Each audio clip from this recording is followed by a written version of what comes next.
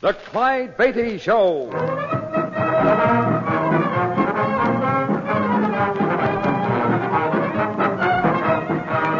The world's greatest wild animal trainer, Clyde Beatty, with an exciting adventure from his brilliant career. The circus means thrills, excitement, snarling jungle beasts.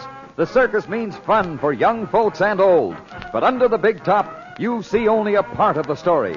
The real drama comes behind the scenes, where 500 people live as one family, where Clyde Beatty constantly risks death in the most dangerous act on earth.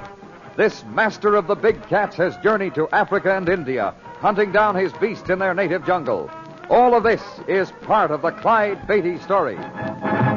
Here, in Mr. Beatty's own words, is the adventure he calls The Devil Cats.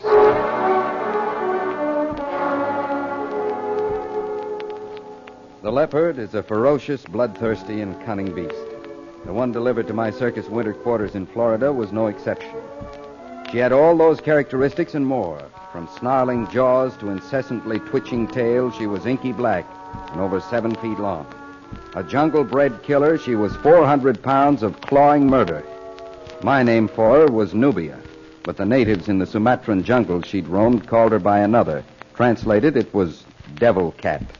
2 days after she arrived, I learned this name suited her perfectly. The Devil Cat.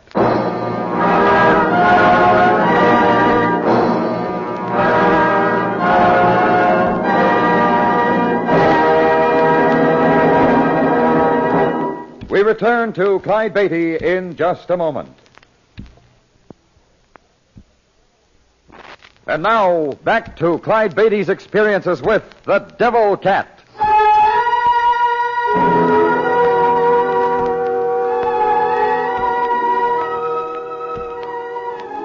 I guess every wild animal trainer has nightmares. I do. Mine's a recurring one, and it always begins with a spine-chilling cry. Get out!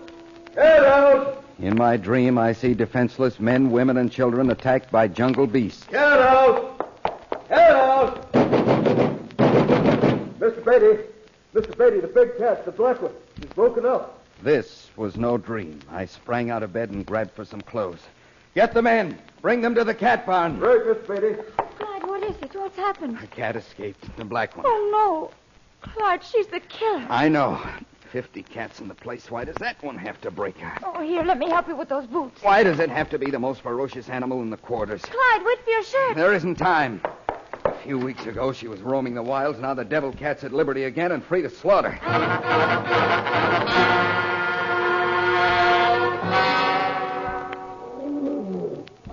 Over here, Mr. Beatty. Over here. How did she break out? Well, she worked this bar loose, bent this one, and slipped out. Yeah, that's one powerful cat. You said it, Mr. Beatty. What do we do now? How long has she been out, Buck? Not long. Them cats was all peaceful and quiet. I was just dozing off. Ruckus started. I run in to see. Black Devil was gone. She's a murderess on the loose. I gotta get her before she kills somebody. Listen to them elephants. They're scared silly. They've smelled cat. She must be near the elephant enclosure. Let's go. Not me. I'm going to get a gun. I raced for the elephant enclosure. The spaces between the animal cages were black and shivery. The beast whose ebony coat exactly matched the shadows could be in any of them. The elephants were trumpeting frantically. Suddenly, I found her. Or rather, she found me. I'd run past her in the dark. I whirled in my tracks. Now she was crouched in the path behind me. With haunches tucked, she was ready to spring. I carried no weapons, neither chair nor whip nor gun. There hadn't been time. With only my bare hands, I had to face the devil cat. Clyde! Are you all right? Harriet, stand back. The leopard's between us. Don't move. Clyde, look out! She missed. Are you hurt, Clyde? No, you distracted her. She just brushed my shoulder. Oh, thank goodness she kept on going. Here she goes. Out the enclosure. Now we're in for it. Yeah, we're in for it, and so is everybody for miles around who gets in her way.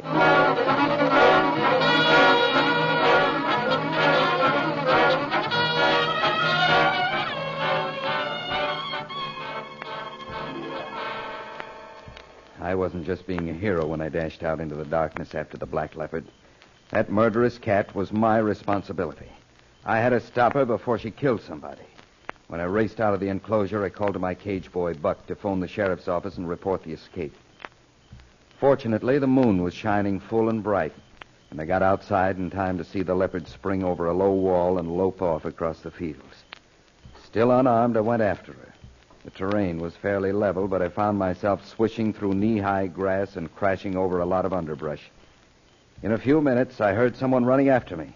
It was my wife, Harriet. She was lugging a rifle, a whip, and my jacket. I brought you these. Thought you might need them. Thanks. When I catch up with that black devil, I will. Now, you run on back. When the sheriff's men get here, tell them which way I went. Buck will tell them. I'm going with you. I shouldn't allow it, but you're a 100-pound package of determination, and I know better than to argue. I'm glad you're more forceful with your pets in the lion cage. Come on. We better hurry if we want to keep on the trail of the black one. Where do you suppose she'll go? I wish I knew. Can you still see her? No. The long grass is so heavy with dew, it stays bent down. The trail's clear. Do you think she knows we're after her? Probably. When she gets tired of it, she'll make a stand. You can bet she isn't frightened. I wish I could bet I wasn't. Yeah. That makes two of us. Oh, the ground is getting more swampy. She must be headed for the Everglades. That's right. I'm glad she didn't head east toward the city. Oh, with all those people and the winter tourists, it would be horrible. She may still turn off. I'd rather have her double back to the animal barns. There's plenty there she might sink her teeth into, but at least the men know something about handling wild animals. I suppose it would be best if she continues west and disappears in the swamps. What? Lose a $4,000 pussycat? Clyde, you aren't thinking about the money. No. But I am thinking about those Indians living in the Everglades. The Seminoles. I'd forgotten. I don't think they'd like our black beauty running amok through their villages. Look! There she is. On a hillock about 100 yards away stood Nubia. She was silhouetted against a moonlit background. I dropped to one knee, cuddled the rifle butt against my cheek. I lowered the sights to left center of the black mass and squeezed off a shot. Nubia stiffened. I knew I'd missed. Blame it on the moonlight, the lack of perspective, the unfamiliar weapon. We heard a savage snarl, and before I could line up another shot, the devil cat bounded away and disappeared into the dense growth of the Everglades.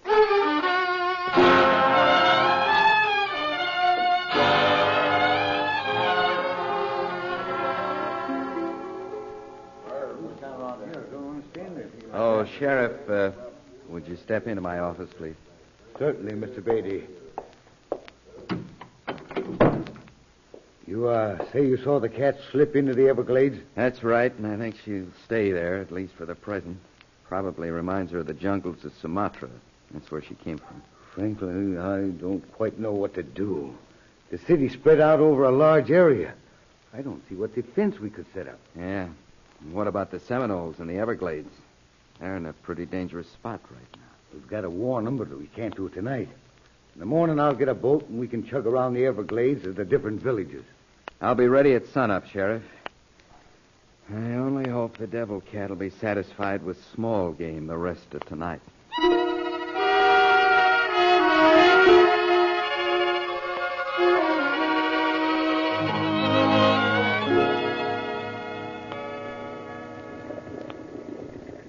Morning, Sheriff. Well, we're all set to go. Morning, Mr. Beatty. Mrs. Beatty, you going along, ma'am? Just try to make her stay. We didn't sleep last night, Sheriff. I pictured 100 ways those poor Seminoles would be attacked. I wouldn't want to wait here and think of more. All right. Hop in the boat and we'll get going.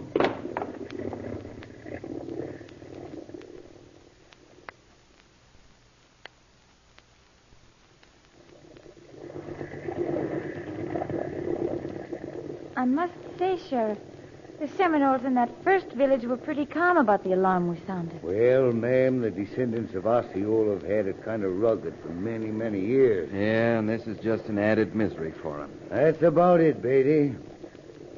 Here's the next village. Let's pull in. Looks like nothing's happened in this village. Seems no worse than normal. I'll call the villagers and give them the word. Hey, you over there. Yeah. Call all your people together. I've got something to tell them.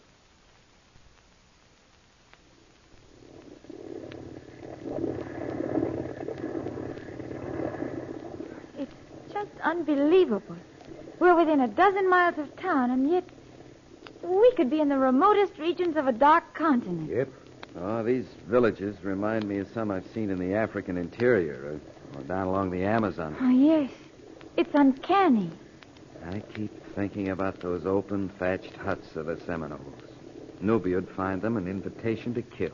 About that jungle cat, Beatty. Why have one in your show? Quite a question. Well, call it the challenge, or if you wish, just showmanship. When instinctive enemies like the lion and the tiger, the elephant and the leopard are made to conform to a trainer's will, well... Careful, Clyde. You're giving away trade secrets. Here's another village. There's something wrong with these Seminoles. Yeah. Look at them. Something must be wrong. Oh, I hope it isn't what I think. That Indian boy running like the Dickens. Looks like he's bursting with news. Well, young man, what's happened here? A terrible thing. A terrible thing. Come with me. Behind the clearing. Wakula will show you. Come on.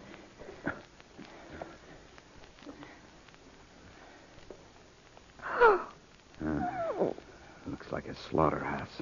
Oh, it's horrible. Oh, I don't want to look at it. I don't blame you. Let's go back to the huts. All our dogs. 10 of them. Our cows. Our goats. Our sheep. All killed. That's a bad loss for your village. We are poor people. That was all we had. Well, don't worry. What'd you say your name was, son? Wakula. Wakula, you tell the villagers I'll see that they're repaid. Tell me, son, did any of you see the animal? No. But my brother Ocala is a fine hunter, a trapper. He and a friend went after it. They'll kill that bobcat. Bobcat? A dozen bobcats couldn't have done that. Look, Wakula, your animals were slaughtered by a leopard, a huge black leopard, one of the most vicious beasts in the jungle. But how did it get here? That cat escaped from Mr. Beatty's zoo. But my brother Ocala, they went into the Everglades after it with just squirrel guns. Why, that's murder. Those boys may think they're trailing Nubia, but by now I'll wager she's trailing them. Clyde, what are you going to do? You stay here, Harriet. Don't let any of the villagers leave the clearing. Sheriff, do you know this country? Like a book. Hunted around here since I was a kid. Good. Get the guns out of the boat and pick up that roll of fish netting I saw on the bank. You and I are going after the biggest game you've ever hunted, the devil cat.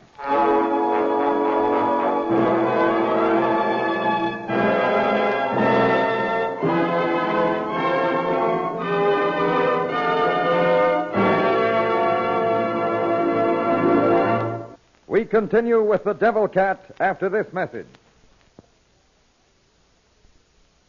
Back to Clyde Beatty and the devil cats.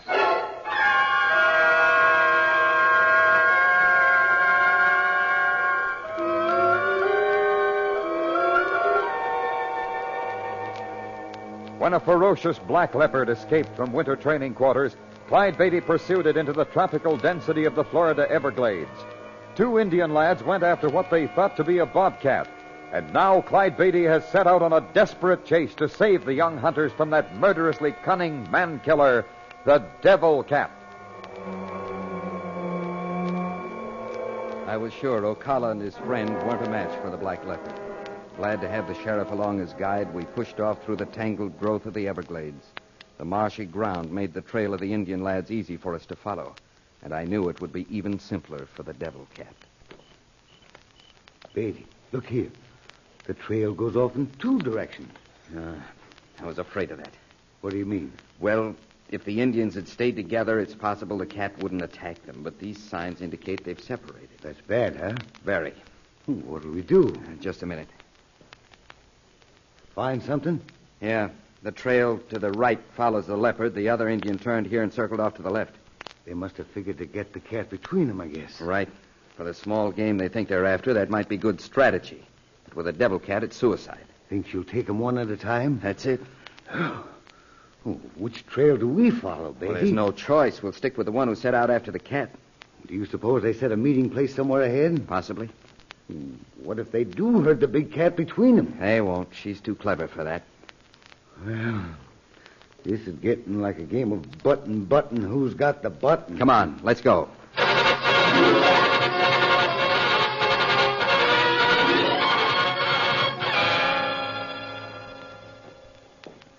Beatty, if that cat's so darn clever, the Indian boy doesn't have a chance. I know. Well, Carl had a good hour head start on us. If your devil cat wanted to kill him, wouldn't she have done it by now? I'm counting on what I know about leopards. Huh? What do you mean? Well, I've made it my business to study the animals I work with. Each species has its own peculiar characteristics. Oh. Besides slaughtering everything in sight, what's peculiar about your black leopard? Most leopards seem to take pleasure in stalking their prey. They've been known to follow a man for days, just for the fun they get out of it.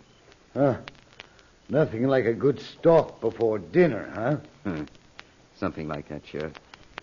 Now, if this cat's consistent, and believe me, they aren't always, we may be able to catch her. Catch her? You mean shoot her, don't you? If necessary, yes. Oh, now, wait a minute. If you think I'll let that baby get within range and not plug her between the eyes, you're crazy. Let me warn you, Sheriff, if that happens, don't miss. Another peculiarity of leopards is that they're difficult to kill. And a wounded devil cat is something I hope you'll never have to face.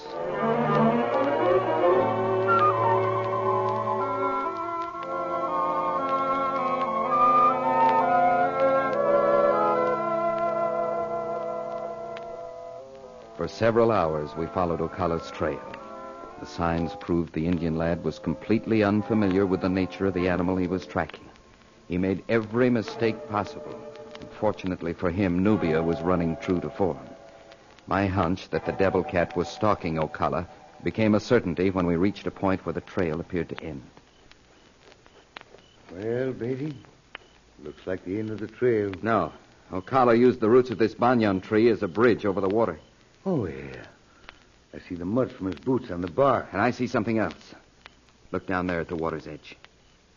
It's the footprint of your cat. Right, and it's fresh. Fresher than the trail we've been following. Then your hunch was right. The cat is trailing the Indian. Exactly. Well, what happens now? Do you know this part of the Everglades? Sure. What's on the other side of the water? Strangely enough, that's the only piece of high ground around here. There's actually solid earth and rock there instead of marsh and mud. I see. Over east, there's sort of a gorge cut by high water. When I was a kid, we used to run small game in there and corner them against the cliff. It's just the spot the devil cat had picked. Yeah.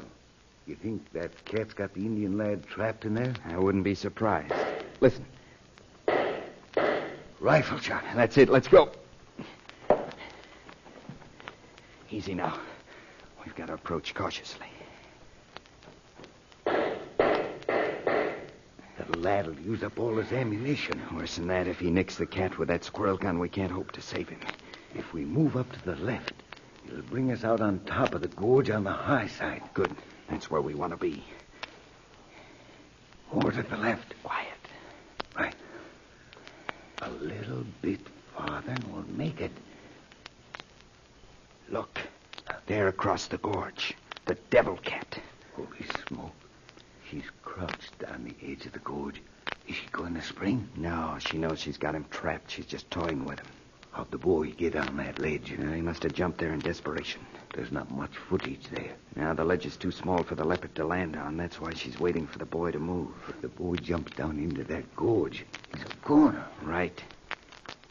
Ocala, don't move. Stay right where you are. The boy's aiming his rifle again. Ocala, don't fire. Press back against the cliff and you'll be all right. I wish I thought so. Look, I can't stand this. Let me take a shot at her. No. If your shot isn't clean, she's sure to drop on that boy. I'll aim for her head. If you don't hit the right spot, it won't stop her. Well, what's the right spot? Clean through the heart. She's crouched belly down. That's impossible. That's the only target. From this angle, you'd never get a shot between her eyes. Can't we frighten her off? Not anymore. This is a showdown, and she's having too much fun. So? So we'll distract her. Hand me that fish netting. I'm going down into the gorge. But she'll leap on you. That's the idea. She'll leap all right, but if I'm lucky, it won't be on me. Man, you're crazy. Whatever you do, don't shoot. What? Beatty, you are crazy. I scrambled along the top of the cliff. The devil cat across the gorge watched every move I made, and I made some obvious ones for the purpose of drawing her attention. When I was sure her blazing eyes were fixed on me, I slid down the face of the cliff and moved quickly to a point directly beneath the ledge where the Indian boy stood. Glancing to either side of me, I made sure of the footing. It was no time to trip on a rock or a stick. Then I began to watch every single movement of my adversary, who by now was hissing and spitting her hatred for me. I saw her gather herself to spring. I paused a beat, only long enough to gauge the direction of her leap, then moved swiftly to one side. The cat landed on all fours at the exact spot I'd been standing. She raised herself half of her 7-foot length and struck savagely at me with bared, razor-sharp claws.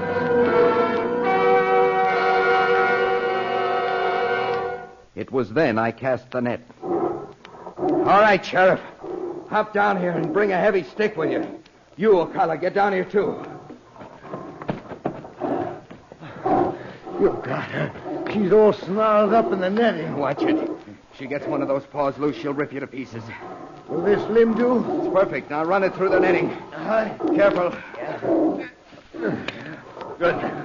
O'Connor, get the other end. Yeah, that does it.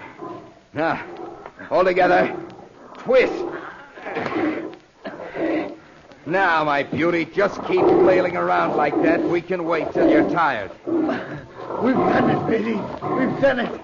We've captured the devil cat. Alive.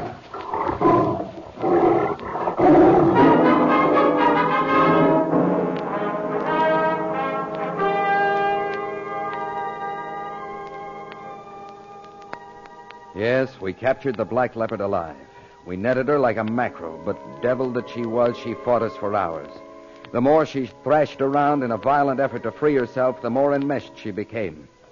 When she was exhausted and hopelessly snarled in the netting, I sent Ocala racing back to bring the men and equipment necessary to return her to confinement. When we got her back to winter quarters, I made certain the cage we put her in was strong and secure, escape-proof, even for the devil cat.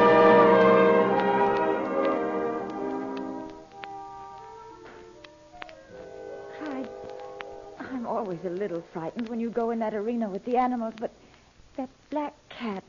What about her? Oh, she's a devil, Clyde. You've been working with her for weeks, and she still terrifies me. She has to be broken, Harriet. Does she? What do you want me to do? Sell her to a zoo? Yes, anything. Only don't go in there with her again. Sorry, Harriet.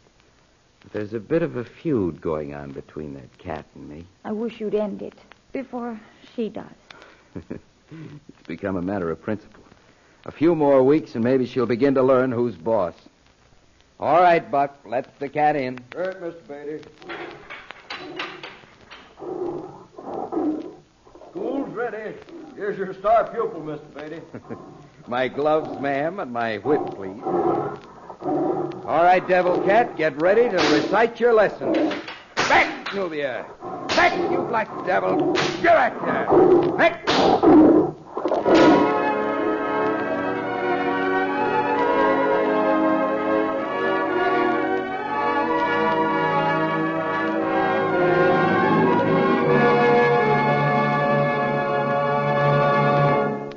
Clyde will be right back with a preview of our next exciting story. But now, a message of interest to all of us.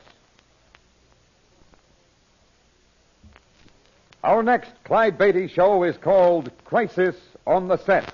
It deals with the unexpected and almost tragic events which took place while Clyde was in Hollywood making a movie. Here is just a small portion of next week's adventure. Okay, Beatty, we're ready to shoot. You all set? All ready, Mr. Sidney. Remember now, when that lion charges you and you run for the safety cage at the end of the scene, register an expression of fear. You're terrified, afraid you won't make it. That'll be easy. I won't have to act for that shot. Okay. Quiet on the set. Quiet. This is a take. All right. Roll them. Ready. Action. The scene went as smoothly as a real circus performance for a while. Then came time for the shot the director wanted of Caesar charging me, where I barely escaped into the safety cage. I motioned, and he came down off his pedestal, his yellowish-green eyes flashing an ominous warning. Then he started his charge before I could cue him, before I was in position. Back, Caesar, back! Twice I blanked him as I scurried backwards to the door of the safety cage, but on he came, 600 pounds of murderous rage, My grip tightened on the chair in my left hand as my right hand groped behind for the cage door. Caesar was starting to spring. I should just have time. Then my heart leaped. The door was stuck. I couldn't budge it.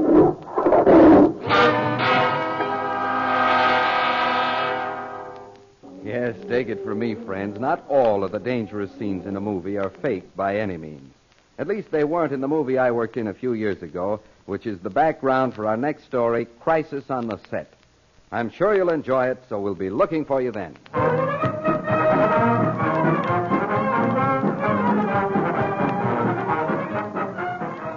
This story was based on incidents in the life of Clyde Beatty and the Clyde Beatty Circus.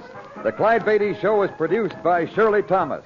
The Devil Cat was written by Frank Hart Taussig. All names used were fictional, and any resemblance to persons living or dead is purely coincidental. This is a Commodore production.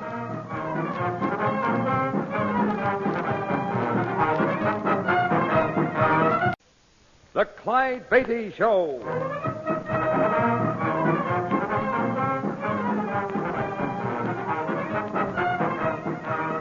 The world's greatest wild animal trainer, Clyde Beatty, with an exciting adventure from his brilliant career.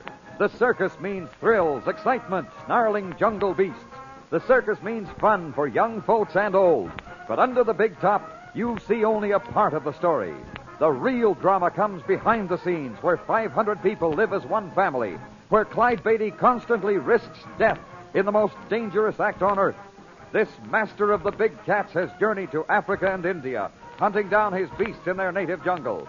All of this is part of the Clyde Beatty story. It is entitled Crisis on the Set.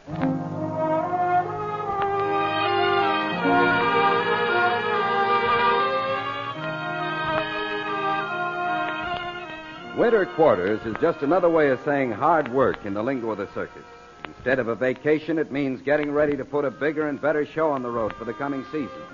Tents have to be repaired, equipment painted, new costumes made, a million details taken care of.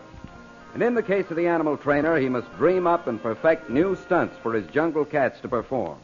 That's why most any day during the off-season, I'm still apt to be found in the steel arena, the big cage inside the cat barn. Nero! Back on that pedestal, you devil! Back! That's the time. Now, hold it. All right, Prima, come down. Right here.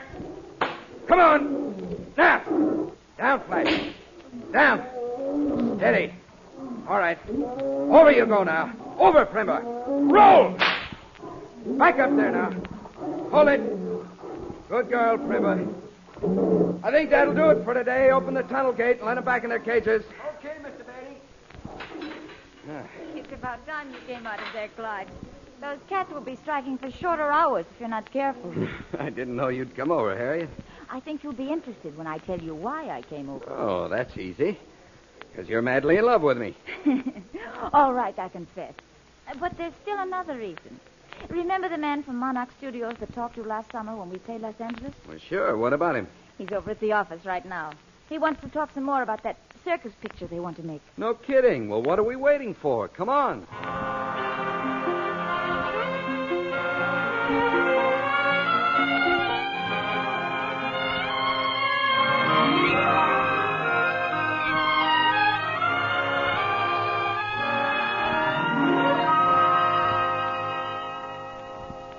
Well, that's the deal in a nutshell, Beatty. Now, what do you think? Well, I hardly know what to think, Mr. Schaefer, but it sounds good to me. That is, if we wouldn't have to be gone too long. I got a lot of work to do here before the season opens. Oh, sure, we understand that. But this shouldn't take more than a couple of weeks to the outside.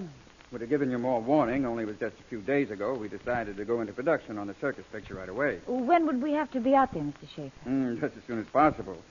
Now, we'd like to start shooting the animal scenes in a week, if we can. Could you get the animals you use in your act out there that soon, Beatty? I think so. We're used to moving on pretty short notice. Good. Well, now, here are the contracts. Now, if you just sign them right here, where the little X's are marked. How about it, Harriet? Okay with you? You're the boss. I think it sounds wonderful. Well, that settles it then. This may be the best chance we'll ever get for a vacation. Well, for the salary we're paying you, how can you lose? Here you are, Mr. Schaefer. Okay. Here's a copy of the script. You can look it over on your way to the coast. Yes, I guess I'd better. I'll probably have more trouble with my lines than with my tigers. Oh, Clyde, please. No more fun. I was sorry the minute I said it. You won't have any trouble in this picture. Actions will speak louder than words. It's the way you handle those wild animals that'll be most important. I just hope they're not camera shy. Oh, this would be like old home week for them. Well, wait till you see what a realistic jungle set we've got. Jungle set? Why, yes. What's the matter? Well, it's sort of hard to explain, but putting lions and tigers in an artificial jungle is asking for trouble. It fools them, and they revert right back to their jungle ways. Why, I didn't know that. Not many people do, but a friend of mine was killed under just those circumstances a few years ago. One of the best trainers in the business, but he couldn't control his cats when they were turned loose in those surroundings.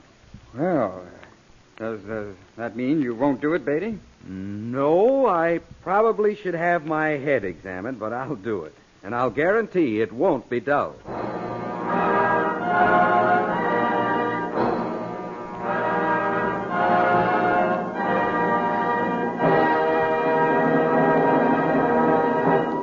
We return to Clyde Beatty after this message.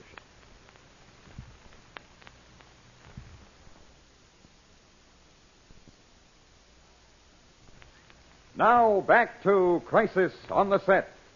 A week after Mr. Schaefer's visit to winter quarters, the Beattys found themselves in Hollywood, where Clyde and his big cats were to appear in a motion picture. Upon getting comfortably settled, they visit Monarch Studios, where Clyde has an appointment with the producer of the film. Yes, Mr. Goodman? Send that lion tamer in now, Beatty. Oh, right away, Mr. Goodman. Oh, Mr. Goodman, we'll see you now, Mr. Beatty. Thank you. Just go right on in. Oh, Beatty, good to see you. Come in. Welcome to Monarch Studios, Beatty. Well, thank you, Mr. Goodman. Sit down. I'm glad you're here, Beatty. We're a couple of days behind schedule now, waiting to shoot the animal sequences. Well, I'm sorry I got here just as Yeah, soon that's as great. Glad you're here. What do you think of the story? Terrific, isn't it? Well, it looks fine, I guess. Of course, I'm not Got much a great of cast, too. You've read the script Schaefer gave you, of course. Well, yes, I have. As a matter of fact, I wanted to talk to you about You that. understand why we've got to have Valerie Collins and Marvin Mason play the leads, don't you? Got to have a romantic interest, you know. Public demands it, so we give it to him. Of course, you'll still get feature billing. Well, that isn't what's bothering me, Mr. Goodman. That's all fine with me, but I was wondering about the boy who's playing the part of my kid brother, the one who's supposed to fight with a tiger. It seems to me... Tommy Fairchild. Great kid. You love him, Beatty. I don't doubt that, but it's that business where he wrestles a tiger that's got me stumped. You see, I wouldn't wrestle any of my tigers myself, let alone have some 16-year-old do it. Oh, that. I see you haven't been told the details.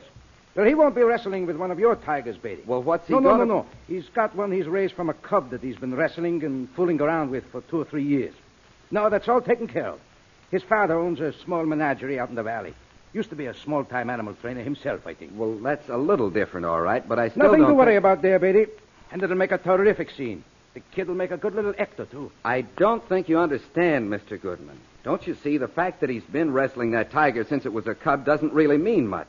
You can do that just so long, but sooner or later, what seems to be a gentle, lovable cat will turn on you without warning and try to kill you. Oh, come now, Beatty. Let's not let our imaginations run wild. That scene has got to stay. Now, get this. Your party is in the jungle, hunting wild animals for the circus. You're lost somewhere in the vast South American jungle. Your kid brother, who is only 16, wanders off and falls into the big pit you've dug in the trail. And there, already in the pit, is this giant Bengal tiger. But, Mr. Goodman, they don't have Bengal tigers in South America. Why, certainly they do. It's in the script, isn't it? You're not going to argue with one of the best scenario writers in Hollywood. Do you realize Rudolph Klemmer wrote this? Well, Rudolph had better read up on his wild animals a bit, Mr. Goodman, because there are no tigers in South America. None. You know, come to think of it, I believe you're right. I must tell Klemmer to watch that. Oh, well, we'll change it. Anyway, the tiger attacks the boy. They wrestle around and it looks like he'll be killed. Suddenly he tears free, looks the beast in the eye, and holds his hand up. The tiger backs off, hypnotized. Oh, what a scene. I'll admit it sounds interesting, all right, It's but... a natural, Betty. When that kid and the tiger get to wrestling, looks like a real fight. And the kid has a tiger trained to back off when he gives him a signal. Well, I suppose it's none of my affair. Tell you after what, all, Betty. We're going to shoot the scene where you do your act in the arena this afternoon. That's first on the schedule. Maybe you'll want to go over and look at the setup on the soundstage first. Yes, I'd like to. My wife's over there now. Fine. It's stage number 6. You can't miss it, Betty. You'll probably find our director, Larry Sidney, around there someplace. If you need anything, Just tell him. Thank you, Mr. Goodman. I'll go right on over.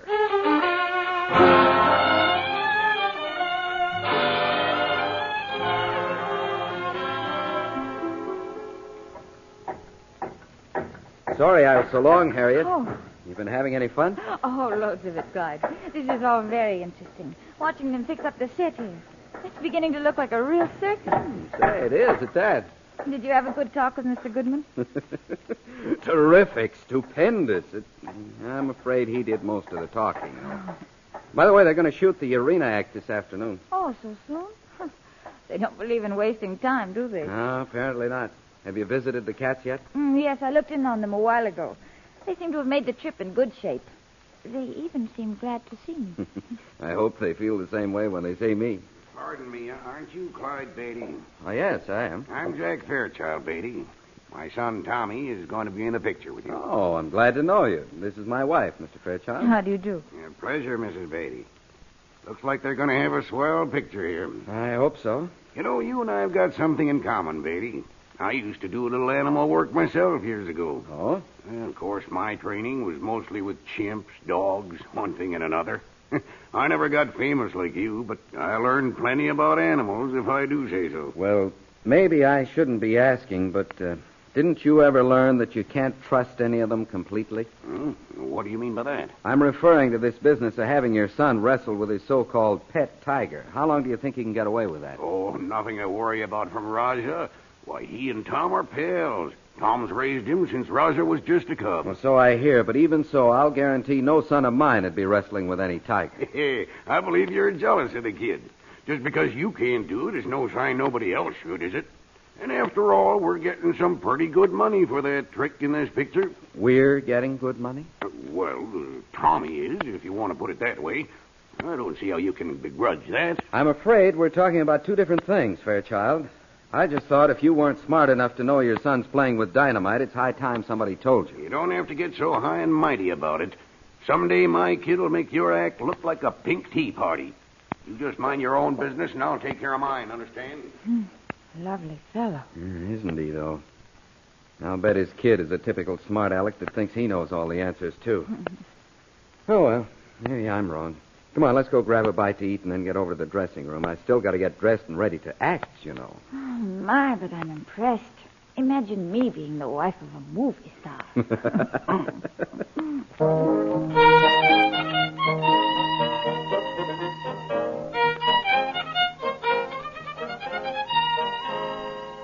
There now. How do I look? Ooh, handsome, dashing, fearless, intrepid, and... And? Your boots need polishing. Oh, I was afraid of that. Why couldn't I have taken up some kind of work where I could go barefoot? Oh, that would be too dangerous, dear. You might step on a nail or something. Come in. They're ready to shoot your act now, Mr. Beatty. Can you come right over to Sound Stage 6? Sure, I'm ready. Tell him I'm on the way. Okay, Mr. Beatty. There. How do the boots look now? Much better, dear. Well, I'd hate to hold up production the first day. I better get a move on. You coming? Just try and stop me. Oh, I hope everything goes perfectly. Oh, it will. This will be just routine. Come on, let's go.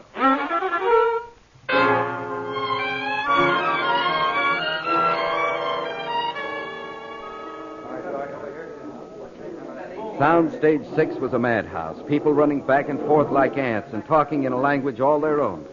But underneath it all was an air of urgent efficiency, each person doing his job quickly and thoroughly. I wondered how the big cats would react to the strange atmosphere and to the bright lights on the set. But whatever concern I felt at first quickly vanished as the animals seemed to take everything in stride. I worked them for a few minutes, rehearsing the scene to be filmed. Then the director called. Okay, Mr. Beatty, we're ready to shoot. You all set? All ready, Mr. Sidney. Remember now, when that lion charges and you run for the safety cage at the end of the scene, register an expression of fear. You're terrified, afraid you won't get out in time. Oh, that'll be easy. I won't be acting for that shot. Okay. Quiet on the set.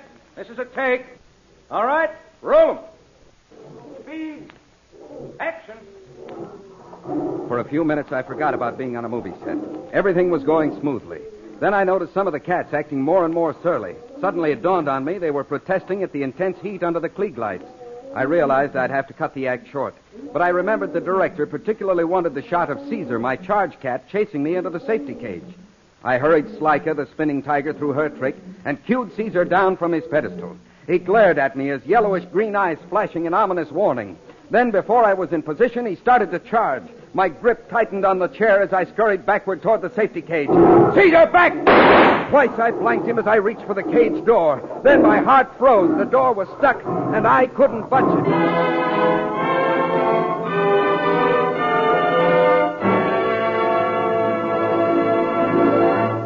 The Clyde Beatty Show will continue in just a moment.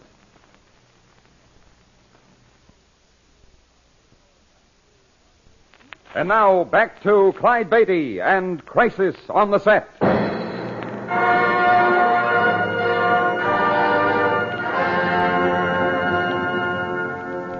As the cameras ground on the movie set, Clyde put his jungle performers through their paces.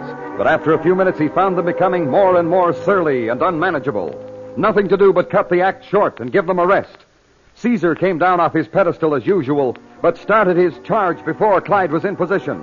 Quickly, Clyde backed to the door of the safety cage, only to discover it was stuck tight and wouldn't budge. Caesar, get back! With a mighty spring, Caesar hurtled toward me, batting the chair from my grasp. Instinctively, I dropped to the floor, and he flew over my head, crashing into the cage bars behind me. I felt a searing stab of pain in my right arm as he fell almost on top of me. The crash made him groggy for a second, and I regained my feet before he did. Quickly, I grabbed the chair again and charged him, firing blanks and shouting, Caesar, get back over there! My action took him completely by surprise. He slunk back to the other side of the arena. Clyde, come out. The door will open now. Hurry! I snapped back to my senses and raced for the safety cage. This time the door opened easily, and I slipped through, slamming it shut behind me. Oh, thank goodness you're safe, Clyde. Oh, your arm. It's okay, Harriet. Oh, what was the matter with that darn door, anyway? Oh, look, this piece of wood got wedged underneath when you closed it, I guess. Well, I'm glad somebody had sense enough to realize that was terrific, Beatty. Sensational. Get your breath now, and we'll do a retake of the same thing in a minute. Retake? Are you out of your mind, Mr. Sidney? I was nearly killed that time. Huh? Well, isn't that the way you always do it? It certainly isn't. Look at this arm. Oh, I'm sorry, Beatty. I hadn't noticed. If I'm going to donate any more blood, it'll be to the Red Cross.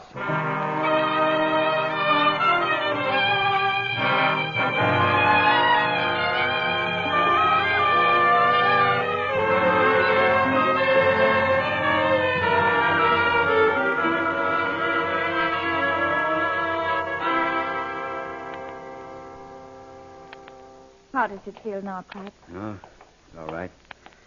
Just a couple of scratches, fortunately. Did the doctor give you some shots? Don't they always? Well, he said it's okay. Well, you better get some rest in your dressing room now. I'm glad Mr. Sidney didn't insist that scene be done over again. Oh, my. This is one movie that's going to be plenty realistic. Here we are. You going to come in? No, not just now. You couldn't rest if I were around to heckle you. And I think I'll run over to that set where Monica Davenport's shooting. Okay, you run along, dear. I'll see you later. Just don't talk to any of those dashing, handsome leading men, that's all. Don't worry. One's enough for me.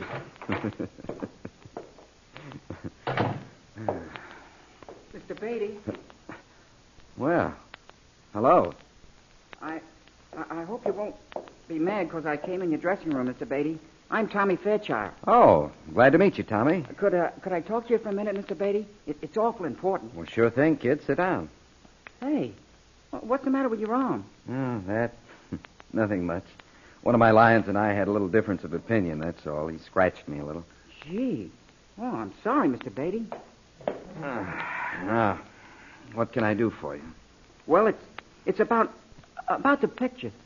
I know you'll think I'm a sissy, and my dad would have a fit if he knew I was talking to you about it, but I don't want to fight with Roger down in that pit. Well, this is a surprise. I had a little chat with your dad this morning, and I thought you were as anxious to do it as he was to have you do it. That's just it, Mr. Beatty. The whole thing is Dad's idea.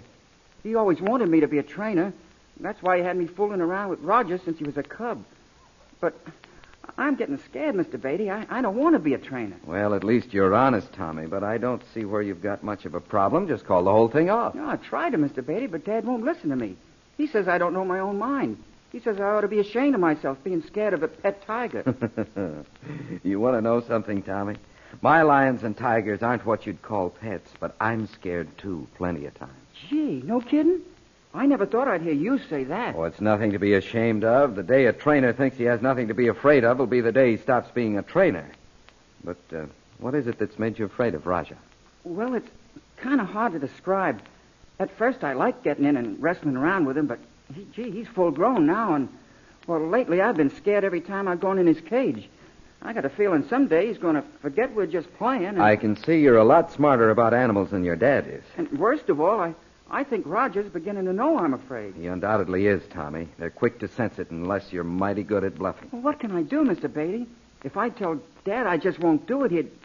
Gosh, I guess I'd rather face Roger than him. I wish I knew what to tell you, Tommy, but I know your dad won't listen to me. You see, I tried that this morning. I guess I'll just have to go through with it. They are paying us a lot of money. Sure, but all the money in the world wouldn't be... Come in. Mr. Beatty, have you seen anything of... Oh, there you are, kid. What's the matter? We've been looking all over the lot for young Fairchild here. Come on, kid. The director's in a lather. We're all ready to shoot the jungle scene where you're down in the pit. Oh, but I don't I'll want to... tell him you'll be right there, and you better hurry. What are you going to do, Tommy? What can I do? It's too late now to get out of it. You sure you don't want to tell them you won't do it? No, I wouldn't dare do that. Well, so long, Mr. Beatty, and thanks for talking to me. Tommy, would you mind if I came along and watched you do that scene? Mine? Gosh, no. If you were there, I don't think I'd even be scared. Good boy. Come on, let's go.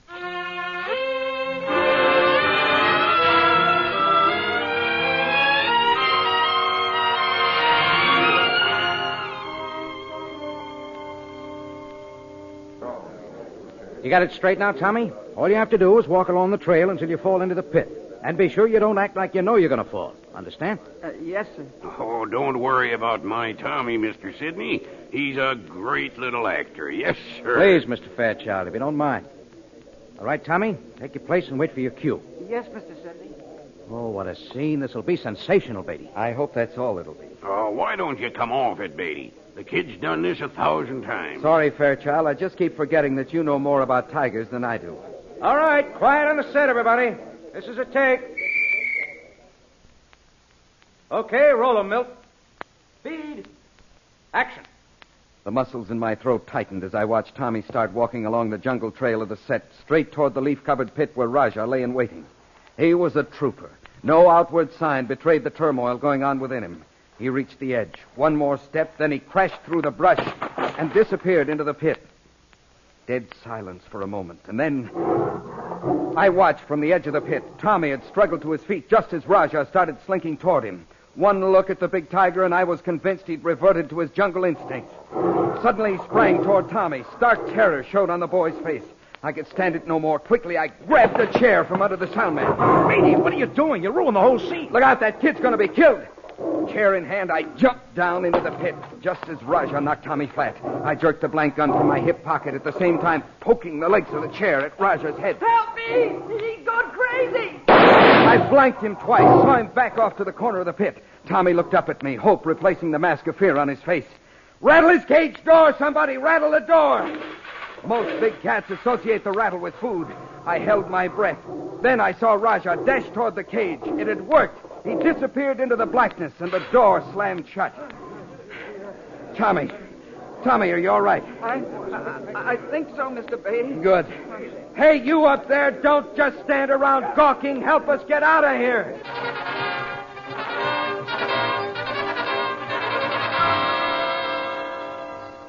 Now you just stay put right there, young man. Remember what the doctor said. Yes, ma'am. Oh, you'll be all right, Tommy.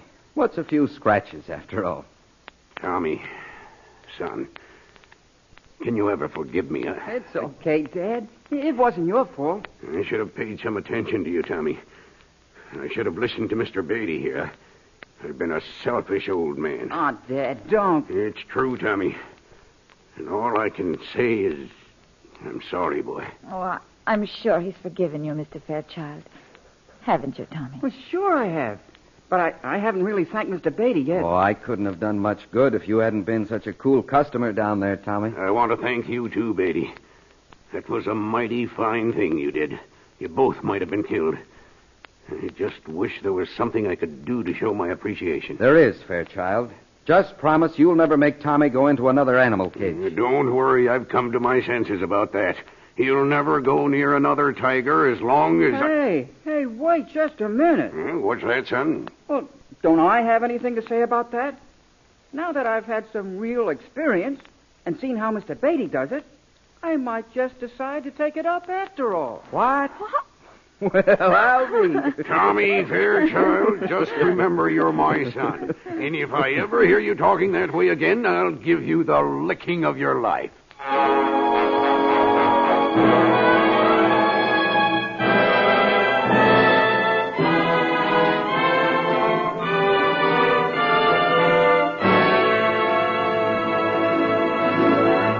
In a moment, Clyde Beatty will tell us about our next story. But first... And now, a preview from Danger Unrehearsed, an adventure Clyde will never forget. You know, Harriet, sometimes I wonder why I didn't stay in Chillicothe and become a shoe clerk or something. Now, with Empress lame, I'll have to use Ganges in the new trick, and he's still pretty nervous with the other cats. Yes. That's something I wanted to talk to you about. The new trick, I mean. Oh, wait till they see this one. 4 months I've worked on it, not counting the time in winter quarters. And today the public will see it for the very first time. Do you have to do that trick today, Clyde? Couldn't it wait another week? Long enough for you to rehearse it some more? Why, Harriet, you know I've got to do it today. You've forgotten the publicity releases. The papers have all printed that a big surprise is in store for everybody today. A brand new trick never before seen. Well, there's several reporters coming out this afternoon just to cover it after they interview me. Yes, I know all that, but... Well, what's bothering you, Harriet? Why don't you want me to do it? Oh, I don't know, really. You'll probably laugh at me, but I have the strangest feeling. Call it woman's intuition, if you will, but... Oh, that trick is so dangerous. Clyde, I'm afraid.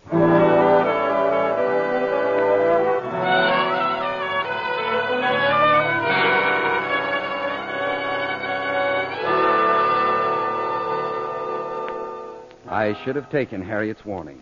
Events that followed proved to be unexpected and terrifying. But then you'll hear the whole story during our next broadcast.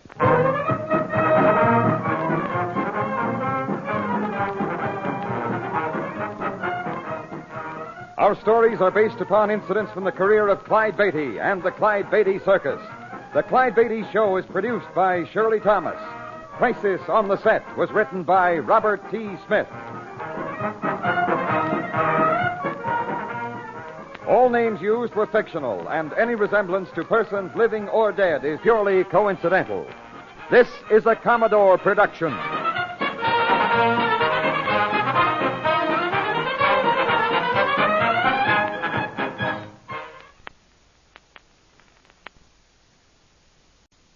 The Clyde Beatty Show.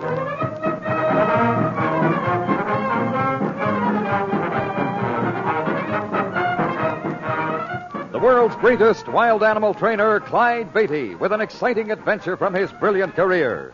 The circus means thrills, excitement, snarling jungle beasts. The circus means fun for young folks and old. But under the big top, you see only a part of the story.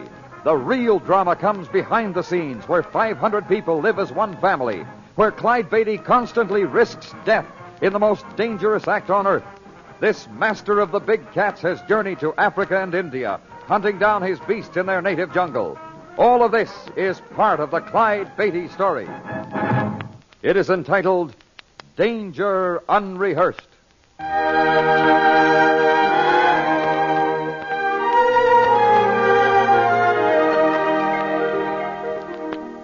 A typical circus crowd is made up of people from all walks of life. Little people and big, old and young, rich and poor, all drawn together by a common bond. The love of a spectacle combined with excitement and adventure. And yet, few people realize the drama that takes place behind the scenes, or the events leading up to some of the greatest thrills ever witnessed.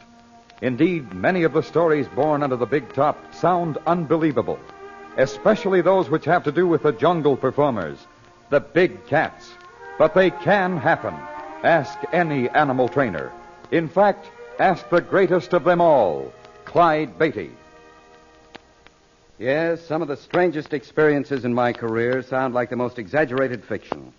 For instance, I remember a few years ago when the circus was starting a 3-day run in Omaha, Nebraska. It was a hot July afternoon and almost time for our opening matinee.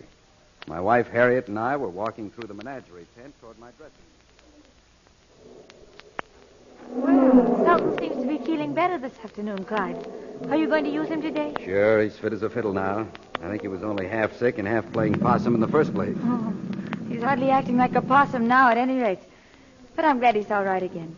He's really the most beautiful tiger in the act. And the meanest. Yes. Yes, I know. Clyde, why do you use him? He does nothing but cause trouble. If he isn't fighting the lions, he's springing at you. Every time you turn your back for an instant.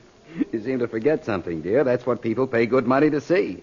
If I had a bunch of tame tabbies in that arena, everybody'd be home playing ping pong instead of going to the circus. Oh, there you are, Mr. Beatty. Been looking for you. Well, what is it, Hayes? It's Empress. I don't think you'll be able to use her for a few days. Empress? What do you mean? What's happened to her? She's limping all over her cage. Got a sliver in her front paw. A sliver? Yeah. Hayes, didn't you fix that broken board in her cage, the one I told you to fix 4 days ago in Sioux City? Well, no. There's been so much to do, I just haven't had time. I notice you've had time to have a few drinks. I only had a couple, you know. You know the rules as well as I do, Hayes. Fine cage man, you are. Alcohol and wild animals just don't mix. And when you lie down on the job until the animals suffer, it's twice as bad. Ah, she'll be all right. Just got a little infection. Sure, just a little infection. I've got a good mind to fire you right here and now. I've put up with too much from you already. Now, wait just a minute, Beatty. I ain't done nothing. Clyde, please, don't be too hard on him. Well, all right. But get this, Hayes. I don't intend to speak to you again about either the drinking or doing your job. You understand? Sure, I understand. You don't have to be so high and mighty about it, Mr. Beatty. Go find the vet and help him get Empress in a collapsible cage so he can look after that splinter. And do it now. All right, I'm going. And tell him to stop by my dressing room when he's through. Come on, Harriet. Let's get on over there.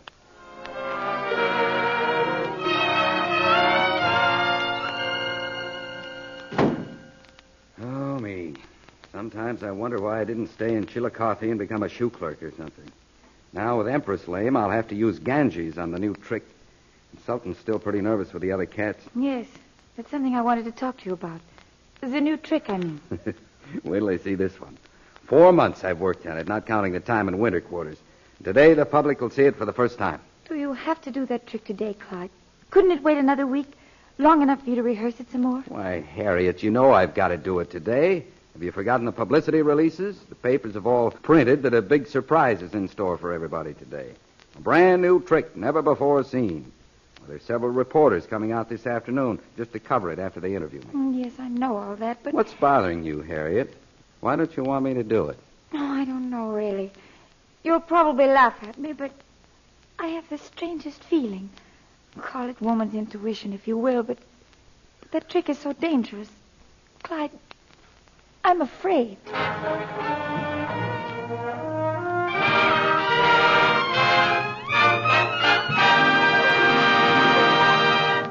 In just a moment, we continue with the Clyde Beatty adventure, Danger Unrehearsed.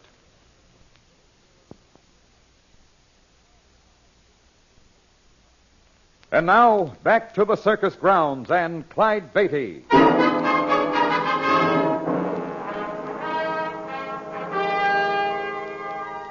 The seats under the big top were filling rapidly as the time drew near to begin another matinee performance. A buzz of excitement could be heard as the eager crowd awaited another thrill-packed show, which was to be highlighted by a brand new act inside the steel arena, an act which Clyde Beatty had worked on for months. But in his dressing room, Clyde's wife, Harriet, had a strange premonition of disaster, a feeling that this dangerous new act should be postponed. Please, Harriet, you mustn't get upset like this. Everything will be all right, I tell you. I'm sorry, Clyde. I just can't help it. I couldn't put it off now if I wanted to. Why, the people would run me out of town on a rail if I didn't live up to my promise. I'd rather see you run out of town than carried to a hospital. Oh, I suppose you're right. I'm sorry, Clyde. I know you can do it all right. That's my good girl. By the way, when those reporters stop in for their interview before my act, how about sticking around in case they want some pictures? I think a little more beauty and a little less Beatty might be a good idea. Oh, no, it's you they want to interview. And anyway, I talked to them this morning. Told them you'd reserve a box, and they agreed to it. Use it on one condition. One condition? What's that? That I sit with them. The dogs. They know they've got us on a spot. But with you to charm them, they'll probably give the new act rave notices whether they like it or not. Anybody home in there? Yeah, come on in. It's not locked. Joe Miranda? Uh-huh. Hiya, Jungle Jim. Hi. Any of your little pets in here? No. It's safe, Joe. Come in. Yeah, always like to make sure. Oh, hi, Harriet. How are you? Fine, Joe. You seem to be in good spirits today. That's from the high altitudes, Harriet. Never yet saw a trapeze performer that wasn't giddy down on the ground. You want to take my place up there someday, Clyde? You think I'm crazy? Why, I wouldn't get up and swing on one of those high trapezes for all the gold in Fort Knox. And I wouldn't get in that cage full of cats of yours for all the diamonds in South Africa. Well, now that you've both thrown away a fortune and decided to stick with something safe and sane, maybe I can get a word in.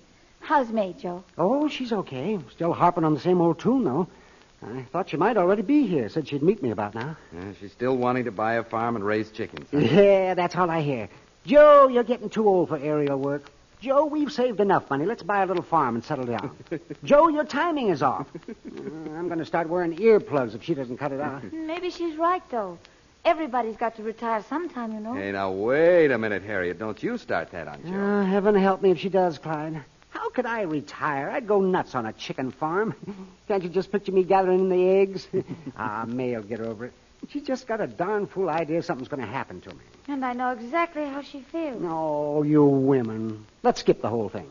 I'm not retiring, and that's that. Well, the big top sure wouldn't seem the same if you did, Joe. By the way, how's your new man working out? Oh, he's coming along okay. Needs some more experience, is all. Oh, that's probably me now. Come in. Hello, Clyde. Harriet. Hi. Sorry I'm late, Joe. Oh, I just got here myself, baby. It's good to see you, May. Where have you been hiding lately? Hiding? It's hardly hiding I've been doing. I've been working for Sam over in the cookhouse. In fact, I'm due there now. Well, I didn't know you liked to cook that much. Oh, it's not that. Just something to keep me busy. I get tired sitting around day after day with nothing to do. I tried to get her to take up knitting, but she wouldn't do it. Knitting. If you'd get some sense, Joe Miranda, and buy us a little farm, I'd have... Uh-oh, here we go again, kids. May, you wouldn't really want Joe to retire, would you? You can bet your sweet life I would. We got plenty of money, and I'm sick to death of traipsing all over the country, living out of a trunk and never getting set long enough to take a good breath. But, May, Joe here is one of the best in the business. He's right in his prime. Prime my eye. He's getting too old. His timing's off lately. But, of course, he blames it all on his new man. Well, you know as well as I do that that's all that's the matter, May. Look, Joe, you can't fool me. You almost missed an easy transfer the other day. Almost flopped right into the net. Oh, stop exaggerating. The day I miss a transfer and fall into the net, I will retire and buy a farm. Sure, you've been saying that for a long time. I'd just like to see you make that a promise. Well, all right, it is a promise. But don't hold your breath till it happens. There's nothing wrong with my timing. Well, no use arguing about it.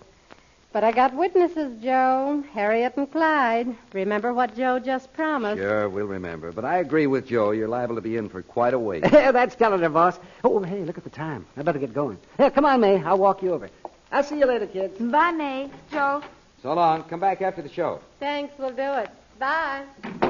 Gee, I hate to see May and Joe arguing all the time. They're both swell people. Sure they are, but their problems are their own business, I guess. They'll just have to work them out themselves. Clyde, I think I'll run and get a sandwich.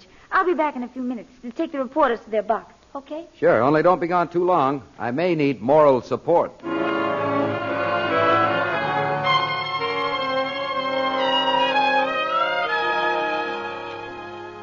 know some of these questions we've been asking probably seem pretty silly to you, Mr. Beatty. But you know the public, they want to know everything. As a matter of fact, your questions have all been good ones, Mr. Collins, and I believe in satisfying the public's curiosity, so fire away. Well, another one my kid wanted me to find out about is this. He said some of his friends told him the lions and tigers you use are all tame, that you've raised them ever since they were cubs. That idea seems to be quite a popular one, but it definitely isn't true. Right now, I'm only using 3 or 4 cats that were born in captivity. Actually, they're harder to train and more undependable than jungle-bred animals. I notice you say more undependable, Mr. Beatty. Does that mean that you can't really depend on any of them? Well, perhaps my choice of words isn't the best, but that's about what it amounts to, Mr. Fry. There's not one cat in the group that wouldn't attack and kill me if I relaxed and gave it the chance. Holy smoke. The more I hear, the more I like the newspaper game. Yeah, me too. By the way, is it true that you don't have any real bullets in any of the guns you use? Yeah, that's right. I use nothing but blank cartridges. But what if one of those cats managed to get you down and was about to kill you? Well, it'd take more than any pistol to stop that, I'm afraid. You see, there are 2 good reasons for just using blanks. One is that a real bullet might hit a spectator, And another is that even if I hit the animal that attacked me, it'd only wound it and infuriate it all the more. Well, what good do the blanks do? And the chair and whip? Oh, they're mainly used for getting the animal's attention or diverting their attention from me when they attack. Yeah. Oh, say, isn't it about time we got out to our seats? Yeah, I think it is. I got to dress and get ready for my act. Just one more thing, Mr. Beatty. Yeah?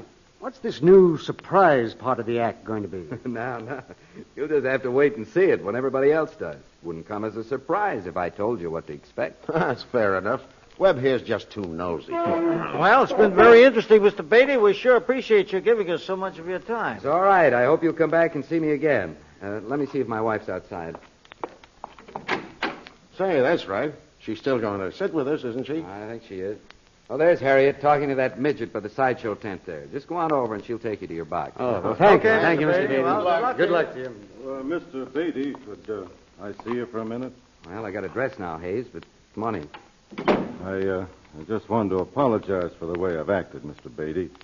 You were right. I've been laying down on the job and drinking, but just want you to know it won't happen again. Well, I'm glad to hear it, Hayes. I believe you mean it.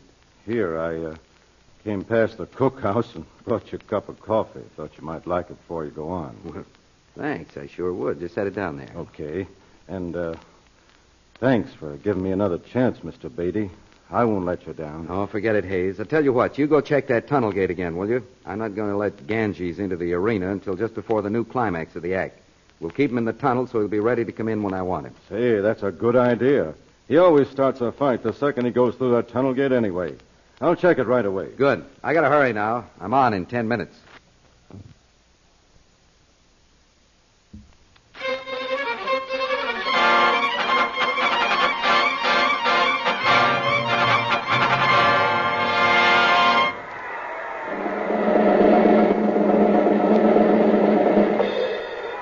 Ladies and gentlemen, your attention is directed to the Steel Arena, presenting the largest group of jungle-bred wild animals ever assembled at one time. Black-maned African lions, Royal Bengal tigers, and featuring the only spinning tiger in the world, trained and presented by the greatest wild animal trainer of all time, the one and only Clyde Beatty.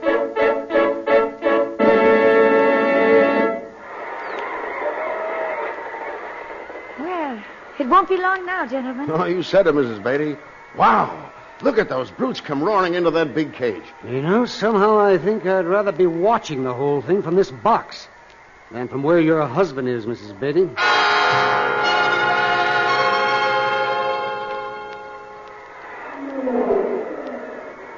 That ringmaster certainly wasn't exaggerating, Mrs. Beatty. This is the greatest show yet, and I've seen a lot of them. Oh, but I suppose it gets boring to you, doesn't it? Oh, on the contrary, Mr. Collins, one can never become bored with Clyde's act, knowing any second something unforeseen might happen. You see, no two performances are ever quite the same. Yeah, I think I see what you mean. Mixing that many lions and tigers may look simple, but actually it's the most dangerous thing in the world for a trainer to attempt. Is it true that your husband's the only one who ever succeeded in doing it? Mixing that many, I mean? Yes, that's correct. He's worked as many as 54 lions and tigers together at the same time. Did you say he's about to do the new surprise trick, the climax? Any moment now, Mr. Collins. Oh, man, look at that big brute paw at his chair. I wouldn't stand in front of that lion for $1 million. That's Simba, one of the meanest of the lot. I think he's especially upset because of Ganges, that tiger that's pawing at the tunnel gate trying to get into the arena. Look, the lion knocked the chair right out of his hand. Where you slipped. Holy mackerel, he's flat on his back. The lion's grabbed him. Look, he's picking him up by the belt. Well, how do you like that? He's carrying Beatty around the arena like a sack of flowers. Hey, that's the greatest stunt I ever hope to see. This is a surprise climax, Mrs. Beatty. It's the... Why, Mrs. Beatty, what's the matter? You look as pale as a ghost. You don't understand. That's not part of the act. Clyde's at his mercy. Simba will kill him.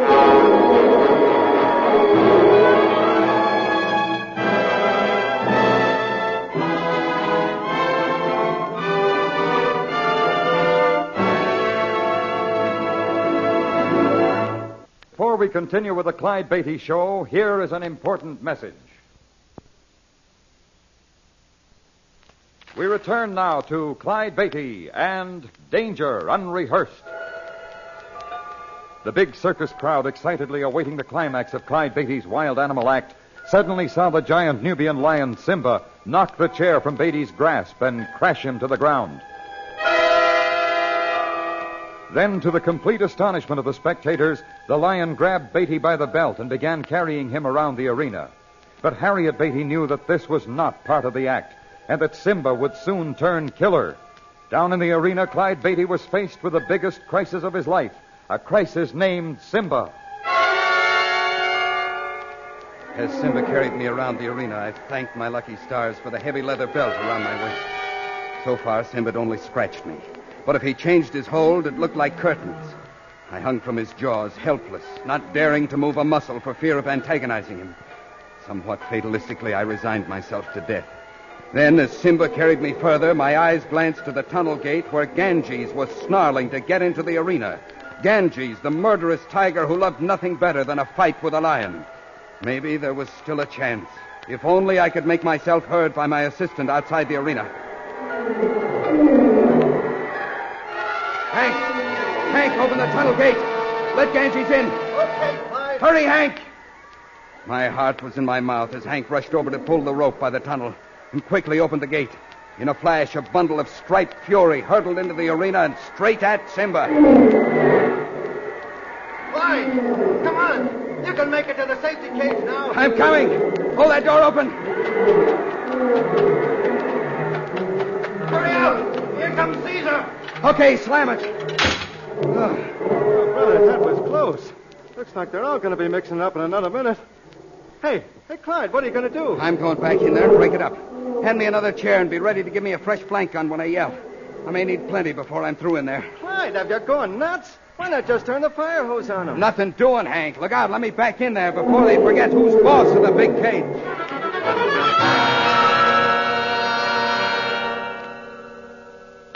Well, what do you think, Doc? I think you're the luckiest man alive, Beatty. Fortunately, those scratches aren't deep and should heal quickly, but we can't afford to take any chances, so that's why I gave you the tetanus shot. That darn needle was worse than the bite, but thanks anyway, Doc. I still can't understand it, Clyde. When Simba first pawed at you, you didn't seem really to be trying to keep him from knocking the chair out of your hand. And you were so slow in sidestepping his charge. Yeah, that's got me puzzled, too. I began feeling sort of funny almost as soon as I entered the arena, almost like I was drowsy. What's this? Drowsy, you say? Yeah, Doc. I didn't think much about it at first, but by the time Simba started acting up, I discovered I was terribly slow in my reflexes and felt sort of weak. What did you have for lunch, Clyde? Just a cup of coffee before going on. Well, you do that frequently. Surely that couldn't upset you. No. Of course, coffee couldn't. The only thing What, is... Clyde? Hayes brought me that coffee.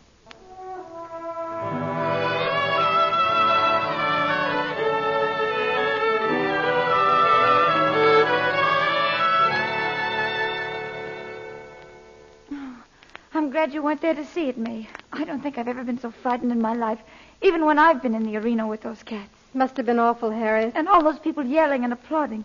They all thought it was part of the act. Even the newspaper men thought it was the new trick Clyde had promised. Well, from the looks of this belt here, that lion wasn't exactly being playful. Looks like a punch board. Oh, thank heaven he had it on.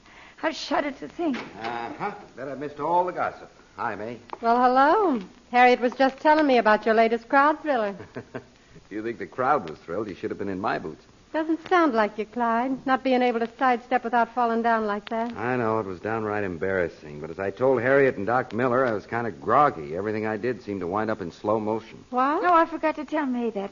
Well, maybe it's just as well. After all, we don't know anything yet. Say, what's this all about anyway? Oh, nothing much. It's just something...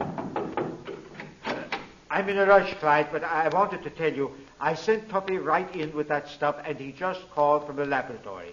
And our hunch was right. Are they sure about that, Doc? Absolutely. They found distinct traces of phenobarbital. Well, I'll be. Okay, Doc, thanks. Better watch your step, Clyde. See you later. What will you do now, Clyde? Shouldn't you report this to the police right away? Yes, I guess I'll have to, but it's still hard to believe. Would you two mind letting me in on this? Oh, I'm sorry, May, but it seems that somebody's trying to speed me to an early grave. I drank a cup of coffee just before the show today, and it was doped with sleeping pills. What? Oh, no. no. You know Hayes, one of the cage men, don't you? Hayes, yes, of course. Well, he and I had a little trouble this morning, and I threatened to fire him. Then, just before my act went on, he stopped in, apologized, and gave me a cup of coffee. But I guess he didn't mean that apology. The coffee was doped. That's what slowed my reflexes. Oh, Clyde, and you were almost killed because of that coffee. Why, May, you're white as a sheet. Are you all right? Yes, I'm all right. I'm going to find Hayes, Harriet. I want to have this out with him right now. Clyde, don't. But I've got to, May. There's no telling what he might do next. That's what I mean. He didn't do anything in the first place. It was all my fault, Clyde. May, what are you saying? It's true. Hayes isn't to blame. He just got things mixed up. I gave him that coffee with the sleeping pills in it. What? But why, May? Oh, it wasn't meant for you, Clyde. Hayes came over to the cookhouse to get you some coffee, and I saw a chance to carry out an idea. I fixed you a cup and another one for Joe. Only I put 2 sleeping pills in Joe's and told Hayes to be sure he got that one because it had more sugar in it the way Joe likes it. You put those pills in coffee that Joe was supposed to drink? I can't expect you to understand, but... Well, remember the promise Joe made about quitting the circus if ever he missed a trapeze and fell to the net? Why, yes, I remember. Well, I got to thinking. Maybe if I put those pills in the coffee, it would throw his timing off and he'd miss. I didn't put enough in really to hurt him any. Why, May, I can't believe you'd do a thing like that. I know it's too late now, but I'm sorry, Clyde. I almost got you killed. Just because I wanted my chicken farm. Clyde knows you didn't mean for him to be hurt, May. I hope so. But when Joe finds out, it'll be the end of us. The end of everything, I guess. And I can't blame him. Joe's not going to find out, May, on one condition. Oh, Clyde, I'd agree to anything if you won't tell him. Well, I won't breathe a word of it if you'll swear never again to try to force Joe into retiring. Don't you see, that's not the way to go about it. Joe's one of the greatest aerialists in the business. He's just got to go on as long as he's able. I know that now. I guess I knew it all along. I was being selfish and only thinking of myself. But I promise, from now on, I'll be his biggest booster and mean it. Good enough. And now, if you girls will excuse me, I got work to do. Why, Clyde, what work do you have to do now? I'm going to run those cats through another rehearsal of the new trick. Tonight, the people are going to see what they were supposed to see this afternoon.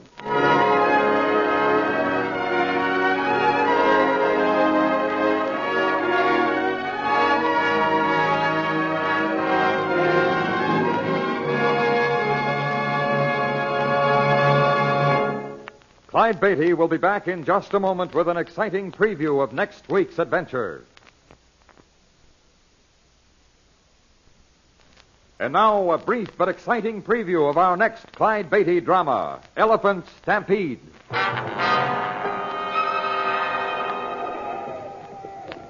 Harriet, old Wango's boys sure know their business. They got the whole elephant herd on the run. Oh, aren't they big bulls? Yeah, we'll catch some fine ones this time. They're headed straight for the stockade. Oh, I hope the elephants don't see us here. If they charge us, we'd be trapped. We could never climb that cliff in back of us. Ah, don't worry. They'll never spot us here in the bushes. See, they're going right by. Clyde, that tusker, he's seen us. He's charging us. Get behind me, Harriet. I'm going to shoot. He's still coming. Shoot again, Clyde, quick. I can't, Harriet. The gun's jammed. Clyde, the whole herd's turned with him. We're trapped. We'll be trapped with a death.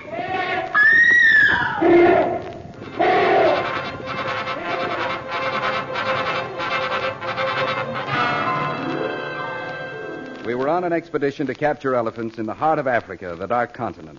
For days, we traveled through dense jungle, through the dread Ituri forest, land of the pygmies, living always on the edge of terror. For we'd been warned that the tiny men were deadly. But the threat of the world's smallest men was forgotten as we faced a charging herd of the world's largest animals.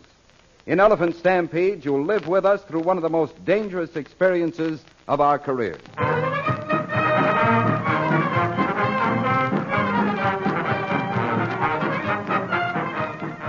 All stories are based upon incidents from the career of the world-famous Clyde Beatty and the Clyde Beatty Circus. The Clyde Beatty Show is produced by Shirley Thomas. Danger Unrehearsed was written by Robert T. Smith.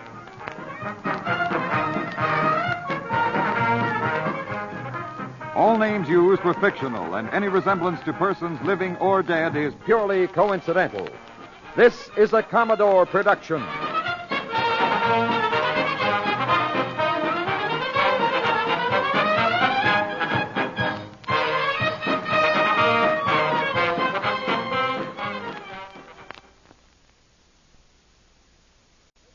The Clyde Beatty Show.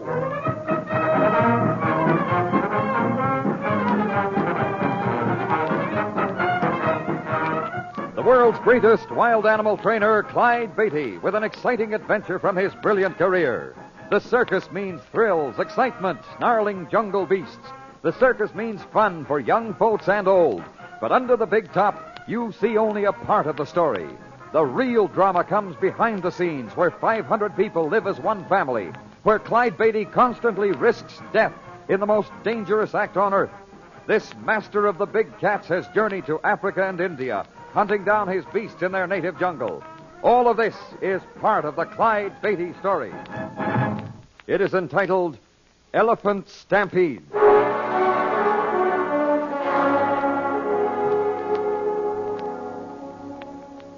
This was Africa. No sun reached the river through the roof of trees. The stream lived in a perpetual dusk. The air was moist, humid, and a mist rose from the river as though this mighty land of mystery would hide her face from strangers. Insects and flies swarmed about our heads as the natives guided our crafts down the treacherous stream. My English friend, Dr. Ramsay Albright, sitting beside me in the lead canoe, waved to Harriet in the second craft. Rough trip, Clyde. But your wife's holding up like an old campaigner. She looks so tiny, buried in all those boxes and bundles. Maybe we should have brought her up in this canoe. We're the pioneers, old man. We scout the way to see that our precious belongings may safely follow. If anything happened to Harriet, I'd... Oh, don't worry. Old Wongo's son, Boku, is a skilled boatman. I hope so. This river is no calm mill pond. That's why I put Boku in charge of the second canoe. Don't forget that equipment is precious, too.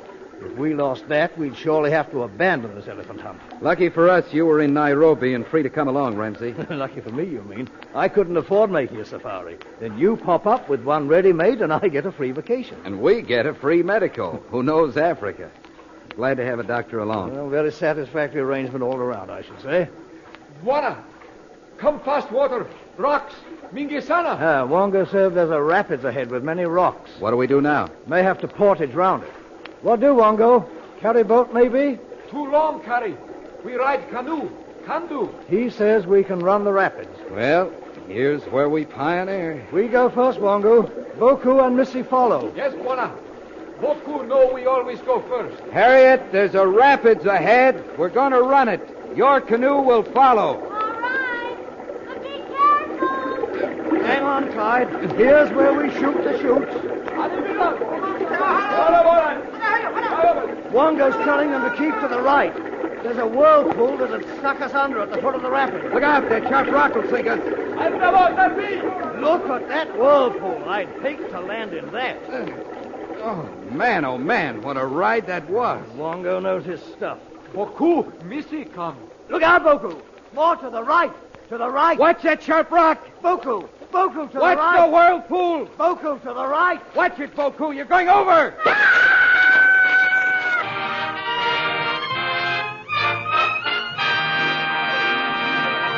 You are listening to the Clyde Beatty Show.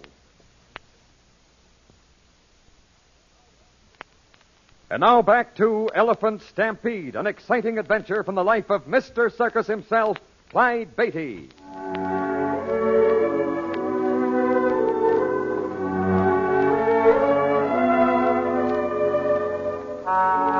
Clyde and Harriet Beatty, with their English friend, Dr. Ramsay Albright, are traveling by canoe down a rushing African stream. Clyde and Ramsay safely ride through a swirling rapids, but Harriet's canoe is overturned and she is plummeted into a raging whirlpool. I'm coming, Harriet! Wait, I gotta get Harriet. Wait, you'll only be swept under with her. Wongo. Yes, Buona. Hold boat close to whirlpool. Quick, use poles. Kill boys. What are you doing? Getting a rope. Clyde, help! I'm going in, Ramsay. Wait, get this rope round you. I'll tie it. Hurry, she's going under. There, that'll hold. I'm coming, Harriet! Wongo, use poles. Keep boat close as you can. Yes, Buona. Swim to your left side. To your left. Let the stream carry you to her. What a Beatty like fish in water. You'll have to be to fight that undertow. Buona, look, got Missy. Yeah, he's got her. Quick, Wongo. Help me. Pull on rope. I pull. Pull, Wongo. Pull. That's it. Grab her, Ramsay. I'm about done. I've got her. Hang on to the boat while we pull her in. Now then, Clyde, give me a hand. Up you come. Harriet, are you all right? I think so. But my hair must be a mess. If she can worry about what she looks like, she's all right. Clyde, Ramsey, what about Boko and the others? Boku and boys all same like water snakes. See? Already safe on shore. Pull into shore, Wongo. We'll build a fire, and while these people are getting dried out, we'll try to salvage some of that equipment.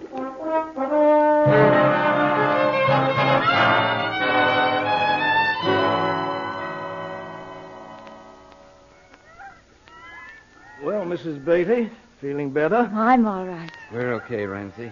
What about our stuff? Well, the boys salvaged some canned goods and the camp equipment. The blanket and canvas will have to be dried out. What about the canoe? Oh, it's not damaged seriously. I hope the stuff we sent by truck arrived in... What's the name of that town? Butiaba. It's not a town, really, just a village. We crossed Lake Albert there to Kasenyi in the Belgian Congo. Oh, what? More water? Well, maybe we should have gone with the stuff by truck. Huh? Oh, I wouldn't have missed that swim for anything. It was so refreshing. But all this water, I thought Africa was a land of desert. Well, you'll find desert enough and jungle, too, in the Congo. Oh, are we ready to start again? No, we'll camp here tonight. Butiaba's less than a day away. No need to hurry. No, I guess the elephants will wait. They've been waiting for centuries. And there'll be elephants in the Congo for centuries to come. Time seems to mean so little in all this vastness. Africa's so big. It's almost frightening. And there's very real danger in Africa. Make no mistake about that. That's why I wired Jim Bradford to meet us in Butiaba. Oh, Bradford knows the elephant country, does he? No one knows it better. He's the best white hunter in the Congo, and that's important. On an expedition like this, your success or failure, sometimes your very life, depends on the ability of your guide.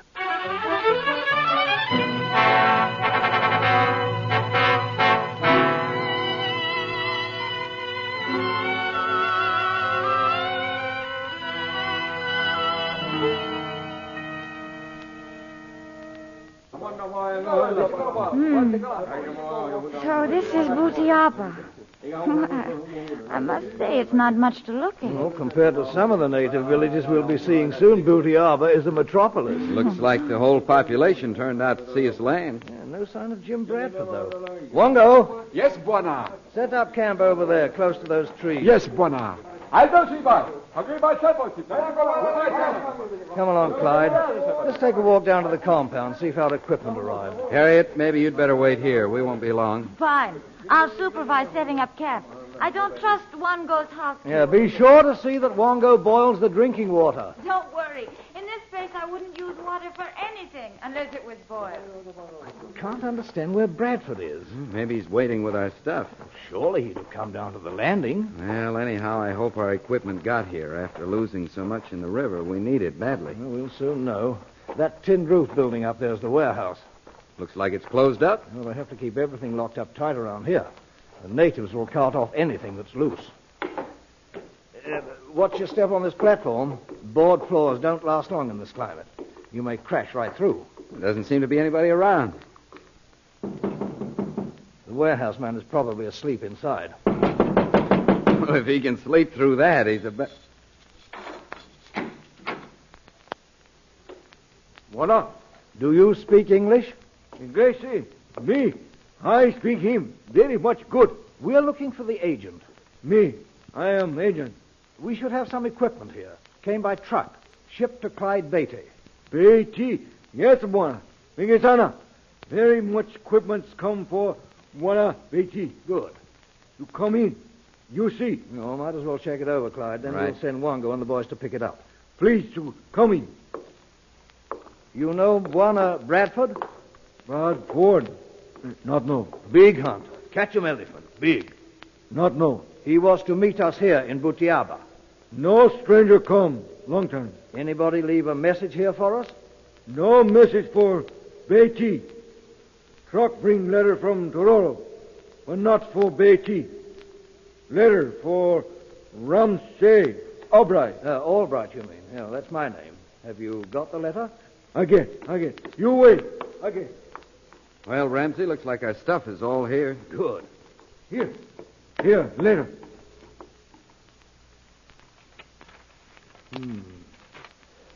Tough luck. From Bradford? Yeah. He can't take the job. Already engaged with a party of big game hunters in Uganda. What do we do now? Oh, nothing we can do but cross to Kasenyi and hope to pick up a hunter there.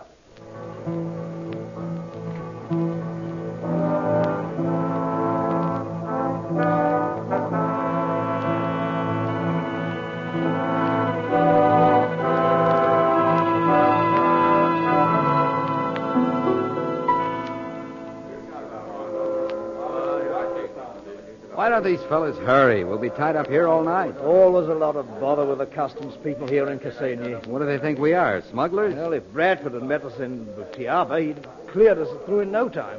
He's in with the right people. Oh, there. You having some trouble? Oh, just the usual fuss and bother with the customs. Well, maybe I can help you.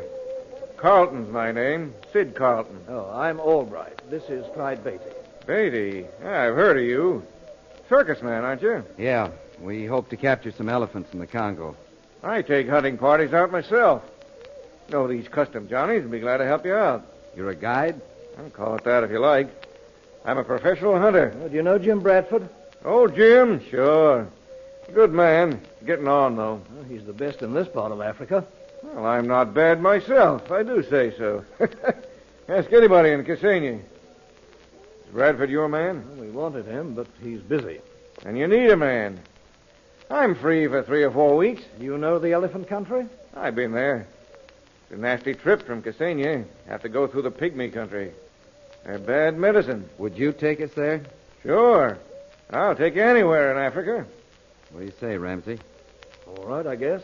Then you got yourself a man. Just leave this customs business to me. I'll take care of everything. You'll never be sorry you hired Sid Carlton. Hey, John. Hope how we about won't. getting the Beatty party cleared? Won't what? Be sorry we hired him. Maybe I'm prejudiced, but I don't like the looks of Sid Carlton.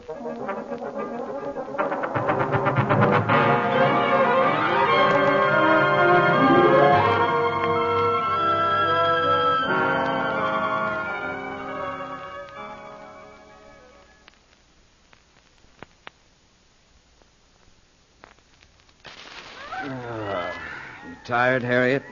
It was a long trek today. No, I'm fine. What do you think of the native village, Mrs. Beatty? Oh, I'm glad we camped this far away, Mr. Carlton. That chief gives me the creeps. Old Marba? Ah, he's all right. He's a friend of mine. Only 2 things he hates. Pygmies and lions. Has lion pits dug all around the village. Lion pits? Yeah, traps covered with brush. Watch out you don't tumble into one. Well, I guess I'll turn in. We'll be in Pygmy Land tomorrow. The Ituri forest? Yeah. Ought to hit the river at the border about noon. Hello. What's up? Oh, it sounds like Marba's boys have caught something in a lion pit. Come on. Harriet, watch your step. Remember, those pits are all around us. They're hauling something out of that pit. Well, that's no cat. It's a child. No, Mrs. Beatty, it's not a child. Marba's boys have caught themselves a pygmy. What's Mother saying? He says the pygmies are their enemies. This one must be killed. Oh, no. They can't do that. They can't kill the poor little man. Clyde, stop them. Better keep out of it, Mrs. Beatty. These natives hate pygmies. I'll not keep out of it. I'm going to stop them. Come on, Ramsey. We'd better go with her. She's taking an awful risk, Mr. Beatty. You got a gun, Carlton? Oh, sure. Give it to me. I can use it if necessary. Give it to me. This is my responsibility. Okay. Mama? Where is Mama? Me, Mama, Missy.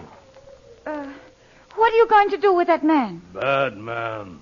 We kill. You mustn't do that. Be careful, Mrs. Beatty. Be careful what you say. You tell Mama what he do? Nobody tell Mama. Mama, she... Marba, Missy mean no But harm. don't you understand?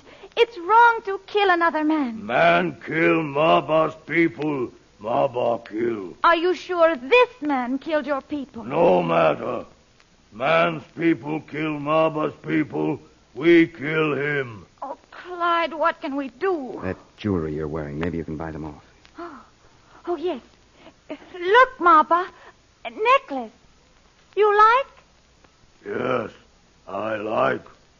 If I give you the necklace, will you let man go? No man must die. No use, Mrs. Beatty. We better get back to camp. No, wait. Maba, look. Ring for ear.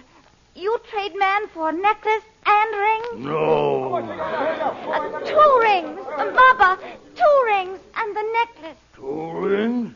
2 rings and necklace. You'll trade? Look at them, Maba. You'll trade? Maba trade. Give necklace and rings. You take man.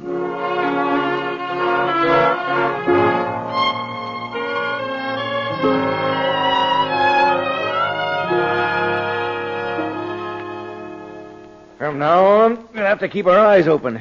When we reach the other bank of that river, we'll be in pygmy land. So that's the Ituri Forest. Gloomy-looking place. Looks as though no man had ever stepped inside its borders. Very few white men have and live to tell the story. Oh, come now, Ramsey. It's true, Clyde. It looks impenetrable, but it's honeycombed with trails. That's right. Those little men scuttle around in there like rats in a burrow. They may be small, but the pygmies are deadly, one of the fiercest races on the earth. I wish you'd stayed in Nairobi, Harriet, as I suggested. Where you go, I go, Clyde. Remember? But, Harriet, if anything should happen Now, to you... don't start that again. If I can handle myself in the arena with the cats, I can take care of myself in pygmy land. One scratch from a poisoned arrow or spear is fatal, Mrs. Beatty. We must stay close together, all of us, when we enter that forest.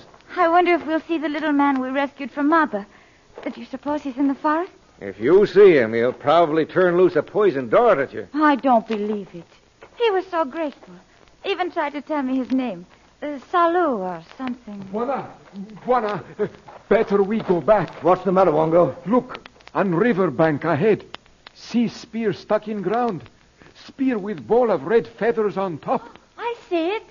What does it mean? You expected gratitude from a pygmy, Mrs. Beatty. That spear is a warning. A warning of death.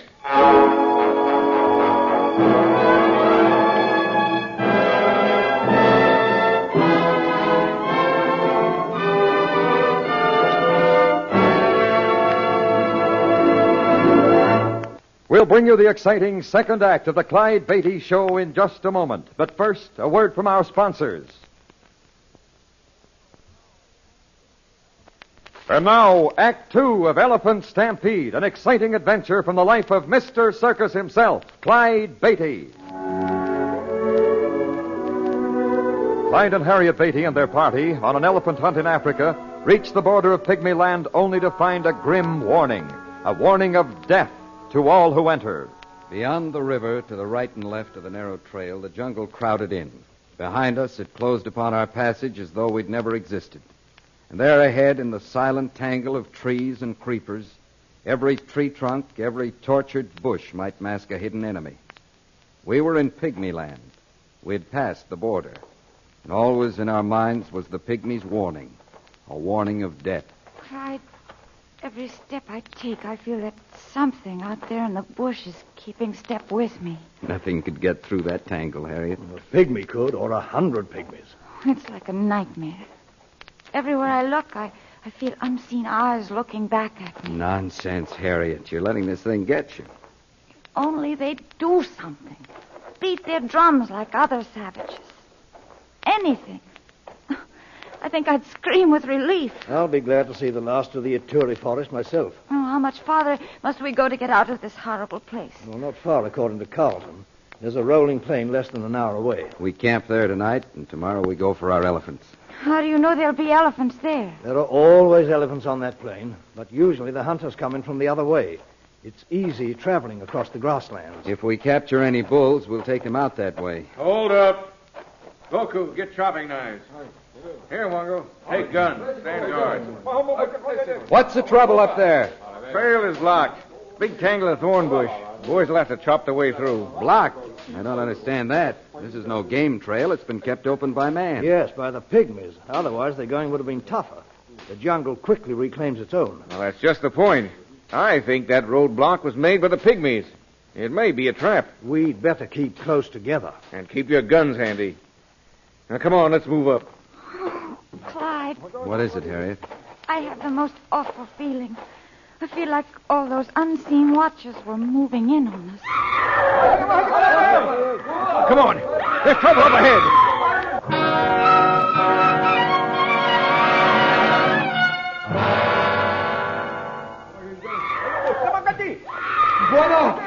Buona, beaucoup. Big snake, God beaucoup. The python. Oh, it's crushing him. Shoot it, Clyde, shoot! I can't. I might hit beaucoup. The chopping knives. Maybe we can cut it loose. Hurry, Buona.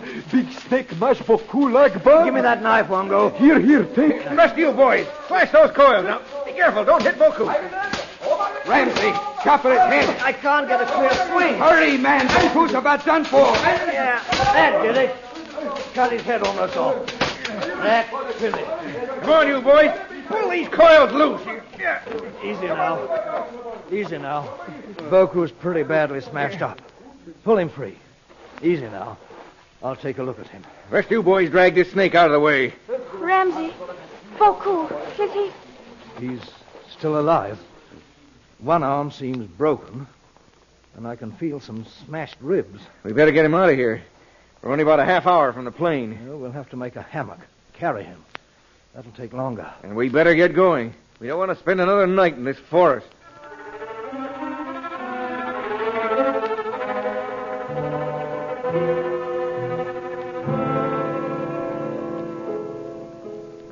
How's Boku tonight, Ramsey? Resting easily. Asleep now. I've set his arm and taped his ribs. Will he be able to travel when we pull out of here? Well, depends on when we leave. Located your elephants yet? Yes. Wango recruited some more boys with some tame bulls to handle the wild ones when we catch them. The scouts are working a herd slowly toward the cliff over there. When will you be ready for the drive? Tomorrow morning.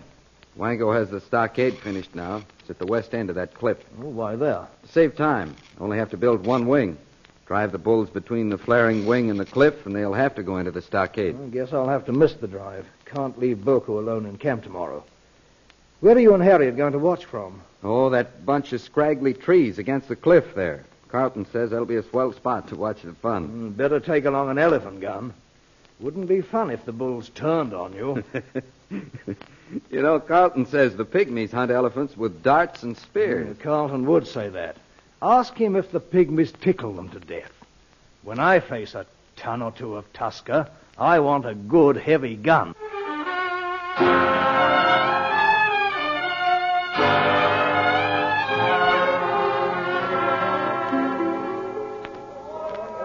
Look at that, Harriet. Old Wango's boys sure know their business. They got that whole herd of bulls on the run. Oh, they're big ones, aren't they? Yeah, we'll get some fine specimens. They're headed straight for the stockade. I hope the elephants don't see us here. If they charged us, we'd be trapped. We could never climb that cliff and backle us to get away. Don't worry. They'll never spot us here in the bushes. Carlton picked a good spot for us to watch the drive. Clyde, that tusker, he's seen us. He's charging us. Get behind me, Harriet. I'm going to have to shoot. I missed him. He's still coming. Shoot again, Clyde. Shoot, quickly. I can't, Harriet. The gun's jammed.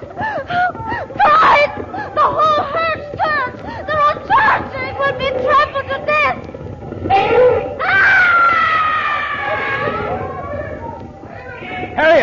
Harriet, look. It's the pygmies. They're dropping down off the cliff. It's Baloo. He's come to save us. They've turned the herd.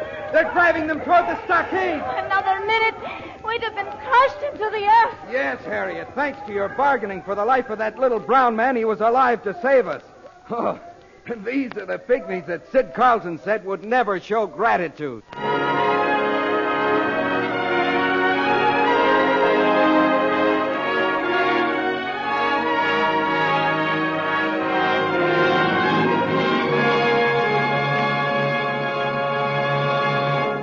Before we return with a preview of our next thrilling Clyde Beatty show, here is a message.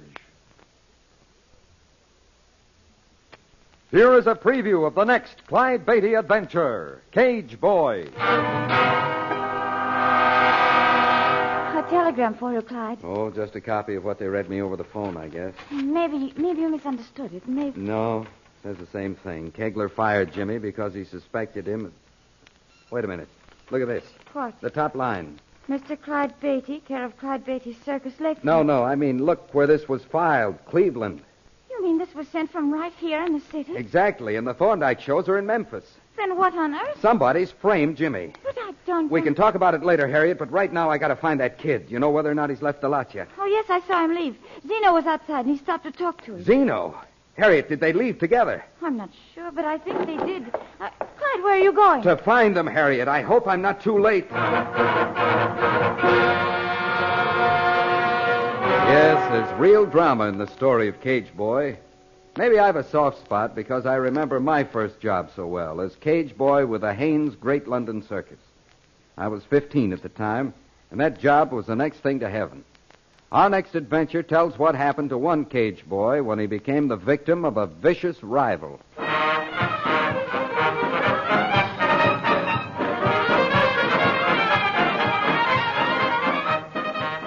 This story was based upon incidents from the career of the world-famous Clyde Beatty and the Clyde Beatty Circus. The Clyde Beatty Show is produced by Shirley Thomas. Elephant Stampede was written by Don Thompson.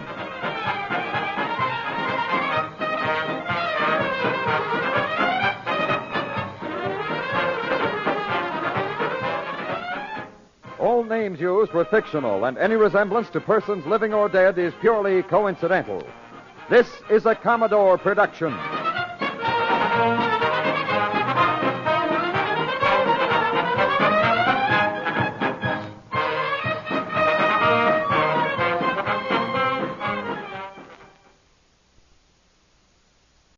The Clyde Beatty Show.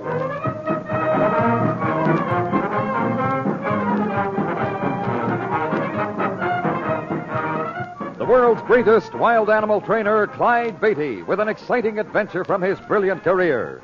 The circus means thrills, excitement, snarling jungle beasts. The circus means fun for young folks and old. But under the big top, you see only a part of the story.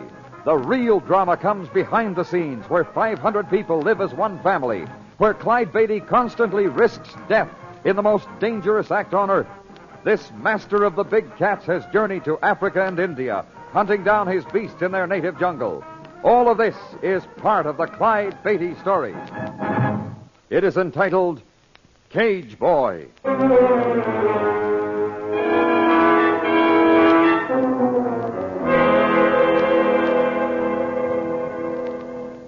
It is night. The Clyde Beatty trained wild animal circus has just begun a week's engagement in Cleveland, with the first evening's performance completed less than an hour ago. And now in the cat barn where the lions and tigers are caged.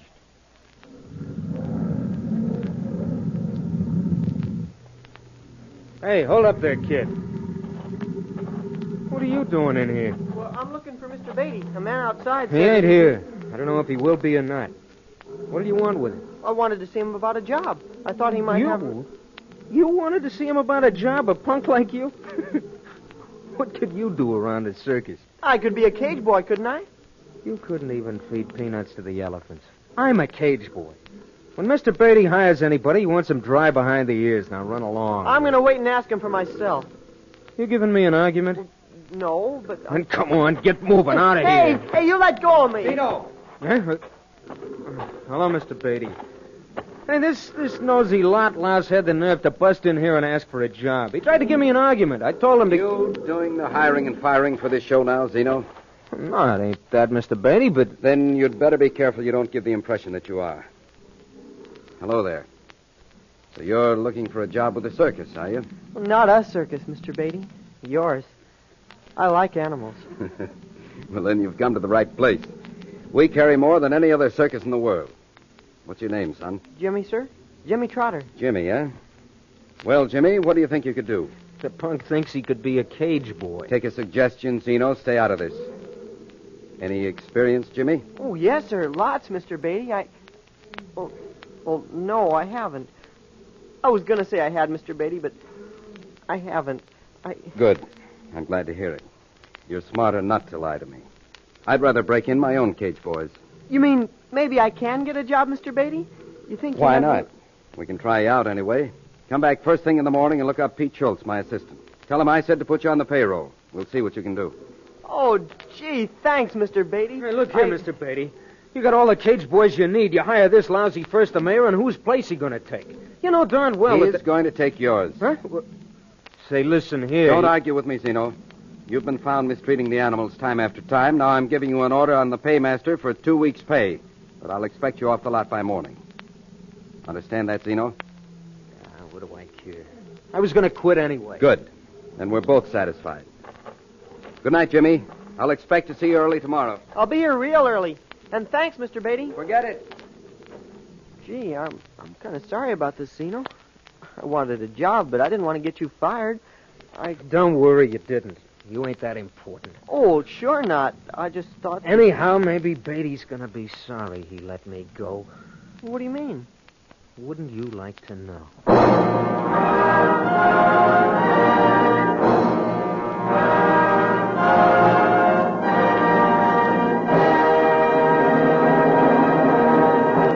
We return to the story of Cage Boy after this message. And now, back to the Clyde Beatty Show.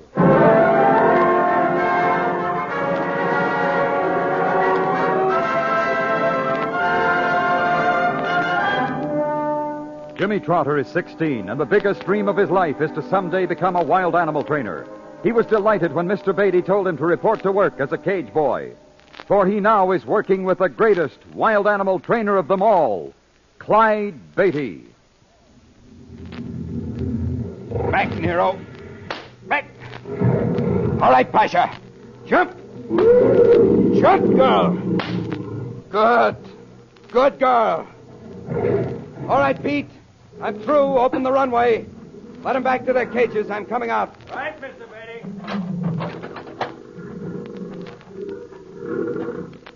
All set, Mr. Beatty. Good. I'm coming out through the safety cage.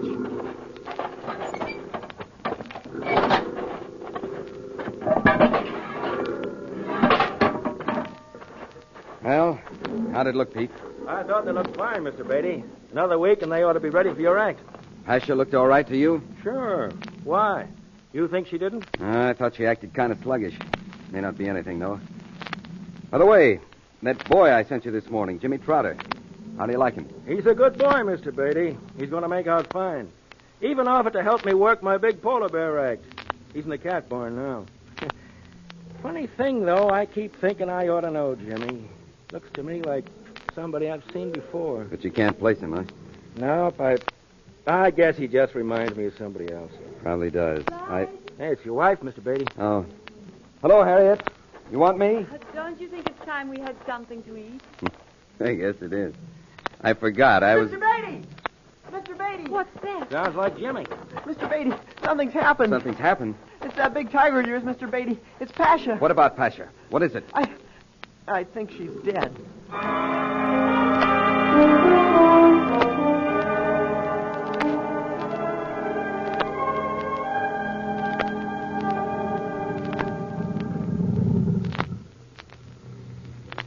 Pasha's dead, all right, Jimmy. And unless I'm very much mistaken, she's been poisoned. Poison, Mr. Beatty? I think so, Pete. Oh, that's impossible. Of course it's impossible, Harriet, but this is the time the impossible happens. I can't believe it. Jimmy, I'll have to ask you a few questions.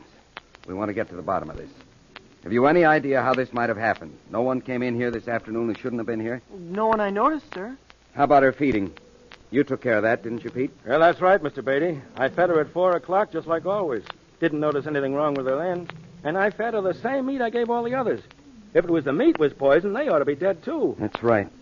I can't understand this. Well, neither can I. Who in the world would do a thing like this? I can think of one man, Clyde. Who's that? Kegler. Oh, that's He's not... been out of jail for over a year now.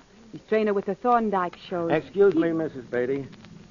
Wasn't it you sent Kegler to jail, Mr. Beatty? Oh, I had nothing to do with it, Pete. I just... He thought you did, Clyde. Kegler's always been jealous of you, and after that incident, he hated you. What was it happened? Oh, it was nothing much, Pete. Not my part of it. Kegler had a vicious temper. He tried to kill a Joey once, and I stopped him.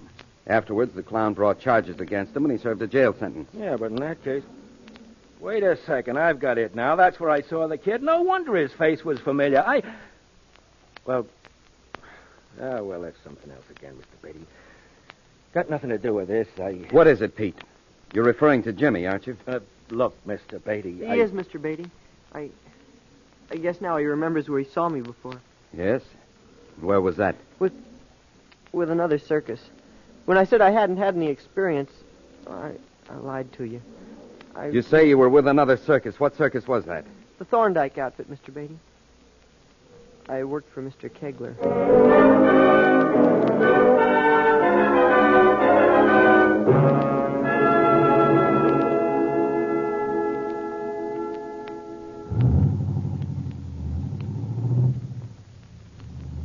All right, Jimmy. I knew it couldn't be very pleasant for you talking in front of the others. That's why I suggested we take a ride. Now let's hear your side of it. I was ashamed to tell you the truth, Mr. Beatty. You see, I was fired. Why? Well, Mr. Kegler and I got into an argument. Then you didn't get a job with me at his suggestion. Oh, no, sir, Mr. Beatty. Well, I wouldn't have done a thing like that for anything. You've got to believe me. I want to believe you, Jimmy. Thanks, Mr. Beatty. But for my own protection, I've got to check on you. I've got to know whether or not you've told me the truth this time. I want you to check on me. I will. I have a friend with the Thorndike shows, Dave Seeley. I'll wire him tonight.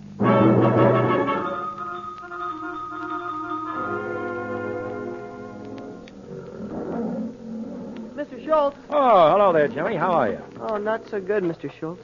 Mr. Beatty said he was going to wire a friend to see whether or not Mr. Kegler fired me, like I said. You know if he's gotten an answer yet? No, I don't think he has. Oh. But don't let that worry you, Jimmy. Not if you are telling the truth. You're working for a real man now. Oh, I know that, Mr. Schultz. I like him. I want to keep on working for him. Yeah, and I reckon you will. Anything else you want to see me about? No, sir, that was all. Yeah, then I'll see you later. I got my own act to rehearse. Take it easy, kid. Oh, sure. What's the matter? Losing your appetite, kid? Hmm? Oh, Zeno. Yeah, sure. You look kind of sick. That what poisoning cats does to you? You better get out of here, Zeno. If Mr. Beatty catches you here, he'll make you wish you'd never heard of a circus. You or me? Huh? Look over there, kid. What? No, not there. Nero's case. I don't see any. You better take a closer look. Nero's dead.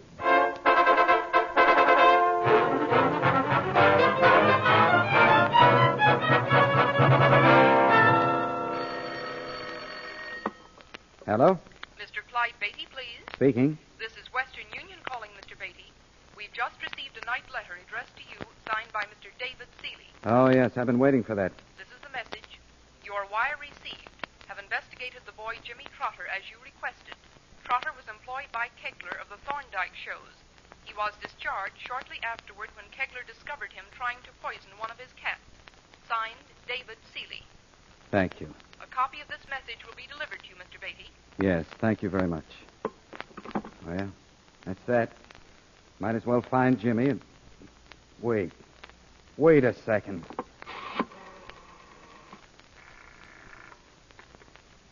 Operator? Give me Western Union, please.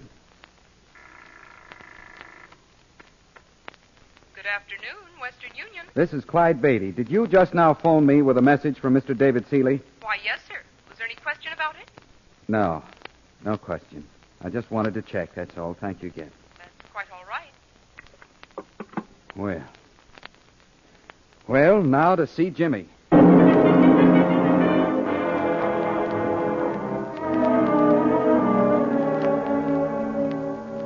I'm sorry, Jimmy, but there's no use arguing about it. I'll have to let you go. Then you do think I poisoned those cats, don't you, Mr. Beatty? No, as long as I have no proof, I'm not allowing myself to think anything about that, Jimmy. I'm letting you go for another reason. What is it? You didn't tell me the truth the second time either. About how you lost your job with Kegler. Or rather, you didn't tell me the whole truth. What do you mean? I've heard from my friend. The telegraph office phoned and gave me his message that Kegler fired you. Because he suspected you of poisoning one of his cats. That isn't true. My friend wouldn't lie to me, Jimmy. But it isn't. I ought to know. Wait a minute. You said the telegraph office phoned you that?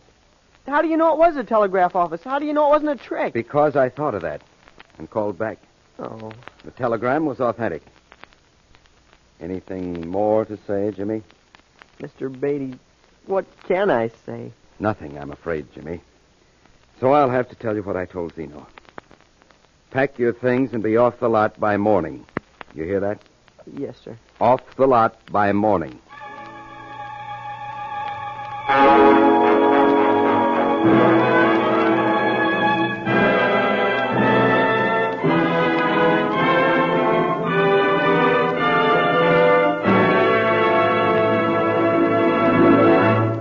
bring you the second act of the exciting Clyde Beatty show in just one moment. And now, back to our thrilling Clyde Beatty drama, Cage Boy.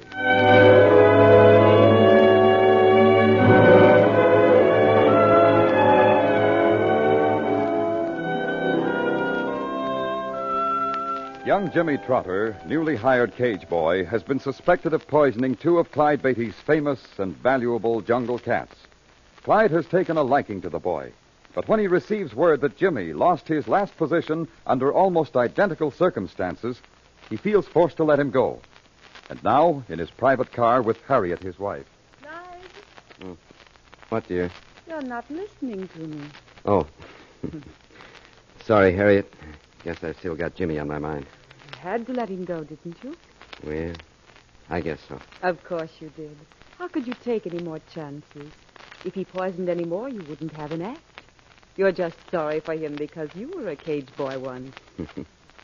I haven't felt sorry for Zeno. Now, he was different. Exactly my point. Jimmy is... Oh, I'll get it. Yes? I'll sign for it. Here you are. Thank you. Thank you. For you, Clyde. Oh, just a copy of what they read me over the phone, I guess. Maybe you misunderstood it. Maybe No, it says the same thing. Kegler fired him because he suspected him of... Wait a minute. Look at this. What? The top line. Mr. Clyde Beatty, care of Clyde Beatty Circus, Lake... No.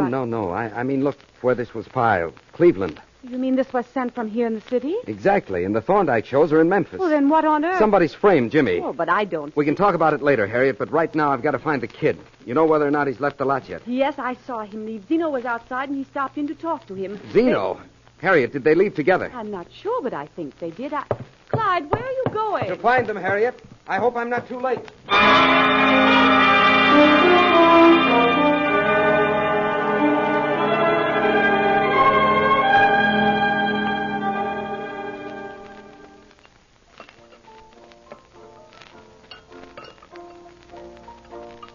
You want another cup of Java, kid? No, I've had enough, Zeno. I better go look for a room. All right, let's go then. Here's your money, Mac. Not this way, Jimmy.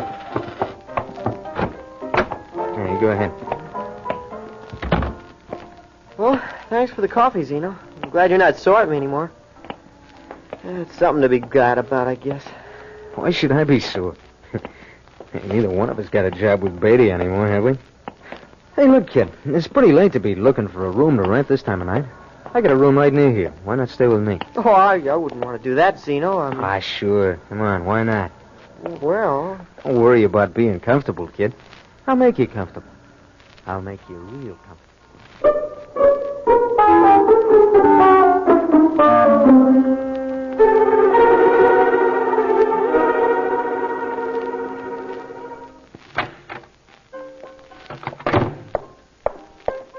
Yeah, mister, something for you? Yes, I'm looking for a boy named Jimmy Trotter, a boy about 16 years old. I was told he came in here. Have you seen him? Oh, lots of kids come in here. I pay them no attention. Look, this boy wasn't alone. He was with another young fella in his early 20s. Uh-huh, but I don't ask them their age, and I don't ask them their names either. All right. Sorry. I'm just anxious to find the boy, that's all. Wait a second. Who was sitting in this booth here? Oh, how should I know? What's eating you now? Look at this. Huh? What's that? It's a copy of Billboard. It belongs to Jimmy. Look here. You see it has his name on it. Oh, so the kid knows how to write. So what? I'll tell you what, mister. You'd better do some remembering. What happened? Oh, well, right after they went out of here, I reckon they had a fight. I heard something, so I reckon they had a fight. Didn't you go outside to see? It wasn't none of my business, as long as they were outside. I just didn't want no nosy cops nosing around, that's all. I get it. You've had trouble with the police, huh? Well, what if I had? What's that to you? Nothing, my friend, but the next time you're asked a question, give an honest answer and give it fast. Good night.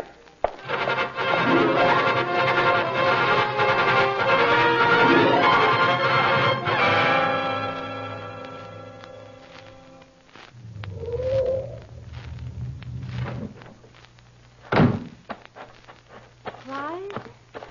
Harriet, what are you doing down here? Oh, I've been waiting here at the gate ever since you left. Did you find them? Not a trace of them, Harriet. Oh, I don't understand why you're so worried. When I said not a trace of them, I didn't mean quite that. I did trace them to a restaurant down the street. I talked to the owner. He remembered them. He remembered their going out. And then... Then what? He thought he heard a fight. Oh. The darn fool didn't go outside right away to look, and when he did, they were gone. He said that he... What's that? The cat barn. Not the cat barn, Harriet, the big top. Somebody's let those cats into the arena. There's trouble, Harriet. Come on.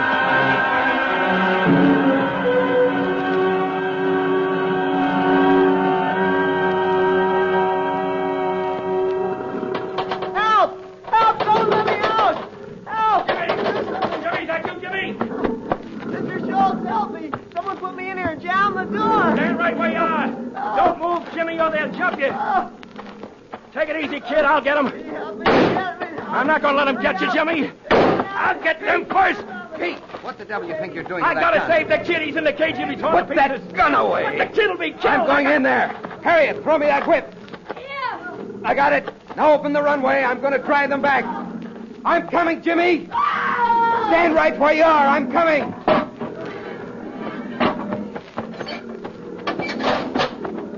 Now don't move, Jimmy. Back there. Back. Back, Sultan. Get back there, King. Over. Over there, King. Back.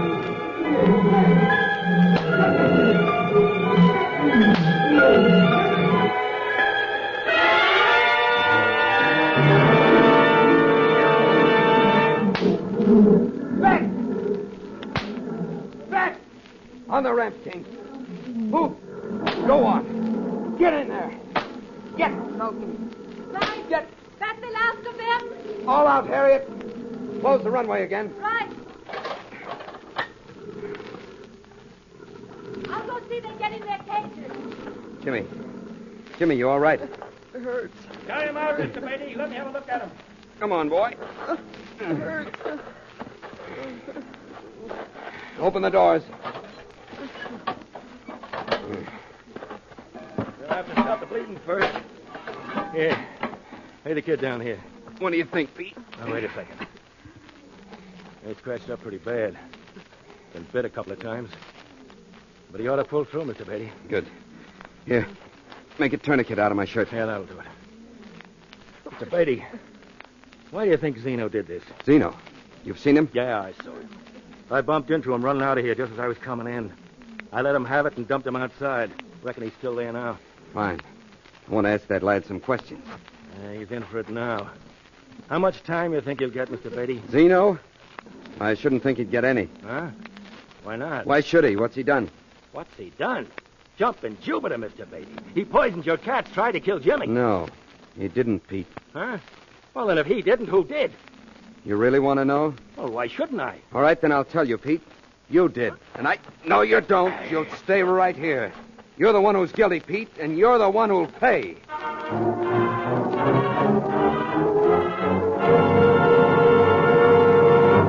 So the doc says just one more week here in the hospital, Jimmy, and you can rejoin the show. We'll celebrate with the party. Oh, gee, this is fine. This is swell. But Mr. Beatty, was it really Peter Schultz that poisoned your cats and locked me in the cage? He's confessed. He's in jail now, awaiting trial. From the big top to the big house. But I don't see why... I imagine there are lots of things you don't see, Jimmy. And one of them was Pete, when he knocked you out outside that restaurant. He did that before you had a chance to get a look at him. Afterwards, he had a fight with Zeno. That's what the restaurant owner heard. He knocked Zeno out, too, and put you both in his car. But you didn't know all that until afterwards. How'd you guess it was him in the first place, Mr. Beatty? I knew it because he was a trainer. Huh? Clyde means that no trainer would have taken a rifle to those cats, Jimmy. He would have gone into the cage himself, as Clyde did. Peter Schultz put you in that cage while you were unconscious, so he'd have an excuse to shoot those cats. But why? For the same reason he poisoned Pasha and Nero. Too much ambition. With my act destroyed, we'd have had to feature his. And featuring his polar bear act on the Clyde Beatty circus would have made a star of Peter Schultz. Oh, gee, your act isn't ruined, is it, Mr. Beatty? No, Jimmy. Not by a long ways. Nero and Pasha can be replaced. They weren't in the act yet. And the others were only wounded. They'll soon be as good as ever. Oh, that's swell. And speaking of wires, Jimmy, that first telegram about you was handed into the telegraph office by Pete right here in Cleveland. Since then, the real answer has come. We heard from Dave Seeley yesterday. Now we know why Kegler fired you. Oh, do you? We do. You found him beating one of his animals and tried to stop him. And took a beating yourself? Isn't that so? Well... Well, in this case, we know it's so, Jimmy. And for our money, you can have a job with the Clyde Beatty Circus for as long as you'd like.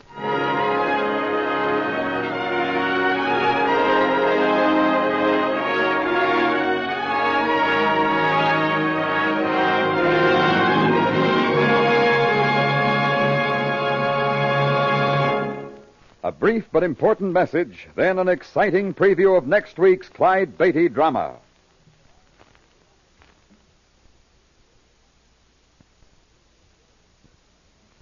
Here is a suspenseful preview of the next Clyde Beatty adventure.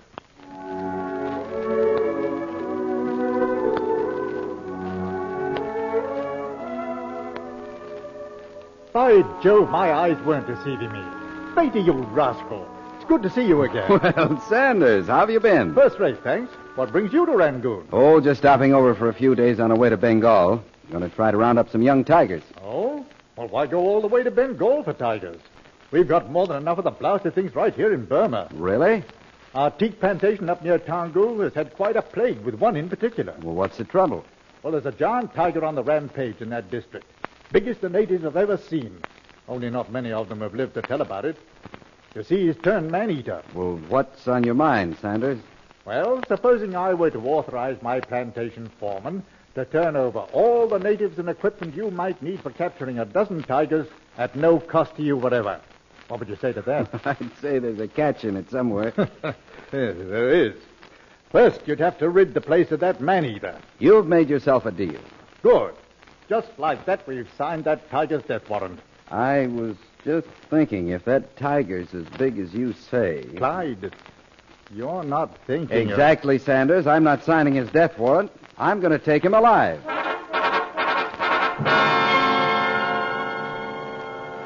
That was the way it started, our adventure with the man-eater of Burma. And the ending? That took me through one of the most terrifying experiences in my life. I'll tell you all about it the next time we visit.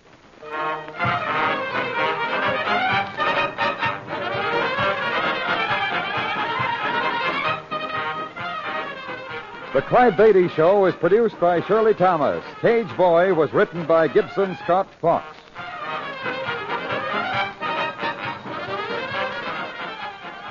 This story was based upon incidents from the career of the world-famous Clyde Beatty and the Clyde Beatty Circus. However, all names used were fictional, and any resemblance to persons living or dead is purely coincidental. This is a Commodore production.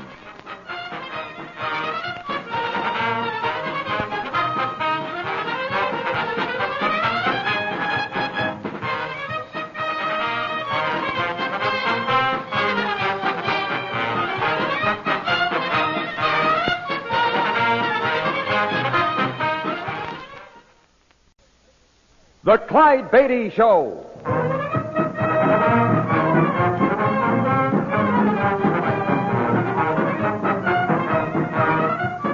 The world's greatest wild animal trainer, Clyde Beatty, with an exciting adventure from his brilliant career.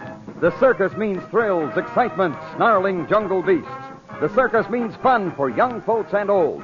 But under the big top, you see only a part of the story. The real drama comes behind the scenes, where 500 people live as one family, where Clyde Beatty constantly risks death in the most dangerous act on earth. This master of the big cats has journeyed to Africa and India, hunting down his beasts in their native jungle.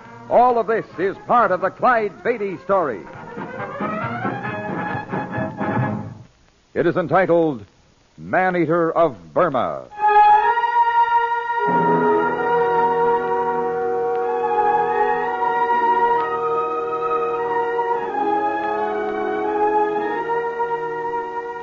Many men find the routine of their business often becomes boring, leading them to seek excitement in other fields. But when a man's business is wild animals, excitement, danger, and adventure are everyday occurrences. One such adventure for Clyde Beatty started in far-off Rangoon, Burma, a couple of years before the war. Yes, Harriet and I and our business manager, Phil Donovan, were stopping over in Rangoon en route to the province of Bengal, India, where we were hoping to capture some young tigers. We disembarked from a small coastal steamer, and an ancient taxi finally transported us safely to the center of Rangoon. This is Strand Hotel, sir. Come on, Harriet. Phil, this is as far as we go for now. How much, driver? 4 rupees, sir. Here you are. See that the bearer brings in our bags, will you? Salam, sir. It will be so. All right, folks, let's go in. So this is the Strand Hotel. The way you've been talking, Clyde, I expected something like the Waldorf. I just hope they have a bathtub in the place. Oh, I can promise that, all right. I wish you could promise some air conditioning, too. I'm afraid that's out of the question. I'll tell you what, our bags won't be in for a minute. Let's go right in the lounge here and have a tall, cool lime or something. We can register later. Mr. Beatty, that's a wonderful idea. Well, what are we waiting for? Let's go. Oh, looks like the tea time business is still good. No, my eyes weren't deceiving me. Beatty, you rascal, it's good to see you again. Sanders, I was wondering if you were still around. How have you been? First rate, thanks. And you? Oh, fine. Excuse me, Harriet, this is Elliot Sanders, manager of the Imperial Teak Company. My wife, Harriet Sanders. I'm delighted, Mrs. Beatty. How do you do, Mr. Sanders? And our friend Phil Donovan, Elliot Sanders. Glad to meet you. Thank you. I say, may I buy you all a drink? Well, thanks, Sanders. Sit down. We're just about to order something cool. Waiter? Limes all around? Fine. Mm-hmm. That'll be 4, waiter. Yes, I... This is like old times. I thought I must be seeing things when you walked in, Beatty. What brings you to Rangoon? Why, we're just stopping over for a couple of days on our way to Bengal. Going to try and round up some young tigers. I see. Why so thoughtful, Mr. Sanders? I was just thinking. Oh, why go all the way to Bengal for tigers? We've got more than enough of the blasted things right here in Burma. As a matter of fact, our teak plantation up near Toungoo has had quite a plague with one in particular. Really? What's the trouble? Whitley, our foreman up there, reports that there's a giant tiger on the rampage in that district. Says it's the biggest the natives have ever seen. Only not many of them have lived to tell about it. You see, he's turned man-eater. Well, why doesn't somebody shoot it? I can see that you've never hunted a man-eater, Mr. Donovan. They've tried to shoot it, but so far haven't had much luck. Maybe you'd like to have a crack at it, Beatty. I'm afraid that's a bit out of my line. You see, we're after young tigers for our circus, and our time's getting short. You know, this tiger has so disturbed work at the plantation, killing natives that... Well, what's on your mind, Sanders? Well, supposing I were to authorize my plantation foreman to turn over all the natives and equipment you might need for capturing a dozen young tigers at no cost to you whatever. What would you say to that? Why, I'd say there's a catch in it somewhere. There is. First, you'd have to rid the place of that man-eater. How about it? I'll have to check with the boss. What do you say, Harriet? When do we start? Looks like you've made yourself a deal, Sanders. Good. There's a riverboat going upstream in the morning. I'll go and arrange everything and send word to Whitley. Now, if you'll excuse me, I'll see you a bit later on, eh? Nice right, Sanders. Bye, Miss Sanders. Well, things happen fast in the Orient, don't they? Just like that, a tiger's death warrant is signed. Clyde, what does that faraway look mean? I was just thinking, if that tiger's as big as they say... You're not thinking of... Exactly. I'm not signing his death warrant. I'm going to take him alive.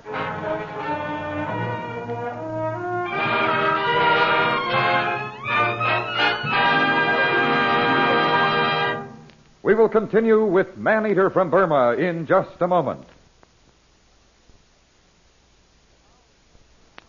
And now, back to the Clyde Beatty Show and the thrilling adventure, Man-Eater from Burma.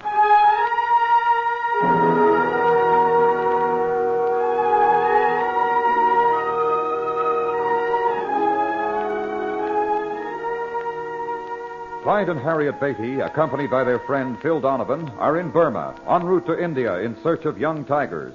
Elliot Sanders offers to turn over the resources of his company's teak plantation in central Burma to aid the hunt, if Clyde will first dispose of a giant man-eating tiger which has been plaguing the district. Clyde agrees to the plan, except instead of killing the tiger, he plans to capture it alive. Now, 2 days later, a small river steamer has just docked at Toungoo on the Irrawaddy River. Here comes the Chamber of Commerce, Clyde. Oh, I'm glad somebody's here to meet us.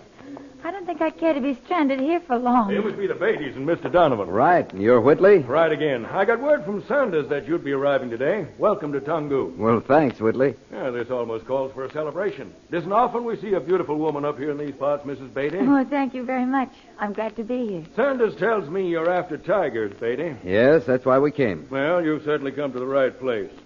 We can discuss that later, I guess. Well, now we'd better be on our way to the plantation. How far is it? Oh, it's only about 20 miles, but it's through the jungle most of the way. And I, for one, don't care to travel it after dark. Yeah, that makes two of us.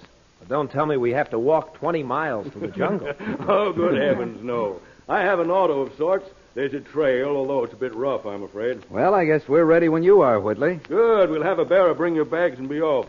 In about 3 hours, you'll be able to get some rest. How does that sound? Couldn't sound better. Let's go.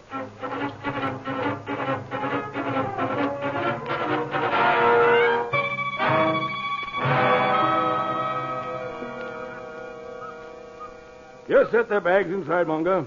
Well, here we are. These bamboo bashas aren't much to look at, but I trust you'll be comfortable. Why, it's perfect, Mr. Whitley. And so close to the edge of the jungle, too. I'm going to love it, I know. If you ask me, it's too close to the edge. Oh, I'm sure you won't be disturbed by anything, Mr. Donovan. Unless a monkey steals your shirt. Sometimes the little devils get quite bold. Well, I imagine you'd like to turn in now, wouldn't you? Oh, I think we'd better. That tiger will keep till tomorrow. I'm afraid you're right. I'll arrange for all the elephants and mahouts and beaters you'll need in the morning. Well, that won't be necessary, Whitley. All I'll want for the time being is one elephant and mahout. I would appreciate it if you'd have some of the natives make a big rattan net and an extra strong cage, though. Net? Cage? Good heavens, man, you're surely not going to try and take that man-eater alive. Why, yes, that's my intention. Any objections? Well, no, I suppose not. Except I don't think you'd stand a chance of doing it. This is no ordinary tiger, Beatty. It'll weigh over 500 pounds. I've seen it. I know. Sanders told me, and that's why I want it alive. Think of the attraction it'd make in the States. The biggest tiger in captivity. Man-eater from Burma. Well, I suppose it's up to you, old man, and I wish you luck. I'll get some natives started on what you want first thing in the morning. Thanks, Whitley. I'll see you then.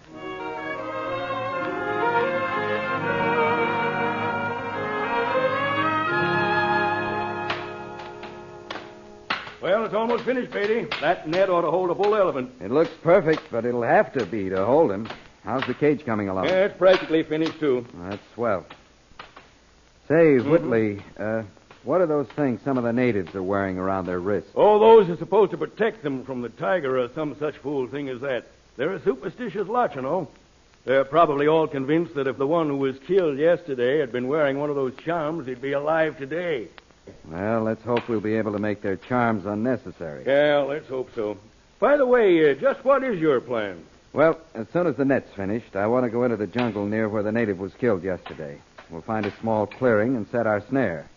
I'll need a live goat to bait it with, and I'd like to take along a couple of natives to build a mashan in a tree nearby. But why do you want a shooting platform? I intend to spend the night watching for your man-eater. And if the snare doesn't work, then I'll shoot. Well, you may have all the men or anything else you need. Oh, Bimmer! Come here a moment. Bimmer's our head mahout, best elephant man in Burma. He'll take you wherever you want to go and see that your wishes are carried out. He rules the natives with an iron fist. You call, Sahib? Yes, Bimmer. This is Beatty, Sahib. He's come to catch Big Tiger. I want Bimmer to stay with him and help. Understand? As you command, Sahib. But... No buts now. You'll do as I ask. See that he has all the help he needs. Do what he says to do. Yes, Sahib. Go now and put Howdah on your elephant. Then fetch him here. Very well, Sahib. Harriet and Donovan are coming along, Whitley. Care to join us? I'd like to, Beatty, but I've 100 other things I must do. I'll be looking for you at tea time, though. Fine. We should be back by then. That is, if we have any luck finding a clearing.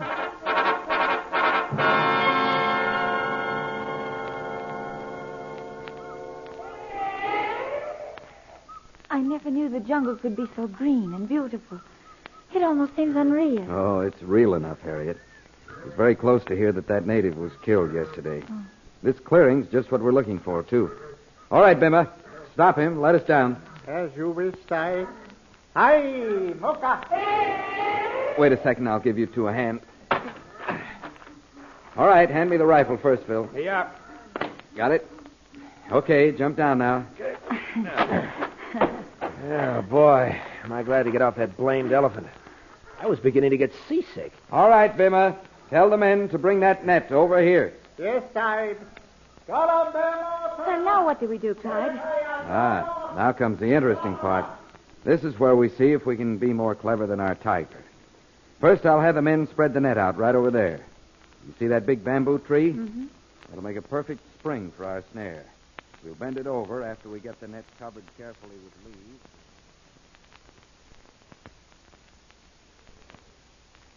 You'd never know there was a trap within miles now. I just hope the tiger doesn't know it. Anyway, it's all done. We'll stake out the goat when we come back tonight. And if the tiger goes after the goat, it'll spring the trap and snatch him up in the air in the net. Right? That's the idea, Phil. I just hope something else doesn't come along and trip it. I want that big tiger. Well, they've got the tree platform finished, Clyde.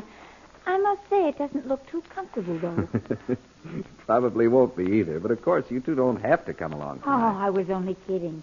You know I wouldn't miss it for anything. Yeah, me too, Clyde. This I gotta see, as long as it's from a safe spot. Fair enough. Now let's get back to our basha at the plantation.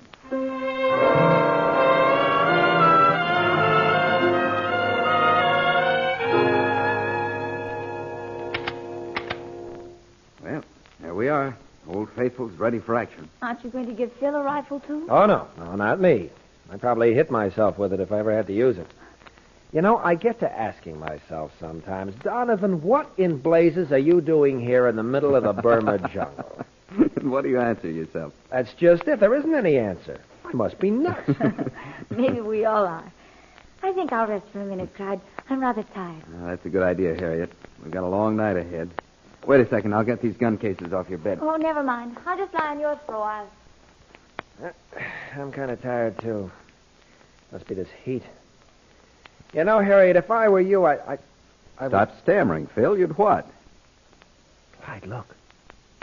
The foot of the bed there. Wait, Scott. It's a king cobra. Harriet, don't move a muscle. And don't answer me. There's a cobra at the foot of your bed ready to strike. Don't move.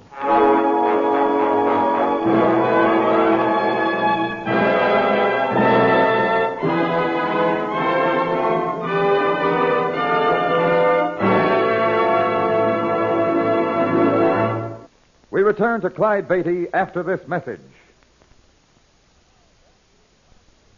And now back to Clyde Beatty and Man-Eater of Burma.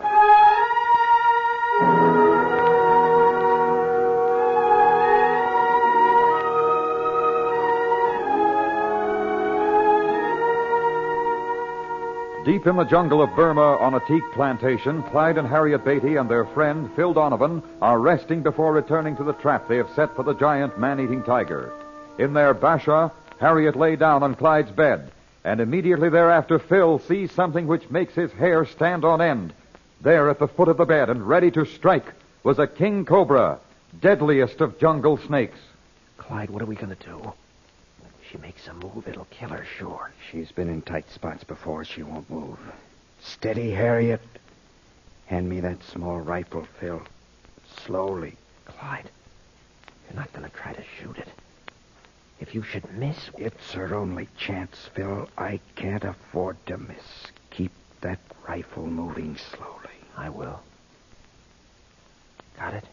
Yeah. Thank heaven it's loaded. Stay still, Harriet. Good grief, Clyde. Hurry up and shoot. Take it easy, Phil. I don't dare make a sudden move. Quiet now. You got him, Clyde. You got him. Harriet, dear. It's all right now. Oh, Clyde. That awful snake. Oh. Now. It's all over. Now try and relax. Holy smoke, Clyde. What a shot. You took his head clean off. Phil, get a glass of water. Hurry. Lady, what's the matter here? I heard a shot. We had a visitor, Whitley. Look on the floor there by the bed. Great Scott, a cobra. He didn't strike anyone, did he? Luckily, he didn't. Here's the water, Harriet. Drink it down. Thank you. I'm all right now. Well, this is peculiar. I haven't seen a cobra around the plantation here in months. Look at the size of that fellow. Wait a minute, Whitley. Hold it over closer here. Why? What's the matter? You notice anything strange about him? Why, no. Looks like any other cobra I've ever seen. Hey, I think I see what you mean, Clyde. The skin along his sides looks sort of funny. Exactly, as if he'd been rubbing up against something. And unless I miss my guess, that's just what he's been doing. I don't follow you, Beatty. This cobra didn't just wander in from the jungle, Whitley. It's been a captive in a box or basket for some time. And somebody that wanted to kill me must have put it on my bed. Oh, come now, Beatty. Why should anyone around here want to kill you? I wish I knew the answer to that, Whitley. And I intend to find out just as soon as we get back in the morning.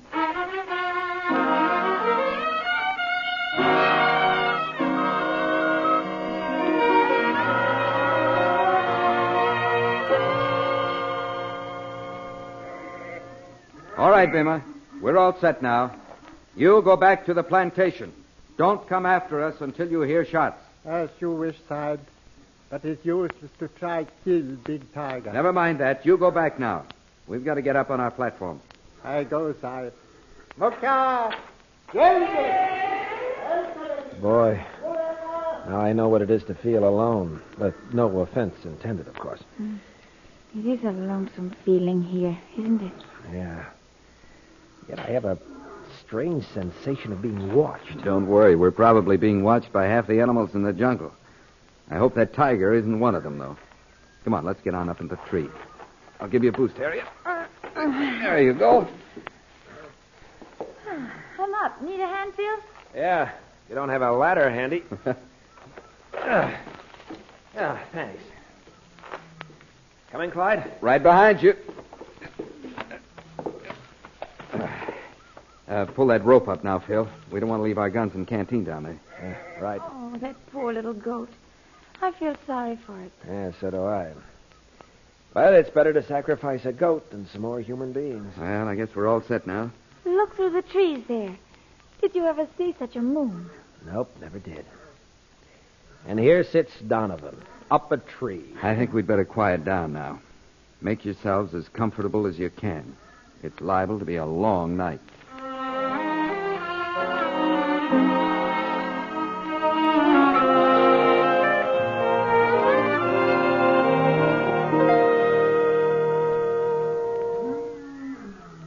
Well, what do you think, Clyde? It's 4 a.m. I don't know. Maybe tonight's just not our night. Oh, let's wait another hour, though. The sun won't be up till then. Maybe Bimmer was right. Maybe that tiger's too smart to be caught. Oh, that's nonsense, Harriet. But we may have to try something else if this trap doesn't work. What was that? That, my friend, was a tiger. And it sounded like an old one. Now be quiet. He may be heading this way. I think the goat senses danger. Boy, sounds like he's just beyond the edge of the clearing. He's coming, all right. Wait a minute. Look. Jumping Jupiter, look at the size of him. Quiet, Phil. Look, he's sneaking toward the goat. Wow. There he goes. Oh, it worked, Clyde. He's up in the net. Yeah. I hope that net holds. He's even bigger than I'd dreamed. Come on, let's take the flashlight and get a close-up look. All right, slide on down, but keep your eyes open. Harriet, you wait till I'm down. Look out below, Phil. Okay, come on. Toss my rifle down, Harriet. Here it comes. Got it? All right, come on down. I'll grab you. Oh, I can make it all right, I think. Where's Phil? Why, he's right... Oh, he couldn't wait. There he goes. He's running over to... Clyde, look. At the edge of the clearing. Phil, look out! Good Lord, another tiger. He's got the Phil. Can you see him, Clyde? Clyde, help! Stay back, Harriet. Oh, thank goodness. You got him, Clyde. Come on, Harriet. Stay behind me. Phil. Phil, are you all right? I think so. If this brute had gone another 3 feet, he'd have fallen right on top of me.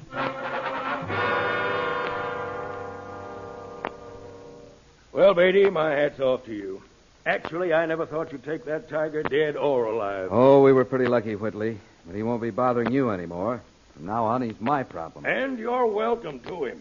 Where's your wife and Donovan? Will they be along for lunch? Oh, they ought to be here soon. They were just waking up when I left the Basha. But before I do anything else, I want to go down to the shed and have another look at that cat. Can't that wait? I'd rather do it now. I want to check that cage and make sure it's holding all right. Like to come along? Yes, I might as well, I guess. Let's go.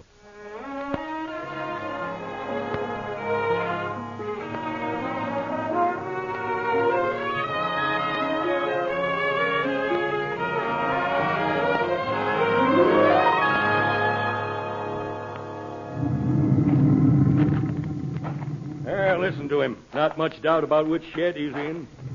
Something's wrong, Whitley. Come on, let's hurry. What do you mean? The way he's roaring. I'll bet my boots there's somebody near that cage. And I left orders for nobody to go in the shed. You may be right. The gate's open here. Wait a minute. Let me have a look. Whitley, one of the natives, is fooling with the cage door. Hey, you get away from there! Why, it's Bimmer. Grab him, Beatty. What's the rush, Bimmer? Look out, he's got a knife. Maybe that'll hold the sneaking hyena for a while. Good work, Beatty. Bimmer, what the devil were you doing? Bimmer, doing nothing, Sipe. You call that nothing?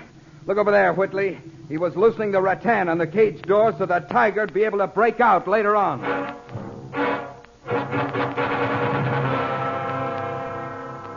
Here he comes now, Mrs. Beatty. I'm sure he can explain it better than I. Well, I hope he can. The whole thing doesn't make sense to me. Oh, we got the cage fixed, Whitley. I put a couple of your men to guarding it, although it's probably not necessary now with Bimmer locked up. What's it all about, Clyde? It's really quite simple.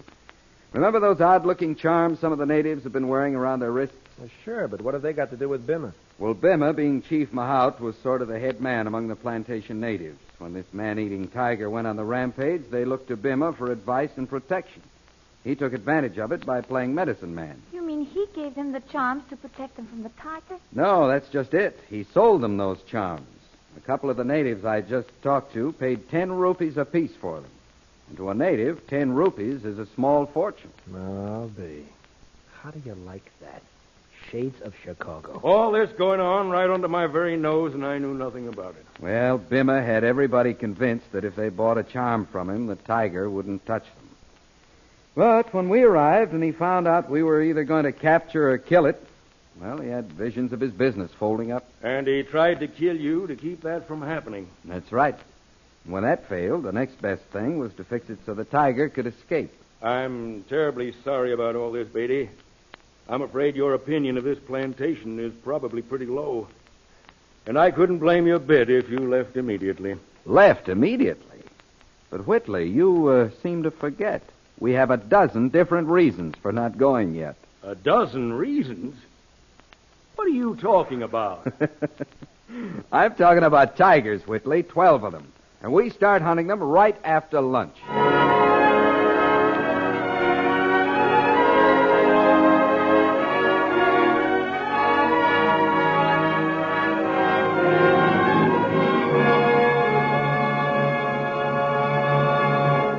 Clyde Beatty will be back in just a moment with an exciting preview of next week's adventure. But first, an important message. Here is Clyde Beatty with a preview of Tiger Escape.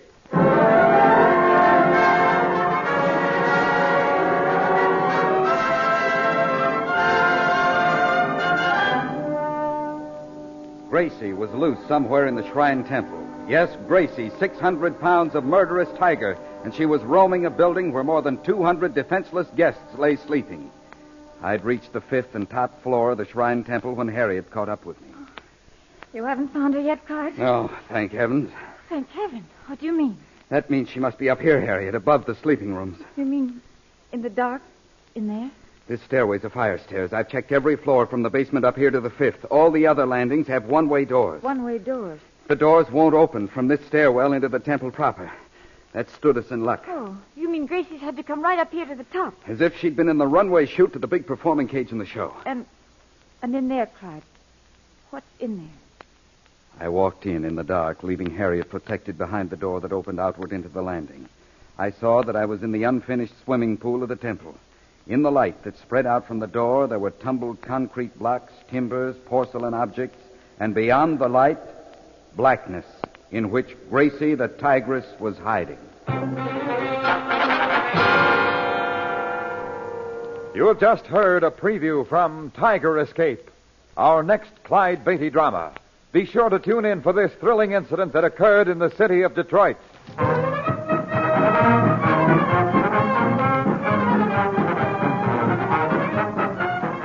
All stories are based upon incidents in the career of the world-famous Clyde Beatty and the Clyde Beatty Circus. The Clyde Beatty Show is produced by Shirley Thomas. Man-Eater of Burma was written by R.T. Smith. All names used were fictional, and any resemblance to persons living or dead is purely coincidental. This is a Commodore production.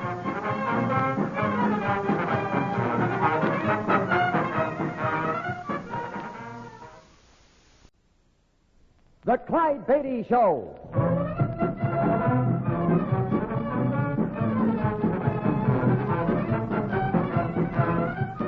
The world's greatest wild animal trainer, Clyde Beatty, with an exciting adventure from his brilliant career.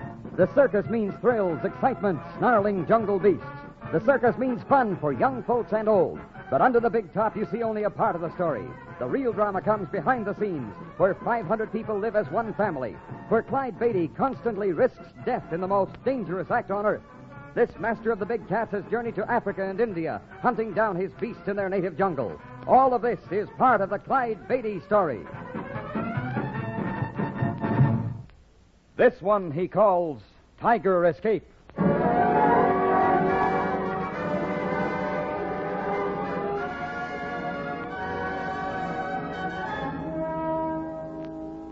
Of all the battles against man-killing wild animals I've fought, the weirdest and the worst took place in a crazy, tangled, half-lit, scaffolding and raw concrete jungle that looked like an artist's drawing of the surface of the moon. I didn't know it, but that battle, endangering my life, my wife's, and the lives of several hundred people, was already in the making a week earlier at my training quarters in Peru, Indiana. I was in the training cage with Gracie, a 600-pound tigress I was breaking into the act. Harriet, my wife, was watching from outside the bars with Jim Burkholder, who was promoting some of my appearances in the Midwest, and Jake Lacey, a roustabout new to the show. All right, Gracie. Up on the pedestal now. Up, girl. Back! Back, Gracie. Get back there. All right, now. Up on the pedestal. Up. Up. Atta girl. Now hold your place till I signal you to come down. You'll be a show cat yet, Gracie. Jake. Yeah, you want me? Hand me another revolver in through the bars. I've used up all the blanks in this one. Sure, okay, Mr. Beatty. Here, Clyde. Let me take that one from you. Thanks, Harriet. Here you go. Here, Jake. Here's the gun. Okay, Mrs. Beatty. Well, what do you think of Gracie, Burkholder? Well, does that tiger just stay put up there on that platform now, Beatty? Sometimes she does. Well, believe me. My golly, if the public could get up this close to the cage and see how doggone dangerous your stunt is. Then we'd get better crowds here in the Middle West. Is that it, Burkholder? We're not exactly losing money. Well, we're not making as much as we could. Clyde, in back of you. Look out! Jake, my revolver. Clyde! Clyde, what's the matter? Why don't you shoot? Clyde! The revolver Jake handed me was empty. No blanks to fire and break the charge of the Tigress. I fended off Gracie's first lunge with the kitchen chair in my hand, but the attack smashed the chair and left me weaponless. My back to the bars of the cage, the Tigress crouched in front of me. We return to the story of Tiger Escape in a moment.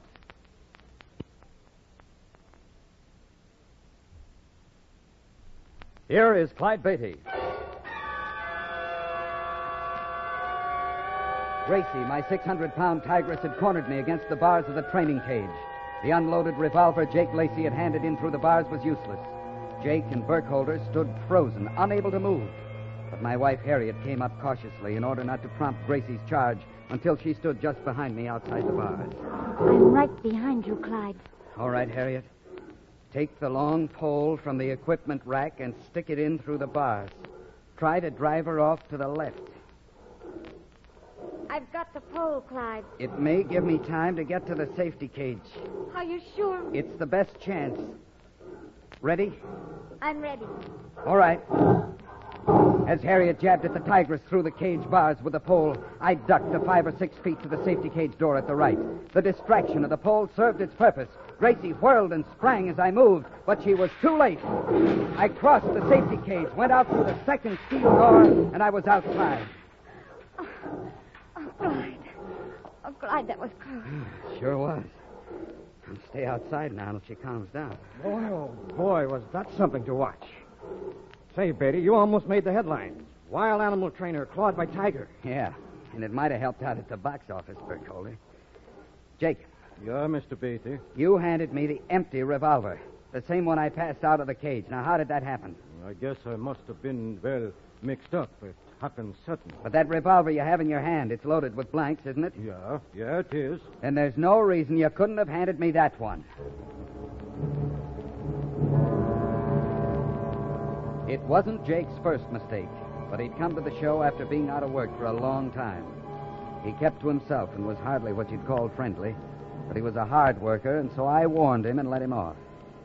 Everything went well until a week later when we reached Detroit. Against my better judgment, I quartered my big cat animals in the basement of the Shrine Temple in downtown Detroit. We were to put on the show in the first-floor auditorium of the temple the next day. It was when I was making my final rounds with Harry Anders, my night watchman, about 10 o'clock of what was to be one of the worst nights of my life, that I noticed something. Harry. Yes, Mr. Beatty? Harry, come on over here a minute. Something wrong, Mr. Beatty? Look here. Here along the bottom of Gracie's cage. Why, she's been clawing at the wood. These bars sink into the wooden frame of her shifting cage pretty deep.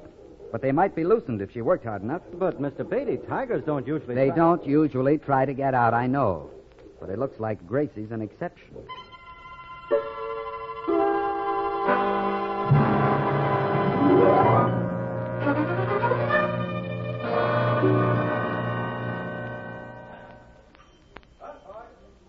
You know, I'm glad our hotel is so near the Shrine Temple. Clyde, you seem so preoccupied. I'm sorry, honey. You tired, dear? Oh, I guess I am. I just hadn't thought about it. Oh, maybe we'd better go up to our room and turn in. It'll be a long day tomorrow. Harriet, wait for me over by the elevators, will you? I'll get the key, and I want to check something before we go up. All right, Clyde. Good evening, Mr. Beatty. Your room key, sir? Yeah. Clerk, the hotel switchboard's open all night, isn't it? Oh, yes, sir. Here's your key, sir. Thanks. You mind if I use the phone there at the end of the desk? Go right ahead, Mr. Beatty. Thanks. Get me the Shrine Temple, please. Hello, Shrine operator. This is Clyde Beatty at the Fort Wayne Hotel, Elmwood 64222. That's right. Will you make a note of the number in case you have to reach me? Now, do you have a basement extension there in the Shrine? Would you ring it for me, please?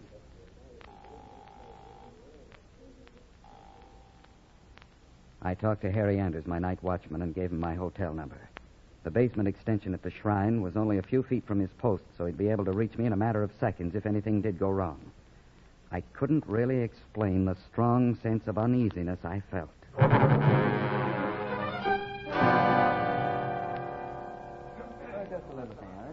Clyde, you know there's really nothing to worry about. I guess there isn't. Come on. I'll ring for the elevator. A good night's sleep is all you need. But, hello, Burkholder. I didn't know you were in Detroit. I just got in. Good evening, Mrs. Beatty. Oh, hello. Beatty, I'm doggone glad I found you. This impending blizzard has kept advance sales way down. Way down. Mr. Burkholder, couldn't you talk about it with Clyde tomorrow? He's got to be up early to set the new act at the Shrine Temple. And with 2 performances scheduled... Sure, I understand. Only I'm worried, frankly, about all I've invested in promotion. It's this darn blizzard. I guess there's nothing we can do about that, is there, Burkholder? Well, as a matter of fact, Beatty, I've got an idea. I'll make it quick, Mrs. Beatty. I know you two want to turn in. Well, all right. What's your idea, Burkholder? Well, it's this. Now, don't jump at me, Beatty. I stand to lose money the way the advanced box office sales are lagging. And, well, you know you just can't buck a blizzard. And I'm thinking of my own skin. And yours, too. Well, go on. What's your idea? Well, so far, the box office won't even cover the cost of putting on the production. The way the contracts are drawn up, there's a loophole. We could cancel if you got sick. I mean, if you were laid up and couldn't go on. Not a chance. Well, think it over, Beatty. There's nothing to think over. Good night, Burkholder.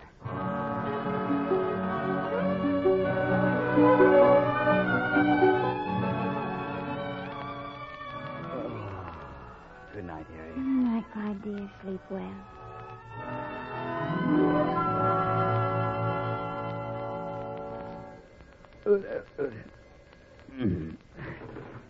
Hello? Mr. Beatty? Yeah. Mr. Beatty, this is a desk clerk. Well, what's the matter?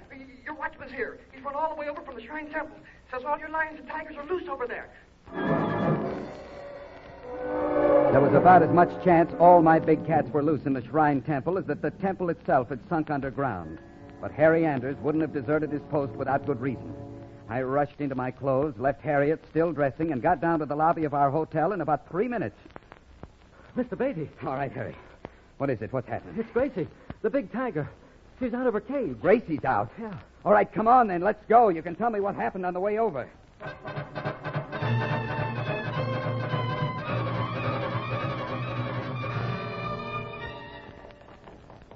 You see, Mr. Beatty? Just like I said, Gracie's gone. She shoved out between the bars. Look how they're bent. I was sitting right over there on my stool, and I heard something. And when I looked over, she was pushing her way out. Why didn't you phone me as I told you to? I couldn't from down here because she was loose. But I ran. When I got upstairs, the operator wasn't on duty. So you ran to my hotel. All right.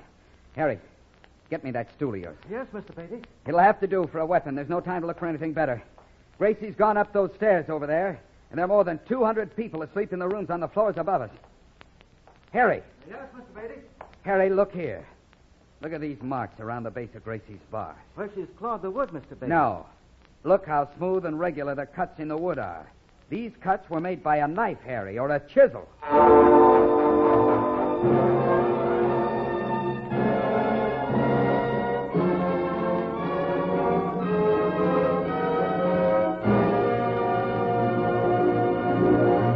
Here is an important message.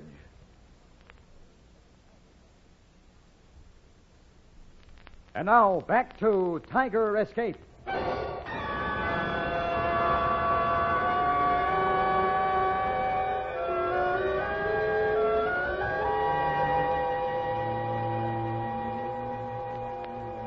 With a 600-pound tiger loose somewhere in Detroit's Shrine Temple, where more than 200 defenseless guests were peacefully asleep, I didn't have much time to think even of the fact that a human hand had cut the wood around the base of Gracie's cage and helped her escape. I asked Harry Anders, the night watchman, a few questions, but he swore he knew nothing. So I sent him to round up the men. I'd reached the 5th, the top floor of the Shrine Temple, when Harriet caught up with me. You haven't found her yet, Clyde? Oh, thank heavens. Thank heavens. What do you mean? That she must be up here, Harriet, above the sleeping rooms. You mean in the dark? In there? This stairway's a fire stairs. I've checked every floor from the basement up here to the 5th. All the other landings have one-way doors. One-way doors? This stairway's insulated against fire. The doors at the landings open into it. But the doors won't open from this stairwell into the temple proper. That stood us in luck. Oh, you mean Gracie had to come up here right to the top? As if she'd been in the runway chute to the big performing cage in the show. And in there, Clyde, what is it in there? It seems to be some kind of a big unfinished room. Look, you can see through the doorway in the light from the landing here. Scaffolding, crates, barrels. Clyde, you're not going in there in the dark after Gracie with just that flimsy canvas stool for protection. Just to be absolutely sure she's in there. I don't want to drive her back to the basement yet. Not till the men are ready to cage her.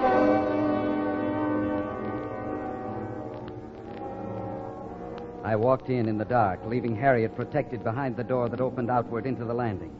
I didn't have a flashlight. There was just the light from the open doorway in a long oval, my shadow in the middle of it. I saw that I was in the unfinished swimming pool of the club. In the light that spread out from the door, there were tumbled concrete blocks, timbers, porcelain objects, and beyond the light, blackness in which Gracie the Tigress was hiding. Gracie! Gracie! Gracie! Gracie! Gracie!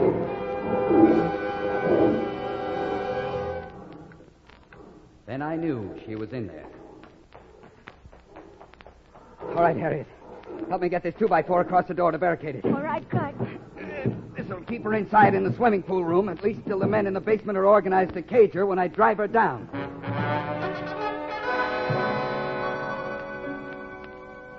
Harry, how many men did you manage to round up? 3, Mr. Beatty. Morgan and Ames are getting the canvas wall from the equipment locker. I want the canvas wall stretched along there from the stair bottom to that utility cage there. Yes, sir.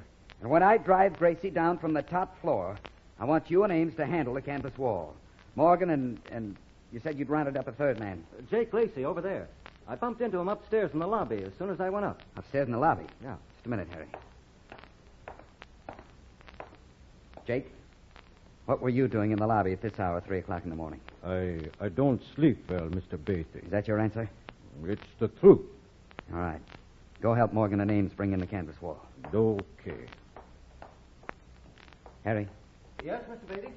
come here. I want to ask you something. While you were on duty tonight, somebody cut away the wood around the base of the bars of Gracie's cage. Now, how could that have happened without your seeing it? Well, I didn't tell you, Mr. Beatty, but now I see it's important. Well, go on. The phone rang. The extension here in the basement. It was a Shrine Temple operator, and he said... He? Yeah, it was a man's voice. He said he was the Shrine Temple operator and that you were upstairs in the lobby and wanted to see me right away. But when I went up, there wasn't anyone there. And right after you got back down here was when Gracie escaped? Yes. And when you tried to phone me to tell me she'd escaped, the shrine operator wasn't on duty. Say, Mr. Beatty, I hadn't thought about that. That could mean it wasn't the operator that called me at all. It certainly could, Harry. All right, here come the men. Don't say anything more about it for now. While the men readied the canvas wall and utility cage in the basement, I went back up to the 5th floor. Harriet still guarded the barricaded door behind which Gracie hid, somewhere in the jumbled dark of the unfinished Shrine Temple swimming pool. Well, at least you'll have a flashlight and a stronger chair now, Clyde. When I open the door and go in, Harriet, you get behind the door and see that it stays wide open. Yes. All right, Clyde. I checked all the landing doors to the corridors on my way up from the basement, and they're all securely closed. So when I get Gracie out here onto the top landing, I can drive her right straight down to the basement, as if down a tunnel. Clyde, I wish you didn't have to go in there. You and me both, honey. Now, come on. Help me get the planks away from this door.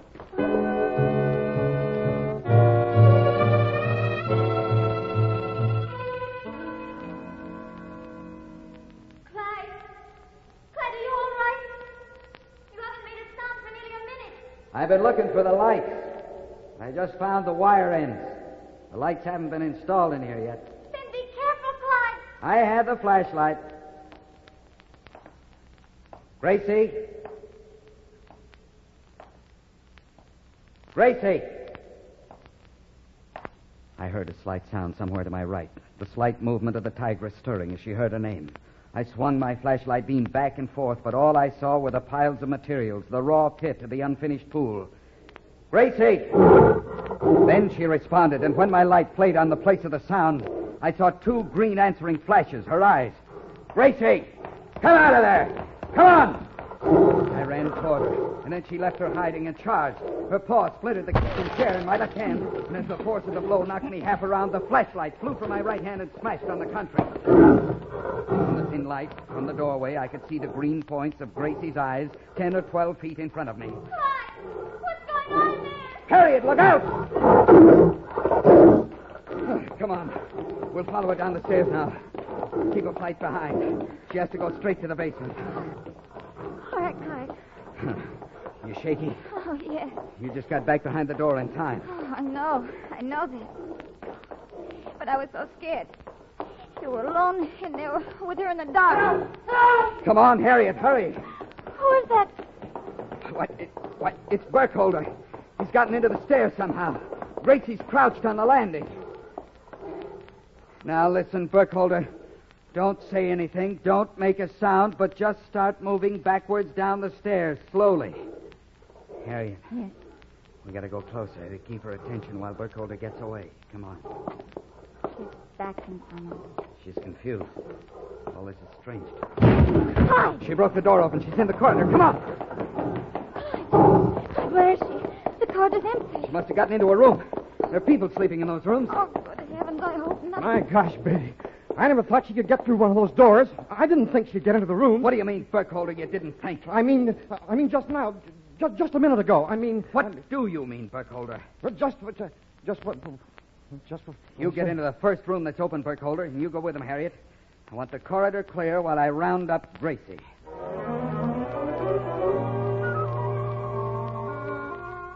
The room in which I found Gracie hiding was luckily unused. After snarling at me for a minute or two, she turned and padded out and back up the corridor to the stairs to the basement. The strangeness and unfamiliarity of her adventure had taken the fight out of her. We caged her without difficulty. Burkholder came down to the basement with Harriet after it was all over. Harriet, wait for me in the lobby, will you? I'll be right up. All right, dear. Burkholder. Yes? Burkholder, you're staying at the Fort Wayne Hotel, not the Shrine Temple. I just wonder how it happens that you're over here at 3:45 in the morning. Well, the hotel clerk phoned my room. He knew I was connected with the wild animal Did show. he? So... Not connected with the Detroit engagement? No, but... Harry? You want me, Mr. Beatty? Come here a minute. Yes, Mr. Beatty. Harry, I want you to listen to a voice. What's that, Mr. Beatty? Mr. Burkholder's voice. Say something, Burkholder. Go ahead. Harry's my night watchman, you see, and you two have never met. But I'm pretty sure Harry will recognize your voice. It won't sound very different from the way it sounds on the telephone. Well, Burkholder? Well, Burkholder?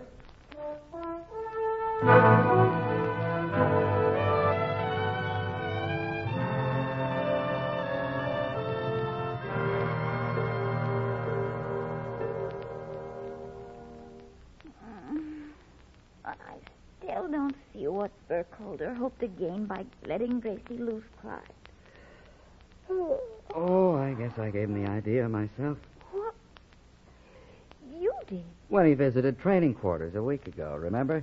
When Jake Lacey got mixed up and handed me the empty revolver, Gracie almost got to me? Mm-hmm. I remember, Clyde. Well, Burkholder said something about my almost making the headlines, wild animal trainer, clawed by tigers. Mm-hmm. I said that that might help at the box office. Mm-hmm. So he got the idea of causing a tiger escape for the publicity. He thought it'd stimulate business for our next engagement. Mm-hmm. But Burkholder won't get anything out of it. I'll see to it that he never makes another penny in circus business. Mm-hmm. Just to think of that opportunist endangering hundreds of people. Well, he must have been out of his mind.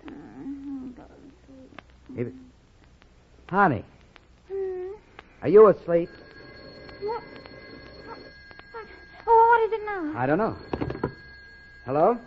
You wanted to be waking early to go over to the Shrine Temple and set up your circus, Mr. Beatty. It's 5:15, sir. Thanks. What is it, Clyde? Another day, Harriet, that's all. Just another dull day in the life of a wild animal trainer.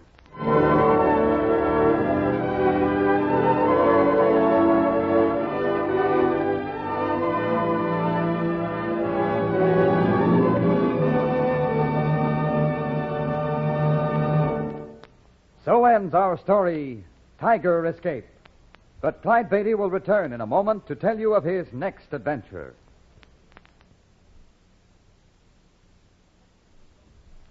In the next episode of the Clyde Beatty Show, we dramatize a strange and unexplainable incident that occurred in Monrovia on the west coast of Africa. This is the story of the Juju Stone.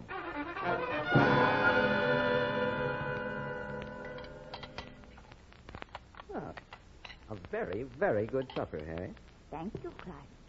More rice? Not just nothing. Clyde, do you think that witch Dr. Hezekiah is responsible for the juju stones that are flying at people? Well, I don't know. Hezekiah has no arms, so he couldn't throw them himself. I don't know. I thought he was a pretty dignified old guy. Clyde, the leopard. What's up with him? Something's upsetting him. Clyde! A juju stone. Get a flashlight and follow, Harriet. I'm going to see if I can find who threw that. Clyde,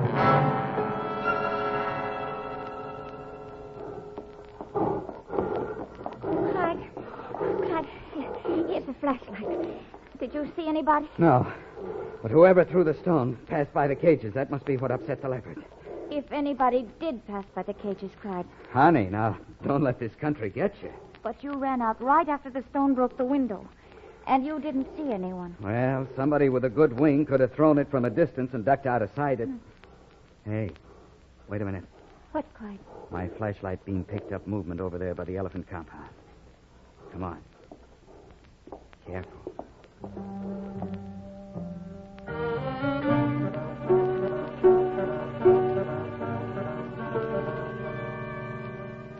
Africa is a dark and mysterious country. In our next episode, I'll tell you how Harriet and I found ourselves involved in ancient superstition.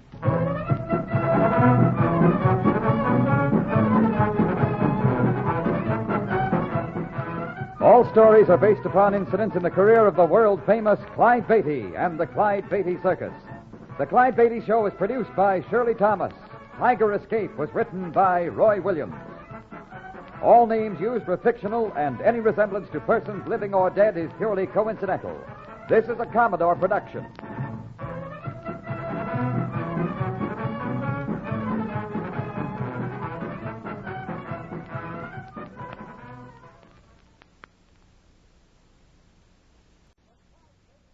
The Clyde Beatty Show.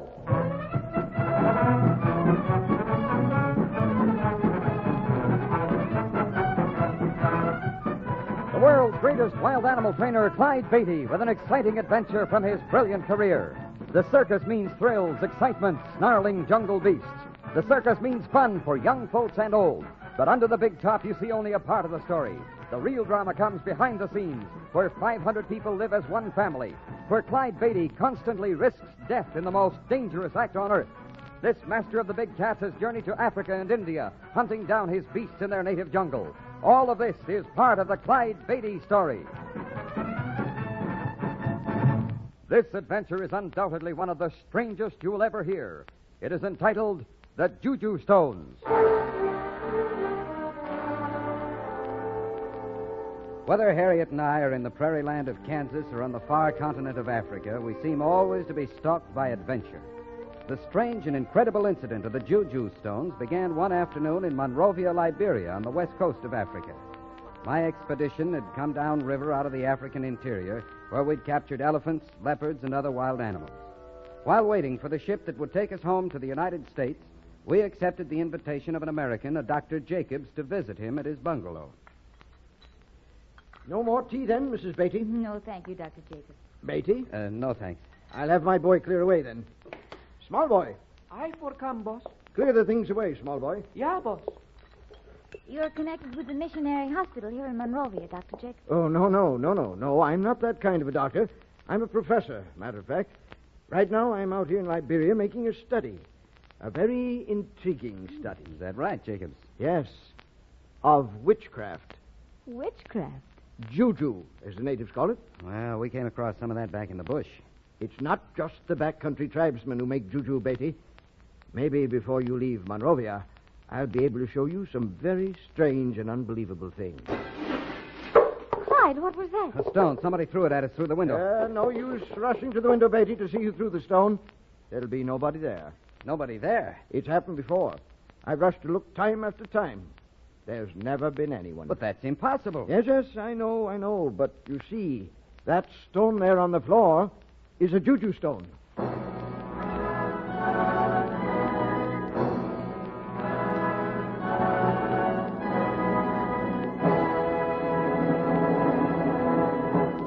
We return to the story of the Juju Stones in a moment.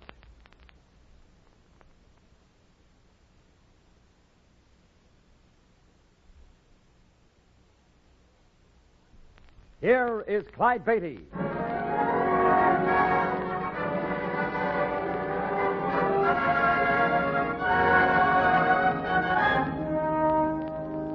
The night of the day the mysterious stone smashed the window of Dr. Jacobs' bungalow, a telegram reached me from Freetown in Sierra Leone, telling me the ship that was to take us to the United States was delayed and we'd be held in Monrovia several more days.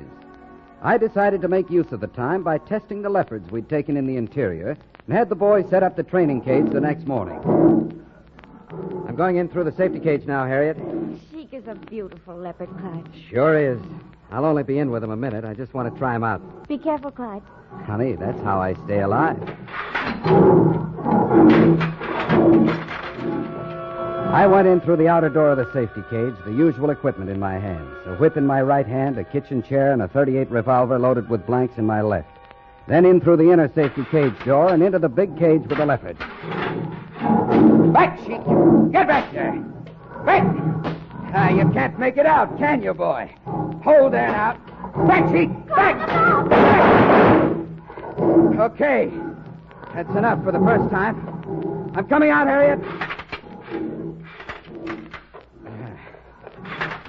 Hey, honey. Don't yell at me when I'm working, huh? You give me the willies when you do that, Clyde. Sheik's never been worked before. Ah, he'll be all right. They always are if they come at you. That kind's not treacherous. Oh, Jacobs. I didn't see you. Ah, hello, Beatty. I'm glad you dropped over.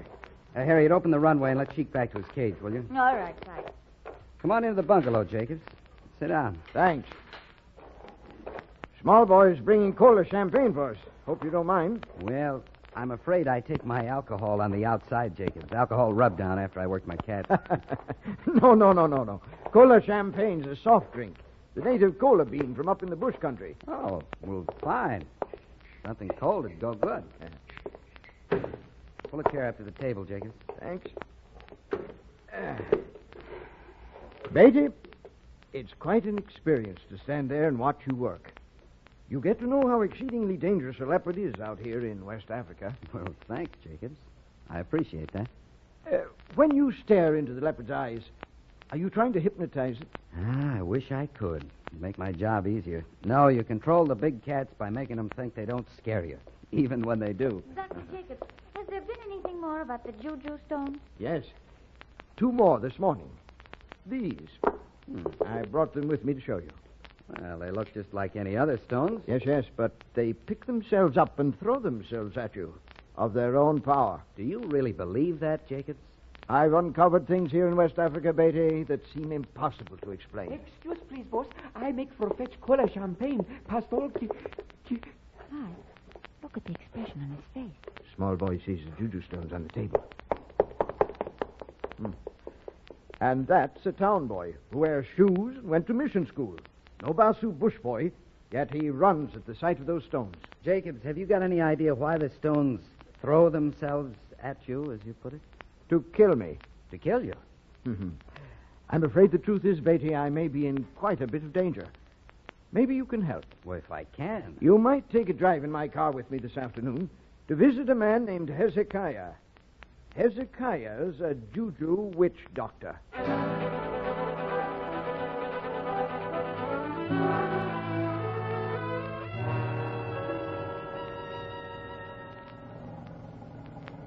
And that was when the juju stone started to fly at you, Jacobs, huh? After the first time that I went to see Hezekiah, yes. He lives just out here on the edge of town. We're almost there. Makes it look bad for him. All this really began when the stones started flying at a girl named Charity Newcomb. Charity's about 16, sings in the church choir. Not the kind you'd expect to find witched. Well, Charity went to the witch doctor for help. To this man that we're going to see? Yes, Hezekiah. The stones let up a while, and then they started again. I heard about it, went to see Hezekiah. Now the stones fly at me. Huh. Yes. Is this the place here? Yes, back of those mango trees. Termite-riddled walls, corrugated iron roof. Hezekiah's house. Well, it's a castle in Liberia. Come on, let's run for it. Okay.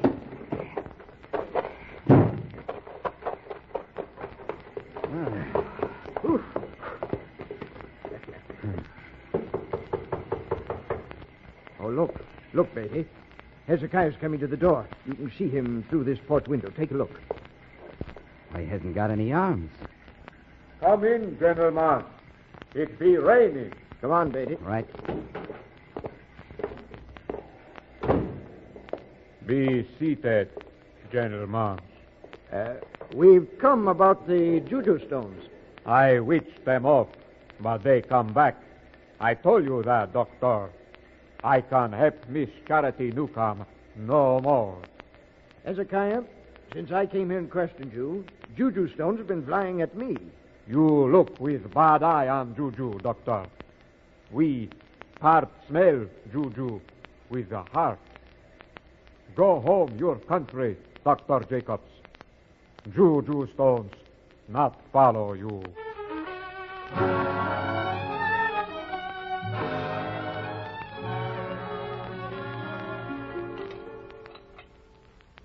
Very good supper, Harry. Thank you. All right. Not just now, Sam. Clyde, do you think that witch doctor is responsible for the juju stones? Well, I don't know. He couldn't throw them himself. I don't know. I thought he was a pretty dignified old guy. Ah, the leopard. Well, what's up with him? Something's upsetting him. Oh, Clyde. A juju stone. Get a flashlight and follow, Harriet. I'm going to see if I can find who threw that.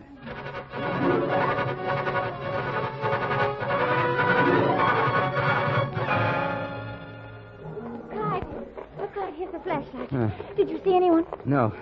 But whoever threw that stone passed by the cages, and that must have upset the leopard. If anyone did pass by the cages, Clyde. Honey, don't let this country get you. But you ran out right after the stone broke the window, and you didn't see anyone. Well, somebody with a good wing could have thrown it from a distance and ducked out of sight. Hey, wait a minute. What, Clyde? My flashlight beam picked up movement over there by the elephant compound. Come on. Careful. Careful.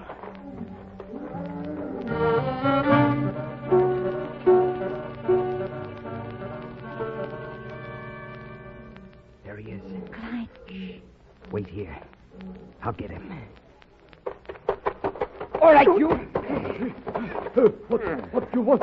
What do you want? Who are you? Willie. What are you doing here? Just walking home. You took a detour, Willie, in here around my cages. I hear the leopard. I come and I see somebody throw a stone. Did you see who it was? Small boy. He worked for American. Dr. Jacobs.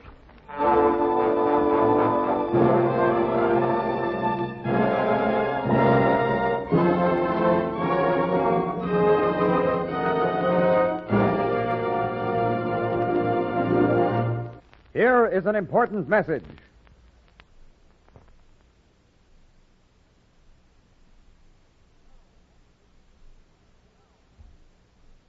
And now, back to the thrilling Clyde Beatty drama, The Juju Stone.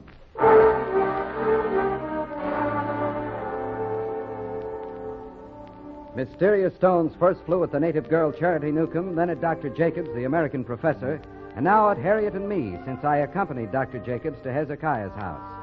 Willie said he saw Dr. Jacobs' native servant, Small Boy, throw the stone. And the next morning, as Small Boy reached Dr. Jacobs' house to report for work, Jacobs said to me, Look, you question him, will you, Beatty? I can't believe Small Boy would have done it. Well, why would he? Whoever threw the stone at me did it to scare me off. I guess I've gotten mixed up in this by going to Hezekiah's place with you. But Small Boy... Here he comes. Morning, boss. Morning, Mr. Beatty. Good morning, Small Boy. Good morning.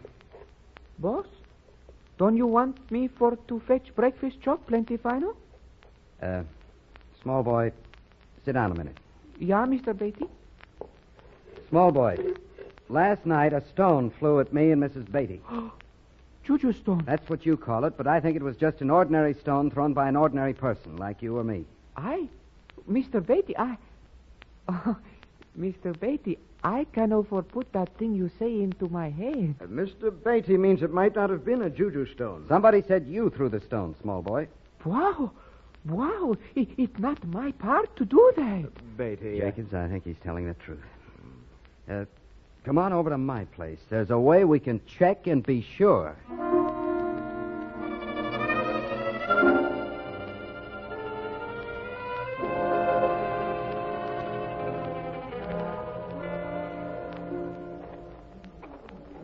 You see, Jacobs, the ground here by our bungalow is still soft. It rained yesterday. Yes.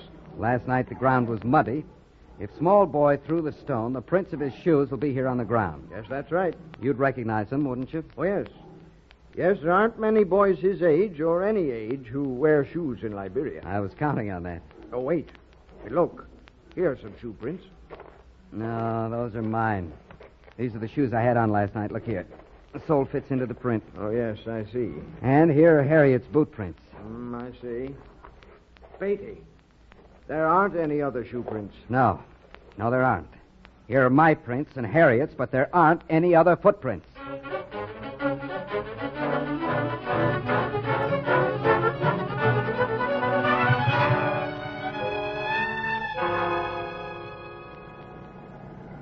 Well, Beatty, that was the last place I know to look for Willie. It begins to look like Willie's not in Monrovia. The fact that you caught him right there by your camp after the stone was thrown is suspicious. When he said Small Boy threw the stone through my window, he was lying. Yes. But there could have been several reasons for that. Here in Africa, there could. I don't think that we from the outside really penetrate the native mind at all. I've had that thought back in the bush country. And I keep thinking, Beatty, as you described Willie, I'm sure I've seen him somewhere. Now, if I could just remember... wait. You remember where you've seen him? Well, I could be wrong, but a boy that would answer your description of Willie... yes.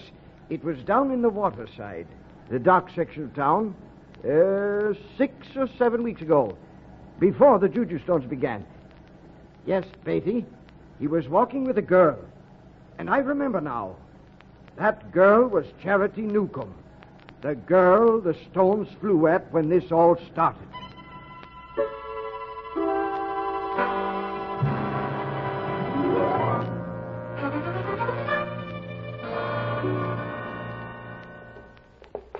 We're not likely to find Willie here at Hezekiah's house. Maybe Hezekiah knows more than we thought, Jacobs. Although I don't relish paying him this visit. I know how you feel, Beatty. He's coming. No. Oh, look here through the porch window. It's not Hezekiah. Batua. He's speaking Puesi. I learned a little of it in the interior. What does he say? Just hello. Batua. Hezekiah. Te angalo guano. Bima, Io baglia. Wait here for me, Jacobs. Tua, blow shield. Kuao, tion galo. Come on, Jacobs. Let's go. What did you find out? I'll tell you on the way. Hurry, drive to my place. Well, is there something wrong? Plenty.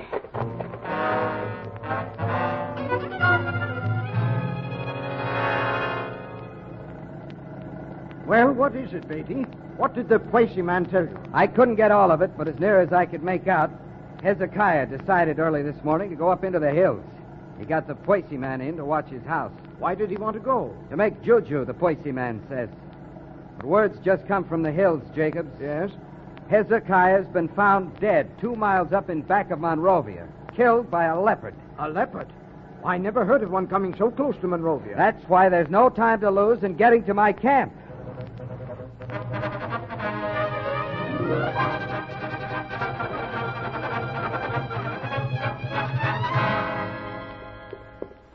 Harriet, where are you? Why, Clyde, what on earth's the matter? Have you been out to the leopard cages recently? Oh, no. Not in the last couple of hours? No, I haven't. Why? Because one of the leopards must have escaped. Come on.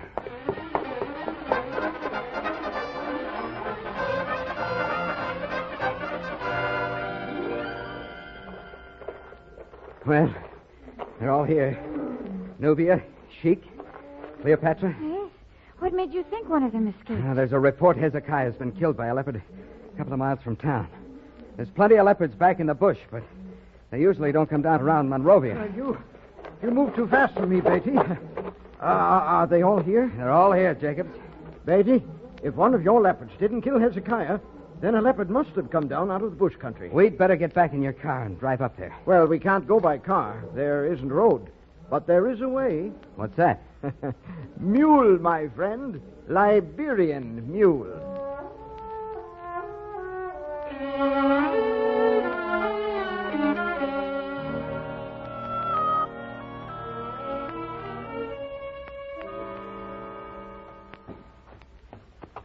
Well, there's no one around. No one at all. When the word's out of leopards on the stalk, you don't find spectators. No, I guess not. Beatty, I don't like it.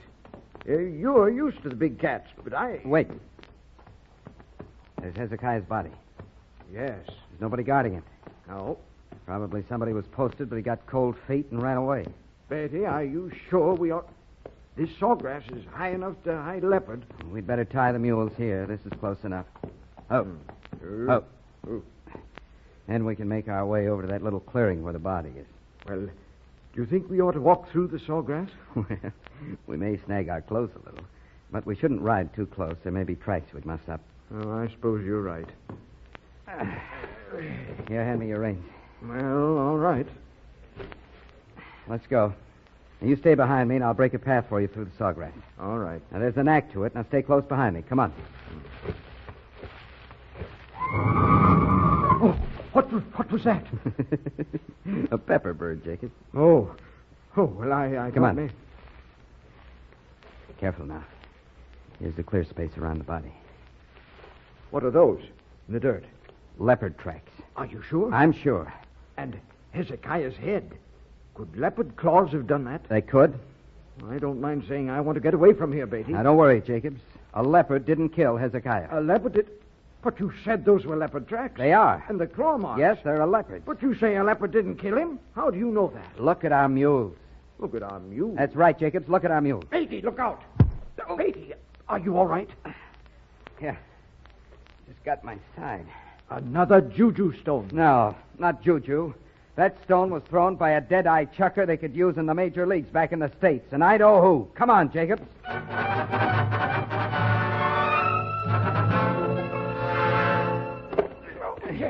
You weren't just walking home this time, Willie. Let me go. Stay still, Willie. Here we are, Jacobs. Oh, you caught him? I caught him. Now we'll take him back to Monrovia, where he can explain to the constabulary how he killed a helpless old man with a well-aimed stone.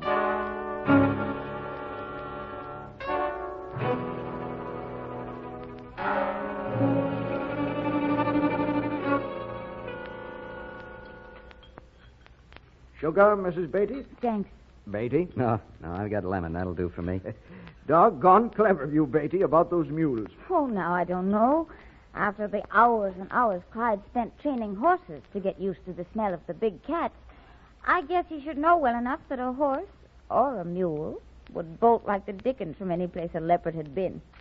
And horses and mules can detect the smell of the big cats for hours after they've gone. Well, you see how it is, Jacobs. A man's just never a hero to his wife. No.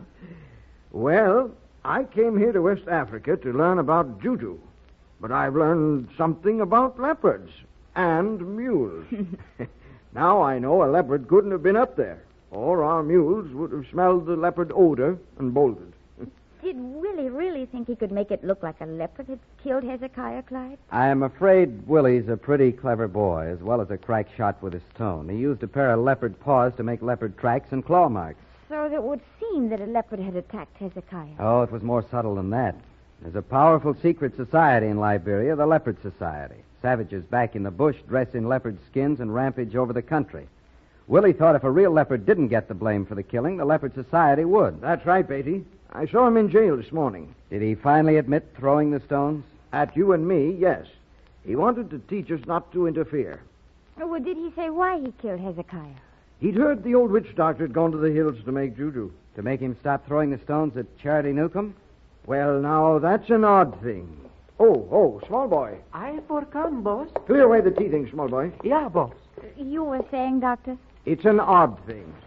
Willie absolutely swears he didn't throw the juju stones at Charity Newcomb. Small boy, for heaven's sake. I sorry. I sorry. Oh, it's all right, Jacobs. It'll wash right out. But he spilled tea all over you. Small boy, what's the matter? You're shaking like a leaf. I go come, boss. Get cloth for clean clothes, Monsieur Beatty. Small boy, what is it? You speak the juju stone. I mentioned the juju stones. What about it? They fly at Missy Charity Newcomb, boss. But that's all over now. No, boss, not so. Juju stones come today. Missy Charity Newcomb hurt bad. But Willie's in jail now. He couldn't have. That's right. You see what I mean about Africa, Beatty? You can never quite solve its mysteries.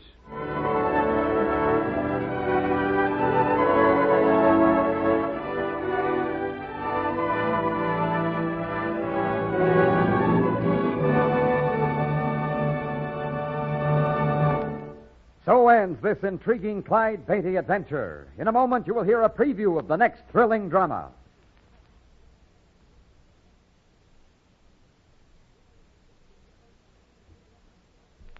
Here is a preview of the next Clyde Beatty adventure, Beauty and the Beasts.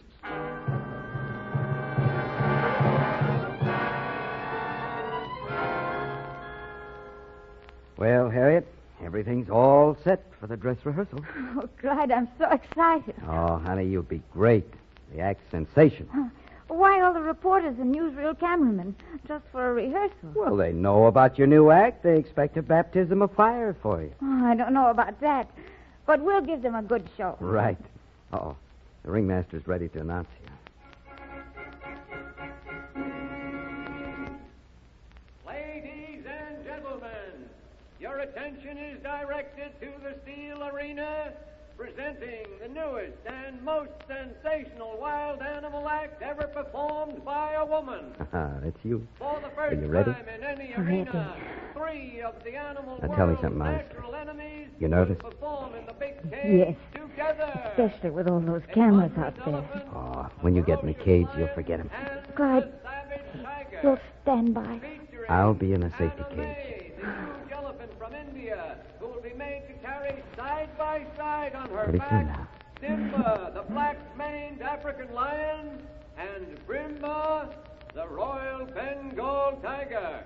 Trained Ready. and presented by the greatest woman animal trainer of all time. There's your cue. The one Good luck. and only Harriet Beatty. Beauty and the Beasts is a true, dramatic story about my lovely wife, Harriet.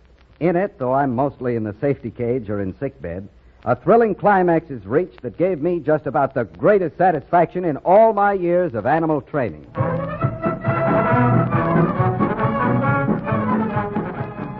All stories are based upon incidents in the career of the world-famous Clyde Beatty and the Clyde Beatty Circus. The Clyde Beatty Show is produced by Shirley Thomas. The Juju Stones was written by Roy Williams. All names used were fictional, and any resemblance to persons living or dead is purely coincidental. This is a Commodore production.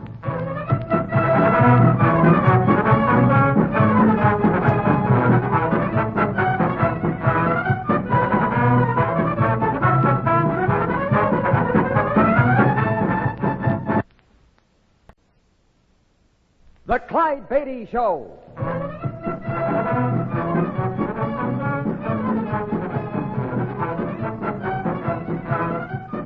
The world's greatest wild animal trainer, Clyde Beatty, with an exciting adventure from his brilliant career. The circus means thrills, excitement, snarling jungle beasts. The circus means fun for young folks and old. But under the big top, you see only a part of the story. The real drama comes behind the scenes, where 500 people live as one family, where Clyde Beatty constantly risks death in the most dangerous act on earth. This master of the big cats has journeyed to Africa and India, hunting down his beasts in their native jungle. All of this is part of the Clyde Beatty story. This story is one of Clyde's favorites. He calls it Beauty and the Beasts. Miss Harriet Evans was young, small, and blonde. Faithful to her European ancestry, she'd been studying for the ballet while earning her keep as a cabaret dancer. When depression hit the dancing field, she applied for a job with a circus that featured my wild animal act and was promptly hired. On her first day with the circus, the famous clown Red Baxter was showing her around the grounds. Now, Miss Evans, this is the wild animal section. Clyde Beatty's the boss here. Clyde Beatty. Is he that man who beats and whips those poor animals? The poor animals you refer to are treated better and live longer here than they do in the jungle. Well, I think it's just terrible to keep the poor things caged up. After you've been with us a while, you'll discover how mistaken you are. Oh, by the way, Clyde Beatty's the big shot on this show, so I wouldn't make a play for him. Don't worry. Why should I want to associate with an ogre like him? You may find you're mistaken about that, too, Miss Evans. Well, if I do, your Mr. Beatty will discover he can't push me around like he does those helpless beasts of his.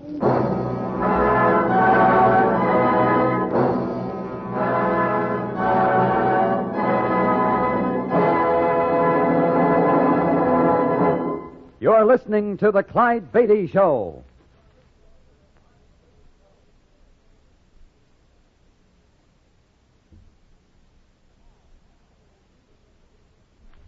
And now, back to Beauty and the Beasts, an exciting adventure from the life of that master of thrills, Clyde Beatty.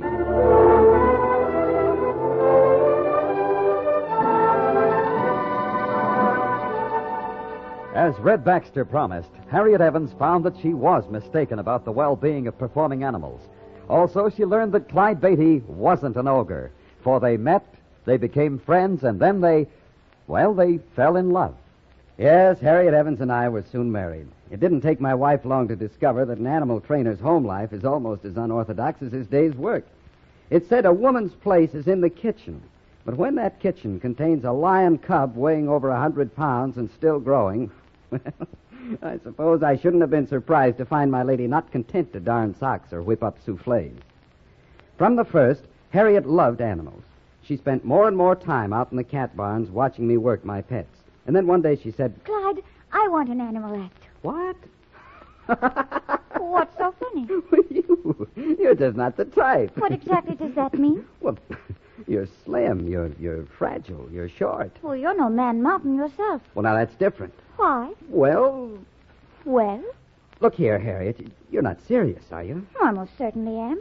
If you think I'm content to sit around stuffy hotel rooms, smoky Pullmans, and dusty circus wagons while you're having all the fun, Clyde Beatty, you're very much mistaken. Fun?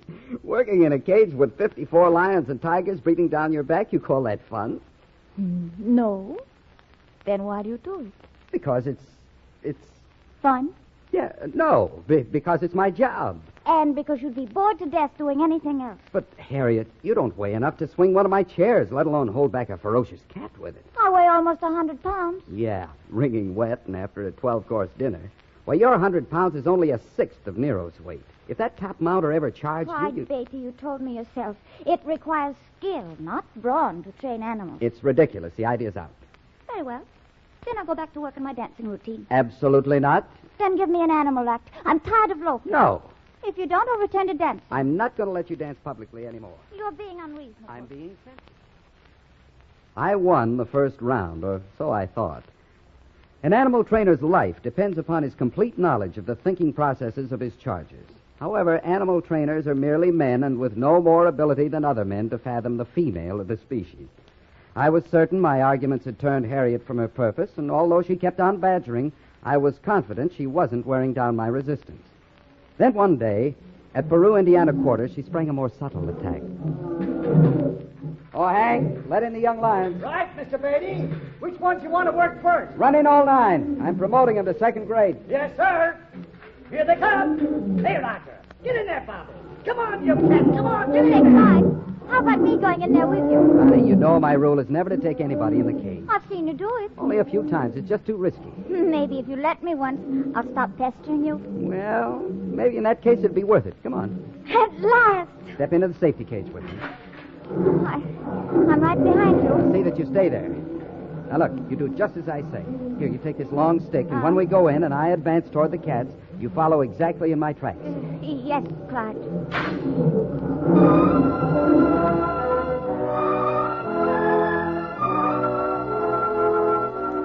No matter how courageous you are, you're temporarily terror-stricken the first time in the big cage.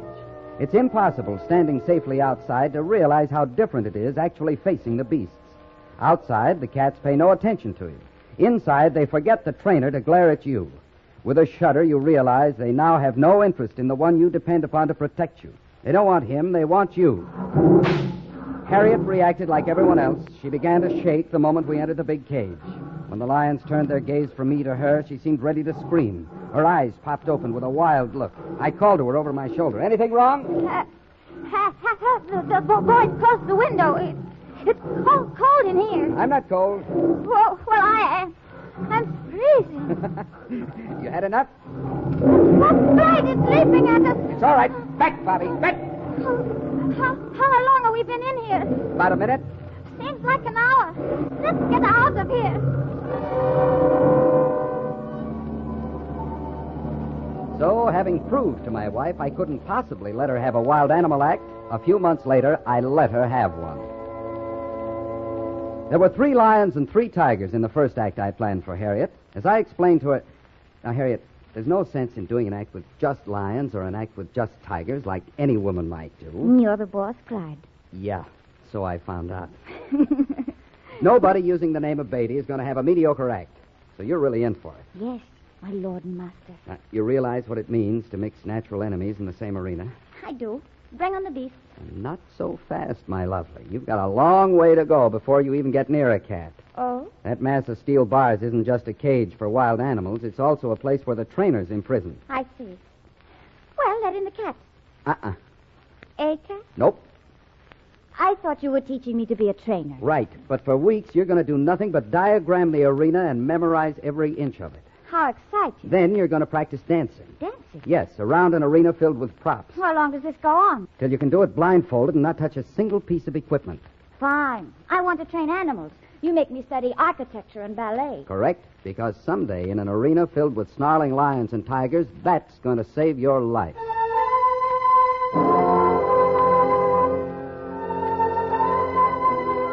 Back. Back. Slowly. Steady.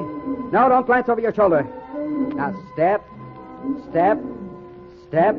Count your way back to the safety cage. Clyde, is that 5 or 6? Miscount with the cats in here and it'll be just too bad. Now back. Back. Remember the pedestals. Slow. Easy. Easy. Easy.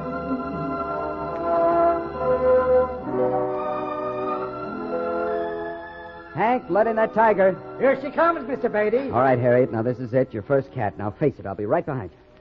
Oh, he's bounding out of the tunnel. Dash right up. Crack your whip. Bluff him to a standstill. Look out! She's lost her footing! I backed him off. Quick, Harriet, on your feet. Oh, thanks. Clumsy of me to trip. There's no time for apologies. Go on. Cue him. Cue him. Up! Up! Tap the pedestal with a whip button. Clyde! Clyde, look! He's climbing up onto the pedestal. He's sitting there, just like a kitten. That's a wonder he didn't spot you for a fake the way you commanded him with that nervous soprano of yours. I did it! I did it! I made that tiger take...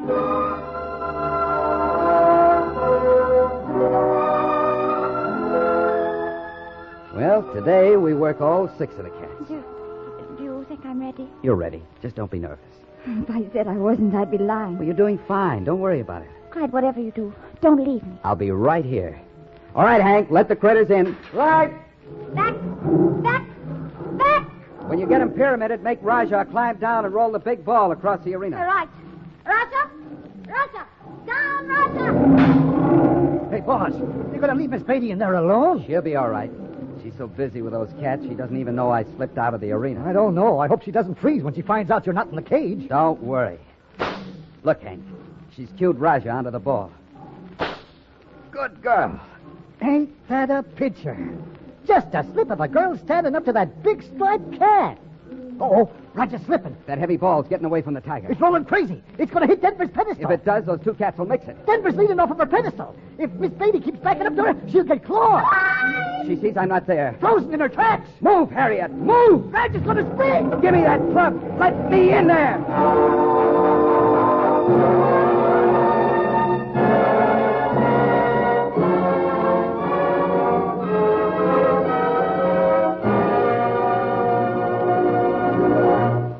We'll bring you the thrilling second act of the Clyde Beatty Show in just a moment. But first, a word from our sponsor.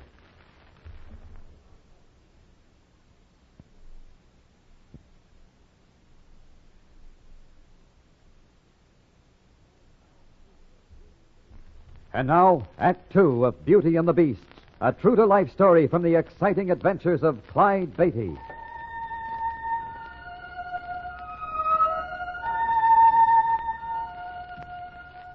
Harriet, Clyde Beatty's beautiful wife, finally prevailed upon him to give her an animal act. After months of arduous training, Clyde felt she was ready to face her charges alone. He slipped out of the cage, and when she discovered his absence, she froze. Seeing his wife trapped between charging animals, Clyde Beatty dashed into the big cage to save her. I grabbed a short club and dashed into the arena. Raja was rolling the ball toward Denver, and the lion was reaching far out to strike at the tiger. Harriet was between them. Just as the huge ball was about to run her down, she leaped to one side and the ball brushed past her. Raja sprang at Denver's throat. Harriet, move around that pedestal. Watch those lions behind you. They might gang up on Raja. Right. Clyde! Swing your club, Bobby's springing at you. There's a club for you, Bobby. And Denver, here's one for you. Caesar's jumped from his pen.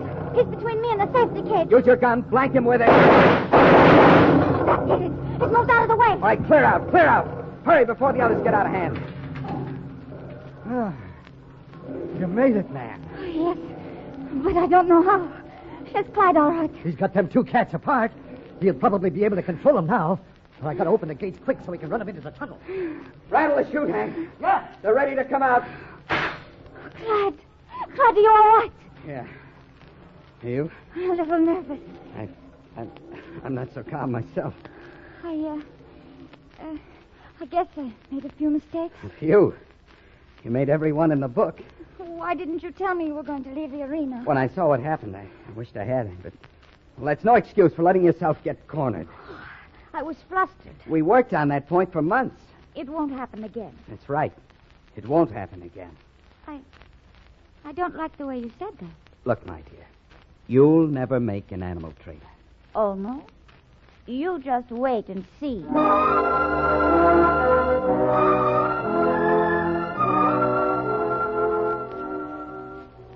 Harriet tried so desperately hard that, well, a few days later, she made her debut before an audience.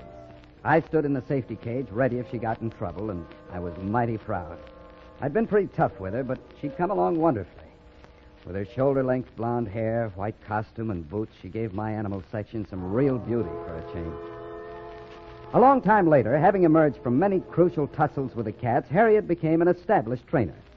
One evening, we were dining with the circus manager, Grant Williamson, and as usual, I was bragging about my lovely pupil.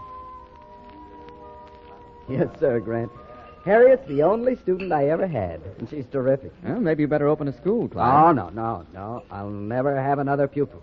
No other pupil could possibly turn out so well. I'll have to agree with you on that. I love hearing you boys praise me. But don't forget, I've never gone into the arena without Clyde in the safety cage to give me moral support. You don't need me there anymore. This is just a secret between the three of us. But if Clyde wasn't there, I couldn't go in. Nonsense. You're tiny. You haven't had much experience. You're subject to nervousness, but you're the only woman who ever worked a large group of mixed cats. Lady, you're unique. Why, Clyde Beatty, don't you remember? You told me I'd never make an animal trainer. Pass the mustard, somebody. I gotta eat those words again. You know, seriously, I'm still afraid when I go in the arena. So am I. But as long as the cats don't find out, we'll be okay. Just the same. I'd never go on without you. I don't want to change the subject, Clyde, but what about that new act you mentioned to me? Well, it's one I've been thinking about for years. Don't tell me you're adding more animals to your act. No, that isn't it. Oh, that's good. 54 lions and tigers in a 32-foot arena is enough. Didn't I understand you to say this act is for Harriet? That's right. For me?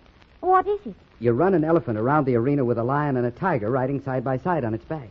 Oh, that sounds easy. Oh, it does, huh? Well, maybe you don't realize you'll be handling 3 natural enemies instead of 2. Don't forget they'll be in motion. Cats hate that. Besides, they'll be practically touching each other every minute. I see what you mean. It would be a sensational act. It's never been done. On second thought, I can see how difficult it would be. But I can do it. Great. Little lady, consider yourself signed up.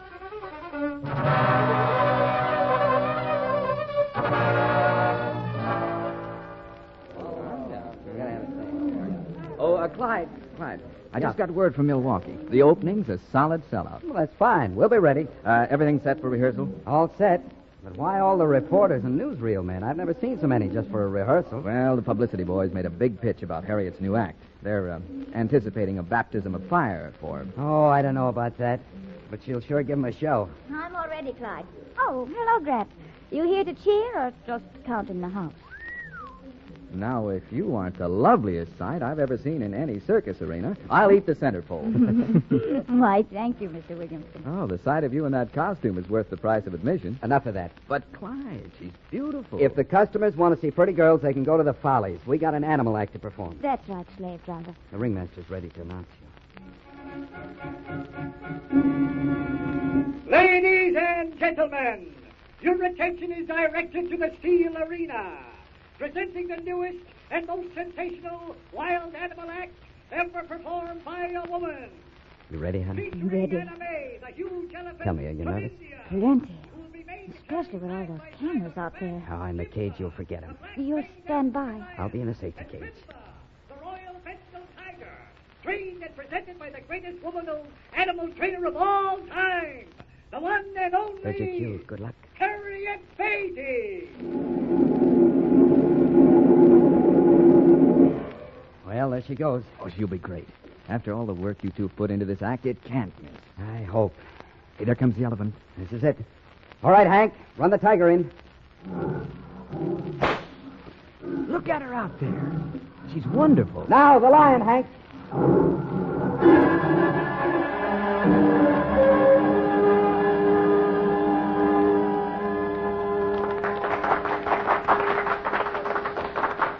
Harriet, you were wonderful.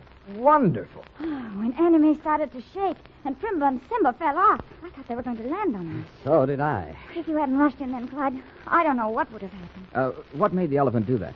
She's a smart one. She knows the act calls for her to ride the cats around the arena just once. When the cameraman asked for a retake, Anime got stubborn. She rumbled like an earthquake. I was scared to death. Well, that won't happen when we open in Milwaukee. If it does, you just better be standing by in that safety cage.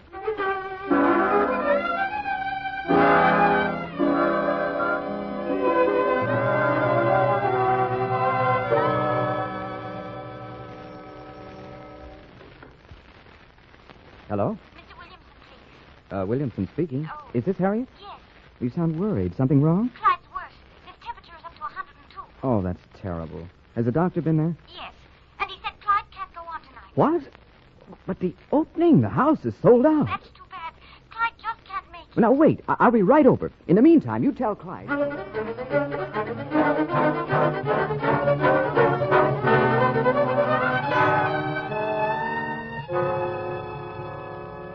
Sorry, Grant. Looks like I fouled up the works. What do we do? What do we do? All those tickets sold, all that money, and... Give them their money back. Oh, there must be something less desperate than that. Oh, wait. I've got an idea. If your idea is what I think it is, I say no. This is an emergency, Clyde. I must do the act. And how? Now, look here. The show must go on and all that, you know. Look, you haven't worked those cats for a long time. They'd be tough to handle. And after doing the elephant act, you'd... No, I just won't allow it. I could do it, Clyde. I know I could. Well, who'd we put in the safety cage? Hank. Hank's a good cage boy, but he'd never go into the arena if you got in trouble. I won't get in trouble. Tough old Jerry will give you plenty of trouble. That shifty-eyed old thing. I just stare him down. Jerry's a dangerous cat. Then I'll take him out of the act. Now, don't be silly. You got to have a lion Jerry's size in there, or the act won't look good. Then you want me to leave him in? I didn't say that. Are you arguing for or against? I don't know. I don't know. This always happens to me. Every time I present a logical argument, I always get overruled. So, with a murderous Jerry in her cast, Harriet chose to undertake the Milwaukee opening without me in the safety cage. Later, I learned the performance had gone far from quietly. The elephant act went beautifully, but then came the mixed cats. At first, hard-boiled Jerry had kept his eyes riveted on Hank in the safety cage. Toward the end, though, Jerry's curiosity evaporated. He leaned over his pedestal and made a pass at Frankie just below him. Frankie, enraged, slapped hard at Jerry, missed, and sprang to the floor. He immediately reared up and invited Jerry down, and Jerry accepted the invitation. To the horror of the audience, Harriet found herself between the two enormous cats. The vast crowd gasped, then sat in hushed, expectant silence. Pivoting quickly toward Frankie, Harriet brought her whip down on the tiger's strike back. She whirled around to Jerry and stared into his shifting eyes. Unable to hold her gaze, he backed up a step. In that moment of reprieve, she glanced at Hank. He stood rooted to the ground in the safety cage. She realized there'd be no help from that quarter. That instant, Jerry sprang. One of his paws ticked Harriet's hand as he whooshed past her. Frankie met the lion's attack, and they locked in mortal combat as the crowd roared. Harriet fired a round of blanks and dashed into the blur of swinging claws. Finally, Hank unfroze enough to toss a long stick through the bars. Harriet caught it, and throwing her chair up to protect her face, she belabored the animals with such fury that the tiger was forced to drop his hold and back off. And down, again and again came the stick on Jerry's skull. Closer and closer she came to him, and when he was inches away, Harriet fixed him with a level, unwavering look. Jerry, the shifty-eyed, couldn't take it. Roaring indignantly, he swung around, and dragging his tail, he shot out of the arena into the tunnel. The act was over, and Harriet got the biggest ovation ever given a woman in any arena.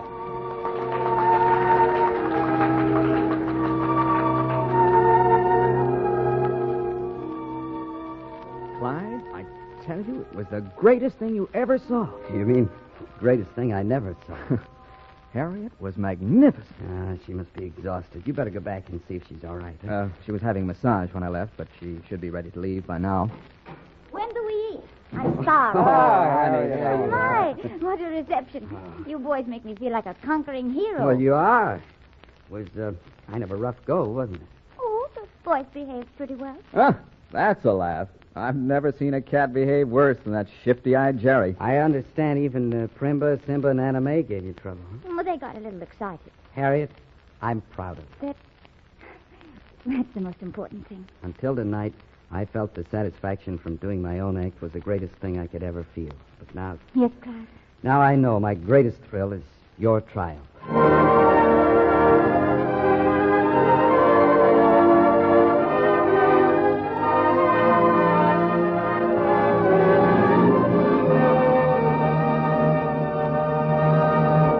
Before we return with a preview of our next Clyde Beatty show, here is a message.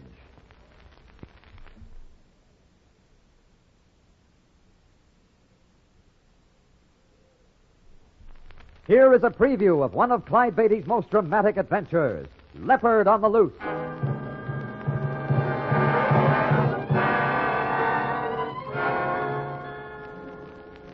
Looks like the captain was wrong last night about the weather. The storm didn't blow over. Nasty out there. The ship's been pitching like this ever since I woke up. I don't like to see this. Let's get up on deck and see about my spotted beauty. He's a beautiful leopard, all right. But I wish he were in a stronger cage. Now watch yourself. This is slippery. Here, let me help you with that door. Now come on. Let's go see if the cage is holding together. I hope the mate did a good job reinforcing it. Clyde, look. The cage lashings are broken. Come on. If that cage starts to slide... There it goes. Harriet, run for it. That leopard's loose. The leopard on the loose.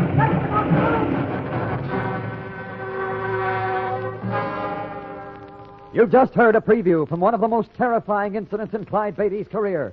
You'll hear the whole exciting story of Leopard on the Loose on our next broadcast. All stories are based upon incidents in the career of the world-famous Clyde Beatty and the Clyde Beatty Circus. The Clyde Beatty Show is produced by Shirley Thomas. Beauty and the Beast was written by Frank Hart Tossig. All names used were fictional, and any resemblance to persons living or dead is purely coincidental. This is a Commodore production.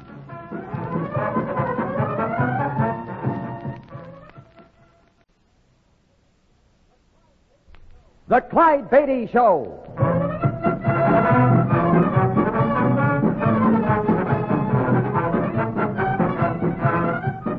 The world's greatest wild animal trainer, Clyde Beatty, with an exciting adventure from his brilliant career. The circus means thrills, excitement, snarling jungle beasts. The circus means fun for young folks and old. But under the big top, you see only a part of the story. The real drama comes behind the scenes, where 500 people live as one family, where Clyde Beatty constantly risks death in the most dangerous act on earth. This master of the big cats has journeyed to Africa and India, hunting down his beasts in their native jungle. All of this is part of the Clyde Beatty story. This is the adventure called Leopard on the Loose. We were at sea with a cargo of wild animals. The night before, the captain had said, There's nothing to worry about, Mr. Beatty. I know these waters. No danger of a storm this time of year. No danger at all. No danger at all, he said. And the captain knew the sea, but I knew jungle creatures. There's always danger where they're concerned.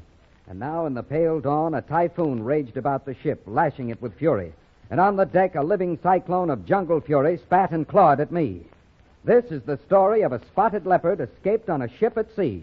The story of a leopard on the loose.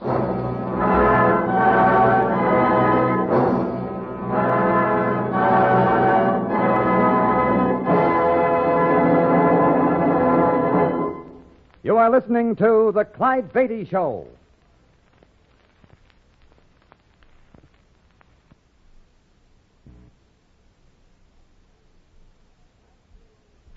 Back to Leopard on the Loose, one of Clyde Beatty's exciting adventures that began in far-off India.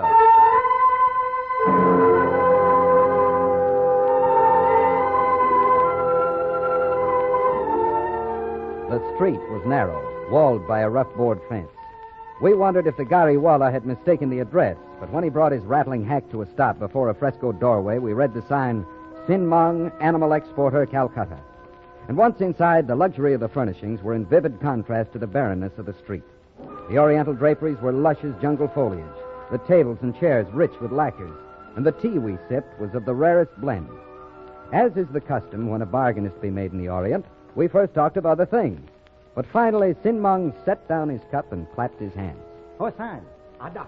Boa, bring fruit. Ada, I bring. Hosan lacks a respect for such honored guests, Mrs. Beatty. My humblest apologies. But even in Calcutta, we have a servant problem. Is Hussein a Hindu? A Malay. From the Straits settlement. Isn't it unusual for Straits natives to settle in cities? Hussein is unusual, unusually lazy.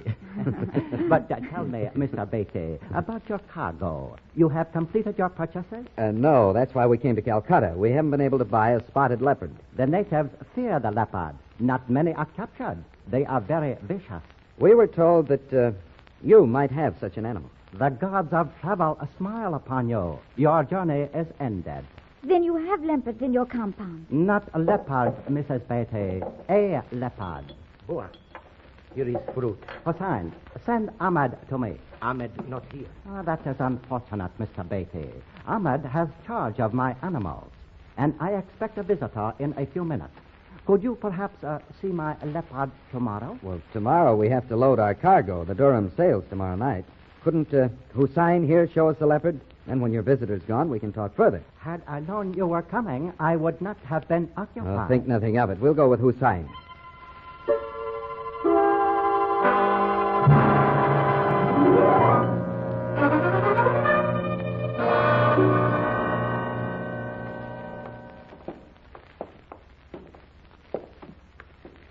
Please to come this way, one Beatty. Not far to go. Clyde, you didn't seem too interested in this leopard. Why? We've tried everywhere to buy one. I didn't want Sin Mung to boost his price. You have to bargain with these traders. Never show too much interest in what they have to sell.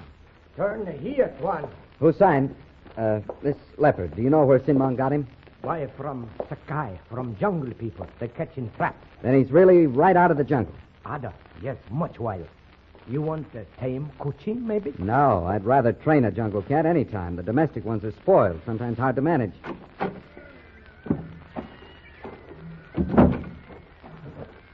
This way, Tuan. Hussein know you, Tuan Beatty.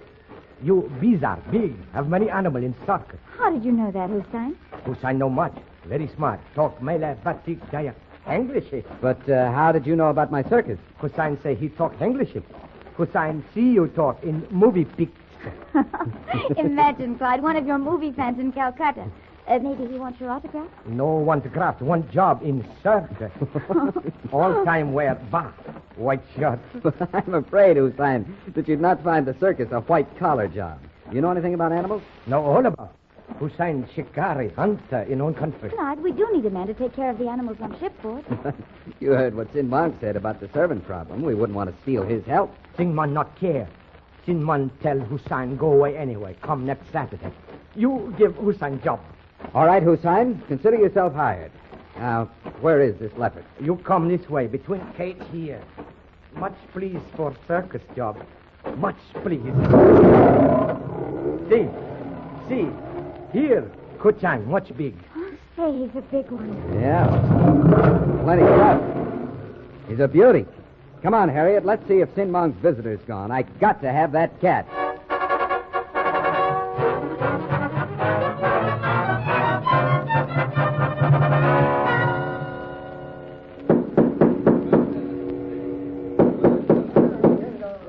Allie, get that gear aboard. Gilly, down. Get going, fast. Gilly, yo. There you are, Kuching. I guess that'll hold you till we get you aboard ship. Well, Mr. Beatty, got that cage ready at last. All set, mate. Just put in a few more nails so it'll stand the strain of hoisting. Then we'll get the sling around it. Hussein. What? Give a hand here. Lift this cage. Lift cage? Yeah, here with me. Lift cage with Kuchin in it? Of course. Get at the end there so we can slide the sling under. One. Kuchin Gilla, he mad. Maybe he claw. Out of the way, you. I'll give you a hand. Allie, when we heave, slip the sling under. Ada. Okay. Heave. Oh. That's it, Allie. Slide it under. Now, baby, put it down. We look on the line. Shut up, you blighter. Shut up! Don't mind, I'd drop you in the drink. You better keep clear, mate. That cat's in a bad humor. Never saw one that wasn't. Our scattered jungle cat I got no use for him. I ate him. All the more reason to steer clear. Cats sense those things. Ahoy! The winch! Swing this guy aboard. Now take it easy with that cage. I'm going on deck. Well, Beatty, that's the last of them, eh? Yes, Captain. Good thing there weren't more. We'll have to stow this one way up forward. Well, that's a pretty exposed position, isn't it? Isn't there any room in the hold? Not a bit. You'll be all right up there on deck. I'd better go get this crate secured. Yeah, well, you can make everything shipshape later after we get underway. You know, there's no room for a landlubber on deck when the ship is putting out to sea. I'll see you at dinner. You're eating at my table.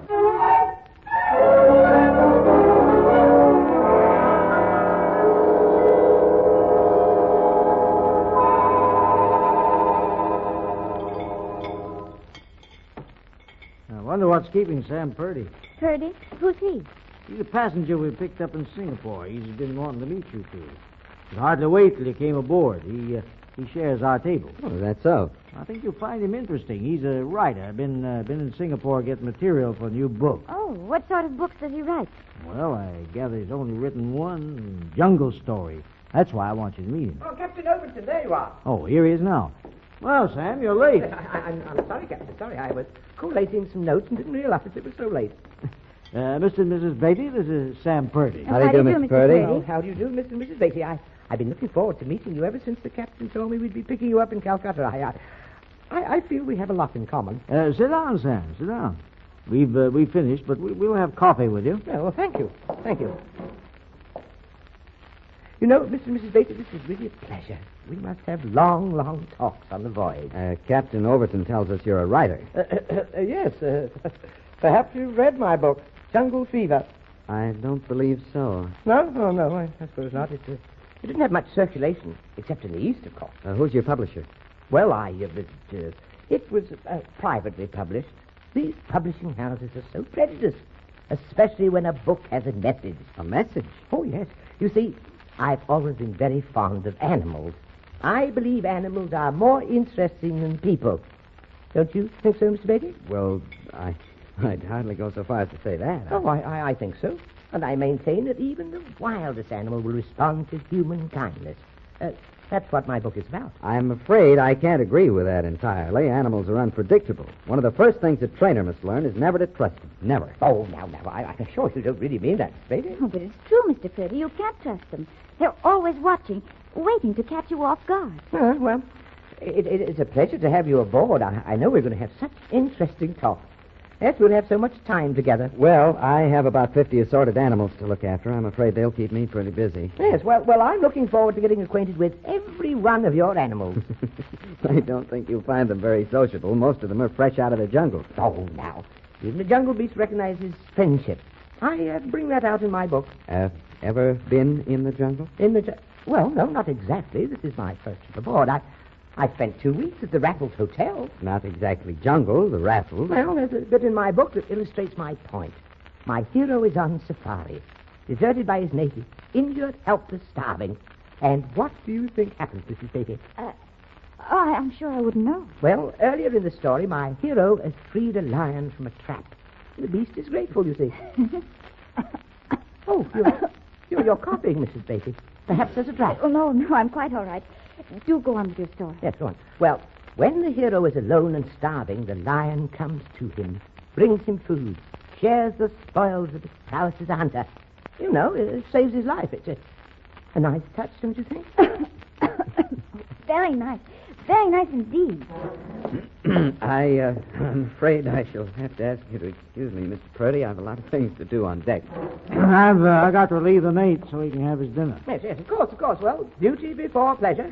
But, Mrs. Beatty, I hope you're not going to desert me. Oh, hadn't I better come with you, Clyde? It's not necessary, dear. But you'll need some help. Who's sign and I can manage. But are you sure? Quite sure, dear. We'll handle everything. You just have a long, long talk with Mr. Purdy.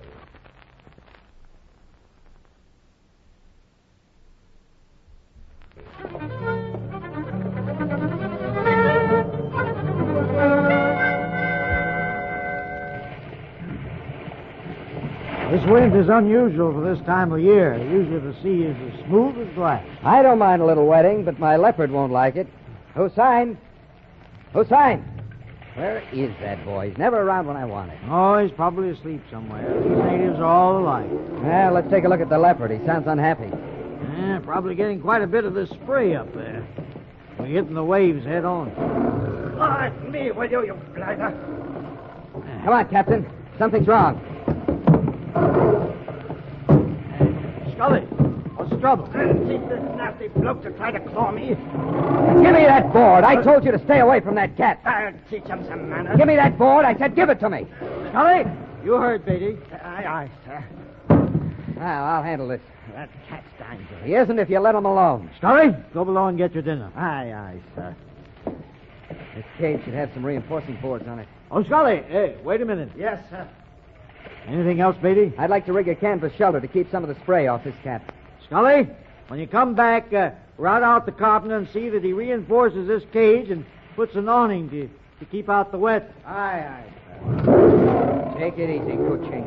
We'll have you fixed up soon. Well, this little flurry weather should blow over by morning, Beatty. It's really not the season for a storm in these waters. I hope it does blow over. I wish we could move this cat to a more sheltered spot. Yeah. How do you expect to make a sailor out of him if you cuddle him? A little spray won't hurt him. Like all cats, he hates water. Come along out this wet, Beatty. Don't worry about that. But look, if a storm blew Nothing up... to worry about. I know these waters. No danger of a storm this time of year. No danger at all.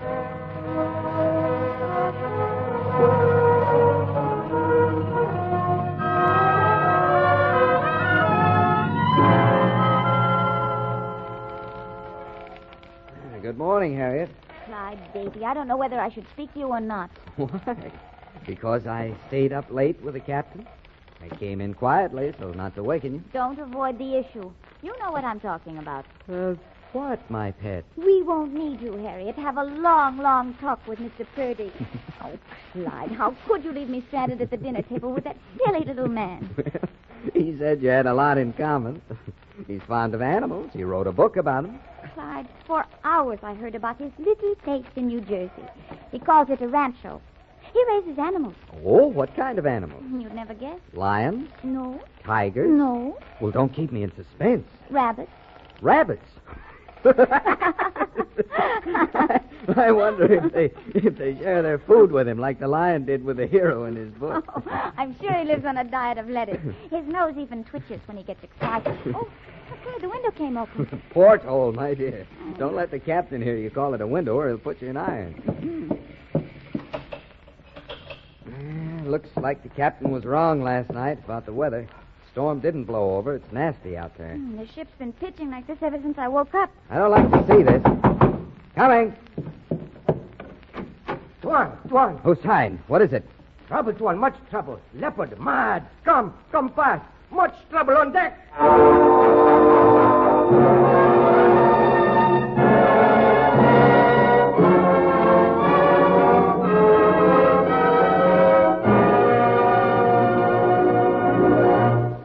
We'll bring you the exciting second act of the Clyde Beatty Show in just a minute. But first, a message from our sponsor.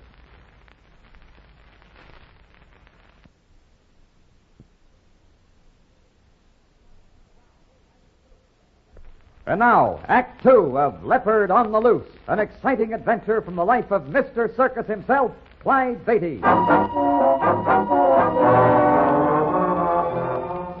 On the steamship Durham, en route from Calcutta to the United States with a cargo of wild animals, Clyde and Harriet Beatty are hurried out of their cabin by Hussein, their native helper, who brings disturbing news. Tuan, big trouble on deck. Much storm. Leopard, fighting mad. You come. Be right with you, Hussein. I'm going too. Better take gun.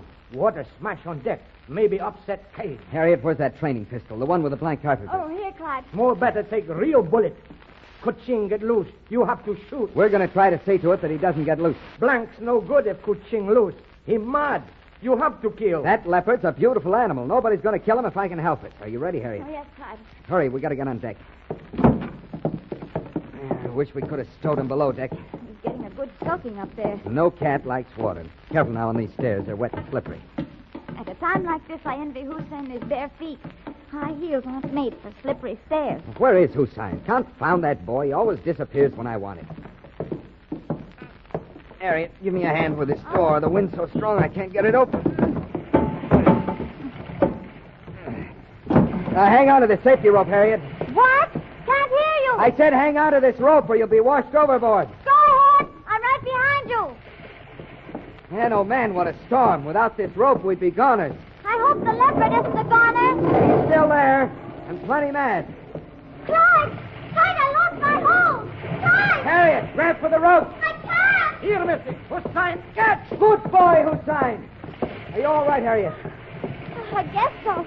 Another second, though, I'd have been overboard. Well, that's once, Hussein. You were in the right place at the right time. Where'd you come from? Where have you been? Hussein, go back to cabin. Get gone with real bullets. Hussein, hunter.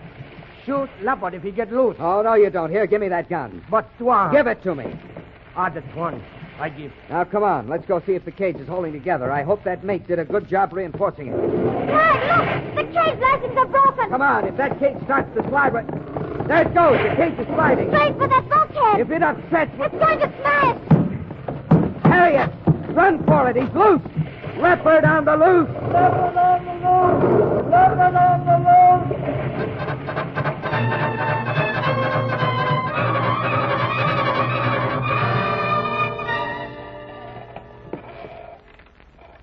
Well, the storm's letting up out there, Beatty. I'm thankful for that. You sure all passengers and crew are staying off that forward deck? Yeah, I've had the carpenter build a barricade. The only way that leopard can get to the rest of the ship is through this door. Good. Now, when we go out, slam this door behind us, but don't lock it. We may have to come through it in a hurry. Right. You know, I feel somewhat responsible for this. The weather fooled me. If that mate had seen to it that the cage was properly reinforced, it wouldn't have broken loose. Yeah, I know. Scully will be severely disciplined. You ready, Harriet? Oh, yes. Hussein? Hussein, where is that boy? You call Hussein, Tuan? Yes, come on. You mean you want Hussein to go out there? That's right. You said you were a leopard hunter. Hussein hunt kuching in jungle. Never hunt kuching on deck of ship. This kuching is holed up in that pile of baled hay forward. You can pretend it's a jungle. Open the door, Captain Overton. You saw him go in that hay? Yep. The bales tumbled down in the storm. There's a sort of tunnel and cave. He streaked right for it. Oh. Do you suppose he's still in there? No place else he could hide. What are you going to do? We'll figure some way to get him out. Hussein, get poles. Pole? We needed to poke the leopard out. I get. You see him, Clyde? Get back, Harriet. Here, pole. Good. Now, if we can get that cage over the tunnel mouth. But the cage is smashed. Only one side of it. If we get him in it, we can nail it up. Hussein? Too late. The cat's coming out. Harriet, are you all right? Yes. Where's Hussein? He ran. Clyde, Hussein left the door open. The cat's heading for it. Keep back, Beatty. I've got to shoot. He missed. Beatty, faster. Get that cat.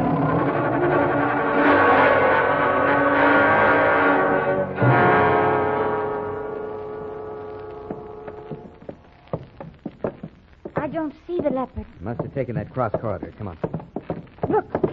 Look to the right. The cabin door's open.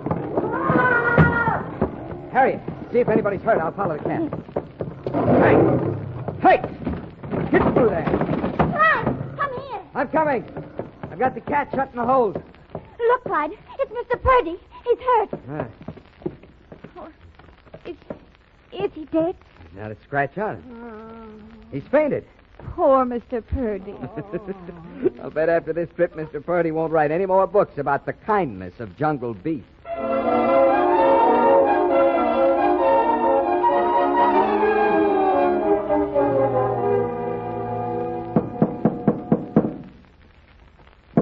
Beatty, I still say you better let me shoot that beast. I've got him bottled up in the hold where he can't harm anybody. Sure, you got him in there, but how are you going to get him out? Harriet, you got that rope? Oh, yes, here it is, Clyde.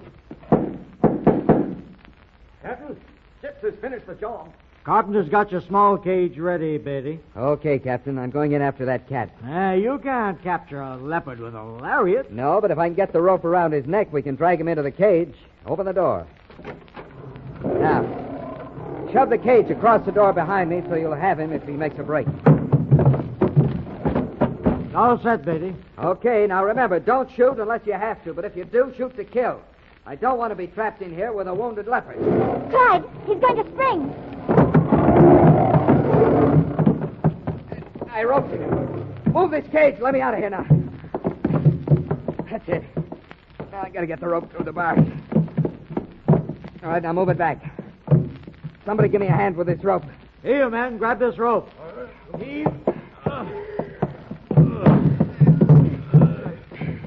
Harriet, he's in. Drop the cage door. Clyde, something's wrong with the cat. The rope's choking. Give me an knife, somebody. Here, take mine. Hurry, Clyde. Gotta get it through the loop. There. Why? Clyde, he clawed you. Just a jungle beast showing his gratitude. He tore your shirt to shreds. Well, I'll do a lot for animals, but that's the first time I ever gave one the shirt off my back.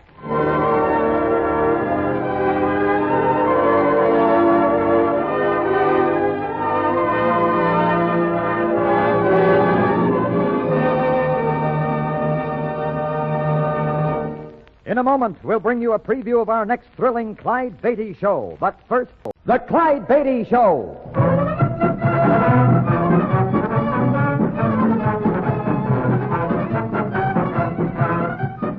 The world's greatest wild animal trainer, Clyde Beatty, with an exciting adventure from his brilliant career.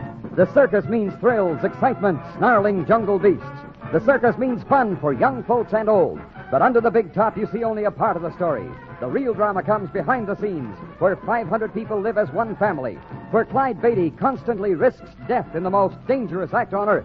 This master of the big cats has journeyed to Africa and India, hunting down his beasts in their native jungle. All of this is part of the Clyde Beatty story. Here is the dramatic story entitled Dangerous Ambition.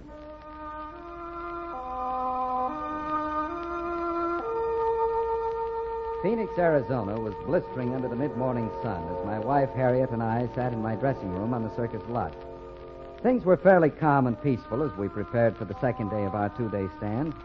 But looking back, I realized it was only the proverbial calm before the storm. I've always prided myself on knowing the people who worked for me, knowing their virtues and capabilities, their faults and troubles. But that gets to be a full-time job when almost 500 people are involved. At any rate, I had no idea of the trouble that was to develop that day.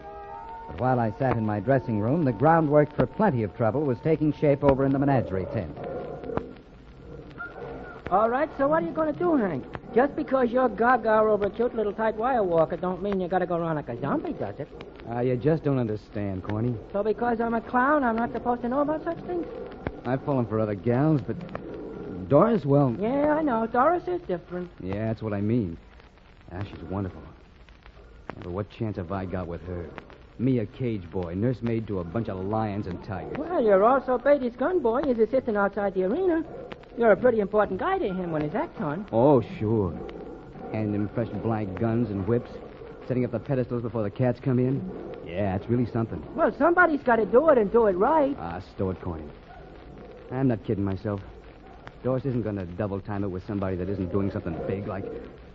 Well, like Darcy, for instance. Darcy, the daring young man on a flying trapeze yet. You gotta admit his act's a big hit, Corny. And he's in love with Doris, too. Now, what chance have I got against that kind of competition? Hey, look, Hank. I may be just a clown, but I got more sense than some people might think. And I know Doris isn't impressed by some monkey hanging by his heels on a trapeze. And I know she isn't impressed by a guy throwing a slab of meat to a lion, either. Oh, now you're being just plain stupid. It's not what you do. It's what kind of a guy you are that counts. Nuts. Okay, we're right back where we started. What are you going to do about it? I'm going to ask Mr. Beatty for a chance to start doing some animal training. It's high time I got going with a small act of my own. Oh, buddy, you are crazy. Love does the weirdest things to a guy. But I guess if that's what you want, it's your funeral. Maybe. Anyway, I'm going over and talk to him right now. I'll see you later, Corny. Yeah, so long, Hank, and good luck.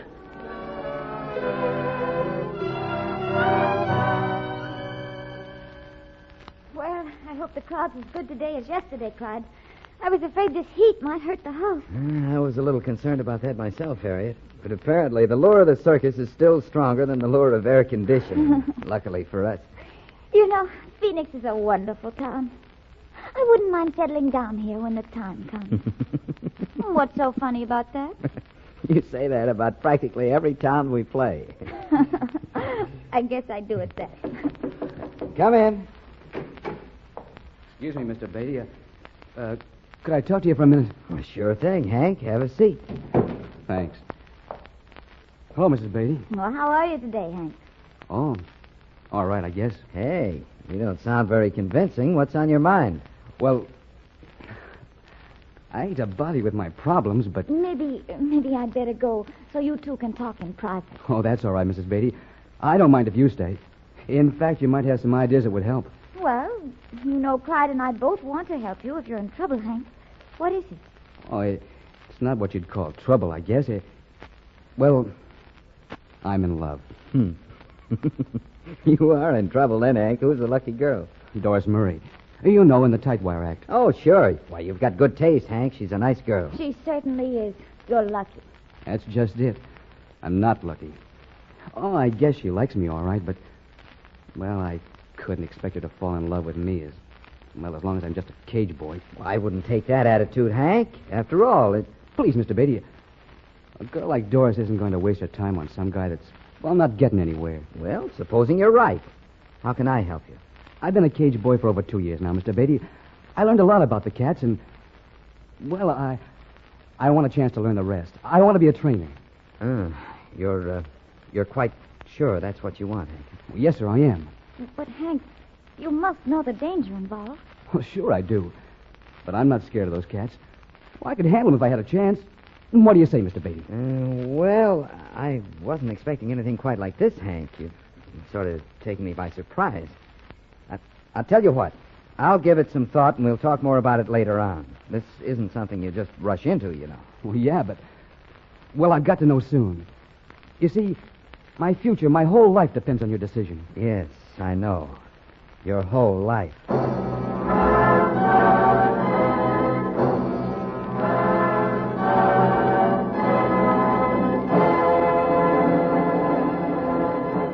In just a moment, we will continue with the Clyde Beatty adventure, Dangerous Ambition.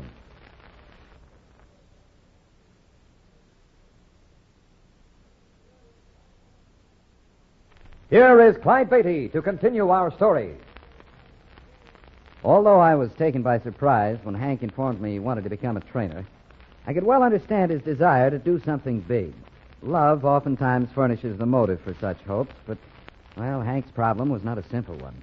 Many things besides love were to complicate his ambition, things which I found myself unable to mention while he was in my dressing room. But after he left, Harriet and I discussed the situation. Poor Hank. It seems everybody has their problems, doesn't it, Clyde? Yeah, only his is worse than most. Well, what do you mean by this? If he's made up his mind to become a trainer, that's that, isn't it? I'm afraid that's what he thinks, all right, but he's put a lot of the load on my shoulders, Harriet. He wants me to show him the ropes and teach him what I know. Well, that's only natural. You know about all there is to know, and I can vouch for the fact that you're a good teacher. But you don't understand, Harriet. For years now, I've been on the lookout for a good prospect, somebody I could train to eventually take over my act. I'd be only too glad for somebody to benefit from my experience, but there's just one hitch to the idea. Oh? Meaning? Meaning, in all these years, I've never had a cage boy who had the natural ability and wanted to take it up. Oh, but Hank wants to do it, and he's certainly not afraid. I know. In fact, I'm afraid he isn't afraid enough. He just doesn't have the right temperament for it. Oh, I hadn't thought of it just that way. But I guess you're right. I know I'm right. He's got the desire and the courage necessary, but he doesn't have the patience. He gets too nervous and excited, just even working outside the arena. But, Clyde, if that's the way you feel, don't you think you should have told him? Yeah, I suppose so. But it's hard to come right out and dash cold water on a man's dreams. I hate to have to tell him all that. No, I don't blame you, dear. But you must remember it's for his own good. He'll understand. I wonder. I'm going over to see May for a minute. Shall I tell Hank you want to talk to him again? My little fixer. Okay, I guess I may as well get it over with. You'll probably find him in the menagerie tent. All right, Clyde. See you later.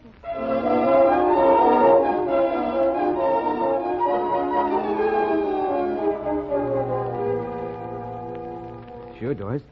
He's going to give me my big break. Going to let me learn the trainer's business. What do you think of that? Why, I guess it's fine, Hank, if that's what you want. If that's what I... Of course that's what I want. You don't think I'm going to be a cage boy forever, do you? No, but gee, it doesn't Why, seem... someday I'll have an act of my own, and... Well, Beatty can't go on forever, you know. I might even get to take over his act in a few years, be a headliner myself. Is that so important, Hank? I I didn't know you felt that way. Can't you guess why I want that? Why, everybody wants to do something big and spectacular. But, well, I've got a special reason. Oh, here you are, Hank. Hello, Doris. Hi, Miss Beatty. Oh, pardon me for interrupting, kids, but Clyde wanted me to ask you to stop by his dressing room when you have a minute, Hank. He wants to talk to you about that, about what you discussed earlier. Oh, sure. I'll go over now. Thanks, Mrs. Beatty. I'll see you later, Doris. Bye, Hank. Big lug. Do you know what he wants to do, Miss Beatty? Yes, I'm afraid I do. How do you like that? I start falling for one of the few guys in the circus that doesn't have his neck stuck out to here. And he gets to be in his bonnet to be a wild animal trainer. I give up. Are you in love with him, Doris? Yes. Yes, I guess I am, Miss Beatty. And you wouldn't want him to become a trainer? Heavens, no. That'd spoil everything. Oh, I don't think I could take it. Being married to somebody in that kind of work. Knowing any day he might be... Oh, I'm sorry, Miss Beatty. Oh, that's all right, Doris. I used to feel exactly the same way. Sometimes I still do. But Clyde and I have an understanding. An understanding? Yes. We never discuss the danger in his act. In fact, we've almost reached the point where we don't think about it. Oh, of course, it's always in the back of our minds, I suppose. Well, I don't want to go through what you've had to go through all these years. Life's too short. Well, fortunately, you won't have to, Doris. Clyde is convinced that Hank would never make a trainer. That's what he wanted to see him about, to tell him. Really? Oh, Miss Beatty, that's wonderful. I guess it'll be quite a blow to Hank, but he'll get over it. Of course he will. I think his biggest reason for wanting to be a trainer was to impress you. And all the time I wouldn't tell him how I felt for fear of spoiling his fondest dream. That's a kick. Give him a chance to think over what Clyde tells him. Then, after the performance this afternoon, go to him. Tell him how you feel. That's a swell idea, Miss Beatty. I'll do it. Good. I believe everything is going to turn out all right after all. I only hope Clyde can make Hank see that it's all for the best.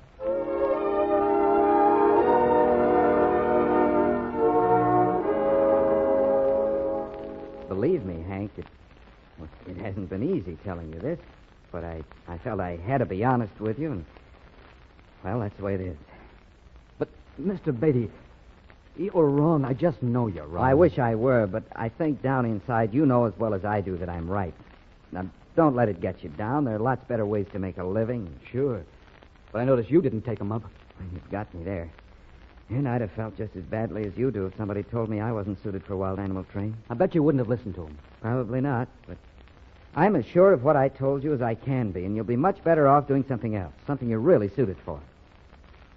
Well, if that's your final decision, I guess there's no need for me taking up any more of your time, Mr. Beatty. Sorry, Hank, but that is my decision, and I'm glad you've taken it so well. Yeah. I'll see you later, Mr. Beatty. So long.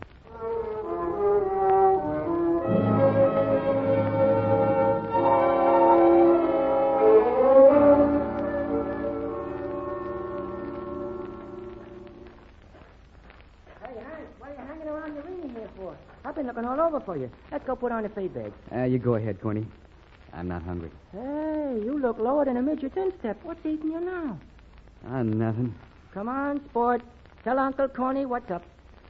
Well, all those big plans I was talking about this morning. You know about being an animal trainer? Mm-hmm. Well, it looks like I'll have to find myself another circus if I want to get into that. Oh, the boss man lowered the boom, huh? Yeah, but in a nice way. Told me I wasn't cut out to handle the big cats. Well, Beatty ought to know if anybody does. Yeah, I suppose so. Only I don't give up easy, Corny. What do you mean by that? Hey, look, kid, take the master's advice, forget the whole thing. I won't forget it. I'll prove he's wrong. I'll show him and everybody else I can handle those cats. Oh, brother. As I said before, love does the weirdest things to a guy. I'll get out of here and leave me alone, Corny. Okay. I'm going over to the cook tent. I'll bring you a sandwich or something. Huh? Never mind the sandwich. I told you I wasn't hungry. I just want to be left alone. Okay, Greta. See you later.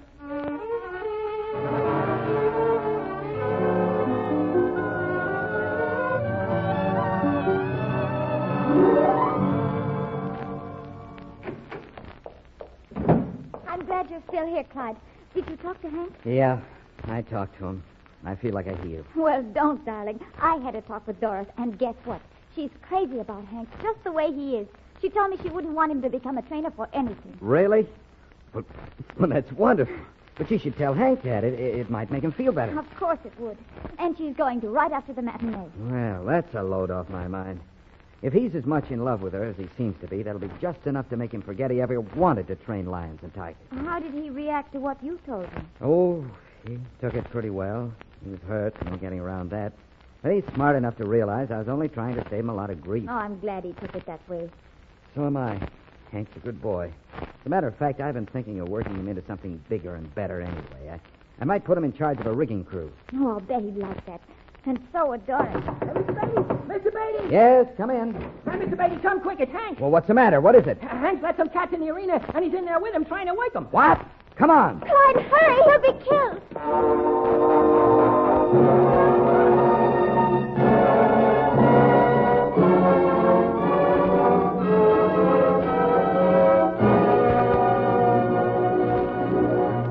We return to the Clyde Beatty Show after this important message from our sponsor.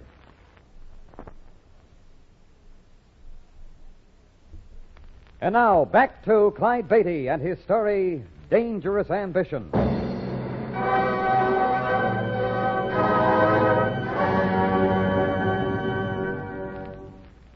The Clyde Beatty Circus was in Phoenix, Arizona. It was morning of the second day's stand when Clyde was approached by his cage boy, Hank, who wanted to learn to be an animal trainer. Clyde had the unpleasant duty of telling Hank that he was unsuited for such work due to his nervousness and impatience. But Clyde and Harriet soon learned that Hank wasn't convinced when Corny, the clown, burst into their dressing room a short time later with the news that Hank was in the steel arena trying to work some of the big cats. I ran right over as soon as I saw what he was doing, Mr. Beatty. I just hope we're not too late. Here, duck under the flap. Right. He's still okay. Hey, look, he's got 3 lions in here. Hank, get out of that arena. Not a chance, Mr. Beatty. What's this? Mr. Beatty, look! That lion! Hank, watch it behind you! Watch Congo behind you! He's a goner, Mr. Beatty! Corny, go open the tunnel gate and rattle it, quick! Yes, sir! The lion had Hank by an arm, shaking him as a terrier would shake a rat. As I rushed to the safety cage door and got inside the arena, I could only hope Congo wouldn't change his grip to Hank's throat. Quickly, I grabbed the chair and blank gun Hank had dropped and rushed at Congo. Congo! Get back there! Buck was with me. The shots distracted the huge cat, and he loosened his grip on Hank's arm. I jabbed the legs of the chair in his face and moved astride Hank's body. Grab that gate, Corny! Congo and the other 2 lions reacted to the sound as I had hoped. They dashed toward the tunnel leading back to their cages and disappeared. I heard the gate slam shut behind them and turned my attention to Hank. His arm was bleeding badly. How is he, Mr. Beatty? I don't know. Open the door so I can get him out of here. Can I help you? Yeah. Easy now. Holy smoke. Look at that arm. Careful. Watch the door here. All right. Okay. Now let's get him outside. Put him down right here. Easy. I'll run get the doc, Mr. Beatty. Wait, Corny. Doc Miller's in town. We'll have to get him to a hospital. Run, get Donovan's car out front. Hurry. I'll be back in a second. Clyde, is he all right? He's losing a lot of blood, Harriet. We got to get him to a hospital in a hurry. Clyde. Give me your belt. I got to try to stop some of this bleeding. Oh, here. Can I help? Ease him over. There. Look, the back of his head. Yeah. Congo did a thorough job. Mr. Beatty, Don't try to talk now, Hank. We'll have you fixed up in no time. You just stay quiet. Well, look, Mr. Beatty. There's a motorcycle cop on his feet who's going to lead the way to the hospital. Good. Help me get him in the back seat. There. I'll stay back here with him. You better get in front with Corny, Harriet. Okay, step on it, Corny. We roared off the lot and into the side street where the motorcycle took the lead. Faster, Corny. Every second counts now.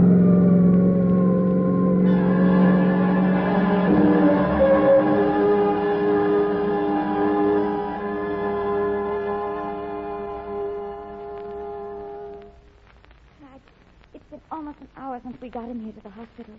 Why don't they tell us something? They will, as soon as they can. Maybe it's worse than I thought. Oh, poor Hank.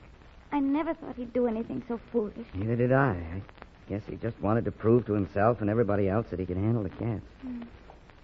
Mr. Beatty? Yes. Oh, Doctor, how is he?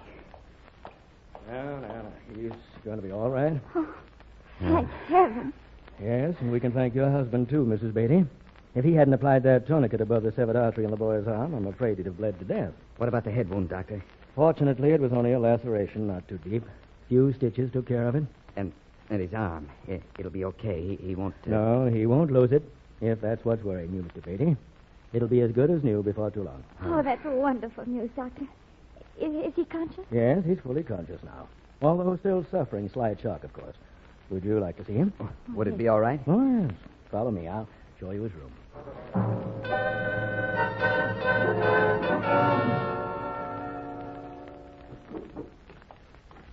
Go right on in, folks. I'll check on him a bit later. Thanks, Doctor. Well, Hank, the doctor says you'll be good as new in no time. You gave us quite a scare, Hank. Oh, I'm sorry, Mr. Beatty. I should have more sense. It's all right, Hank. Foolish, yes, but I've got to admire your courage, even so. I know now that you were right all along. I guess I always knew it. Just too stubborn to admit it. Let's not talk about that, Hank. It's all over now. Yeah. I guess everything's over now. I really made a mess of things. Oh, no, it isn't as bad as all that. I guess I never could amount to much anyway. I'll just be satisfied being a cage boy from now on. That is it. Hank, I'm afraid your days as a cage boy are over. Well, I guess I deserve to be fine. I don't blame you, Mr. Beatty. You didn't let me finish, Hank. I'm not firing you. From now on, you're going to be in charge of a rigging crew. And who knows, someday you might even be boss canvasman. In charge of... You're not kidding me, are you? Of course not, Hank. Clyde's been thinking for a long time about giving you a bigger job. I guess I'm a bit selfish, or I'd have done it sooner. You see, Hank, you did a fine job as my arena assistant, and, well, I'll hate to lose you. Oh, gee, Mr. Beatty, I don't know what to say. Don't say anything. You just hurry up and get well and out of here. You'll have to catch up to us somewhere along the route later on. Oh, I'll see who's here. Baby, Hank, is he... He's fine, Doris. Come in. A visitor for you, Hank. Hank, you big dope. You big, lovable dope. Hey, I heard that. You were supposed to hear it.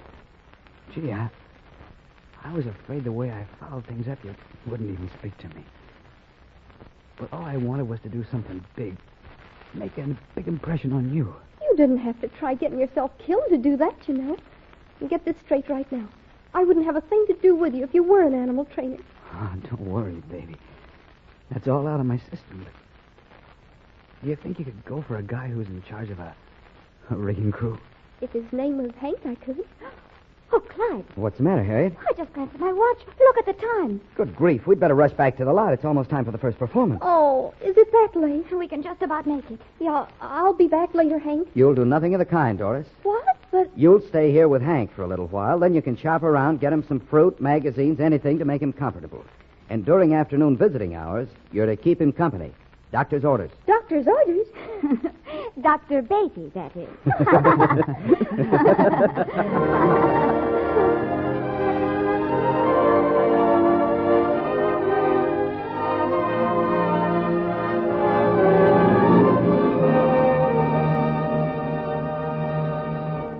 Clyde Beatty will be back in just a moment with an exciting preview of next week's adventure. But first...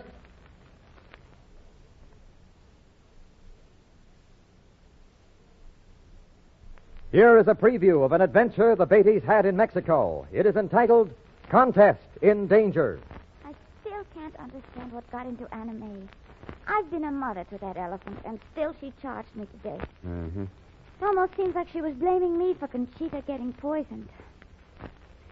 Seems our troubles always come in bunches. Here we come to Mexico, thinking it'd be a real holiday, and... Clyde, you're not listening to me. Something's on your mind. Is Conchita worse than you let me know? No, but I talked to Dr. Ames on the phone. Oh? The poison that made Conchita Lopez sick was potassium cyanide. Potassium cyanide? A trace, not a dangerous amount. And Harriet... Yes, Clyde? Potassium cyanide acts instantaneously. But Conchita said she drank the coffee 30 or 40 minutes before her attack, and nothing else after that. That's right, Harriet. Potassium cyanide, a trace, not a dangerous amount, taken at the last moment. That means that Conchita Lopez poisoned herself.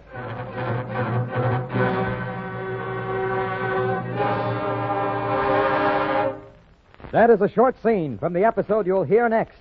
Contest in Danger.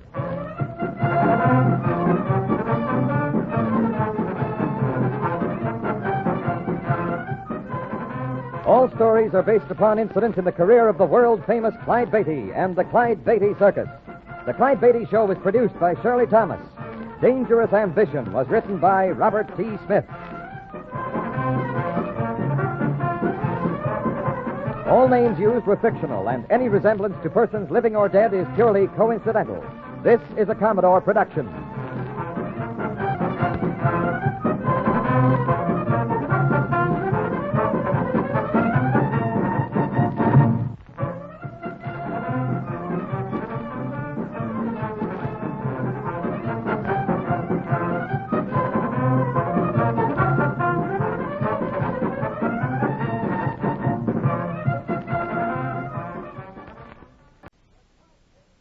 The Clyde Beatty Show.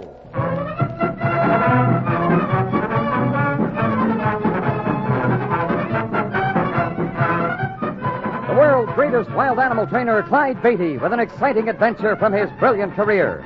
The circus means thrills, excitement, snarling jungle beasts. The circus means fun for young folks and old. But under the big top, you see only a part of the story. The real drama comes behind the scenes, where 500 people live as one family, where Clyde Beatty constantly risks death in the most dangerous act on earth. This master of the big cats has journeyed to Africa and India, hunting down his beasts in their native jungle. All of this is part of the Clyde Beatty story. This is a south-of-the-border adventure entitled Contest in Danger.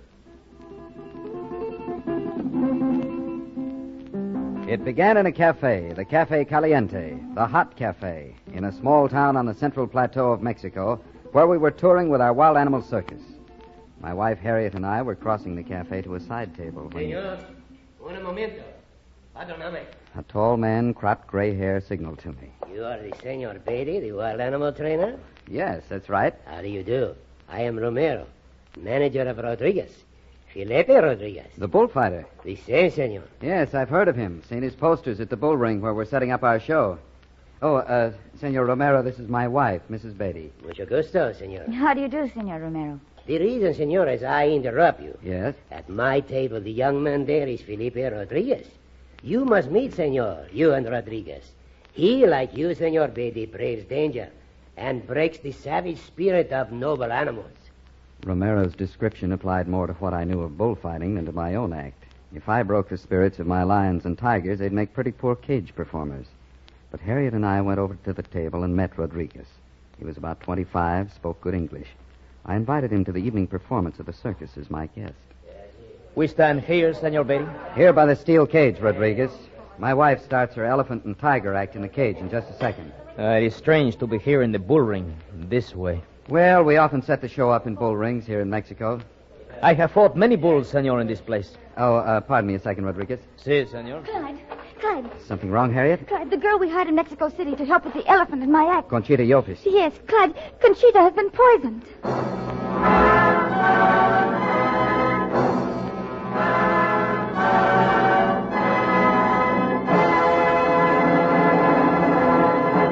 We return to Contest in Danger in a moment.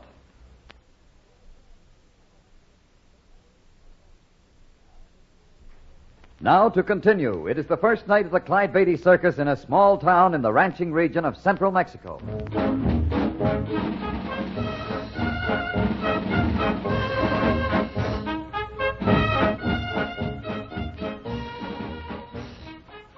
My wife, Harriet, came to me and told me that a girl named Conchita Lopez, hired by us a short while before in Mexico City to manage the elephant in Harriet's elephant act, had been poisoned. I stepped back to Felipe Rodriguez, the bullfighter, and asked him to wait where he was standing by the big steel performing cage. Then I rejoined Harriet. Oh, it was terrible, Clyde.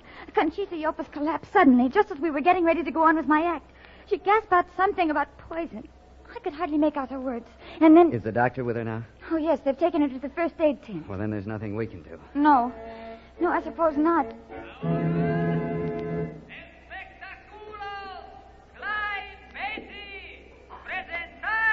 While we were in Mexico, the Spanish-speaking announcer was replacing our regular big-top announcer, Larkin Goldsmith.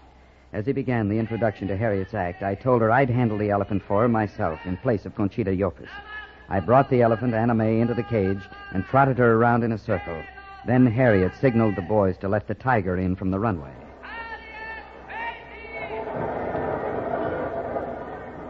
All right, Primba. Up, girl. That's the cage. Up on your pedestal. Up now. Up! Harriet cued Primba the tigress into position on her pedestal for the leap through the hoop of fire to the elephant's back. Then she struck a match and ignited the hoop. I trotted Anna May the elephant around, running beside her. All right, Simba. Through the hook. Jump now. Jump. Clyde, look out. The platform's slipping. Simba's falling.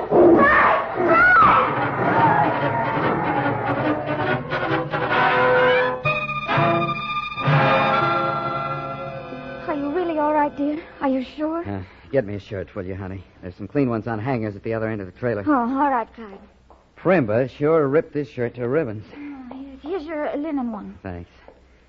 Well, that wasn't so good there for a couple of minutes in the arena. Oh, I thought Anna May would stampede. It's a wonder she didn't. Could you see exactly what happened? Well, I cued Primba through the fire hoop, just as usual. Uh-huh. And she made a good landing on Anna May's howdah. And then the howdah slipped. Yeah. I saw Primba claw into the elephant's back trying to hang on, and she fell and raked me as she went down. Oh, it all happened so quickly. You know, Harriet, I've been wondering, why do you suppose the howdah slipped? I've been thinking about that, too. Especially just now, after the girl who was supposed to handle Anna May was poisoned. Yes. It's pretty much of a coincidence, huh? Yes, it is. Well, Harriet, while I'm putting the big cats through their paces, you'd better have the boys leave Anna May's equipment just as it is. I'd like to check those fastenings. Good idea. Oh, and Harriet, that bullfighter I invited here tonight, Rodriguez. Oh. Take him in tow, will you? I forgot about him. All right, Clyde. Oh, Clyde, wait a minute. You can't go on yet. Huh? Why? Not until you change those riding pants. Oh. They got all dirty when Primba knocked you down. They really look pretty awful, dear.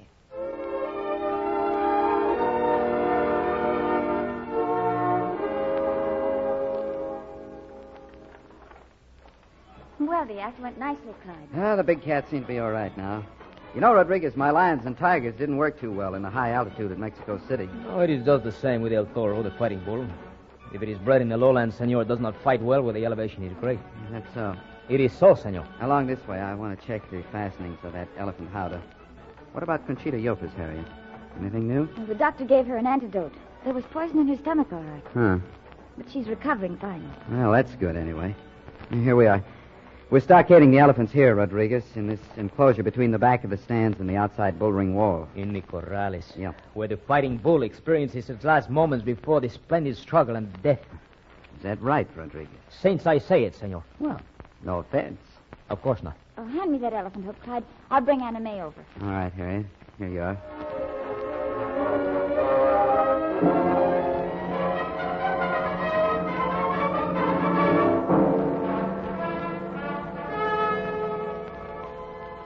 I checked Anna May's howdah. As I'd suspected, the fastenings had been tampered with. It had been no accident when the howdah slipped during Harriet's act. Harriet, Rodriguez, and I went on to the first aid tent, but the doctor said Conchita Yopez would have to rest another hour or so. So we arranged to have her meet us at the Cafe Caliente at 11. Romero, Rodriguez bullfight manager, joined us at the cafe. No, senores.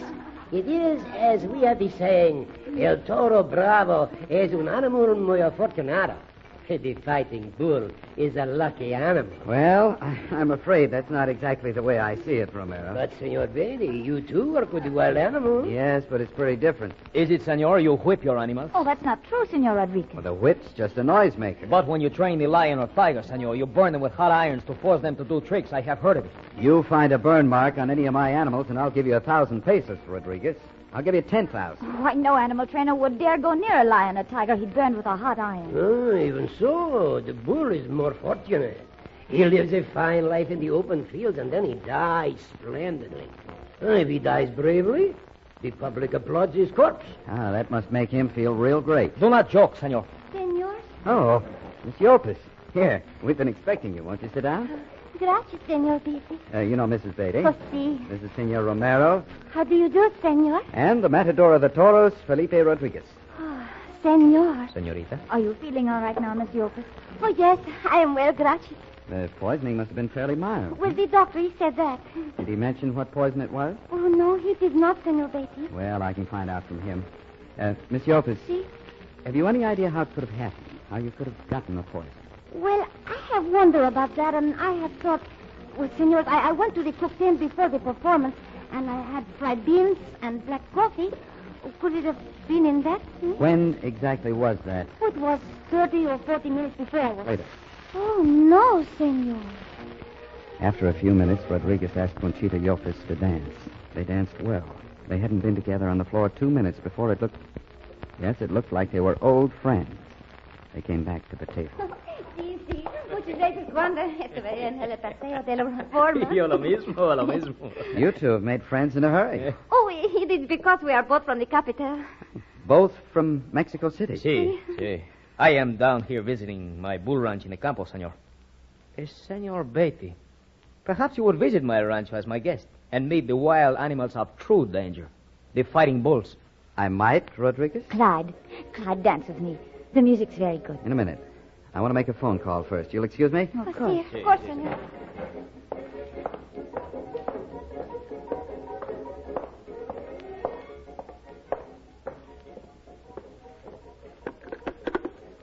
Hotel Principal, por favor. Momentito, senor.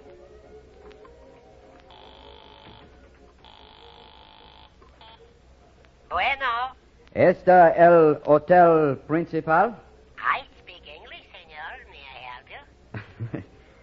I want to talk to Dr. D.V. Ames, connected with the Clyde Beatty Circus. If you will wait, senor, I will look in for you. All right. I'll wait.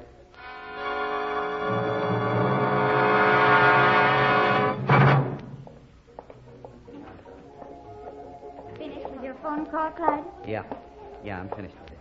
Rodriguez? Senor?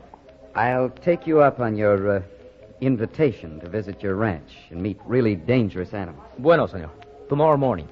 Okay, tomorrow morning. Now, Harriet, if you want that dance. Excuse us, please.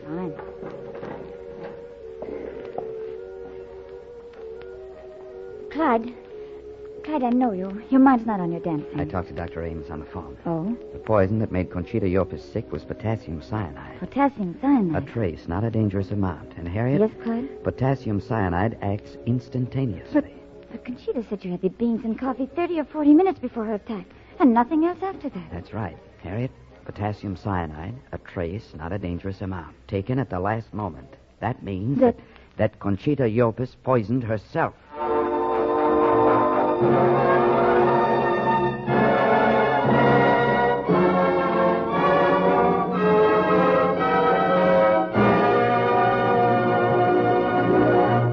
And now, here is an important message.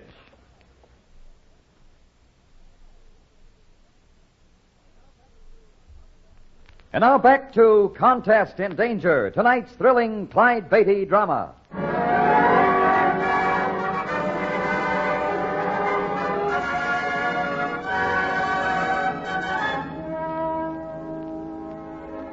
As soon as the circus doctor identified the poison as potassium cyanide, it became clear to me that it was self-administered by Conchita Yopis. I cautioned Harriet to say nothing at the Cafe Caliente, but alone later in our room at the Hotel Principal. Clyde, I think we should have said something. After all, if she poisoned herself, she must have done it because... Because she was the one who loosened the elephant howdah. Yes. She had opportunity enough to do it. She was always around Anime before the act. Sure. Well, then, Clyde, it seems plain enough. Oh, Conchita loosened the howdah, all right. Well, then? She loosened the howdah, then took the trace of poison in order to make herself seem a victim and avoid suspicion that way. Or maybe she did it because she didn't want to be in the cage when the howdah tipped and threw the tiger. But why did she loosen the howdah at all, Clyde? The answer may have been in front of our eyes tonight, Harriet. You mean Felipe Rodriguez, don't you? He and Conchita seemed to get acquainted pretty fast. They did. Well, I've got an idea that Rodriguez is pretty much of a tin god around these parts. Maybe he doesn't want anybody else to cut in. If he had happened to know Conchita before tonight, he might have talked her into trying to jinx our show. That's why he accepted his challenge to visit his fighting bull ranch tomorrow morning. Invitation, honey, not challenge. But, yeah, Yeah, that's why. He may have something up his sleeve. If so, we'll find out tomorrow.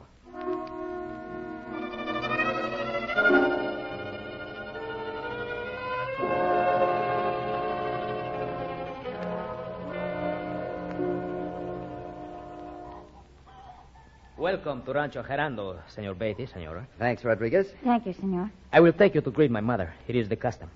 And it will employ the time while the vaqueros prepare the horses for our ride out among the fighting bulls. This is a huge place, Senor Rodriguez. Sí, it is, Senora. This way, por favor. Across the patio to the sitting room of my mother. Okay. The great ganaderia is a small community, Senor. This ranch house is the heart of the village of Peones. You saw the church as you arrived? Oh, yes, we did. Sí. Perdóneme, Senor Beatty. The door is this one. Oh, here. Sure. I'm sorry. In here is the room of my mother. If you will talk with her a moment, please, courtesy. Oh, of course, we'll be glad to. Madre!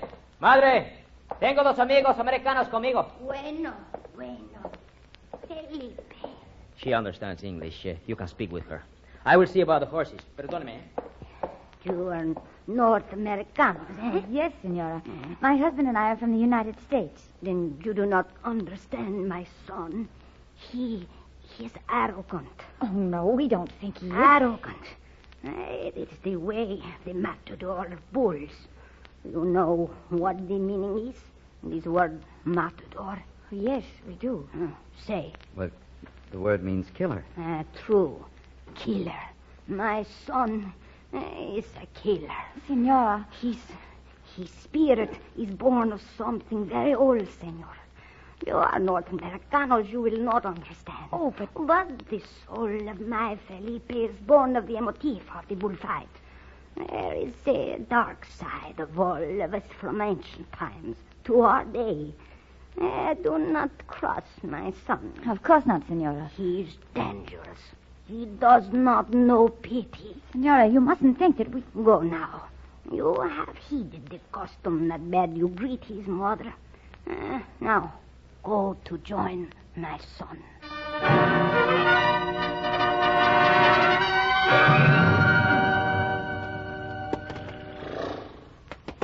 Hello, Romero. Felipe is asking me to wait you with the horses. This is to be your mount, Senor Beatty. Oh, it's a good-looking horse. The stable of Felipe Rodriguez is, of course, excellent. And this is your mount, Senora. Thank you, Senor Romero. De nada, Senora. Now, Felipe will join us in a moment, and we will ride into the campo among the brave bulls. Well, that's Felipe coming now, isn't it? Ah, si. With the fifth member of our party. Yeah. Clyde, it's Conchita Yopez. So I see. Since you're bringing them together last night, Senora, they have become good friends. I suppose such things do happen.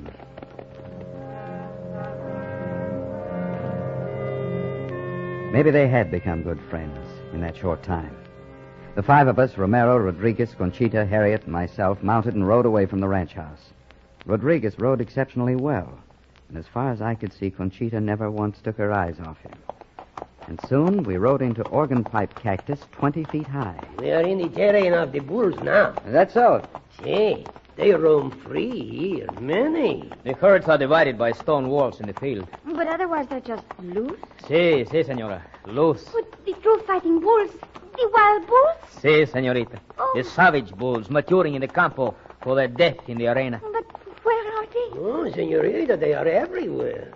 You only cannot see them because the cactus is high. Well, they're right here. Claro que sí. Oh, señores, they are huge, murderous animals. You will see. Oh, what is it? There ahead of us, you can see through the stems of cactus. Bulls. See los toros bravos.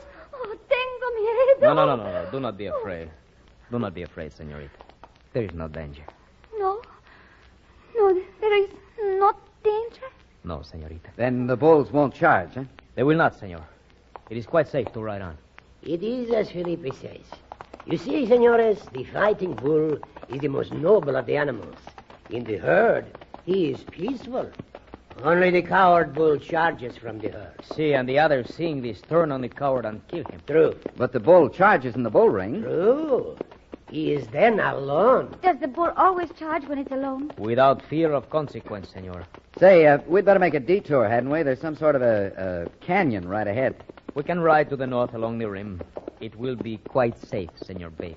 Whatever you say, Rodriguez. Oh, we'd better string out, hadn't we, along the edge here? Oh, must we ride so close to the edge? The decline into the canyon is not too steep. A good horseman could ride down it.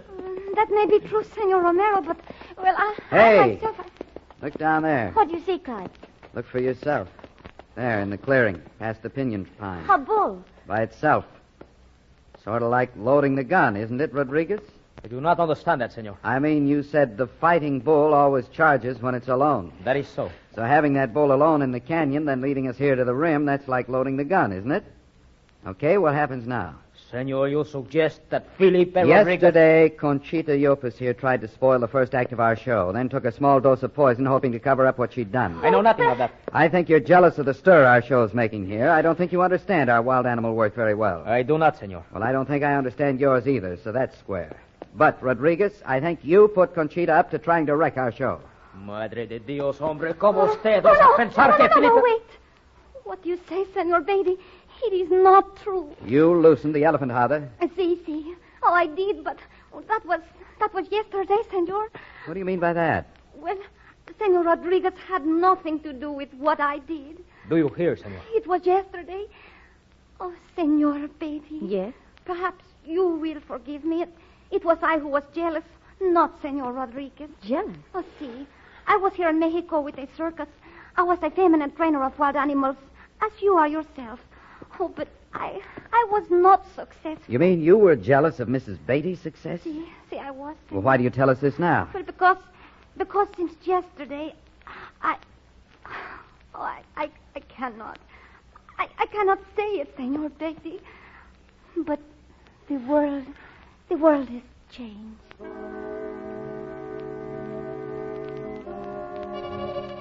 What she meant could be seen in her eyes, and Felipe Rodriguez saw it.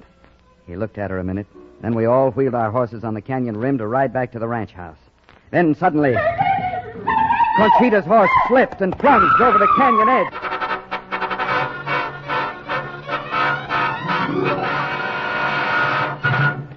She's kept her seat on her horse somehow. If she had been thrown... But it is a box canyon, Felipe. Now she's trapped with the bull. Then we'd better ride down in and help her. Senor, you were going there. Why not?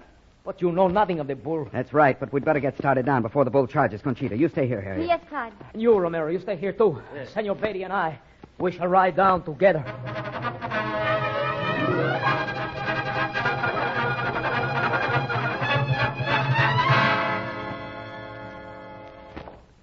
You will take a seat, Senor Beatty. It is wise to rest after such activity. That was quite a performance you gave, Rodriguez. He was magnificent. The way you kept skirting those horns, leading the bull to the other end of the canyon till I could get Conchita out. Gracias. To deploy the bull on horse is a Portuguese art, but I have learned it. You have saved me, Senor. No, it was a thing I wished to do, senorita. Oh, but, Senor, you were valorous. Clyde, I got a call through to the circus lot. Oh, everything all right? Well, one of the men in the trapeze act is sick. We may have to change the order of the performance for the matinee. Uh-huh. I suppose we'd better get back into town and tend to her. Oh, yes. Anyhow, there doesn't seem to be a great deal more to do here. Under the circumstances, Miss Yopis, I suppose... Clyde, she's gone. So's Rodriguez. But they have not gone far, senores. Come over here. You can see them through the window. There. They think they are not seen. Oh, Clyde. What I was going to say was, under the circumstances, considering that the Miss Yopis of yesterday seems hardly to exist anymore, I guess we'll just forget what the other Miss Yopis did. Huh? It is surprising, no? Only last night they meet for the first time. And now they are good friends. Well, I suppose that such things do happen.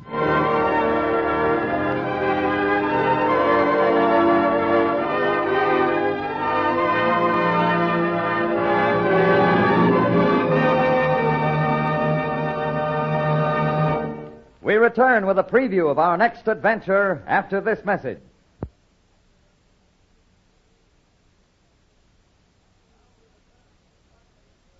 Now we return to the Clyde Beatty Show with a preview of our next adventure that takes place on Africa's fabulous Gold Coast, the Lion of Kintampo. So here you are, Clyde. Yes, Harriet, and I've been right here on the wharf for some time. Why did you dash off and come here? It suddenly struck me that the fire itself might have been a decoy, to distract attention from something else. Oh? So I made a beeline for that crate holding the Lion of Kintampo. But everything's all right? So far as I can see. At last, the signal to hoist the remaining crate on board. Ah, there it goes. Just think, Clyde. In another hour, we'll be at sea. Harriet. What? The sling attached to the crate. Most of the strands have been cut. It's giving way. Look out! He's loose. The Lion of Kintampo is loose. That is one of the tense moments from our next story, Lion of Kintampo.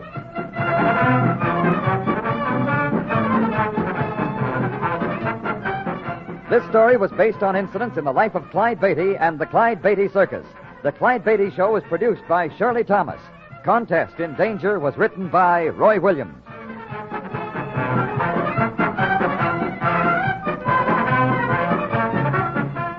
All names used were fictional, and any resemblance to persons living or dead is purely coincidental. This is a Commodore production.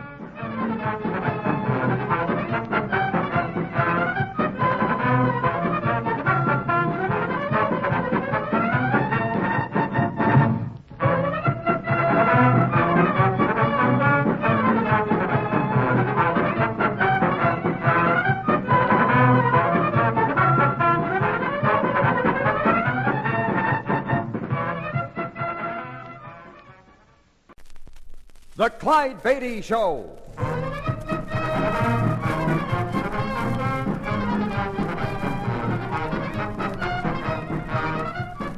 The world's greatest wild animal trainer, Clyde Beatty, with an exciting adventure from his brilliant career.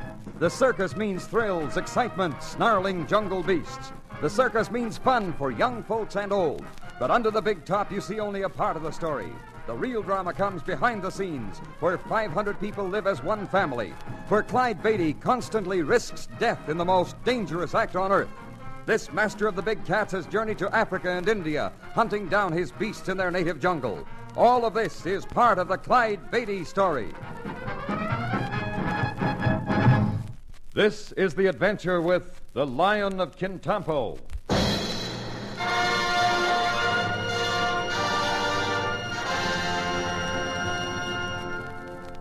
The port of Takoradi lies sweltering in the equatorial sun of the Gold Coast of Africa. From the deep, dark waters of this harbor once sailed the slave traders, their holds crammed with human cargo. And yet Takoradi's legends do not all lie in the dim past. For this very port was the scene of one of the most thrilling adventures of Clyde Beatty. Takoradi. Will I ever forget it? I'd gone to the Gold Coast to bring back some lions and had met with real success. There were 5 of the big cats, all crated and ready to be transferred to shipboard. 5 handsome specimens of the king of beasts. But even among these 5, one stood out.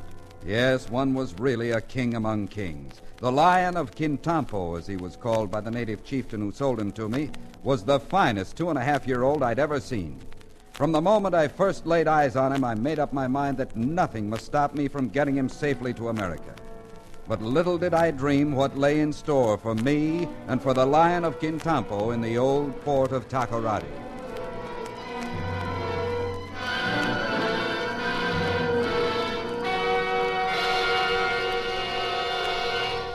We return to the Clyde Beatty Show in just a moment.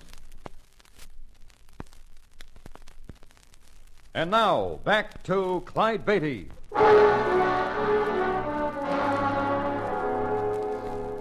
Luck seemed to be against me from the first there in the old port of Takoradi. The ship that was to carry me, my wife Harriet, and our cargo was 3 days late putting in.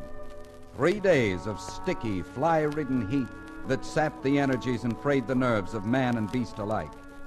Then at last came the night before we were to sail. Harriet and I stood talking in the warehouse where I kept the crated lions.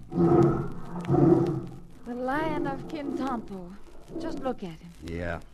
Decided yet what you're going to call him, Clyde? No, Harriet, nothing seems to fit. I want a name that's different, distinctive as this fella is. Thoughts and thoughts. Look, Harriet, you'd better go back to the hotel now. Oh, but... The flashlight's annoying His Majesty, and if he keeps this up much longer, he'll have the others on edge. All right. But I wish you'd change your mind. About what? Spending the night here. Why, you haven't left your cats in this warehouse since we arrived at Takoradi. No, and I won't until we're ready to sail. But it's so stifling here. Back at the hotel, there's at least an electric fan. And you can lock the warehouse securely. Harriet, you've been married to me long enough to know that when my mind is made But up... nobody and nothing is going to bother the cats. If you insist on someone being here, why not Gambaga? He's one native you can trust. Yes, I can trust him to see you safely back to the hotel. So if you'll kindly stick your head out of that door, Mrs. Beatty, and call him, I wonder what... Why, it can't be Gambaga. He's the type that'd wait silently outside if it took till eternity. 1,000 pardons, Mr. Beatty. Huh? But I saw a ray of light through the crack in the door, and since I hurried to Takoradi especially to see you... See me? About what? Please, if I may step inside, I should be most happy to explain. Yes, come in, but I'll have to ask you to make your explanation brief, because... But of course. This must be Mrs. Beatty. My name is Shelp. How do you do? Not Shelp, the animal dealer. The same. I am flattered that the world's foremost trainer of wild animals should have heard of me. Well, you'd hardly be flattered, Shelp, if I told you what I'd heard. We all have our enemies. Yes, even the great Clyde Beatty. What do you mean by that? Oh, no offense, Mrs. Beatty. I merely repeat what I heard in Kintampo. Oh, when were you there? Since you yourself left. There's a lion. You are aware, no doubt, of the tribe of lion worshippers to whom the lion of Kintampo was a devil god. So that's what you came to tell us. No, Harriet, our visitor is a very practical man. I'm sure he has a very practical reason for being here. An excellent observation, Mr. Beatty. Excellent. I came to see if the beast you have created here lives up to the reports I've heard. Mr. Shelp, you can see that you're beginning to annoy both the lion and me. Now, if you want to see him, come to my circus the next time you're in the States. I like your bluntness, Mr. Beatty. And though it may not be good business for me to say so, I like this lion very much. Very much indeed. That doesn't interest me in the least. Then I will come right to the point. The decimal point. $2,000. $2,000? You want to buy him? But of course. He's not for sale. Mr. Beatty, Africa is full of lions. You can find others. I was just going to point that out to you. But I have been searching for a beast like this one for years. You and I both. Mr. Beatty, be sensible. The life of a wild animal trainer is hazardous enough. Do not make it more so. Are you threatening me? My dear man, why should I threaten? I merely point out that this is bound to be a very unlucky beast. After all, he carries a curse. But you're not afraid of the curse, I take it. Me? I want him merely to sell again. And I already have the customer. 3,000. You evidently didn't hear me. I said he's not... 4,000. You'd pay $4,000 for an animal that hasn't been trained yet? Paid to you at your bank in New York. Well, Mr. Beatty, what do you say? What I've said from the first. This lion is not for sale. Oh, but... Now get out of here. So, as you say, my dear Beatty. But I would have you know that I am not accustomed to such treatment. You may yet have cause to regret it. I sent Harriet off to the hotel under the watchful eye of Gambaga, the native porter who'd come with us from Kintampo. Then I tried to sleep. But for a long time, sleep wouldn't come and the thought of Shelp wouldn't go. I was up at dawn supervising the removal of my crated lions to the wharf where our ship had anchored during the night. In the coolness of early morning and the bustle of activity, I shook off my forebodings of the night before. But soon I had a new worry. Hey there! You at the winches, not so fast! Not so fast, I said! Slow up! You see what you did? You let that crate down so hard on the deck you almost smashed it. And the lion inside. You're talking to me. I certainly am. Jack Tate don't like being talked to like that. Ask anybody. Well, I don't like the way you've been operating those winches. Oh, you don't, huh? I didn't say anything when you handled the first two crates so recklessly, but now that you've done even worse with the third... You're Beatty, huh? Yes, I'm Beatty. Yeah, Clyde Beatty, the wild animal tamer. I don't tame wild animals. Nobody does. I train them. And now you want to train me how to operate the winches, huh? Well, what'd you say if I told you to mind your own business? I'd say that I am minding my own business. Those crates have to be handled delicately. I wouldn't call a 500-pound lion exactly delicate. I wonder what you would call one if you smashed his crate and he got out and came at you. Let me worry about that. As for you... Yes? If you want those oversized kittens of yours loaded aboard so we can move out with the tide, you better scram. All right, Tate, but remember, I'll be watching from the wharf.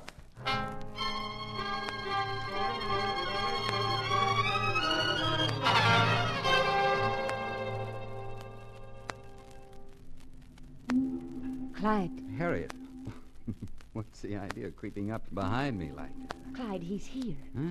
Who's here? Sheriff, the man who threatened you last night. He's been standing off to one side watching you for half an hour. Oh, so that's what you've been doing with your time, watching him. I thought you'd turned into a sleepyhead. Another few minutes and I'd have sent Gambaga Clyde, after you. he's walking toward us. Huh? Oh, you mean Shout. Well, and how are Mr. and Mrs. Clyde Beatty on this suffocating morning? Hardly in the mood for chatter, especially with you, Shelp. Oh, but you have not forgotten what I said last night about such things as the curse. What makes you so sure? You almost jumped when your wife stepped up behind you. Yes, you, Clyde Beatty, celebrated the world over for nerves of steel. If you've spoken your piece, Shelp, But no, I have not. What I came over to say was, and this is my final offer, 5,000. 5,000?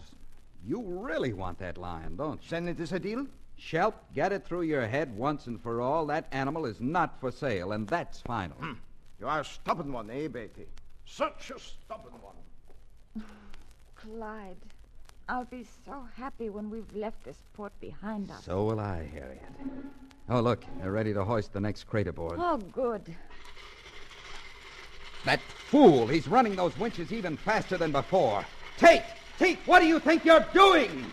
Oh, that fool! Oh, it's all right, Clyde.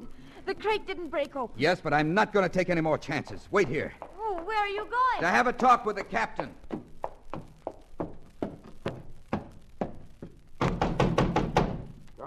Come in. Well, and if it isn't Mr. Beatty, and how is this sweltering heat affecting... Well, something wrong? I'm afraid so, Captain. It's about Tate. Oh? What about me, Beatty? Tate, when I want you, I'll send for you. Now, on with you before I... Captain, if you don't mind, I'd just as soon have Tate stay. Well, all right, then. What's the trouble, Mr. Beatty? No trouble.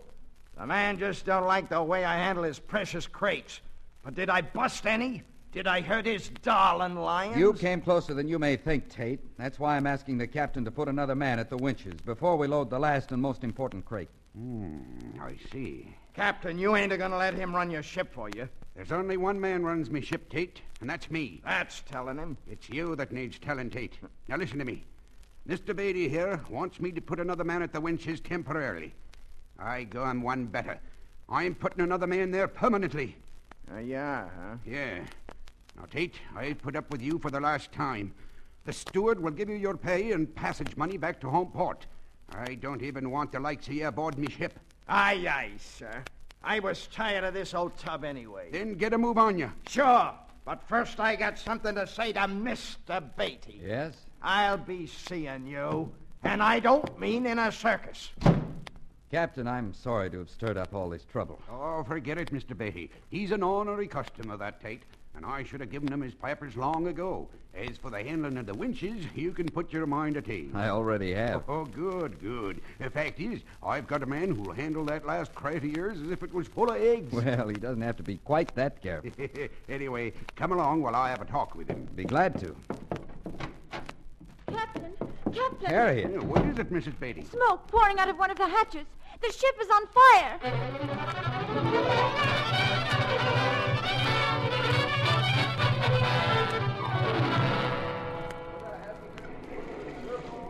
Pour it on, lads, pour it on.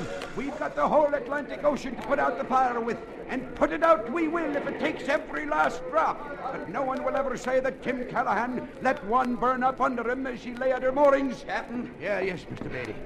From what I can see, the fire's pretty well under control now. Yeah, there it is. But I'm taking no chances. You know, when I think what might have happened if your missus hadn't noticed the smoke coming out of that hatch when she did. Yeah, it was a lucky thing Harriet came aboard the ship looking for me just then. Lucky's the word, all right.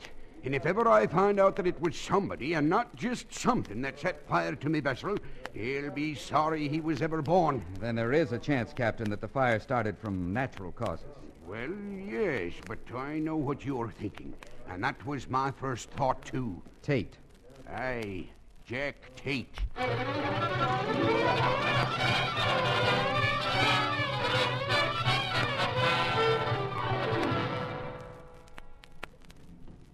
So here you are, Clyde. Yes, Harriet, and I've been right here on the wharf for some time. Well, why did you dash off and come here? Well, it suddenly struck me that the fire itself might have been a decoy to distract attention from something else. Oh? And so I made a beeline for that crate holding the Lion of Kintampo. Oh, but everything's all right. So far as I can see. At last, the signal to hoist the remaining crate on board. Well, there it goes. Just think, Clyde. In another hour, we'll be at sea. Harriet. What? The sling attached to the crate. Most of the strands have been cut. It's giving way. Look out! He's loose! The Lion of Kintampo is loose!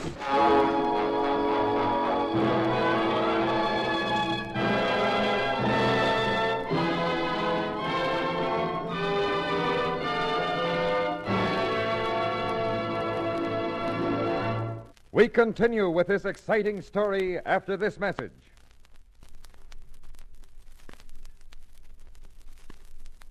And now to resume Clyde Beatty's adventure, The Lion of Kintampo. More than once in my years as a trainer, I had seen a wild animal break loose, but always before there had been some means of confining the killer to a limited area. But the Lion of Kintampo, that morning on the docks of Old Takoradi, was really on the loose. He stood now among the splinters of his fallen crate, tossing his luxurious mane as though partially stunned.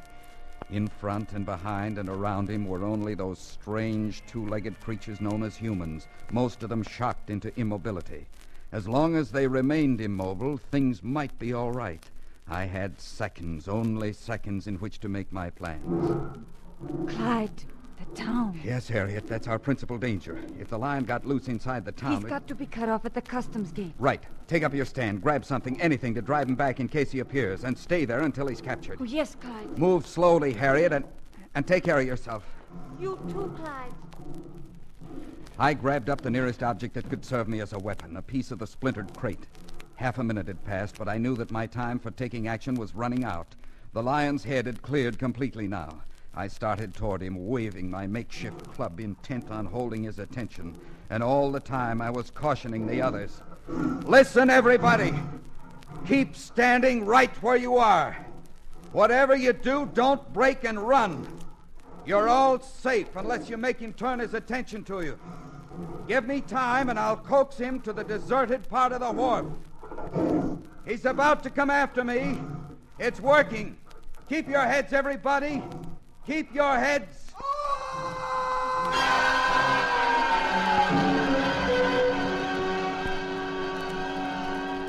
It was Tate who screamed. Then he turned and ran, and after him, like a sinewy streak of lightning, went the lion. With a swipe of a paw, the lion knocked him sprawling. But the animal's lunge had carried him 15 feet beyond his intended prey. It gave me the last possible chance of saving Tate. Luckily, I'd put on my holster that morning. The pistol contained only blanks. But maybe they could do the trick. Maybe. The lion had whirled and was about to spring again. It worked. The Lion of Kintampo forgot about the fallen man and turned his hatred to the blazing pistol and me. I was live bait, moving backwards, ever backwards, luring the lion onto the deserted part of the wharf. My safety depended on sidestepping when he lunged at me.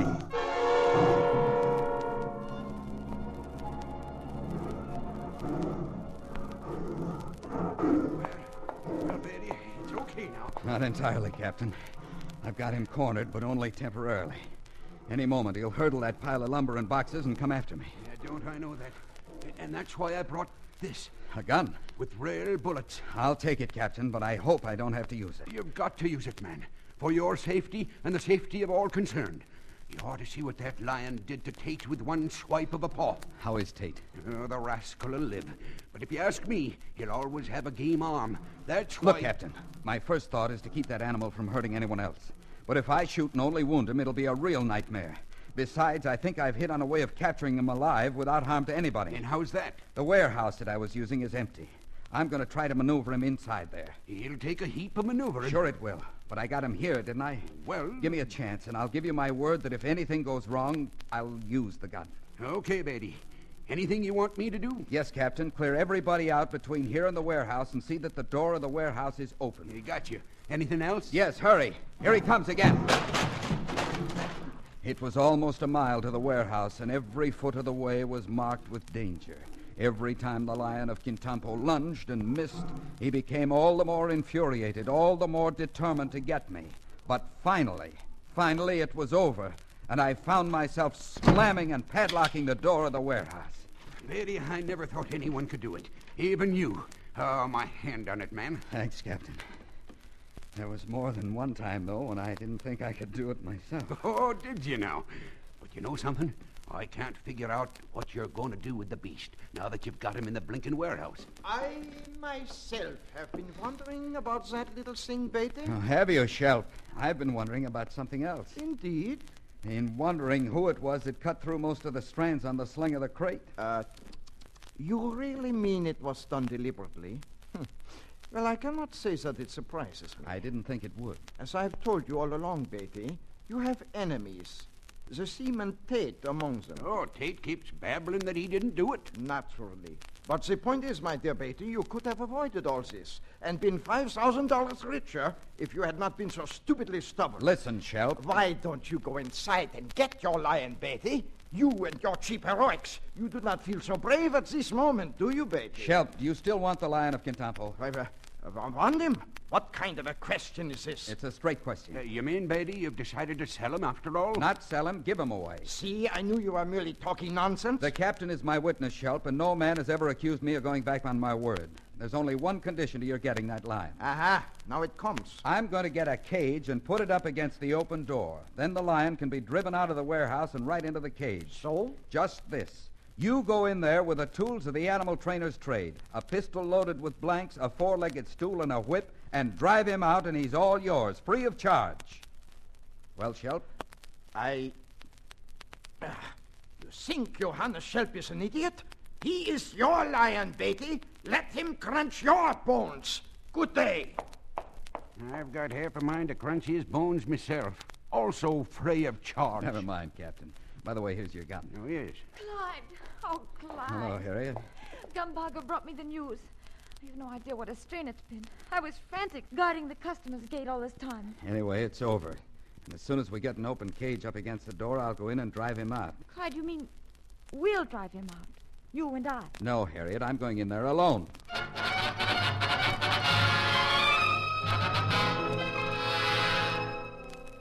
Well, Mr. Beatty, everything seems to be all set now, eh? All set for you to go into the warehouse after your lion. Yes, Captain. I've even stationed Gumbaga at the side door of the building, just in case. Well, here goes. Wait, Clyde. What is it, Harriet? Clyde, we've been together in all sorts of danger. It's out of the question, Mrs. Beatty. Be seeing you.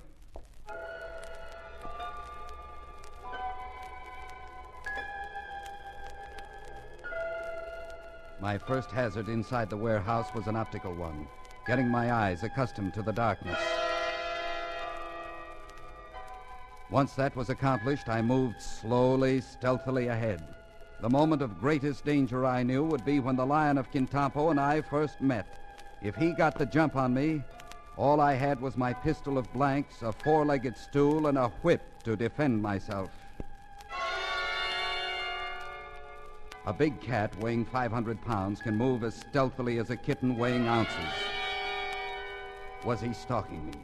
Was he poised, even now, poised to spring at me from behind? I explored the entire bottom floor, but nothing happened. There was an upstairs loft toward the back of the building, and that's where he had to be. I'd have to climb up there after him, and the stairway was steep. If I met him there, if he came hurtling at me, then I was finished. But at last I was up. Now the lion and I were together in the loft. It was then it happened.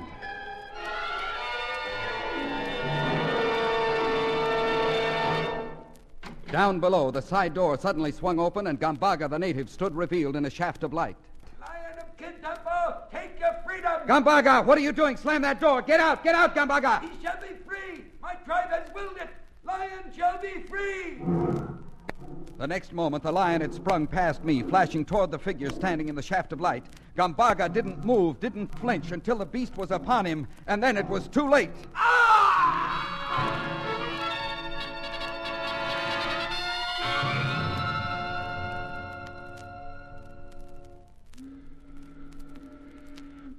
Take a last look, Harriet.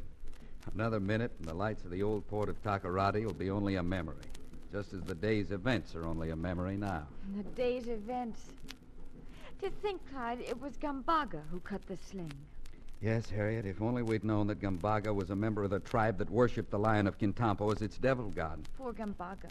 Dead, and his sacred lion safe in the hold of this ship. You know, I can't help thinking that if that big cat hadn't been so interested in his victim, I might never have been able to drive him into the cage.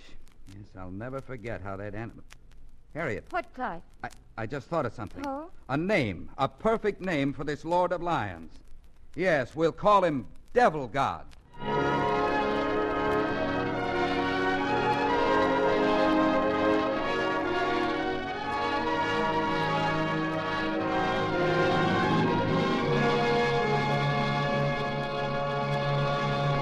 We return to Clyde Beatty in a moment.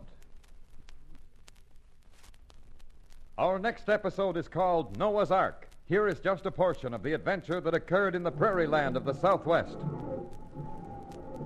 I was about two-thirds through my act when the storm broke. I could hear the loosened poles of the tent structure bobbing up and down, an unmistakable sign that a heavy gale was blowing outside. Suddenly, there was a terrific clap of thunder. Lucky you were near the safety cage, Clyde. That thunder's got the cat scared to death. Yeah, the thunderstorm will make him even harder to handle. Clyde, look. They're beginning to fight and claw each other. I'll get them straightened out. Oh, don't go in, Clyde. Please, let them fight it out. I have to go back in, Harriet. Hank, keep loading revolvers with blanks. I'm going to need them.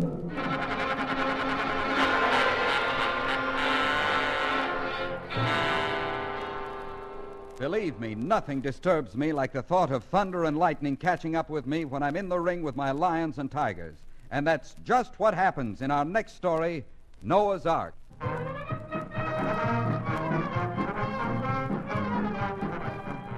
This story was based on incidents in the life of Clyde Beatty and the Clyde Beatty Circus. The Clyde Beatty Show was produced by Shirley Thomas.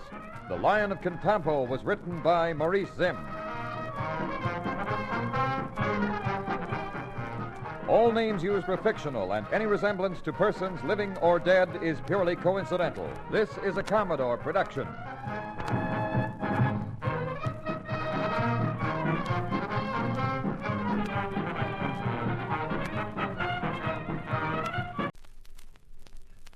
The Clyde Beatty Show.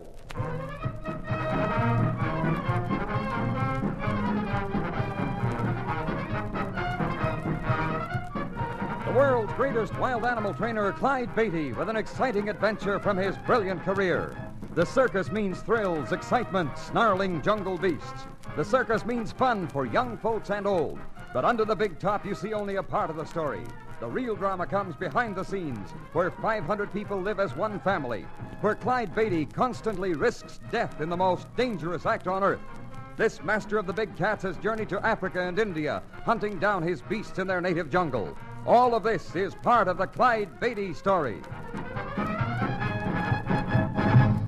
Here, in Mr. Beatty's own words, is the adventure he calls Noah's Ark.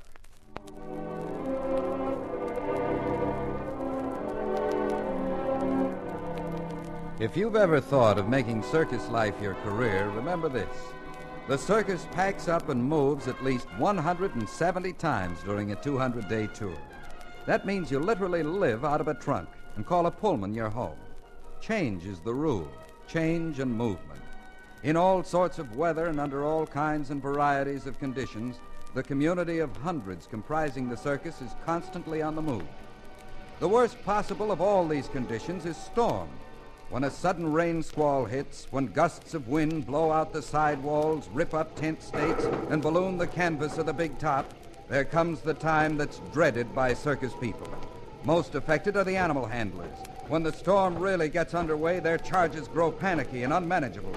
Though the circus audience is never exposed to any danger whatever, nothing disturbs me as much as the thought of thunder and lightning catching up with me when I'm in the ring with my lions and tigers.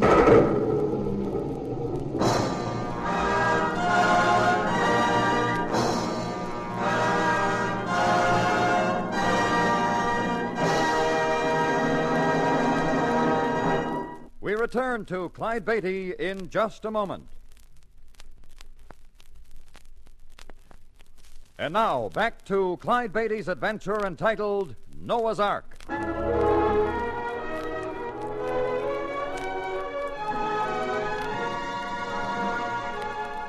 One day, the circus trains pulled into a small town in the southwest. Although it was early morning, already it was hot and dry. The Razorbacks and Polars were grumbling and sweating as they unloaded our wagons and equipment from the trains. Hi, Mr. Beatty. Sure hot, ain't it? Oh, hello, Mrs. Riley. Yeah, plenty hot. How's the unloading seem to be going? From the grumbling going on, I'd say we was right on schedule. When the boys don't sound off, you have to worry. Glad I don't have to push that heavy stuff around on a day like this. I bet you none of them fellas would swap jobs with you, though. Well, I better get back and see what they're doing with the wardrobe. All right, Mrs. Riley. Call on one of the girls if you need any help. Clyde, I've been looking all over for you. What the world are you doing here? Hi, Harriet. I'm just watching the boys unload. On a day like this? You should be resting for the matinee. Just wanted to check things. Couldn't you check things in a cooler spot? I'm worried. I don't like the feel of this weather. Clyde Beatty, you're as bad as those cats of yours. The least change in the weather and you're as nervous as any one of them. It's so hot and oppressive. I'll bet it storms. Boy, there's not a cloud in the sky. I know, but it feels like rain. The town paper says they haven't had rain around here for months. The ranchers are complaining. Well, they're going to have a change. Why be so worried? A little rain never stopped a circus. Not the rain I'm thinking of. What then? You know how I feel about electrical storms. Of course. We all hate them. That's just it. This part of the country's noted for them.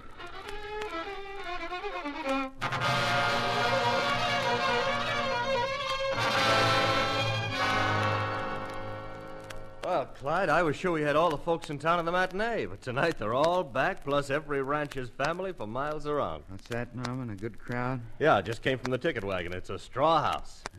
Sell out, huh? You don't sound very pleased. I'm not. What? Norman, it's going to storm. Oh, it's clear as a bell out there. It's more like the inside of a pocket, I'd say. The cats are restless. I don't like it. No, a few hours from now the show will be over. The train's loaded. It'll be rolling on to the next stop. Yeah, that is if we're not blown out all over this prairie. Clyde, you worry too much. Just the same, I've ordered everybody on the grounds to be set for an emergency. Well, I guess you mean it. I've been around you too long to know that you're seldom wrong about your hunches. Well, I better double-check, see that your orders are carried out.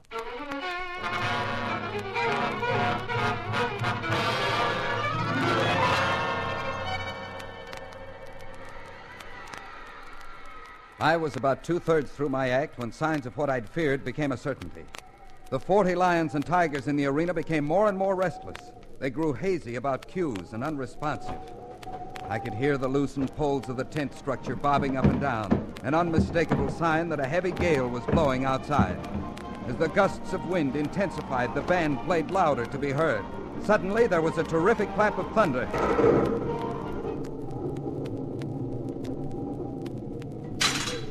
Lucky you was near the safety cage, Mr. Beatty. That thunder's got them cats scared to death. Yeah, the wind's died down, but a thunderstorm will make them even harder to handle. Might get that band to play real loud. Mr. Roberts is signaling them to start up again. That's better.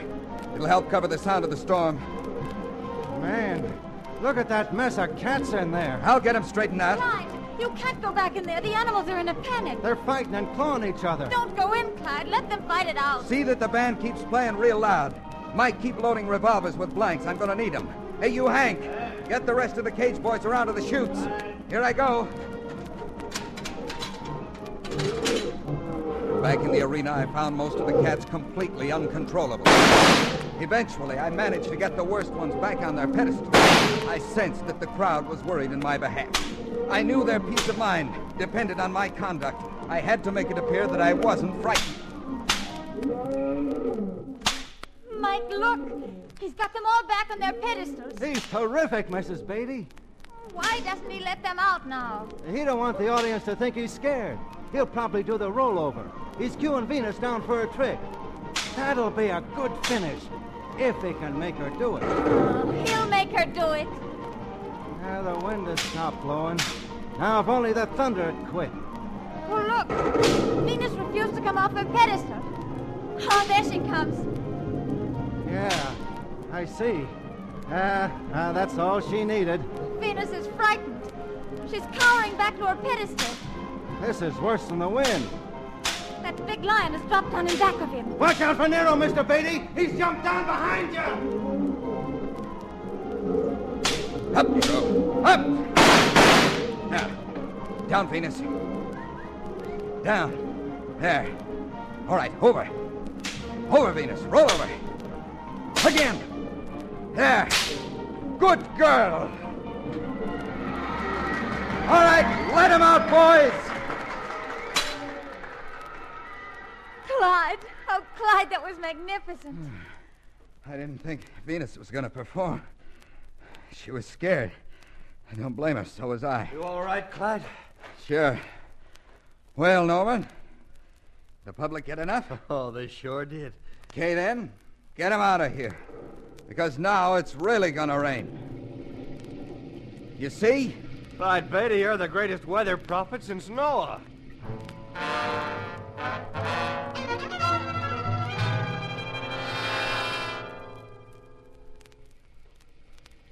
My friend and manager Norman Carroll made a reference to Noah.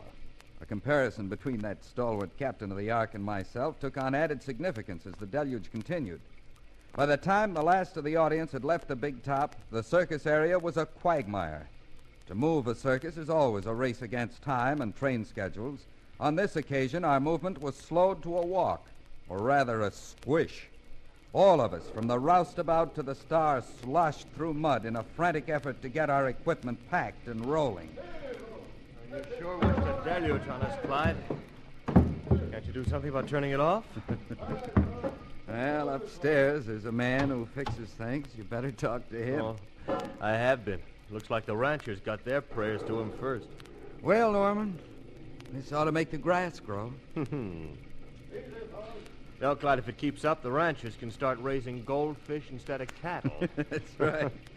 And we could have an aquacade instead of a circus. Mr. Beatty! Over here, Mike. The catmen say the tractors is bogged down. They can't move the cages. They're getting flooded. The cage cover's up. Yep. And lash some tarps over them, too. Have Rockwell get his elephants down there to pull the wagons to their trains. Right, Mr. Beatty. The thunder and lightning, Clyde, had those elephants kind of skittish. Sure hope Rockwell calms them down enough to work. Well, I hope he can try. If they can't be made to work, we're really in for it.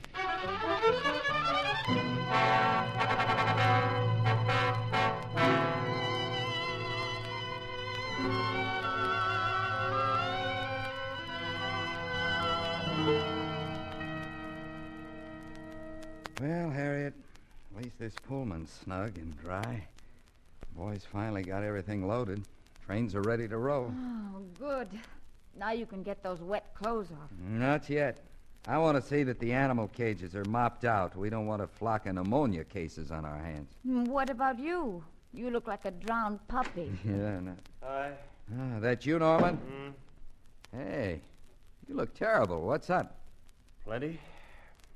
We're stuck. Oh, but the trains are all loaded. We're ready to move. That may be, but we're not moving tonight. What do you mean? The bridge across the arroyo up ahead just washed out. Uh-oh. And the tracks in the downgrade behind us are under 4 feet of water. But, well, at least we're safely on the train. In the middle of nowhere. Yeah, water's rising all around us. I hope this train can float. Well, let's hope it can, because this is no longer a train. It's just become Noah's Ark the Second.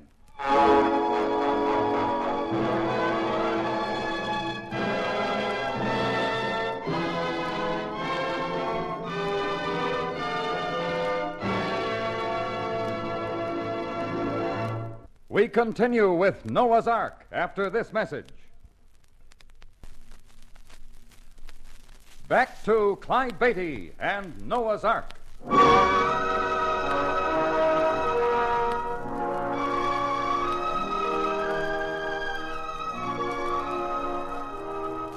Clyde Beatty Circus, playing a one-day stand in a small southwestern town, was struck by a wind and electrical storm.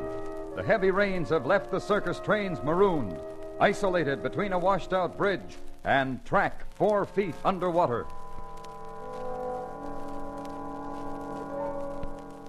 Old Man Noah must have been the greatest of all animal trainers. He battled the elements for 40 days and nights aboard an ark loaded with wild beasts. I'd have given anything to know how he fed them, because although we didn't expect to be stranded that long, we numbered over 500 people with 2 trainloads of ravenous animals. Well, Clyde, here's the bad news. The forage and commissary reports, eh, Norman? Yeah. We can serve breakfast to the crew tomorrow, and if we go real easy, maybe lunch and dinner. What about the animals? 1 round of fresh meat for your cats. That's all. Hay and grain? 5 tons of hay, 700 weight of grain. But, Norman, the elephants alone will finish half the supply by tomorrow night. And the horses and camels and the other animals will finish the rest. Brother, are we in trouble? Can't we get some supplies in town? No, I doubt it, Harriet. Cleaned them out feeding the circus today. Well, we'd better go see. We might at least pick up some hay and grain. How'll we get there? Swim? It's a half-mile to town, and the floodwater is now running 5 feet deep all the way. Ah, great. Don't worry, boys. I've got an idea. Have Rockwell bring Anna May around.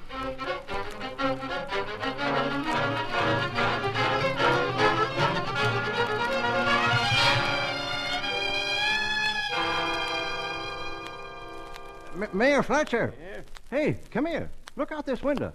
There's an elephant with 3 people on its back swimming down Main Street. Oh, easy, Sheriff. Now, easy. I told you hard work could catch up with you someday. No, I tell you, there's an elephant out there. He's climbing the courthouse steps. Yeah. Is it a pink one? Come see for yourself. Well, I'll be doggone. It is an elephant. See, I told you. Yeah. Hey, them people are coming in here. A real elephant coming into our courthouse. So, you see, Mayor Fletcher, our situation is desperate. Yeah, I can see that, Mr. Beatty, but what can we do? Have you ever had a flood like this before, Mayor Fletcher? Oh, yeah. Well, now, let's see. What was it, Sheriff? 32. Dang near washed the town out of the state. Did it rain like this? 4 days steady. 4.5. 4 days? That's right. Never let up. Town was cut off almost a week. Everybody like to starve before the tracks is fixed and a train come in. Well, we can't wait a week or even 4 days. If we don't get forage for those animals by tomorrow, that circus train will be a madhouse. Don't look like the rain will let up that soon. Something's got to be done, Mayor Fletcher. I'm afraid we can't do much. You say there's 500-odd people to be fed? That's right. Yeah, I reckon by rationing the grub in town, we could take care of them, but the animals, afraid we couldn't handle that job. Isn't there any forage available? Oh, you folks got what we had. What about the surrounding ranches? Ranchers will need that to feed their own cattle and livestock. Yep, even if they was to let you have some. How'd you get it in? Ain't a boat within 100 miles of here. Sheriff, if elephants don't have feed in front of them all the time, they make trouble. We've got 18 of them, and each one eats 100 pounds of hay and 25 pounds of grain every 24 hours. Ain't that much forage in the county. We got 40 lions and tigers. They've just eaten the last of our meat supply. They'll need 1,000 pounds by tomorrow. Ain't a head of beef in town. And don't expect the townsfolk will sell you their horses. Do you suppose we could get some cattle from the ranchers? Nearest ranch is 10 miles away. This time of the year, there's no telling how far out in the range the cattle is. But there must be something we can do. Yeah, don't know what, ma'am. The telegraph and telephone lines are down. No radio station.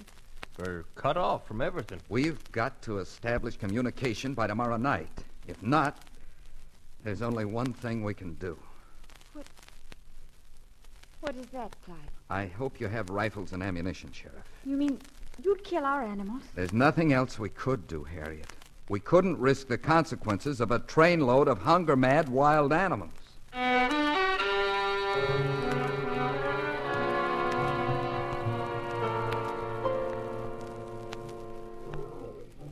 Them cats know it's past mealtime, Mr. Beatty. I know, Mike.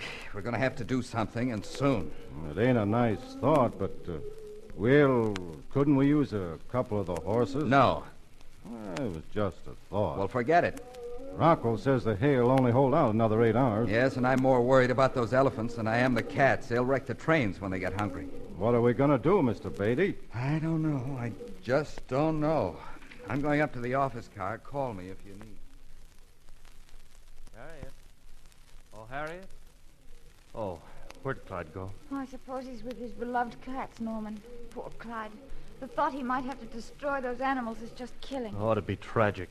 If the rain would only stop, there might be some hope. No, we'd better face it, Harriet. We'll be lucky to feed the troop. I'm afraid we'll have to sacrifice the animals. Oh, hello, Clyde. Been down with your pets?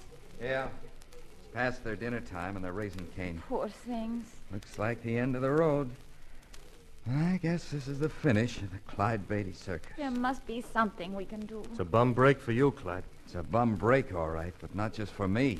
I'm thinking about 500 people being put out of their jobs in the middle of the season. Oh, well, that's just part of show business. Those folks are all troopers.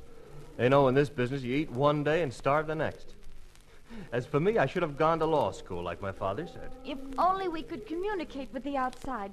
Maybe they could send a plane and drop us supplies. Sure, and if we had a plane, I could fly out and get... Wait. That's an idea. I just remembered something. Now, don't tell me you're going to get the circus blacksmith to whip you up an airplane out of canvas, baling wire, and an old tractor. I don't have to. Didn't you see that hangar out near the circus grounds?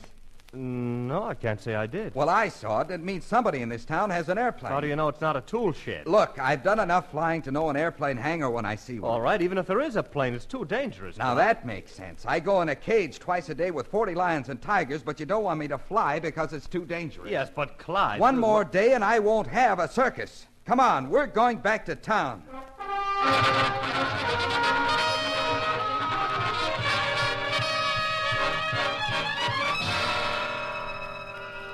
Sure, there's a plane in that hangar, Beatty. Four-place Beechcraft, and, she's a beauty. It's wonderful, Sheriff. Whose is it? Mine.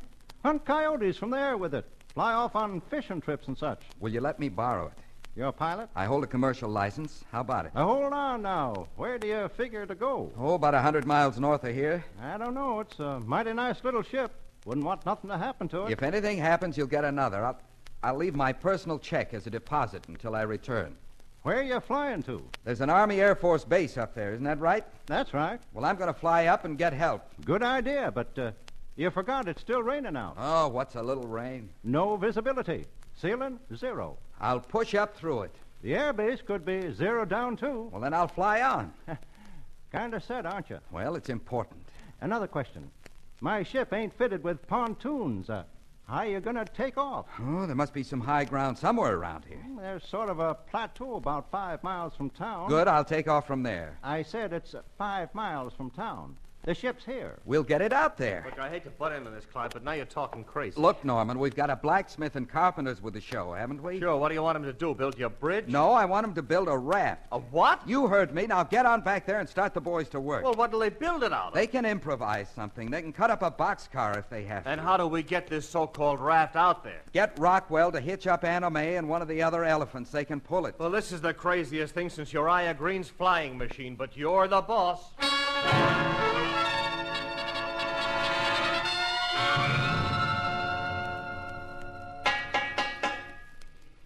I've checked the engines, Beatty. She's set to fly. Thanks, Sheriff. I'll never forget this.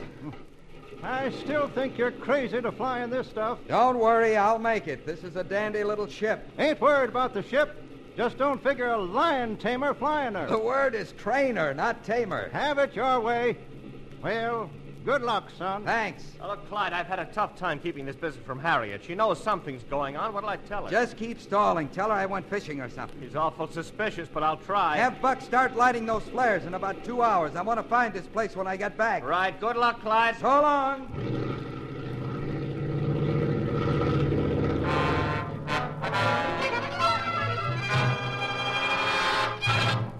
Now, look here, Norman Carroll. Clyde's been gone for hours. Where is he? Oh, he just went fishing with the sheriff. Oh, nonsense. It's something about that airplane, isn't it? Well, yes, it is. Is he going to try to fly out of here? No, I'd better tell you, Harriet. Clyde's gone for help. Where? To an Army air base about 100 miles from here. 100 miles? How? In the sheriff's airplane.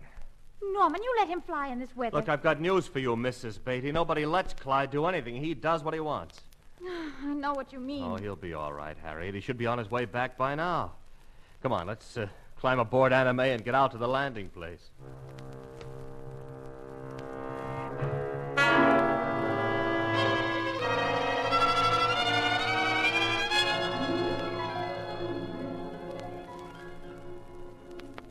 How long has it been, Norman? Almost 5 hours. I'm worried. Well, at least the rain has stopped. Make it easier for him to land. But it was raining so hard when he left. How do we know he made it to the Army base? No, he scooted right up through the rain clouds. He's probably waiting at the base for the weather to lift a bit. Oh, Mr. Carroll. Yeah? The weather's clearing. You still want me to keep all them flares out? No, you'd better leave a few, Mike, just in case. Oh, Norman, I can't stand this waiting. Now, relax, Harriet, relax. He'll make it. I know, but it's this waiting. Listen. Do you hear it? What? Wait a minute. Yes. Airplane motors. He made it. Hello there, Sheriff. What do you think of your lion trainer now? I think he'd better lower his landing gear. He's going to smash up my ship. Is he in trouble? He's waving at something. Yeah, he's pointing down. What does it mean, Sheriff? Looks like the landing gear's stuck. He can't lower it. Oh, no. What will he do?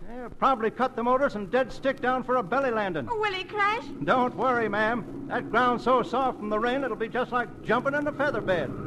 He's coming in. Here he comes. Easy, boy. Easy. Let's go. Come on. Yeah. Oh, Clyde. Oh, Clyde, are you all right? Fella. Hi, everybody. Oh, good to see you Sure, here. sorry I'm So late. glad to see you.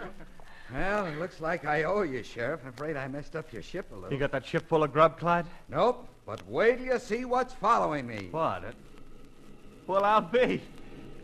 Hey, look up there. Say, that's the darndest contraption I ever seen. Looks like a bologna sausage bent in the middle with 2 windmills on top. Sheriff, that's the largest helicopter in the world. Those Air Corps boys can set that ship down anywhere. I told them to come down over the train. They got a load of hay, grain, and fresh meat. Oh, Clyde, that's wonderful. Well, folks, let's go. Dinner am served in a dining car.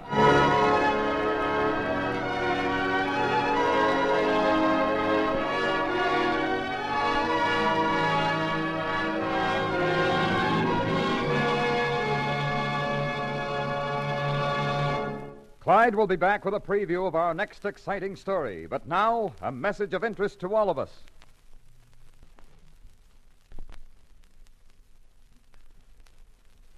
Here is the preview of an exciting adventure entitled God of the White Nile. This is a fabulous story that took place a few years ago when Clyde Beatty was on a safari in Central East Africa. It was approaching midnight as I crouched in the brush watching one of the strangest rituals I'd ever seen. Our native boys were squatting on their haunches in a tight circle in the center of the clearing. Suddenly, one of them threw back his head, raised his arms high, and spoke. His voice came clearly through the night. Nearly as I could translate it, he said, "There's a dirty job to be done, and one of us has to be selected." One by one, each of them reached into a pouch, withdrew a knife, and placed it before him on the ground. One drew a blood-stained knife. It was the leader himself. Without another word being spoken, the other natives proceeded to lash their leader securely to a stake in the middle of the clearing. This completed, they disappeared into the jungle, leaving the chosen one alone in the moonlight. You have just heard a preview of our next adventure, God of the White Nile.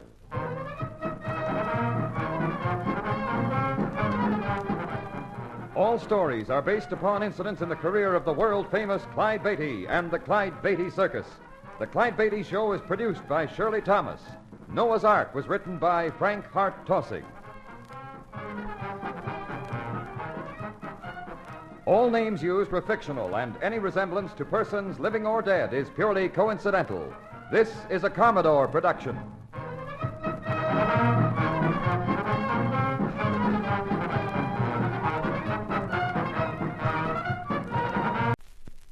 The Clyde Beatty Show.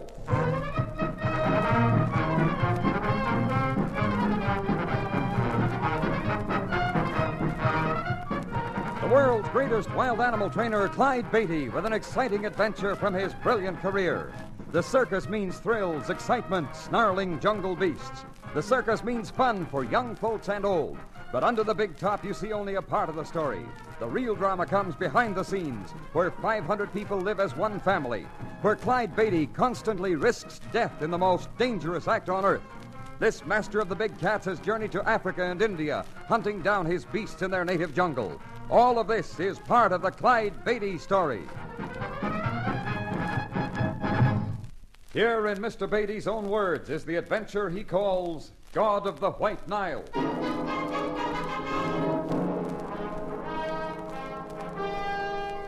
Contrary to popular opinion, lions and tigers in captivity do not make good performers under the big top. Actually, I consider them far more unpredictable and dangerous than those born and raised in their native jungle. For this reason, I almost never use anything but jungle-bred animals in my act. Most of my charges are purchased from wild animal dealers, but sometimes I mix business with pleasure and spend my vacations on extended hunting expeditions. One such memorable trip took place several years ago in Central East Africa.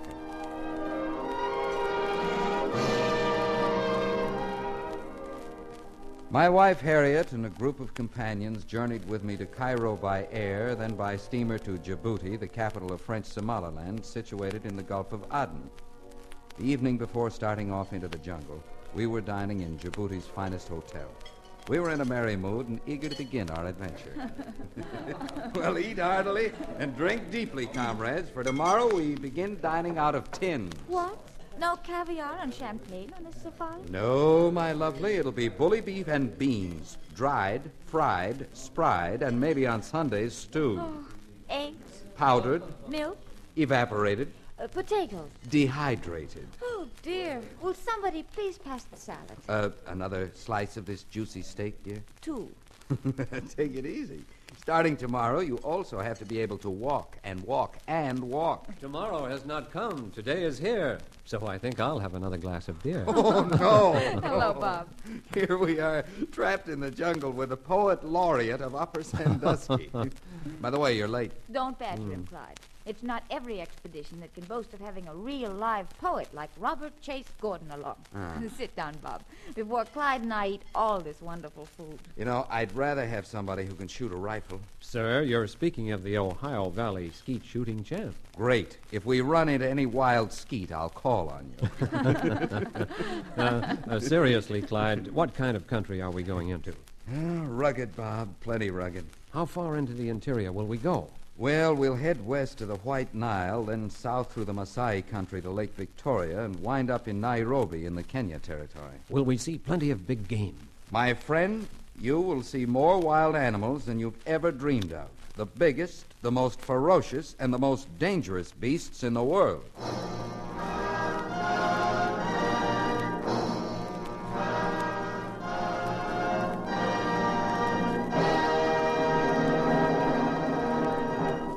We return to Clyde Beatty in just a moment.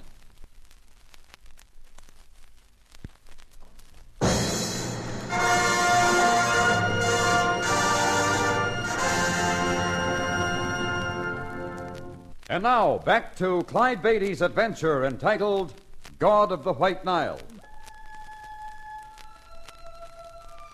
I suppose I was a bit over-enthusiastic when I boasted to Bob Gordon about the number and quality of the big game our safari would encounter. Actually, it was several weeks before we sighted any but the ordinary species of African jungle beasts. The trek into the White Nile country had been uneventful. One evening, I led our guide, Duke Coulter, away from the others who were gathered in bored silence around the camp. Duke, you're one of the best guides in this part of the world, so don't take this as a criticism.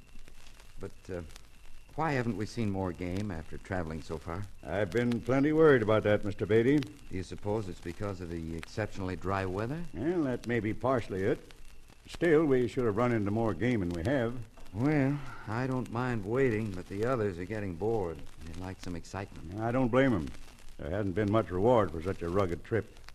There's something else been bothering me, too, Mr. Beatty. Oh? Have you noticed anything out of the ordinary? I can't say that I have, except maybe the gun bearers and porters seem a bit restless. Yeah, that's it. They're more than restless. I have a feeling they're afraid of something. Afraid? Of what? They're all natives of this territory. There shouldn't be anything around here they don't understand. Yeah, they're a superstitious lot. Plenty of things churn around inside their woolly heads we know nothing about. Well, have you listened to their talk? Yeah, there's something definitely wrong. I noticed that as soon as we hit this district. What do they talk about? Something about a god. The god of the White Nile. You know anything about this god? They won't tell me. You see, it's taboo. I see. Do you look for trouble with them, Duke? I can't say, but I do wish I knew more about this god of theirs. They shut up like clams when I'm around. I don't suppose it'll amount to anything, but we better keep an eye on them. I may have to do more than that. What do you mean? They've been tapping our supplies. But why? We give the boys all they want to eat. Why should they steal our supplies? They don't take any of the staples, just the fresh meat. You mean the small game we shoot during the day? Yeah. But we shoot it for them. It's too gamey for our party to eat. They don't eat it either. That's the strange part, and yet it disappears. Well, I don't get it. Well, every night they wait till we're all bedded down, then they bunch up and have a powwow. You've watched them? Yeah. So far, they've done nothing but talk. Look, if they have another gathering tonight, let me know. I want to look in on one of those sessions myself.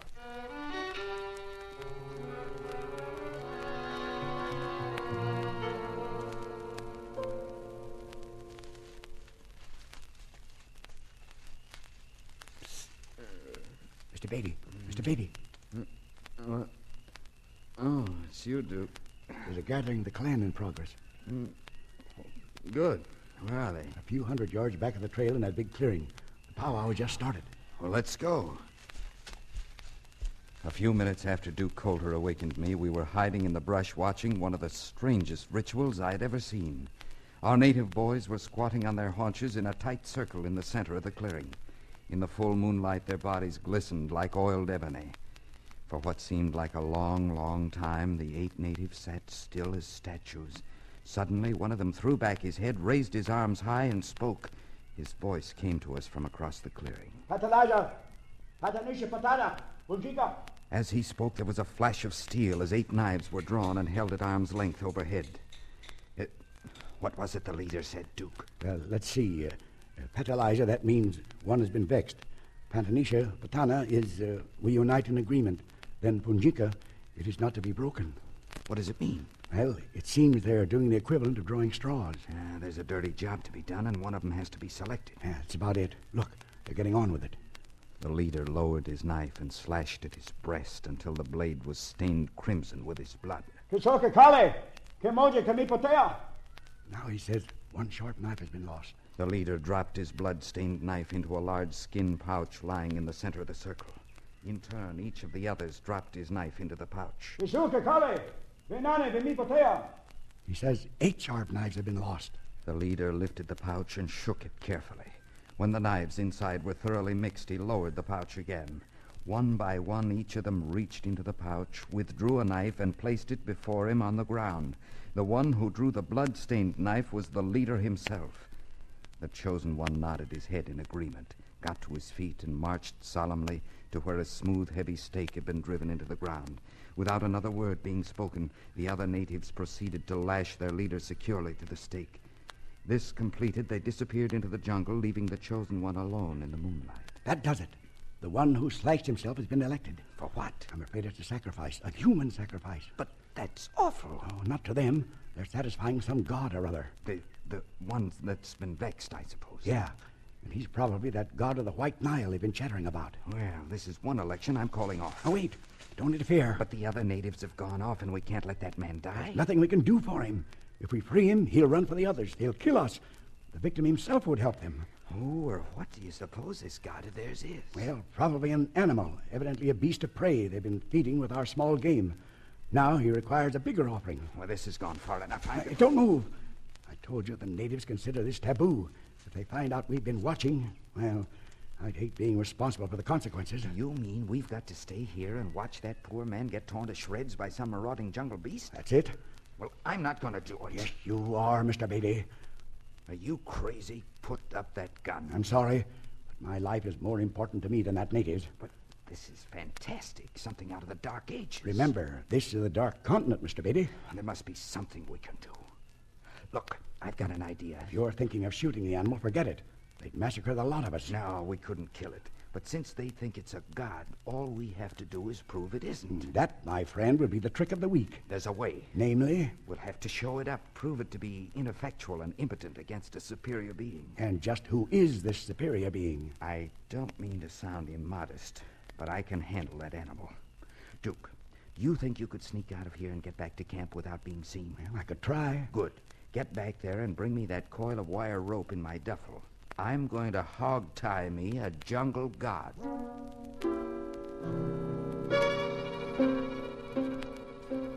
The next 10 minutes were the longest I've ever spent. The native lashed to the stake in the clearing remained silent. If there was a beast of prey nearby in the jungle, I knew it wouldn't be long before it put in an appearance. The blood that still trickled down the man's chest would soon attract it. Suddenly I heard a ferocious snarl. My heart leaped. So this god of theirs, the god of the White Nile, was only a lion. I'd handled as many as 40 of them in the steel arena. Surely I could handle just one, even if it was in its native jungle. If only Duke would hurry with that coil of rope. I watched the man lashed to the stake. In spite of himself, he was frantic with fear. The whites of his eyes flashed in the moonlight. Suddenly, he glanced fearfully over his shoulder as a huge beast entered the clearing. What I saw was too fabulous to believe. It was a lion, a tremendous one, but not like any lion that had ever been seen before. From the tip of his twitching tail to his snarl-wrinkled nose, he was completely white. A white lion. No wonder the natives considered him a god. For a moment there in the moonlight, I thought so too. The magnificent animal posed momentarily at the edge of the clearing. Then, still snarling, he advanced slowly toward the terrified native.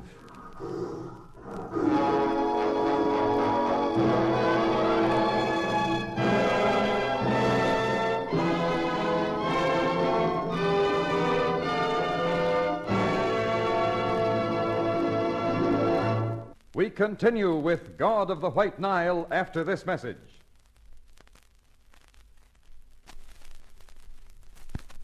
And now, back to Clyde Beatty and God of the White Nile.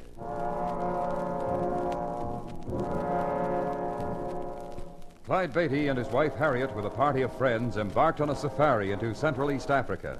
For several weeks, their journey was uneventful, except for the increasing restlessness of the native gun bearers and porters. In an effort to determine the cause, Clyde Beatty and the guide, Duke Coulter, observed a ritual in which the natives prepared a human sacrifice to placate the god of the White Nile. Now Clyde watches as a native, lashed to a stake in the center of a clearing, is stalked by the most fabulous beast ever seen in the jungle, a pure white lion.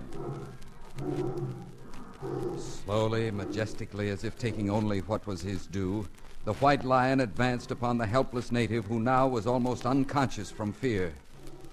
There was a rustling sound near me in the brush. It was Duke Coulter, and in his hand was the coil of wire rope I'd sent him for. Duke, you made it just in time. Look, there's your god of the White Nile. A white lion. Why, it's fantastic. He's magnificent. No wonder the natives think he's a god. What are you going to do? I'm going to capture that animal alive. He's getting ready to spring at the native. Duke, I'll need your help. I'm going to distract him. When I jump out, dash over and release the native. All right, but then what? I'll do the rest. This wire rope will hold him. I'm going to rope him and use that stake as a snubbing post. What if the native won't let me save him? He's practically unconscious. Just drag him away. All right, Mr. Beatty. Ready? Ready. Here I go. Whoa! I leaped into the clearing, waving my coil of rope and a stick. The white lion stopped and whirled in his tracks. I moved rapidly from side to side in an effort to keep him off balance. He seemed to be confused by my actions. And then I flicked one end of the rope in the white monster's face. The animal went crazy. I ducked between him and the stake in the center of the clearing. What followed was the most fantastic maypole dance in history. I kept flicking the rope in the beast's face. When I sensed my adversary was tiring, I worked a lazy loop into the coil of rope. At just the proper time, I slung the loop around his massive head, making sure to include one of his paws so as not to strangle him. In a flash, I made a half-dozen turns around the stake with the loose end of the rope and stepped back to watch the frenzied animal lash at the bonds that tied him securely to the stake. You got him. You got the white devil. I've got him, all right. He's the greatest prize I've ever captured. I hope that rope holds. Don't worry. That rope would hold an elephant. Look at that critter fight. Oh, that's good. He'll tire himself out, and soon. Then what do we do with him? We build a cage strong enough to hold him. And then we show the natives how helpless their god of the White Nile really is.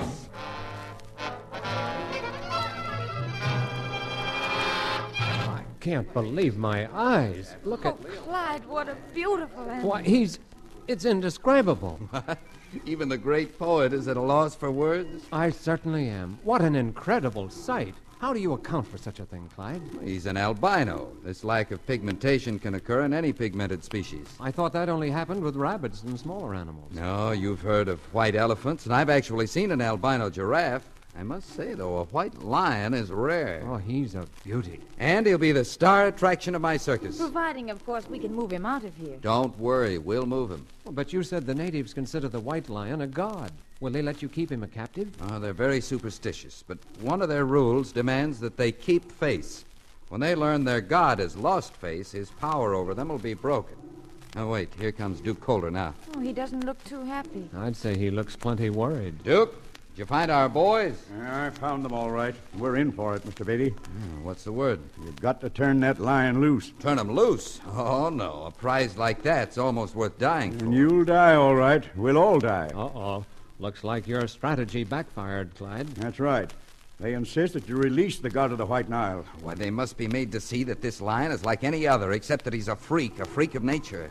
It's human nature to make a fetish of freaks. Duke, what'll they do if I refuse to release the lion? They'll do it themselves, and don't try to stop them. There must be a way. There's got to be. Please, Clyde, let the animal go. For our sakes, let him go. Not without another try. If it fails, I'll do what they ask. Come on, Duke. Take me to them.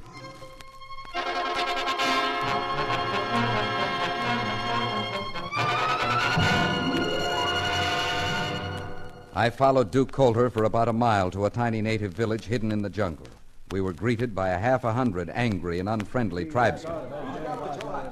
Well, as you can see, Mr. Beatty, they're in no mood to palaver. You'd think they were a bunch of children who'd just been told there's no Santa Claus. Well, that's not far from wrong.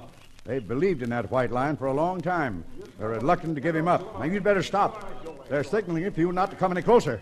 What's the matter? They afraid I'll cast a spell on them, too? Well, they're not taking any chances. You stay here. I'll go and see what they have to say. Duke went forward and was greeted by much violent arm-waving and a confusion of speech. When he returned, he was shaking his head. Well, their leader says he can no longer hold the tribesmen back. If you don't release the white god immediately, you and your friends will be destroyed. Did you tell him about the lion being nothing but an albino or freak? Yes, and I think he understood. He's a pretty wise old bird, but he's having a tough time trying to hold back the young bucks. They're hot-headed and spoiling for your hide. I'm going to try something. If it doesn't work, I'll give in. And you better make it good. Tell them that this so-called god of the White Nile has no power over me or them. Tell them I have proved this in hand-to-hand combat and that I'll do it again for all of them to see. Hey, take it easy. Aren't you taking on quite an order? Don't worry. This'll be the easiest scrap I've ever had. What about that wire rope? They won't let you use it this time. Tell them I'll face the beast without the rope or any other weapon except that wide leather belt the chieftain is wearing. Oh, you're crazy. Do as I say. I know what I'm doing. All right, but I still say you're crazy. Evidently, what Duke told them I would do impressed them. They agreed to accept my boast. Now, all that remained was for me to face the white lion with nothing but a 3-foot length of leather belt.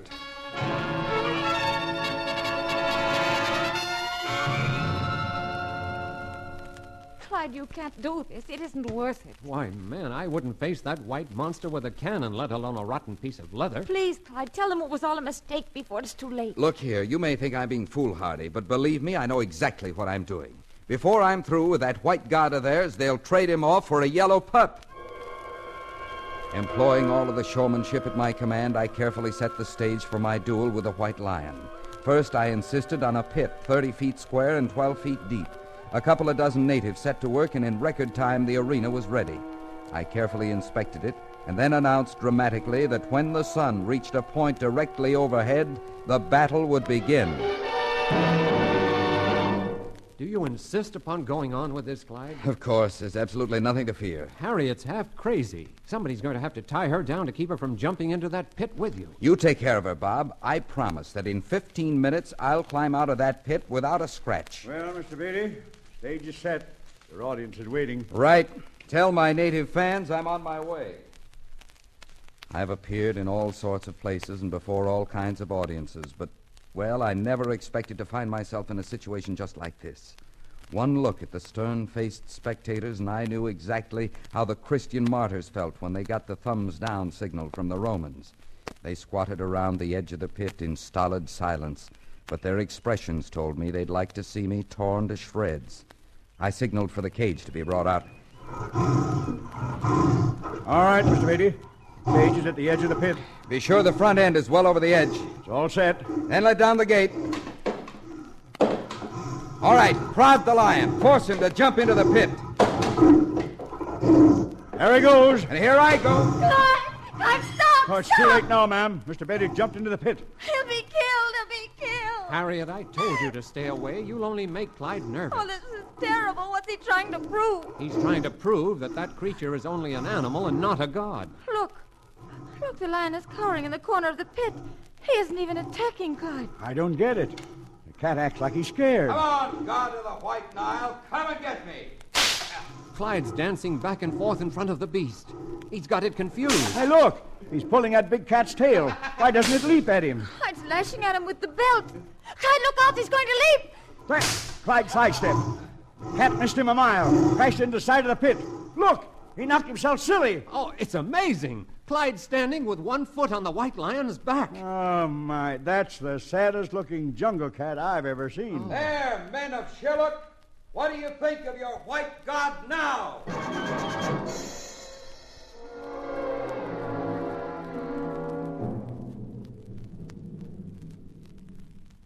Well, Clyde, you said you'd make that jungle god lose face, and you certainly did. Yeah, but I feel like a skunk. That's silly. Not many men would have done what you did. That cat never had a chance. The odds were stacked against him. I must admit he looked pretty sad against you. But after all, you faced him with only a piece of leather to defend yourself.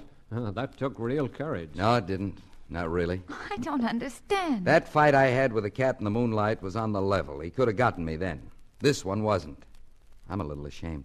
What do you mean? That cat's an albino. At night, he can see like any other cat. Today, I fought him in the blaze of noon. He was practically blinded by the jungle sun. By gosh, I never thought of that. Albinos can't tolerate bright light. Well, I thought of it. I hated to do it, but we were all on a spot, and I had to take that advantage. Well, blind or not, you were still trapped in that pit with a killer. Mr. Beatty, it worked like a charm. The natives have liquidated their jungle god. Liquidated? What do you mean? Well, I know how much you wanted to have that cat, but, well, they've killed him. Oh, no. Oh, Clyde, that's too bad. How the mighty have fallen. Sure. They thought he was a god. When they found he wasn't, they destroyed him. But it's just as well. That's right. They never would have let us take him out of here anyway. And if we'd turned him loose, the other lions would have killed him eventually anyway. You see, animals, like some men, can't tolerate anything different from the herd. Maybe there's a lesson in this. I don't know.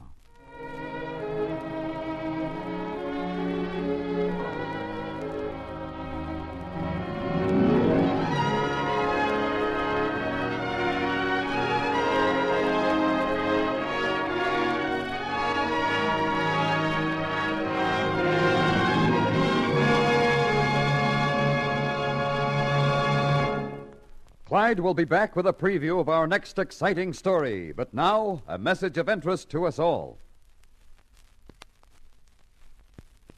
Our next story deals with the exciting adventures the Beattys experienced on a trip to the jungles of Malaya. Well, These are our quarters, honey. Technically known as a bamboo basha. Thatched roof, bare dirt floor. Yeah, reminds me of that motel in Albuquerque. What a thing to say. Oh, I guess we're lucky to have shelter of any kind.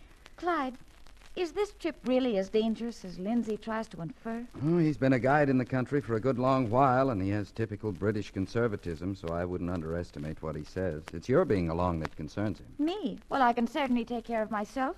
If there are any stray lions, tigers, or elephants in the path, I'll pay like it's performance time and put them in their place. That's the kind of courage I like. Nobody's going to scare me out of a nice trek through the jungle. Why, I'll...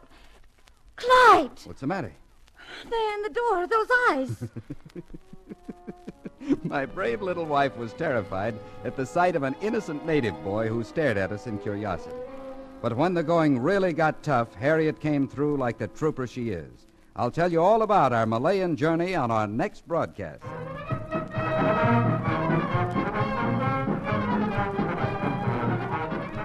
This story was based on incidents in the life of Clyde Beatty and the Clyde Beatty Circus. The Clyde Beatty Show was produced by Shirley Thomas. God of the White Nile was written by Frank Hart Tossig. All names used were fictional, and any resemblance to persons living or dead is purely coincidental. This is a Commodore production.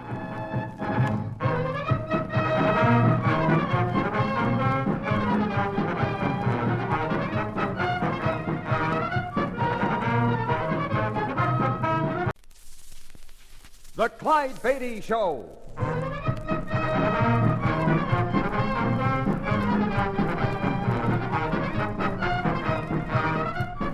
The world's greatest wild animal trainer, Clyde Beatty, with an exciting adventure from his brilliant career. The circus means thrills, excitement, snarling jungle beasts. The circus means fun for young folks and old. But under the big top, you see only a part of the story. The real drama comes behind the scenes, where 500 people live as one family, where Clyde Beatty constantly risks death in the most dangerous act on earth. This master of the big cats has journeyed to Africa and India, hunting down his beasts in their native jungle. All of this is part of the Clyde Beatty story. This is the adventure entitled Big Magic in Malaya.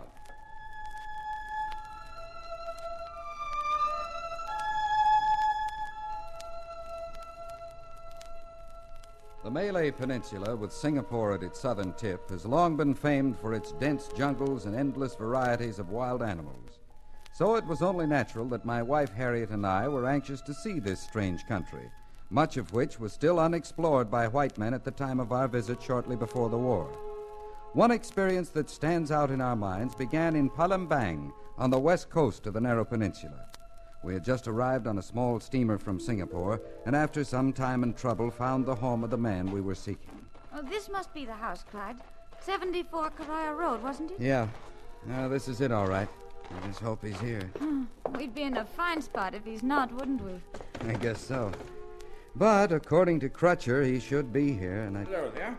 What can I do for you? Well, you're Mr. Lindsay, the guide? That's right. And you're... Beatty, Clyde Beatty, and this is my wife. Oh, yes, of course. Come in, won't you? Good trip up? Oh, we enjoyed every minute of it. Good. Please sit down. I'll have some tea brought. Marto! Fix tea, Marto. Well, I wasn't expecting you so soon, Beatty. You got Crutcher's letter, then? As a matter of fact, it just arrived yesterday. Beastly slow postal service up this way.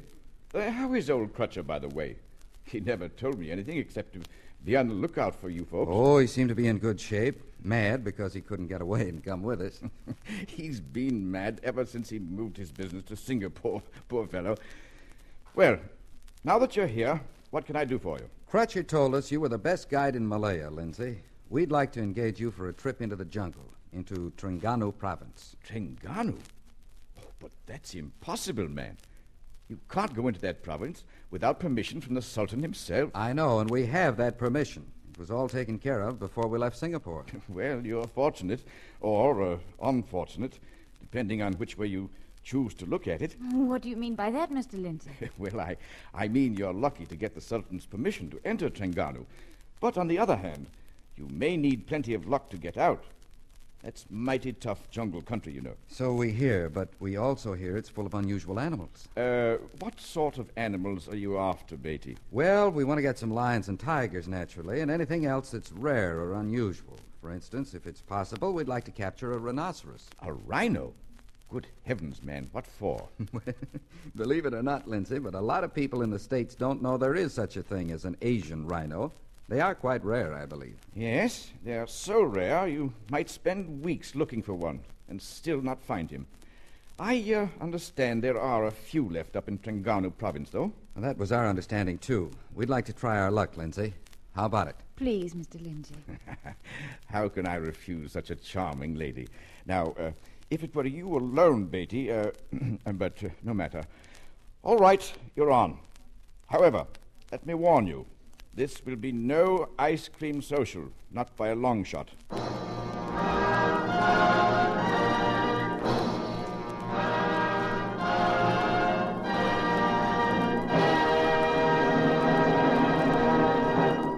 We pause for this message.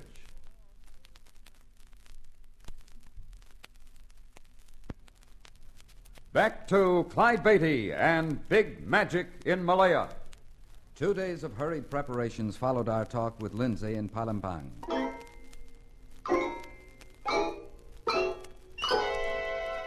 Then another 3 days going up the sluggish Manala River, and at last we arrived at a native kampong where we were to make our headquarters during our stay in the Terengganu province. By the time we were unloaded, and the native canoes which had brought us headed back downstream, it was almost dark. The twilight silence characteristic of the jungle was unbroken. Even the natives from the kampong gathered around at a respectful distance. They seemed unusually quiet. We were in a strange new world. Clyde, the way they stare at us, are they... Don't worry, Mrs. Beatty. They're friendly enough. They just don't see many white people. Oh. Where's that package of needles, Beatty? Here. Is this the one? That's it. Now watch this. Hiya! Madolo! Madolo! Well, look at them scramble for those needles. You'd think they were diamonds. Yes, they'd rather have a needle than the Kimberley mines, Mrs. Beatty. Fortunately for us. What a spot for a 5 and 10 cent story, Harriet. My husband is part businessman, Mr. Lindsay. You'll have to excuse him. I am also hungry and tired. Well, we'll fix that soon enough. But first, we must pay our respects to the head man and make palaver with him.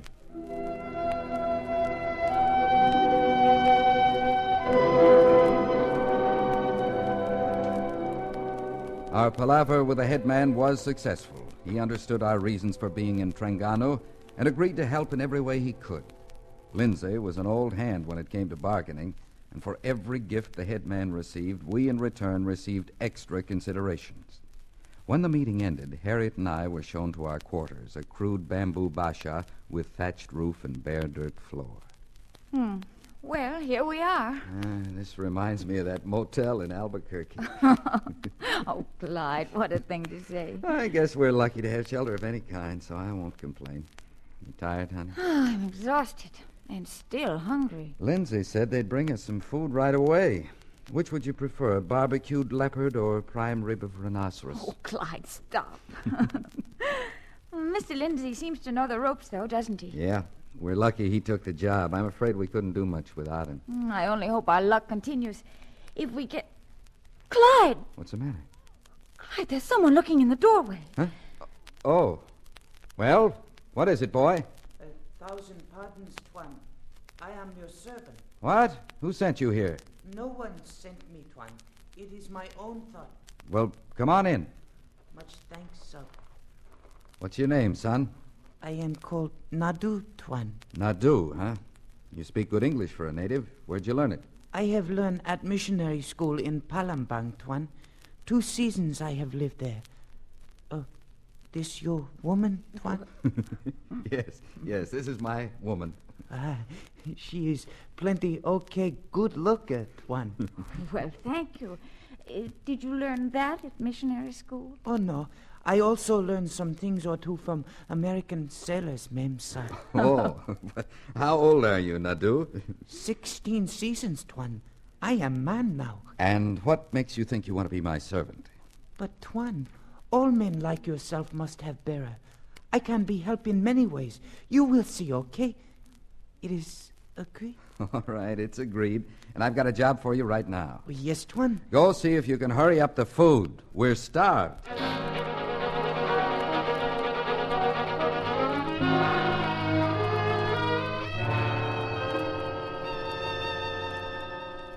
Our first 2 days at the kampong went by quickly, and we were kept busy supervising the building of nets and cages. I soon discovered that I'd acquired an extra shadow, as Nadu dogged my heels constantly. He was a wiry young fellow with flashing black eyes and a ready smile, eager to help and eager to learn. On the afternoon of the third day, I'd gone a short way into the jungle for a look around, accompanied, of course, by my faithful shadow. Here, Nadu. Let's sit down on this old log and rest a bit. Yes, Tuan. Okay. From the looks of the vines and creepers, I'd say this trail isn't used much. No, this old trail, Tuan. But look, see up ahead? Huh? Yeah, wild boar, isn't it? Yes, Tuan. Tough costumer, that one. I take it you mean tough customer, huh? I no speak so good those big words, Tuan. Oh, you're doing fine. What's the new word I taught you this morning, remember? Nadu, you're not paying attention. What are you staring at? Huh? Oh, I was look at your big magic gun, Tuan. You like guns? I have seen only few, Tuan. Well, you won't see a better one than this, Nadu. It's a Monarch Express, best big game rifle made. Tuan, could maybe hold it? Sure, why not? Here. Oh, it's very heavy. It has to be. Here, give it here a minute. I want to show you something. Yes, Tuan. Now, see that vine hanging from the tree over there? Yes, I see. Watch what an explosive bullet does to it. It's okay, Tuan. You ever shoot a gun, Nadu? Oh, no, Tuan. Well, you're about to. Here. Now, look along the top of the barrel. Mm-hmm. That's it. Line up the notch in the rear sight with a bead on the front. Like this, Tuan? That's it. That's your line of sight where the bullet will go. Here, swing over and line it up with that vine just above where I hit it. Yes, Tuan. It is so. Now, hold it steady and squeeze the trigger slowly. Oh! Well, I'll be. You hit it, Nadu. Hey, what's the matter? Oh, the gun, it hit at me in shoulder. Almost knocked me off log. I forgot to tell you, it does kick a bit. What do you do now? Pull the bolt back all the way. That's it. That ejects the empty cartridge case. Now slam it forward to reload with a new bullet. Like so. Okay, Tuan? Yeah, like so. Okay, try it again. Let's see if that was an accident. Yes, Tuan. Hey, are you sure you never shot a rifle before? I should, Tuan. I do okay. You sure did. I'm afraid I couldn't top it. Beatty! Beatty! Are you all right? Oh, Lindsay, sure I'm all right. Hey, what's all the shooting about? Oh, just having a little target practice, Lindsay. I was showing Nadu here how to shoot a rifle, and darned if he doesn't make 2 clean hits his first 2 shots. What? You were showing this native boy how to shoot? Why, yes. What's the matter? Well, I'll explain in a minute.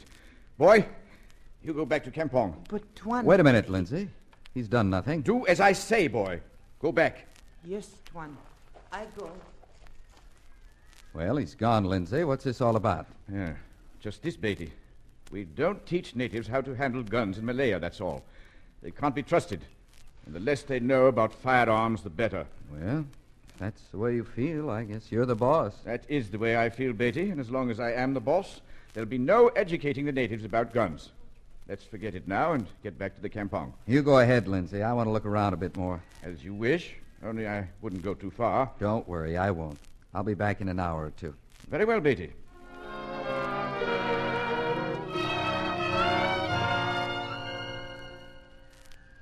After Lindsay left, I continued for a short way up the trail, then branched off into what appeared to be a little-used game trail. I guess I was guilty of daydreaming, for suddenly... Oh! With complete disgust, I picked myself up from the floor of a deep pit and realized I'd stumbled into a native animal trap. Fortunately, only my pride was hurt, but the fact that I was daydreaming was no excuse for not noticing the leaves and branches covering my newfound prison. In the dim light, I could see that the pit was some 12 feet deep, and I knew it'd be impossible to climb out. But I wasn't too worried, knowing that I'd be missed at the kampong in an hour or so, and that Lindsay and the natives would find me without trouble. But then, I noticed something which would strike terror into the heart of any man. If a leopard or a tiger had been in the pit with me, it would have been bad, but this was 10 times worse, for advancing toward me was an army of death, a column of giant soldier ants. They were crawling straight toward me, thousands of them from the far corner of the pit. And then I saw the bones picked clean of what must have been a jackal. I knew the same fate was in store for me in a matter of minutes, and I was powerless to stop it.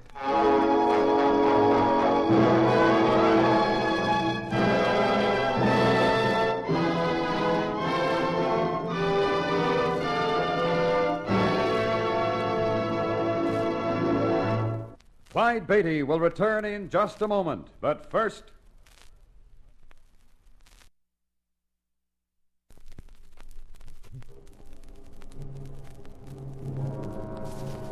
And now back to Clyde Beatty and his story, Big Magic in Malaya.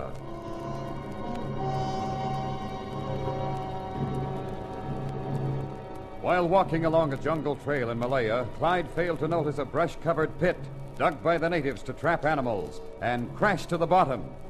Knowing that he isn't far from the native village and that when he doesn't return, his guide Lindsay and the natives will find him, Clyde isn't too concerned. But when he looks around the pit further, he discovers an army of dreaded soldier ants advancing toward him. I'd heard about these giant killer ants, and I knew I didn't have much time. I looked around for my rifle, hoping to fire a distress signal which might be heard at the kampong. But that hope quickly dimmed when I realized the gun had slipped from my hands as I fell and had stayed on top of the brush covering the pit. I knew fear as I'd never known it before as the army of ants advanced steadily toward me, now only about 3 feet from the corner in which I was standing. Suddenly, from the jungle, I heard something which gave me encouragement. It sounded like a voice, and I listened intently, hoping my ears weren't deceiving me. It was a voice, the voice of Nadu. Nadu! Nadu! Where you go, Swan? In the trail pit, Nadu! Hurry! Hurry, Nadu! What you doing there? Never mind that. Help me get out of here before these ants get me. Now hurry up and see if you can find somebody who can help me get out of here. We get you out okay, Swan? Nadu, come back here! My heart almost stopped as I thought Nadu had gone for more help. The ants were only a foot away now. Here, Swan. I know a vine. Vine. You can climb up. Good boy. I've got it.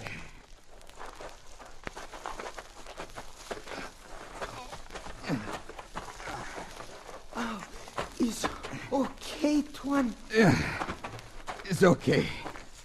Oh, that was close. It's supposed to be for animals, Tuan. I'll try to remember that.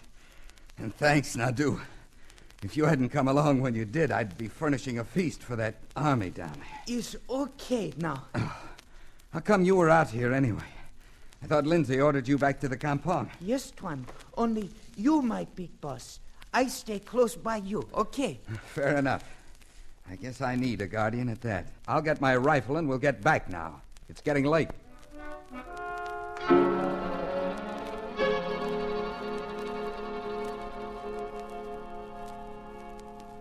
Oh, Clyde, how awful.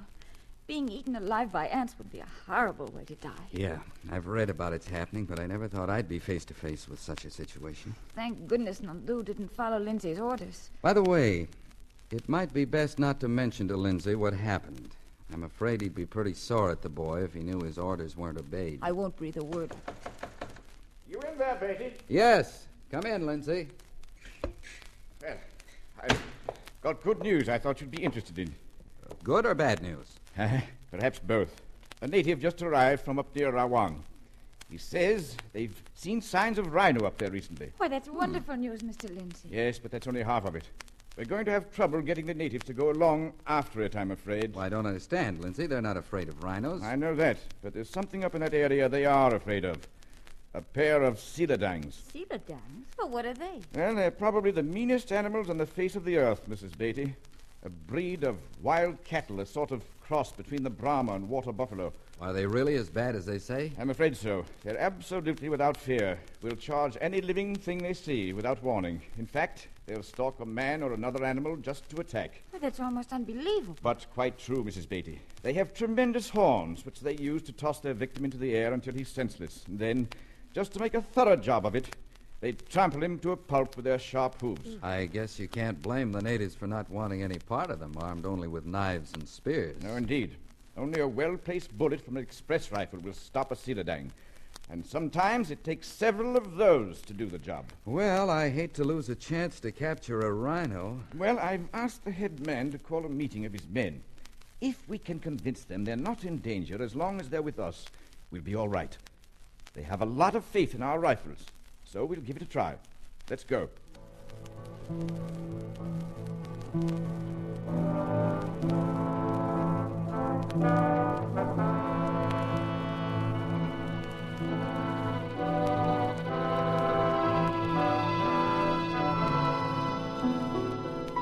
It is so, big head man. Our rifles speak with strong voice. Strong enough kill Seeladang?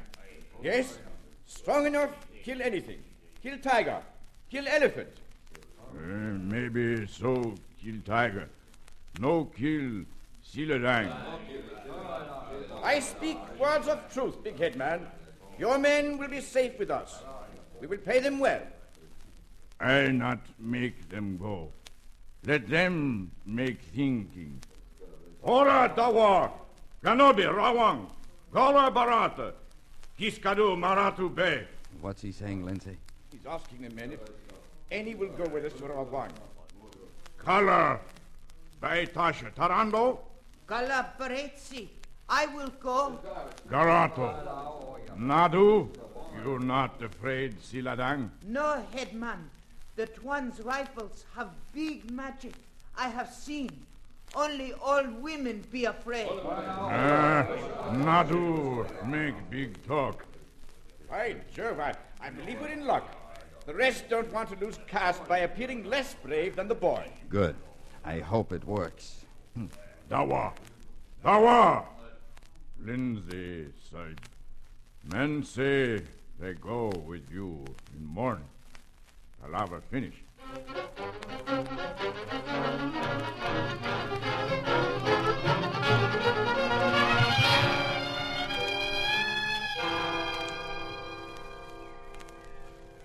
Well, these prints are rhino, all right, but none too fresh. Probably made yesterday. Looks like we've still got some hunting to do, huh? Yes, it'll have to wait till morning. It'll be dark soon, so we'll make camp now on the other side of the clearing. I'll tell the men to get a move on. Suits me. Coming, Harriet? Right behind you. Watch out for this jagged log here, honey. Oh! Harriet, Clyde. did you run into it? No, but I turned my ankle trying to keep from it. What's the trouble here? Oh, Harriet twisted her ankle, Lindsay. Oh, I'm sorry, Mrs. Beatty. I'll help her across the clearing, then we'll see what we can do for it. Now, do. Yes, coming, Twan. Take my canteen and rifle, now. We'll be right along, Beatty. If I can get these men to move off of their tracks. I'm sorry, Clyde. I should have been more careful. Oh, forget it. I think a good massage will fix that ankle. Okay, Nadu, let's go. With Harriet in my arms, we started across the clearing. Lindsay and the natives followed a few yards to the rear. Then, when we were almost in the center, we were startled by the sound of a large animal crashing through the brush at one side of the jungle clearing. As the natives screamed and ran for the trees, I saw the object of their terror. A Seeladang bull had burst from the brush like a locomotive and was charging straight for us. With Harriet unable to walk, I knew we could never make it. But when I looked around at Lindsay, I felt better. His rifle was at his shoulder as he took deliberate aim. I could see that the bullet had found its mark. But instead of dropping, the bull swerved toward the sound of the shot. Lindsay, headed for you! Shoot, man! Oh, Clyde, he'll be killed! Lindsay threw his rifle to the ground and started to run for it. But the Seeladang was almost upon him. He'd never make it. What the... Clyde, look! Scarcely able to believe my eyes, I saw the bull crumple and roll in a heap barely 5 feet from Lindsay, dropped by 2 well-placed rifle bullets from my own gun. And holding it as if he'd hunted big game all his life was the boy who had never fired a gun until the day before. Good work, Nadu. Oh, big magic work. Okay, good one. I'll say it worked okay good. In fact, it was okay great. Here, Tuan, you take. Huh? I don't need the rifle now. Well, that was a bit close side. What? Thank heaven you fired when you did, Beatty. Lindsay, I didn't fire those shots. You owe your thanks to Nadu here. What? You mean this boy shot that cedar dang? That's exactly what I mean. Well, that rather leaves me speechless, but, well, thanks, son. I am glad you're okay, Tuan. Let's hope we've had our share of cedar dangs for a while. Come on, we'd better try and persuade the natives to calm down and make camp.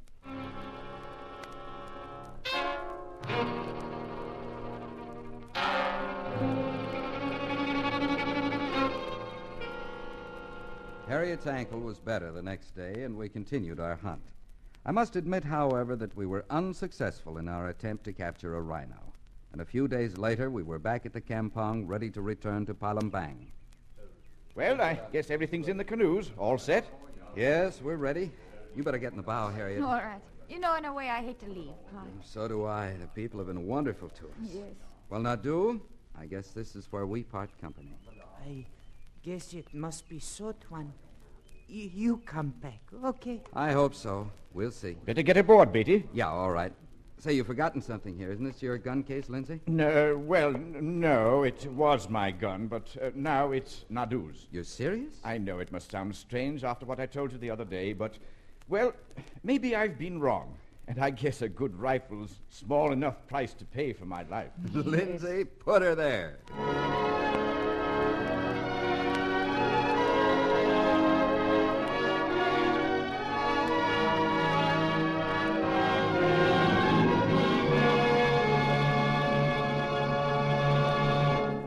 Clyde Beatty will return in just a moment with a preview of his next adventure. But first...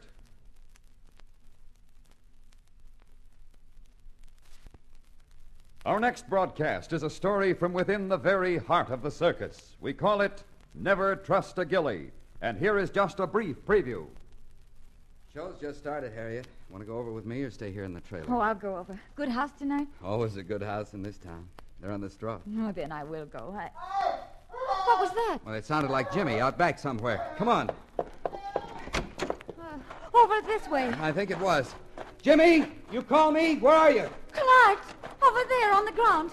What's that? Come on. It's Jimmy, Clyde. He's hurt.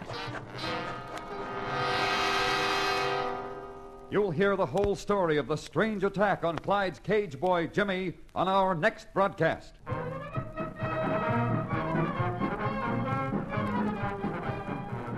This story was based on incidents in the life of Clyde Beatty and the Clyde Beatty Circus. The Clyde Beatty Show was produced by Shirley Thomas. Big Magic in Malaya was written by Robert T. Smith. All names used were fictional, and any resemblance to persons living or dead is purely coincidental. This is a Commodore production.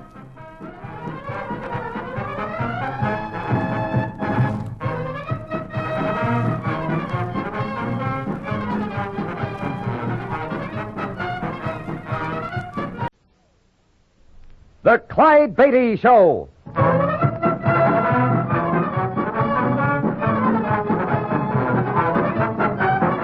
The world's greatest wild animal trainer, Clyde Beatty, with an exciting adventure from his brilliant career. The circus means thrills, excitement, snarling jungle beasts. The circus means fun for young folks and old.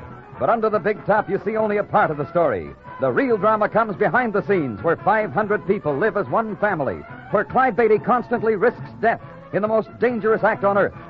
This master of the big cats has journeyed to Africa and India, hunting down his beasts in their native jungle.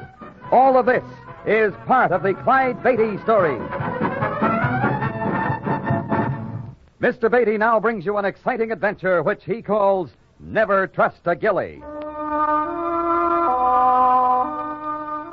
During the season, circus people seldom have time to get acquainted with townsfolk.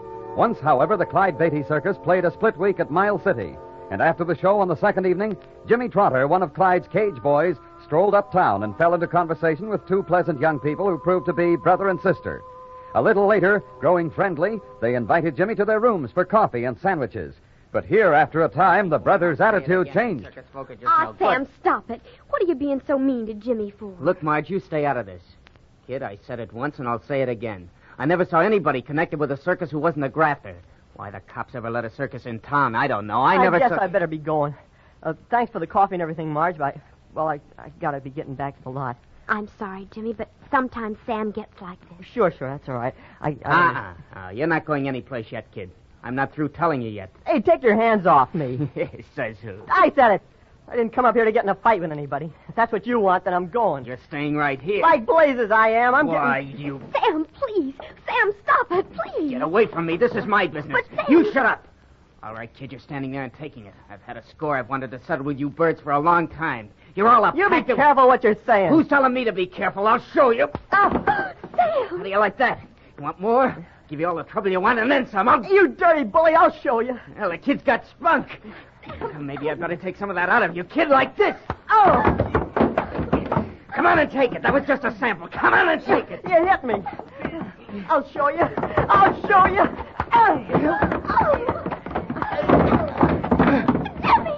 No, don't, Jimmy! Come on. Get back on your feet, you rat. You started this. You asked for it. Come on, back on your feet. No, Jimmy, don't. Can't you see he's hurt? He can't get up. Hurt? He's hurt? Wait. Sam, can you hear me? Sam! He's really hurt? He's unconscious. I can't make him answer. I guess I'd better go get a doctor. No, you get out of here. What? I'm sorry. I didn't mean that. It wasn't your fault. He started it, but you better get out. If he comes to while you're still here, it'll just mean more trouble. Oh, but you're sure there's nothing I can do? No. Just get out. Get out. Please. Just get out and leave him to me.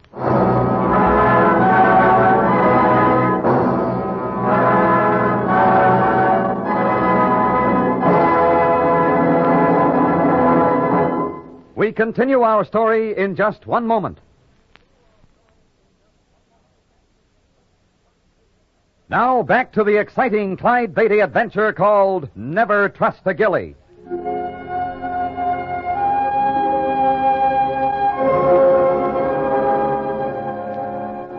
Now the Clyde Beatty Circus has arrived in the Midwest, and Miles City is 10 days and 1,000 miles behind it. At the present moment, the circus is running through its afternoon performance for the benefit of a county seat town in Illinois. Clyde is just finishing his thrilling performance in the big cage. And a moment later, when he leaves the arena, he finds Jimmy Trotter waiting for him near the performer's exit. Mr. Beatty. Ah, hello, Jimmy. You wanted to see me? Yes, sir. I'd like to talk to you if I could, Mr. Beatty. All right, go right ahead. I'd like to talk to you in private if I could. Oh, it's like that, is it? All right, come along. Oh, those cats really gave me a time just now. I gotta cool off and get some fresh clothes. We can talk in the trailer. Oh, thanks, Mr. Beatty. So, you decided to tell me about it, huh? What? You got something on your mind, haven't you? Well, yes, sir. And you've had it there for quite a long time now. I've been using my eyes. Something's been bothering you ever since we left Miles City. What happened back there, Jimmy? Oh, that's just what I wanted to tell you about, Mr. Beatty. Well, What's the matter? I'm sorry, Mr. Beatty, but I guess I'll have to tell you about it some other time. I just now noticed somebody I gotta see. Jimmy! I'll see you a little later, Mr. Beatty. Marge! Hello, Jimmy. But what are you doing here? I had to see you. I mean, you came all the way from Miles City just to see me? I had to, Jimmy. After you left, something awful happened. Well, what happened, Marge? Sam died. What? That's right, Jimmy. He never came to. He died about an hour after you left the apartment. I thought you ought to know. But what did you say? Didn't anybody ask questions? They asked lots of questions. Who did? First the doctor and then the police. What did you tell them? I told them I didn't know how it happened, but I'd found him that way when I came in. Oh. And they believed you? I'm not sure. I don't think so. They kept coming back and asking me more questions all the time. Just the same old ones over again. That's one of the reasons I quit my job and came here. I don't know, Marge. kind of wish you'd told them the truth. They couldn't really have done anything to me, could they? I mean, I didn't start it. Just the same, it would have been manslaughter, Jimmy. Yeah. Yeah, I guess it would. Sam was funny some ways, but he had lots of friends back there. If you'd been arrested, I guess it would have gone pretty hard with you. Yeah, I guess it would. I don't know what to say. I'm all mixed up. You don't have to say anything, Jimmy. Just forget about it. Yeah, I suppose that would be the sensible thing to do. But I just don't like it. I guess you have to, Jimmy. If you told the truth now, you'd just get me in trouble. Yeah, that's right. Jimmy. Huh? I hate to, but I've got to ask you a favor. What's that? I need a job. A job? Maybe you could get me one with the circus. Oh, but what could you do with a circus? We told you that night. Sam and I used to have a hall show. We worked up a tumbling routine. I bet if you spoke to Mr. Beatty for me, there'd be lots of things I could do. Well... You will, won't you, Jimmy? All right, Marge. I'll speak to him right away.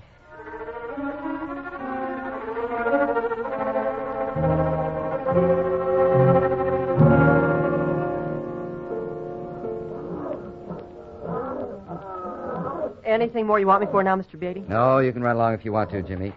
Wait a minute. Come back here. Yes? I meant to ask you, how's your new girlfriend like it here with the circus? Girlfriend? She's no girlfriend of mine, Mr. Beatty. Oh? I thought you was. Oh, we're friends, but not that way.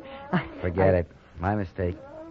And by the way, you started to tell me something last week, didn't you, Jimmy? Wasn't it about something that happened in Mild City? Still want to tell me about it? Oh, that was just something kind of silly, Mr. Beatty. I forgot all about it. All right, Jimmy. I can go now? Of course. Well, thanks, Mr. Beatty. Oh, Jimmy. Yes? One thing more. When you're ready to tell me the truth, come on back and see me.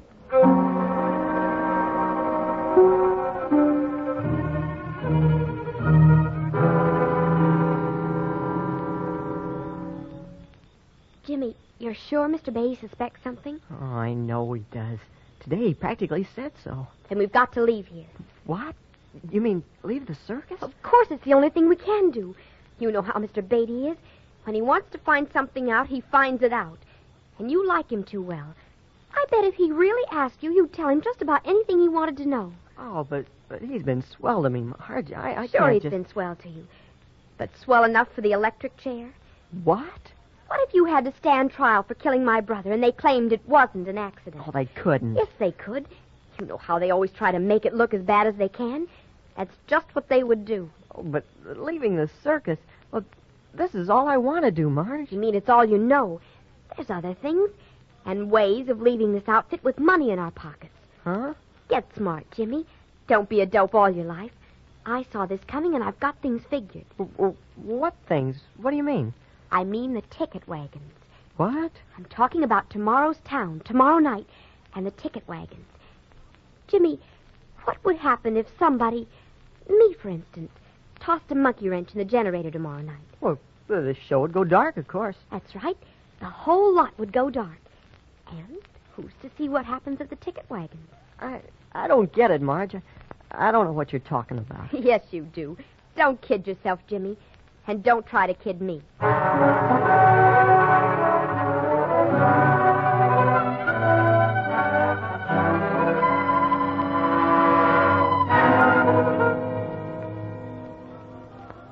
Jimmy. That you, Marge? It's me. What the dickens you doing way out here? I came out here to think things over. A swell place for it. And a swell time for it. You realize it's just about time for the spec to start? We gotta get moving. Moving? What for? You know what I mean. Look here. You get on down to the ticket wagons. I'm going over by the generator. I'll give you exactly 2 minutes. Then the lights are going out. What? What's that you got in your hand? A monkey wrench. What about it? You're serious about this, Marge. You'd really put the generator out of commission? What do you think? Oh, you can't do it. You'd never get away with it. Not if you go sniveling around like this, I won't. But you aren't. You're going to get down to those wagons and do like I told you. But then we're lighting out of here, and lighting out fast. But Marge, listen. Oh, I've been thinking it over. I can't do it.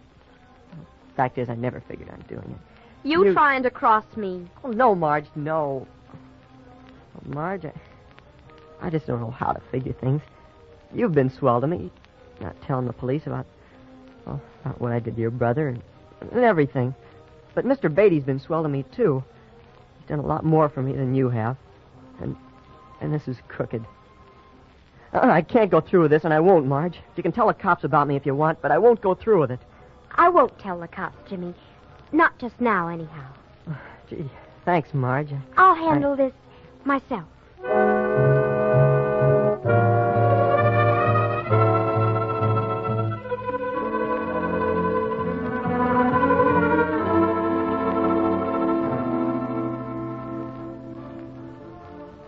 Show's just started, Harriet. You want to go over now or stay here in the trailer for a bit? No, I think I'll go over, Clyde. Good house tonight? Oh, it's a good house in this town. They're on the straw. Then I will go over. In just a minute. What's that? Sounded like Jimmy. Sounded as if you were in trouble, didn't it? Yeah, come on. He must be out back somewhere. Oh, you stopped calling. I don't hear him anywhere. He must be somewhere around. Jimmy! Where are you? Oh, Jimmy! Wait. What? What is it? What's that? No, over there by the trees. Come on. Isn't it someone lying on the ground? It's just what I want to see. It's Jimmy. Just a minute. He's hurt? Yeah, but I want to see how badly. Jimmy. He's unconscious, Harriet. Look here at this gash on his head. Oh, that's awful. We'll have to get him to a doctor. Now what? The lights are out. Everything happens at once. Here, you try to see about Jimmy. I'll go see what's wrong. Probably something happened to the generator. Davis. Shots fired. I heard them. It was no accident that the lights went out. Come on.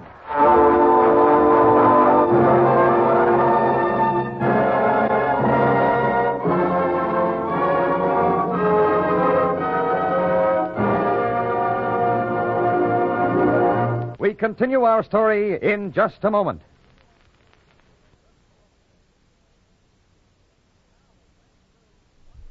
Now, back to Clyde Beatty.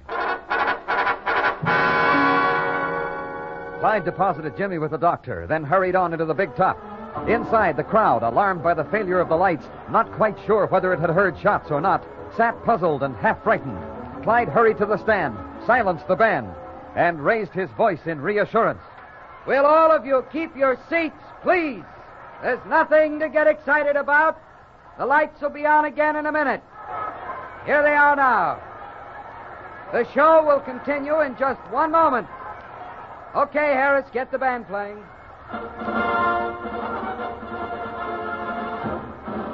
Mr. Beatty! Mr. Beatty! Earl, have you been outside? What happened out there? There's been a holdup. A holdup? Yes, sir. They cleaned out the ticket wagons right after the lights went out. There hasn't been time for much of a check yet, but they must have got close to $15,000. You said they. Do you know who they are? No, sir. Nobody saw anything. Before anyone knew what was happening, it was all over. Call the police. We've already done that. Good, but what about those shots? Was anybody hurt? No, sir. We figured they was fired just to blast the locks off the wagon. You're sure that nobody was hurt? That's the first thing we checked, Mr. Beatty. Good. We can be thankful for that much anyhow. You have any notion who might have done this? I have an idea. Oh? An idea, but no proof.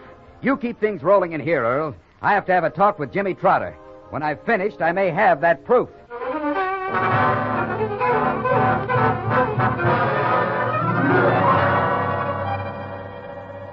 Mr. Beatty. Don't sit up, Jimmy. I have to ask you a few more questions, but I want to make this just as easy on you as I can. It's a pretty nasty gash you've got there on your head. Oh, I don't feel so bad. I guess it looks worse than it really is. Fine, I'm glad to hear it. Now then, to get back to Miles City and this fella Sam you told me about, you've told me everything about him that you can remember, have you?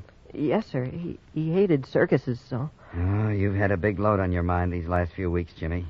I wish you'd come to me with it before. So do I now, Mr. Beatty. That one day I was going to. And then I saw Marge. I mean, the day she showed up. I thought she might have something to do with it. She persuaded you not to say anything, huh? Yes, sir. Oh, besides, well, she lied to help me. I was afraid if I said anything, it would get her in trouble. So now you're in worse trouble. I think you'll find the truth is best at all times. Did you ever let Marge think you'd help her in this holdup, Jimmy? Oh, no, sir, I didn't. What I mean is I didn't have to.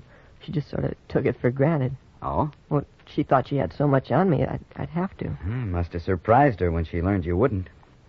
Exactly what happened tonight, Jimmy? Well, there isn't much to tell, Mr. Beatty. She was going to do something to wreck the generator. She came to me and told me to get down to the ticket wagons. I told her I wouldn't have anything to do with it, and I started to walk away. Is that when she hit you? Yes, sir. I guess if she'd been a man, I would have been looking out for something like that. But her, well, I never expected it. Then what happened? Well, the first time, she missed my head and hit my shoulder. That's when I yelled for you. I guess you heard me. Yeah, we ran out of the trailer, but when we found you, you were unconscious. The second time, she took better aim. I should say she did. Do you know if there was anybody else in on this? No, there couldn't have been, Mr. Beatty. If there had been, she'd have told me about it. Like I said, she never figured I wouldn't help her. Never trust a Gilly, Jimmy. Huh? It's just a saying among circus folks. A Gilly's anybody outside the circus. I'll remember that. Well, I don't know just what we're going to do about your problem. That affair with Sam, I mean. But I promise I'll help you all I can. Now, I think I'd better let you get a little rest. Good night, Jimmy. Tomorrow I'll... Mr. Beatty. Yeah? Oh, never mind, Mr. Beatty. I guess it's something I can tell you later. Sure, you get a good sleep. I'll see you in the morning.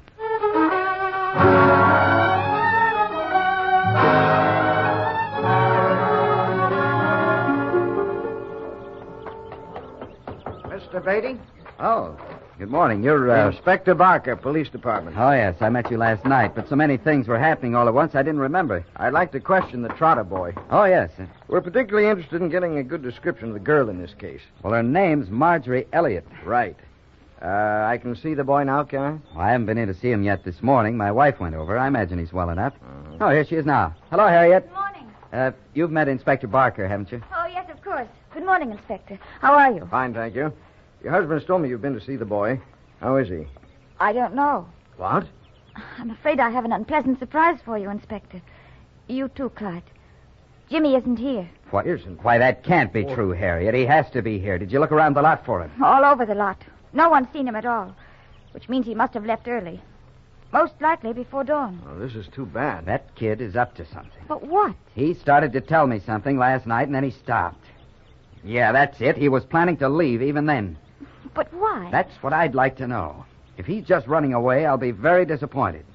But, Inspector... Yes? I think I can give you the description you want. Of this girl, Marjorie Elliott? No, not of her, but a man. Get your pencil out, Inspector. I'll tell you what I know.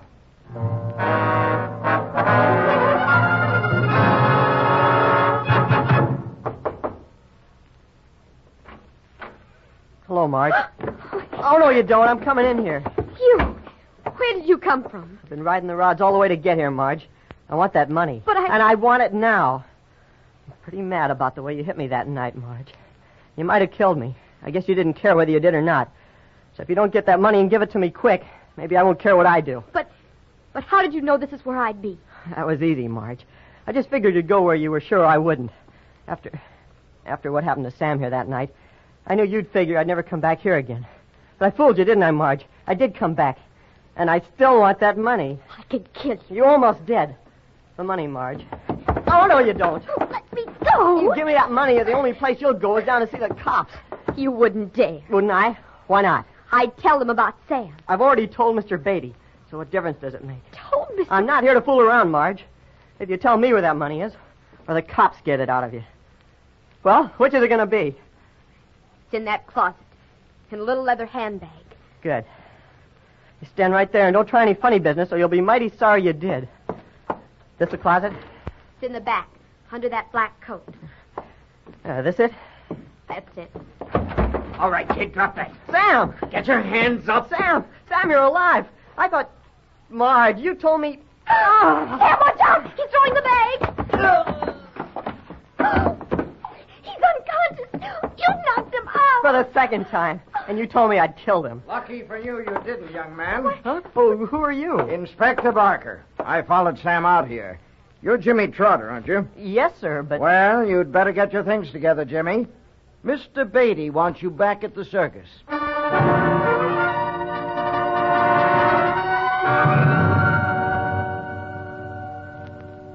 Well, that's the whole story right up to the time Inspector Barker got there, Mr. Beatty. And it's quite a story. But have you checked the money? Was it all there? Yes, Jimmy. Except for the little they'd spent, all of it. You have nothing to worry about on that score. Then I'd like to know something. Oh? What's that? Well, how did Inspector Barker know how to find me? I was clear out at Miles City. You told him. What? Me? Sure. When you described Sam to me that night, you were hurt. Afterwards, I got to thinking about everything that had happened, and I got to wondering if you really had killed Sam. It began to remind me too much of a stunt that confidence men pull occasionally. You mean making me think I'd killed Sam? Huh? Yeah. Then, of course, Marge had you in her power, or thought she had. I guess you gave her quite a surprise on that score. But even so, that doesn't explain how... How Inspector Barker found you? Oh, yes, sir. Well, I got to thinking that if Sam was alive, he must have helped Marge on that holdup. For we knew, of course, that she must have had help, even if you didn't think so. Yeah, I got to thinking about that afterwards. How could she be over at the generator and at the ticket wagons at the same time? Right. But she couldn't tell you Sam was in on it with her, because if you knew he was alive, she'd no longer have a hold on you. So, I set the inspector after Sam. Huh? Of course. He was supposed to be dead, so no one would be looking for him, and he wouldn't have to make any particular effort to hide after the holdup. Inspector Barker, he picked him up. Right. And followed him to Miles City. But, Jimmy. Yes, Mr. Beatty? Barker tells me you knocked Sam out with that bag of money when you knew Sam was holding a gun. How'd you get the nerve to do that? Well, at first I didn't have the nerve, Mr. Beatty. No? And then I thought of the way you face those cats every day. And I thought, who's Sam that I should be scared of him? So I threw the bag. Jimmy, I'm proud of you. You're going to make a wild animal trainer yet.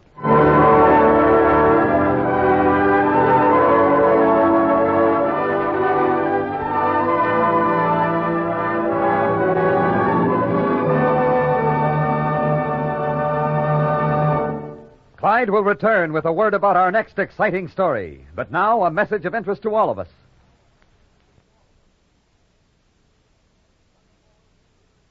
Once more, here is the star of our show, Clyde Beatty, with a few words about his next thrilling adventure.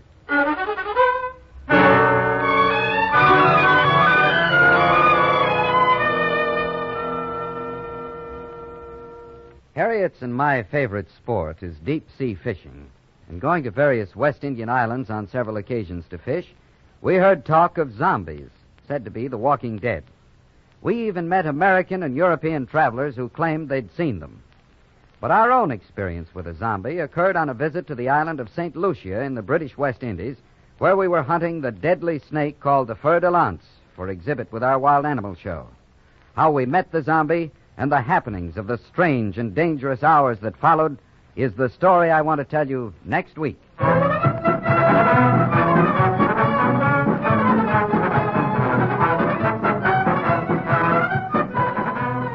All stories are based upon incidents in the career of the world-famous Clyde Beatty and the Clyde Beatty Circus.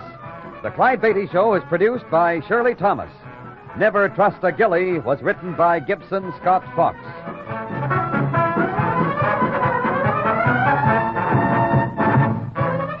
All names used were fictional, and any resemblance to persons living or dead is purely coincidental. This is a Commodore production.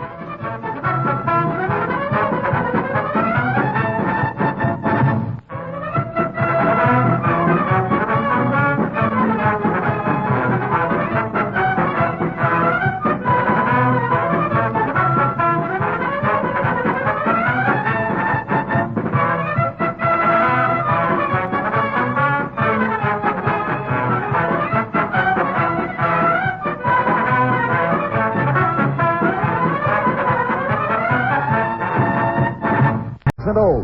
But under the big top, you can see only a part of the story. The real drama comes behind the scenes, where 500 people live as one family, where Clyde Beatty constantly risks death in the most dangerous act on earth. This master of the big cat has journeyed to Africa and India, hunting down his beasts in their native jungles. All of this is part of the Clyde Beatty story. Here, then, is a strange, unearthly adventure which Mr. Beatty calls Zombie.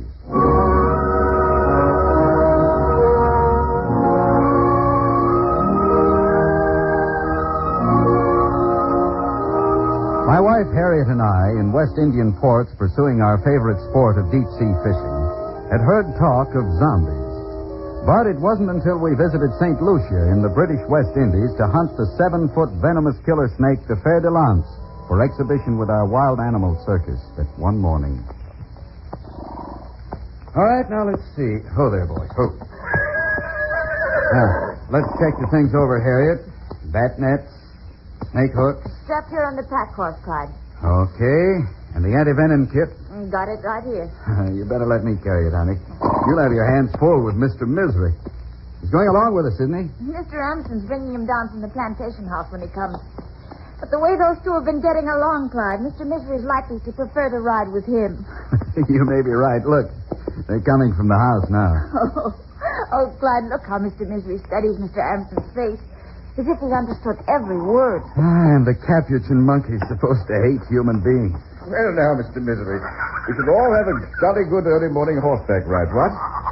Yes. Well, and a stalk of sugar cane is a reward. Good morning. All ready to start off, I see. Oh, yes. We've just been checking over the equipment, Mr. Amson. Well, you know, as I told you, the Fer de Lance has been all but wiped out through these islands. Oh, I think we'll round up a specimen or two. I hope so, Beatty. Since you seem set on having some of the beggars. Shall we set off, then? Okay. We're all ready.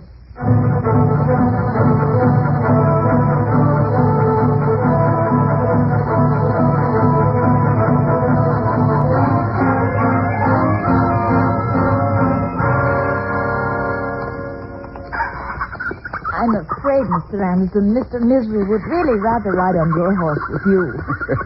Thicker and brighter, isn't he? But I think, Mrs. Beatty, I'd best keep my hands free. Well, is it really likely anything might happen, Anson? You carry your precaution. The anti-venom kit you hold in your hand. I have here across my saddle my precaution, this 30-30 Krag rifle. As I told you at dinner last evening, Beatty, these West Indian islands are a string of powder boxes from Cuba to the South American coast. Well, it seems peaceful enough. Yes, indeed. And in just such peaceful surroundings. I don't mean to frighten you, Mrs. Beatty, but you seem a sturdy sort. In just such surroundings, here in St. Lucia, planters, and in Trinidad oil fields, overseers have been seized and murdered. Clyde, look. Around this turn in a row. A big crowd. What are they up to, Anson? I don't know, Beatty. Come now. We'll just ride straight along. They'll make way. Quiet, Mr. Misery. Now, hush. Yeah, the crowd's separating, clearing the center of the road. Except... Clyde. Mr. Hampton, that girl ahead of us.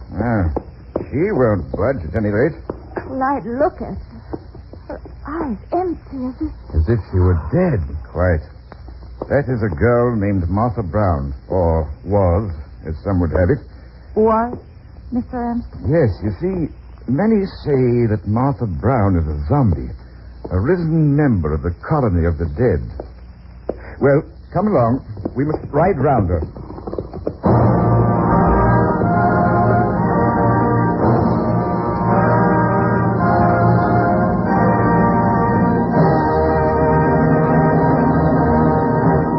We return to our strange West Indian story, Zombie, in a moment.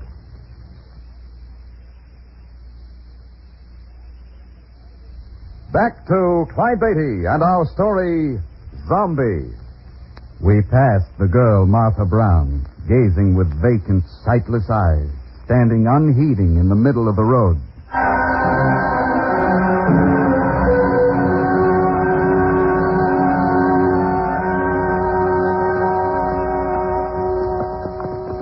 We rode on between the 12-foot-high walls of sugar cane, and quite soon a tall man, sunburned, hatless, about 15 years younger than our host Anston, appeared ahead. He waved cheerfully and rode up to us.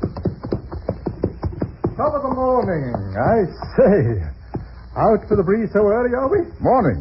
Oh, this is Johannes van Eckert. Has the sugar plantation next to mine. How do you do, Mr. Van Eckert? How do you do? This is Mrs. Beatty van Eckert. Hello. And Clyde Beatty. I'm happy to know you, Beatty. Hello. Mr. and Mrs. Beatty are wild animal trainers. They have a circus in the United States. Oh, yes, I know the Beatties. They hope to take specimens of the Fer de Lance for exhibition. Well, then that accounts for all that gear you have aboard. Oh, Mr. Van Eckert, this is Mr. Misery. Hello there. Sorry face, chap, isn't he? We think so. That's the reason for his name. Well, it suits all right. I've told Mr. and Mrs. Beatty the mongoose has all but eliminated the fer de lance from St. Lucia. Hold on, though. What is it, Mr. Van Eckert? I just thought. Well, I'm a bachelor, you know, and the fact is I don't keep my digs just what one might call shipshape. Let refuse pile up and that sort of thing. Well, to tell the truth, we've attracted rodents with the mess. Rats and mice. Yes. And, just lately, they've been disappearing. That could be the work of the fer de lance. They feed on rats and mice, Mr. Van Eckert. Yes, so I've heard. Well, if you don't have luck this morning, why not come round and give my place a go this afternoon? Thanks, Van Eckert. We might do that. Oh, and I say, bring swimsuits. I've a sort of a water hole that serves for a pool.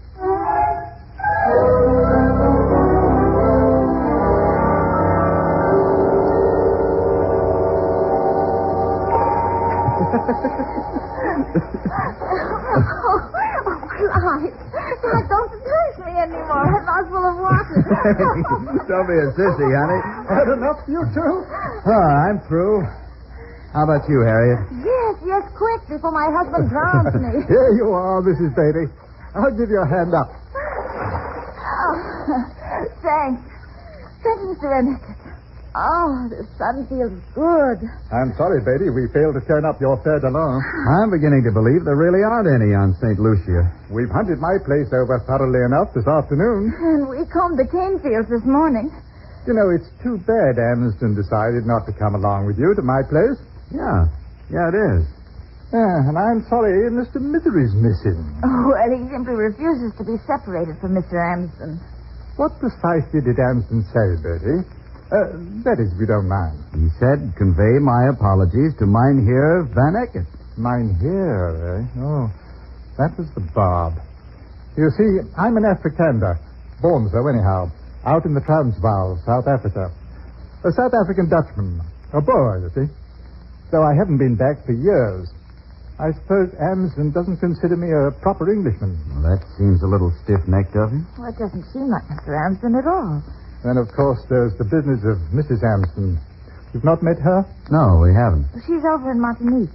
She would be, you know. Spends 3/4 of her time there nowadays. Hard lines for poor old Amsden. Josette. His wife?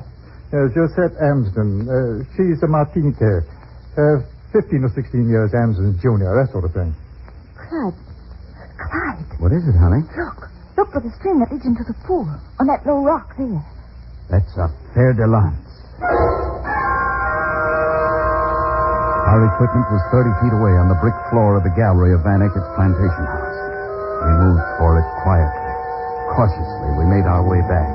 The fer de lance still sunned itself on the rock. 6 feet long, reddish-colored, with triangular markings, the head distinctly shaped like the head of a lance. Iron lance head, the English meaning of fer de lance, the deadly snake's French Creole name. Here's the snake hook, Clyde. All right, Harriet. Van Eckert. Yes, baby. How would you like to take him? I wouldn't know what to do. I'll tell you. Take one of the back nets. Yes? Take one too, Harriet. Stand by in case Van Eckert needs help. All right, Clyde. Now, look here, Beatty. I wouldn't want to be the cause of your losing him. You won't. Now, come on. Just easy. Slow, so we won't scare him off. Now, when we're in range, I'll reach under him with the end of his snake hook and lift.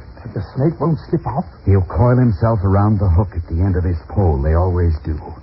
Then you reach under with your pole with the bat net at the end. Very well.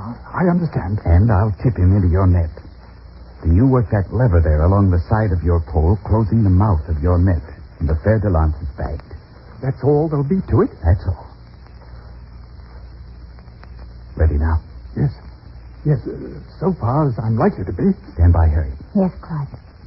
All right, here goes. Hook under the middle cord. Lift. All right, now, quick. Under him with that bat net, Van Eckert. Righto. Oh, hurry. Keep the net mouth open. Righto. There, he's in. Now shut the net. Shut it. You got him, Mr. Van Eckert.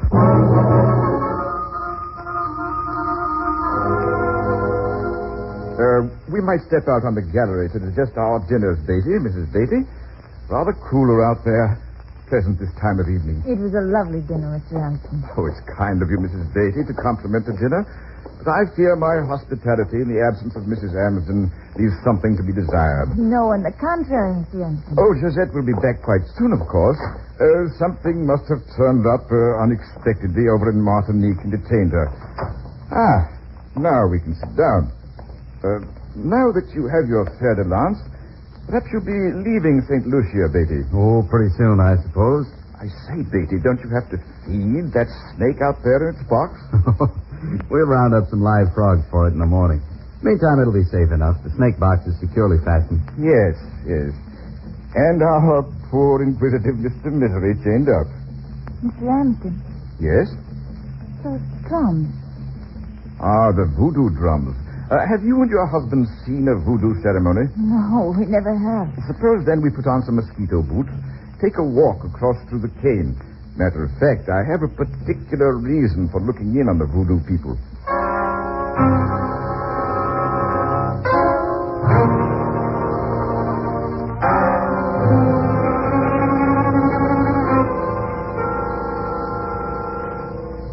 I don't know if you know much about voodoo. Not very much, Hanson. It's not native to the Western world, of course.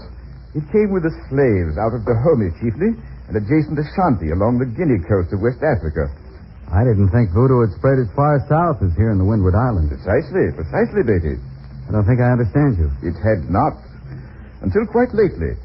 Coincident, Beatty, with our uprisings and troubles over the island. Oh, I see.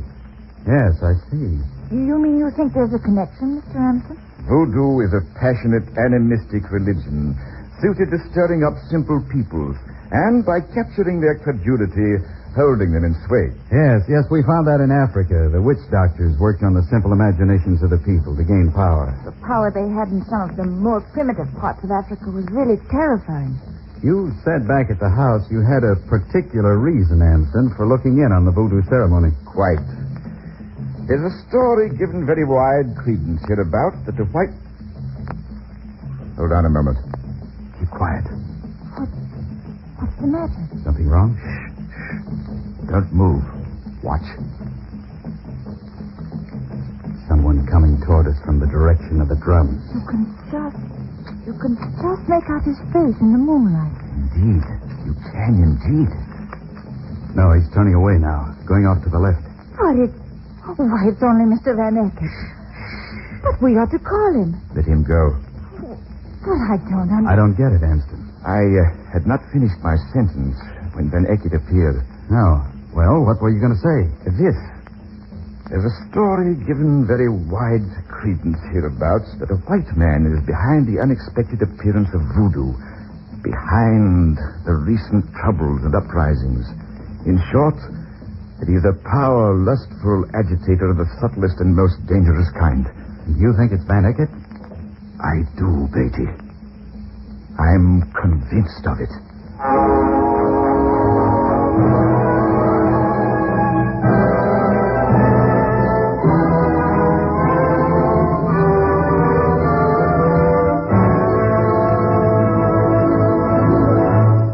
And now, here is an important message.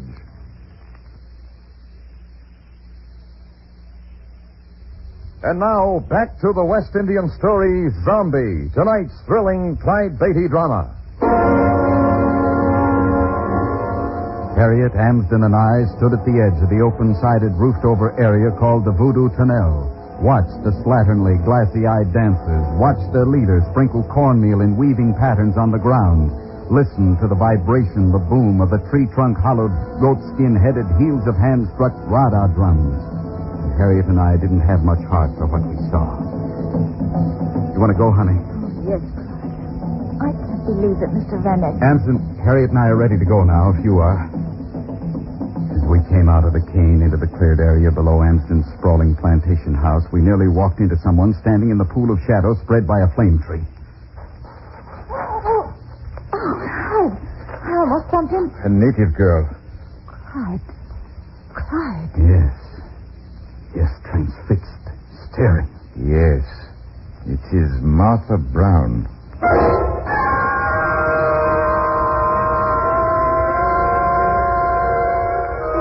Martha Brown, the young native girl said by many a St. Lucian to be a zombie, said by many a St. Lucian to be a dehumanized, soulless, walking dead girl, gazed with great, open, fixed eyes that dully reflected the sheen of the moon. But she did not see us. Can she... Mr. Anderson, will she speak? We can try. Miss Brown. Martha Brown. Martha Brown. Martha Brown.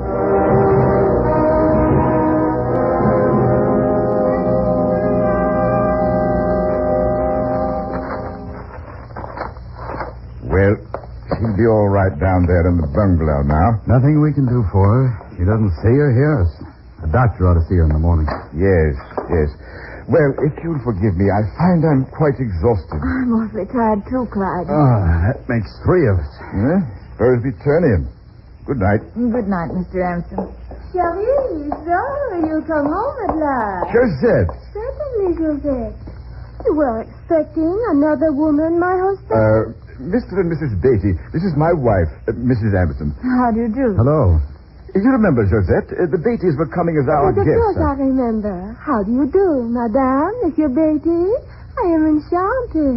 Thank you, Mrs. Anderson. And naturally, we know all about your great work with the wild animals, the famous circus, your fabulous career in the United States. Well, mes amis, as my husband will have made you to know, we are most happy to have you as guests. Thank you. You're very kind, Mrs. Anderson. Oh, dear. Oh, mon cher, I am exhausted. The boat, the crossing from Fort-de-France, the whole day, the sea. Well, you'll want to rest then, Josette. We were just saying good night anyhow. Then we shall all meet again in the morning. Oh, yes. Good night, Mrs. Anderson. Mr. Anderson. Good night. But you are not going to the bungalow? No. No, they're staying in the house, the rear bedroom. They are not staying in the bungalow. No, Josette. Why?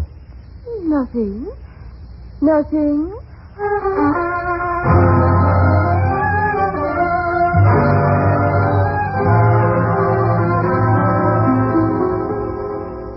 Harriet and I had hardly more than slipped in under the mosquito netting, tucked it back in again around the mattress edge when we were asleep. And then, in the middle of the night... Beatty! Beatty! Come at once! Hurry!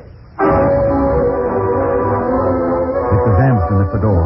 In 5 seconds, I was with him. A yard boy had been awakened by a scream from the bungalow near the house. Amsden, with his Krag rifle, had rushed to the bungalow, had seen the fer de lance slipping out the open door. He'd dashed it to oblivion with a single blow of his rifle stock. Inside the bungalow on the bed, writhing, was Martha Brown, the awakened zombie. Oh. All right, Harriet. Hurry and get the antivenom kit open. Oh, yes, Clyde. Of course, Clyde. Here you are. A tourniquet first. Oh, here. Here, please. Hold her leg still, will you, Anston? Right. Fer de lance bit her here in the fat of the leg calf. Could be worse. All right, Anston. Tighten the tourniquet while I get ready to incise the bite. Right. The scalpel, Harriet. Oh, here. Don't wind the tourniquet too tight, Anston. No? No, we don't want to cut off the flow of the blood. Just slow it down. Very well, I understand. Harriet, hold her leg while I make the incision. Oh, all right. Steady now. That'll do it. You know, she's no zombie now. She's unconscious, but she felt that. She certainly did seem to. Harriet? Oh, serum next? No, suction cup. Oh, here, Clyde. Okay. You can inject the antivenom serum, honey, while I handle this. Above the tourniquet. Well, you know that, don't you?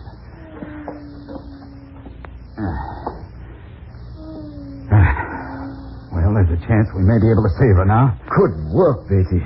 And if she does come out of it, I think there's a good chance she'll prove a theory of mine about zombies. This particular zombie, anyhow.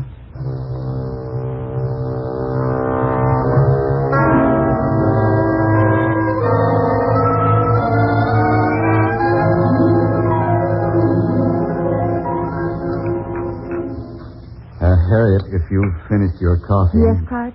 Will you do as I asked you on the way up from the bungalow? Oh, yes. Excuse me, Mr. Anderson. Of course. Another cup, Beatty? You certainly earned it. Those hours and hours of caring for that poor girl. Well, half a cup. That's fine, thanks, Anderson. I should never have imagined one had to apply suction to a snake bite for many hours. Well, you have to be sure you get all the poison out. You said, Beatty, that girl, if she survived, might prove some idea of yours about zombies. Yeah, well, she did prove it. Indeed? After you came back up here to the house an hour or so ago, she came to talk to us. I say, did she? She's certainly not a zombie. If there is such a thing as a zombie, which I guess I'm just a little too much Ohio brought up to believe. Quite. That girl was suffering from a form of catalepsy. Of course. I should have thought. That accounts perfectly. And the shock of the snake bite brought her out of it. As electric or insulin shock often revives a cataleptic mental patient in a hospital. With the right rest and care, she may recover completely. As if back from among the dead, Beatty. From among the walking dead, the zombies at least. Or so the voodoo people around here are going to think. Yes. Beatty, has it struck you as odd that snake of yours should have been able to escape its box? I checked the box hooks. They were all fastened. Oh, forgive me then. I'd had a thought, but evidently... Since the box hooks were fastened and the fer de lance was out, somebody must have let it out and then shut the box again. Of course. Beatty, if someone had been playing upon the credulity of the country folk, voodoo, a zombie, that sort of thing, and suddenly he had reason to fear a major part of his trickery was about to be unmasked... You mean Van Eckert, Amston? I do. You mean that if he were the white agitator said to operate in these parts, stirring up the natives, working on their superstitious minds, the apparent zombie might have been part of his equipment? Yes. And he'd go to the length of loosing my fer de lance to bite and kill her to prevent us from discovering and letting the community know that she was no zombie. Amston... Yes, Beatty. What I've got to say isn't going to be easy for me to say. Well, go ahead, Beatty. There's no agitator, Van Eckert or anyone else. That story's a rumor. A rumor, Anston, and nothing more. The uprisings here, the sudden turn to superstition and primitivism on the part of the natives, it's all part of the tension and upheaval that's gripping the whole world. How can you know this so surely, Beatty? I told you we talked to Martha Brown. Yes, you did. Well, one of the characteristics of catalepsy is that the cataleptic, while apparently unaware of the world, sees, hears, and remembers all that goes on around him. Well, Martha Brown was exhibited at the voodoo ceremonies. In fact, wandered here to your place somehow from the one last night. I see. And so knew that the voodoo business was purely spontaneous and native. Yep. And she saw who brought the snake box to her bungalow door last night and let loose my fer de lance, Anston. What? That's right. Well, Harriet? Just this card here. A note. I say, that note paper's my wife's. Beatty, what's this all about? I want you to know, Amston, this isn't easy for me. For my wife, either. Well, very well, but what... Read this note. I have run away very early this morning, Cherie, and I am to take the morning boat to Martinique. Is it possible you can believe that I love you, Josette? You see, evidently your wife didn't know who Martha Brown was. And when she found her in the bungalow last night, jealousy... She meant to kill Martha Brown. Oh, no. Josette, my Josette. Martha will live, Amston. Josette may have meant to kill her, but instead she brought her back from the living dead.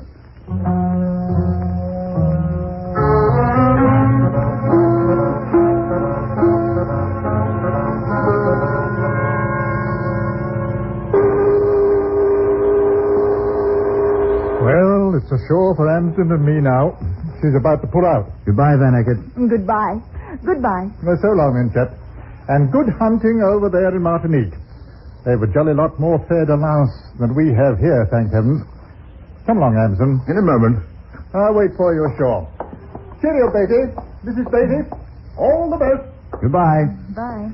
Goodbye, Mr. Amston. Goodbye, Harriet, if I may call you that. Of course. And goodbye, little black-bearded blighter. Mr. Amston, look, Mr. Misery wants to stay behind with you. Would you accept him with Clyde and my warmest good wishes? Oh, thank you. Thank you, Harriet, very much. Well, so long, old man. Clyde, when you're over there in Martinique, you might look up a... No, let it pass. It's for the best. It's better this way.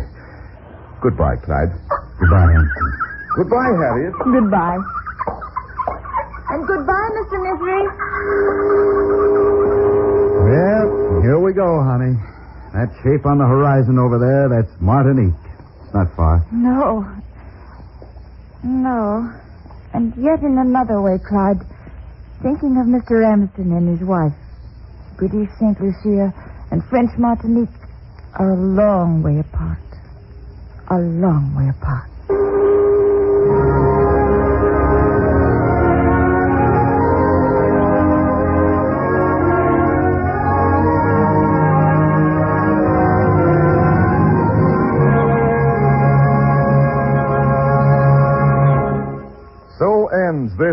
strange experience. But Clyde Beatty will return in a moment.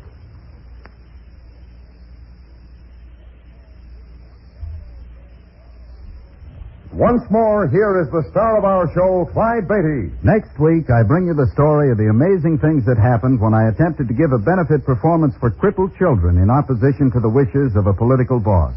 What followed was like an exciting chess game with people for pawns and all New England for a chessboard. A game that ended with quite a surprise. I think you'll enjoy it.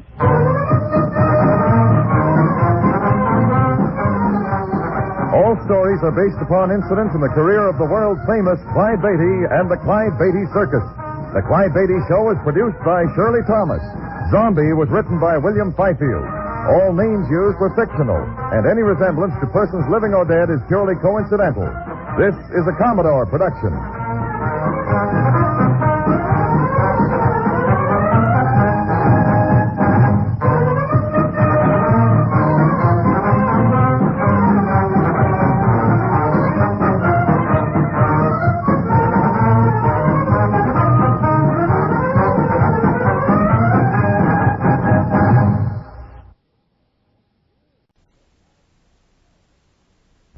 The Clyde Beatty Show.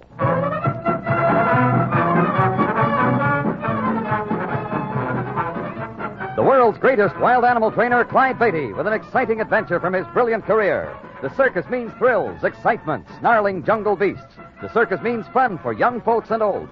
But under the big top, you see only a part of the story. The real drama comes behind the scenes, where 500 people live as one family, where Clyde Beatty constantly risks death in the most dangerous act on earth. This master of the big cats has journeyed to Africa and India, hunting down his beasts in their native jungle. All of this is part of the Clyde Beatty story.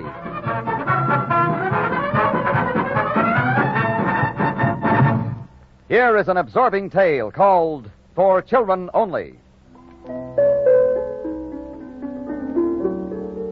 Mercy Hospital, devoted to crippled children, stands on a hill at the center of one of the larger New England industrial cities. It is morning, and Clyde and Harriet Beatty arrived here 2 hours ago to pay a surprise call on Alice Richards, daughter of one of their performers. Now they're ready to leave, but have saved a second surprise till last. We do have to go now, Alice. But I think Clyde has something to tell you first. What is it, Mr. Beatty? Well, we've done some rerouting in the circus lately, Alice. And next month we're showing here. You are? Oh, that'll be wonderful. Then I'll be able to see Mother and Dad. You'll probably see them before then. But we have a surprise for you. We'll probably be here 3 days. And on the afternoon of one of those days, we'll have all the children from the hospital at the circus as our guests. Oh, that will be wonderful, Mr. Beatty. They'll love it. Have you arranged it already? Yes, Alice. We talked to the superintendent before we came down to see you. He said there'd be about 200 children who could go. Just about that. We're saving you and your friends the best block of seats we have. You'll get all the trimmings, including pink lemonade. And afterwards, we'll see that the children get a chance to visit with the performers. They'll probably enjoy that most of all. They probably will. We'll try to see that they enjoy all of it. Well, let's go, Harriet. We've stayed longer than we should already. We'll have to hurry to get back in time. There's a door at the end of this corridor we can go out, isn't there, Alice? Yes, just at the end there. Oh, I think that's the side we parked on. Well, come on, Clyde. Goodbye, Alice. Goodbye, Mrs. Beatty. Goodbye, Mr. Beatty, and thank you for coming. That's all right. We love seeing you. Yeah, she's a nice kid. Oh, she's a lovely girl. She's looking better, too. Oh, she'll be all right. It'll be fun seeing all those kids at the circus. Oh, of course it will. They'll have a grand time. Oh, look over there, Clyde. What? Next to your car. Looks as if someone's waiting to speak to you. Oh. Hello there. You're Clyde Beatty? That's right. You waiting to see me? I'm Jeff Thayer. Oh, my wife, Mr. Thayer. How do you do? For your information, Harriet, Thayer's the man who runs this town. He is the town. You want anything, he's the man to see. Oh, you're the mayor. No, not the mayor, Mrs. Beatty. Just the man who picks him out and tells him what to do afterwards. Oh. I understand you're interested in charity, Beatty. What do you mean by that? I've heard things. For instance, I've heard you're routing your circus this way, giving those kids a free show. News travels fast. In this town, I make it my business to know the news before it happens. My information correct, Beatty? It's correct, but what about it? Well, maybe you'd be interested in another charity. What charity's that? I haven't exactly decided. But I thought I'd figure it on the basis of the amount of time you plan to stay here. You expect to stay 3 days, don't you? We thought of it, yes. Well, 3 days at $1,000 a day makes $3,000. $3,000 for charity. This is a good circus town. Doesn't sound too steep, does it, Beatty? Beginning to sound to me like a personal charity. Maybe. It's for you, maybe. Don't they say charity begins at home? I've heard the saying, but I'm not interested, Thayer. I've never yet greased palms in order to show my circus, and I don't intend starting to do it now. Okay, Beatty. It's your business. It's up to you to decide. But permits are my business. And without a permit, you don't show here. In that case, I don't show here. Right. Well, no hard feelings, Beatty. Change your mind. Look me up. Well, how low can you get? If you're Thayer, that low. Come on, get in. What are you going to do? Give in to him? I told you, Harriet, he runs this town. But wait. The children, Clyde. We've given them our promise. What... Look, Harriet, I don't like this any better than you do, but facts are facts. Excuse me. Oh. What do you want? I'm Dr. Standish, Mr. Beatty, attached to the hospital. Oh, hello, Doctor. You'll have to excuse me for speaking to you like this, but I was trying to catch up with you. Felt I had to tell you what a wonderful thing you've done. I've heard about the treat you've promised the children. Now, we can apply physical therapy, Mr. Beatty, but you can give them happiness, and that's a great deal more important. Well, thank you. That's good to hear. Well, goodbye. Goodbye, Mrs. Beatty. I don't want to detain you, just felt I had to tell you that. Okay, Harriet, that settles it. I don't know how, but in spite of Thayer and his threats, we're going to put on a show for those kids.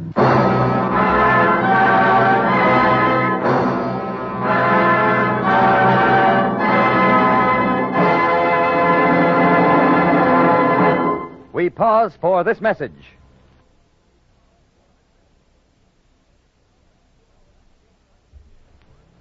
Now back to our exciting Clyde Beatty adventure for children only.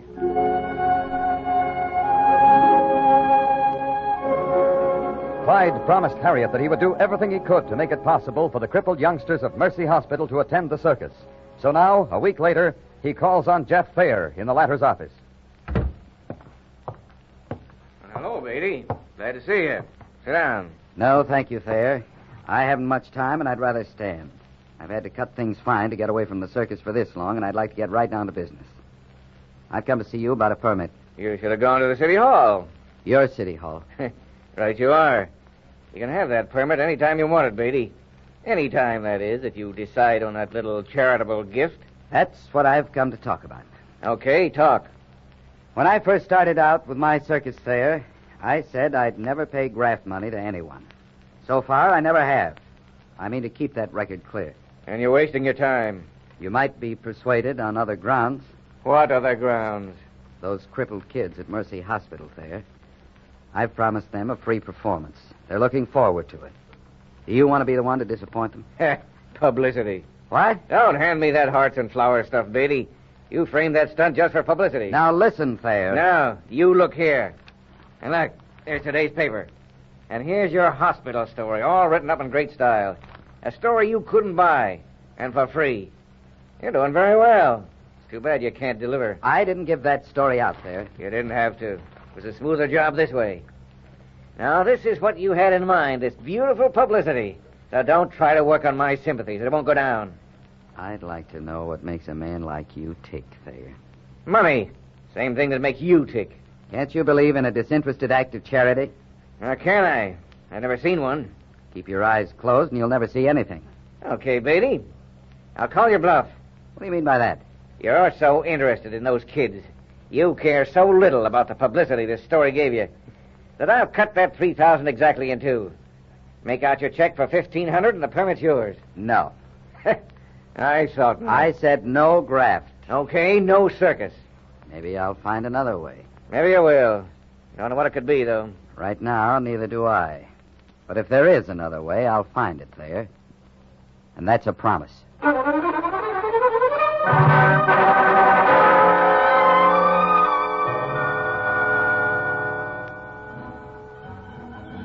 Oh, Clyde, you're late. I expected you back 2 hours ago. Couldn't help it, Harriet. And a little extra business to attend to. Wait till I've changed for my act, and I'll tell you all about it. No, you've got plenty of time. Tell me now. What happened with Thayer? Oh, just about what you might have expected would happen. He wouldn't listen. All he'd do was cut his figure. But I got another idea. What was that? I went outside his jurisdiction. I spoke to the mayor of Maplesville. Maplesville? That's a suburb just outside town. Oh? Not anywhere near as good a location, but For our purpose, plenty good enough. At least it's close enough to the city for those kids to see their circus. You've actually got the permit? Oh, it'll come by mail tomorrow. Oh, Clyde, I'm so glad. I was afraid... Oh, excuse me. What is it, Pete? There was a phone call over at the hotel for you, Mr. Beatty. Phone call? Yeah, I took the message. It was long distance. A fellow named Dodds calling from Maplesville. Maplesville? But Dodds is the mayor, Harriet. Pete, what did he have to say? Well, I didn't rightly understand the message, but he said you would, Mr. Beatty. Well, what was it? Well, he said everything was off. He said he'd been talking your proposition over with a man named Thayer, and it couldn't be done. Oh. Oh, well, thanks. Oh, that's all right, Mr. Beatty. Glad I could help. Well, what is it, Clyde? Checkmate? Or only check? I don't know, Harriet. But it looks like checkmate.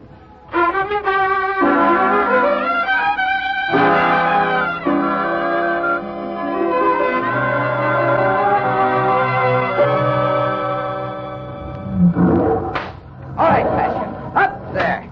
Up! Now, why couldn't you have done that this afternoon? Okay.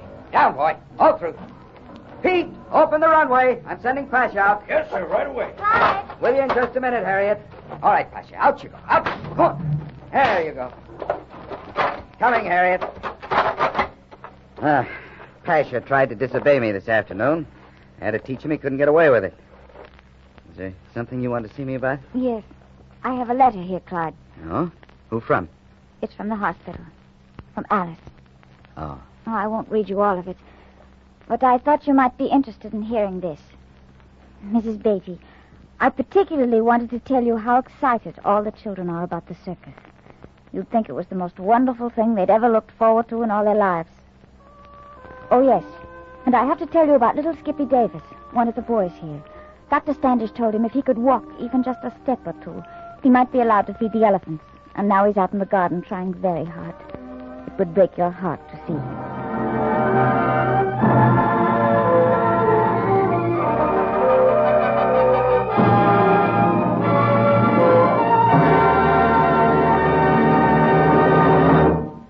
I'm sorry, Dr. Standish, but that's the way it is. Yes, of course, Mr. Beatty. It was good of you to drive all this distance to tell me. Oh, it wasn't so far. We've doubled back toward the east, you know. Then you're quite sure you won't be able to bring us your circus? Quite sure, I'm afraid, Doctor. In fact, it's impossible. I see. Well, I shall have to explain to the children, of course. No, that's my job. It'll be unpleasant, but it's my job all the same. I admire your courage. It won't be easy. Oh, hello, Alice. You wanted to see me? I heard Mr. Beatty was here. Hello, Mr. Beatty. Hello, Alice. How are you? I'm fine, thank you. It's good to see you. Won't be long till you're here with the circus, will it? I'm afraid I have something to explain about that, Alice. Oh, you have? What is it? Well, Alice, I'm sorry to have to say this. Oh, wait. I'm sorry to have to interrupt you, Mr. Beatty, but I do want you to see this. Look here out the window. In the garden. See him? Hmm? See who? Skippy Davis. I wrote you about him. See how he's holding on and trying to walk? He's been doing that every day, Mr. Beatty. It's so good of you what you've done. If Skippy didn't have something to look forward to, something to make him want to walk... What's the matter? Did I say something I shouldn't, Mr. Beatty? You said something you should. Forget what I told you just now, Dr. Standish. We're going to do just as we first planned. I'll see you later. I've just decided what I have to do.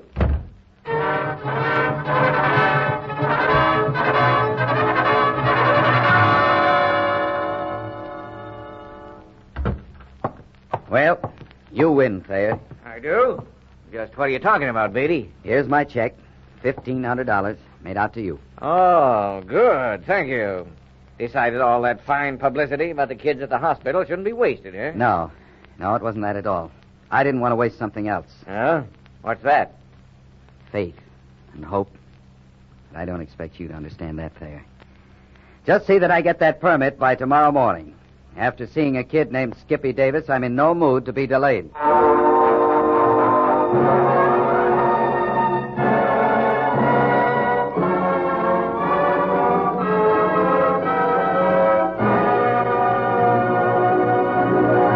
We continue with the Clyde Beatty Show and our story for children only after this message.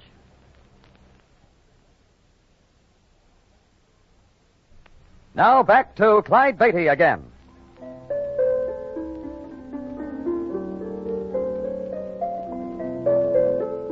Anxious to bring the circus to the crippled children of Mercy Hospital, Clyde did the last thing he would ever have expected himself to do. Gave way to the political boss, Thayer, and paid him the bribe money he demanded in exchange for a permit. But 24 hours have passed since then, and with the passage of each of these hours, Clyde has found himself regretting his decision ever more deeply. You don't like giving Thayer that check, do you, Clyde? Would you expect me to like it? Well, don't feel too bad about it. You simply couldn't disappoint the children, could you? Oh, that's the way I felt at the time. If I hadn't, I'd never have done it. But, hey, wait a second. Maybe there's still a way out of this. Harriet, where's our car? I parked it in the backyard. Why? What do you want to do? Drive where there's a phone. But what for? I'm going to call our bank and stop that check. Oh, no, you can't. You just think I can. But Thayer will be furious. I suppose he will, but he won't be collecting bribe money from me, and the kids will still see their circus. Come on. You can drive me to the drugstore at the corner.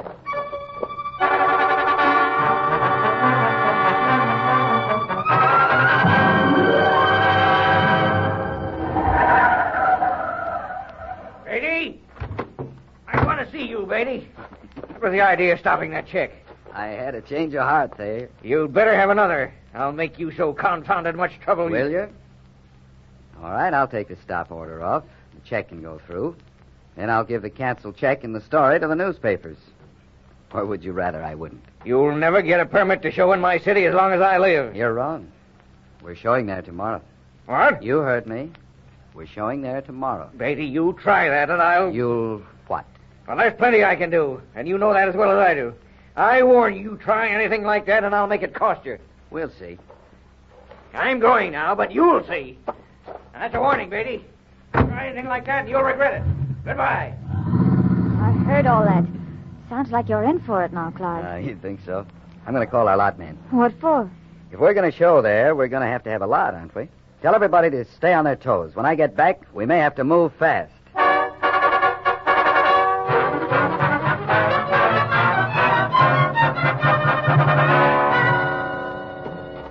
Well, I got him, Harriet. Everything fixed up? He can get us a lot? He's already got it, but we'll have to bring the circus into town by a roundabout route, so we'll have to move fast.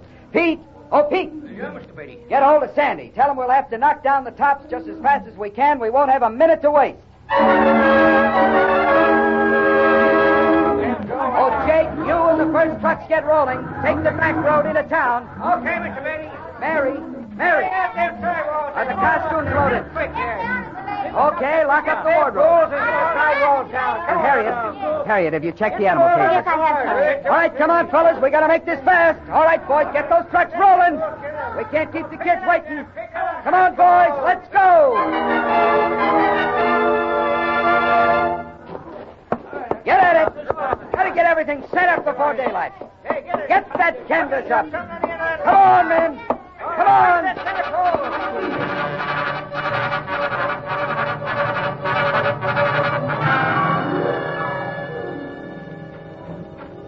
We're all ready to go now, aren't we, Clyde? Oh, ready as soon as the children show up.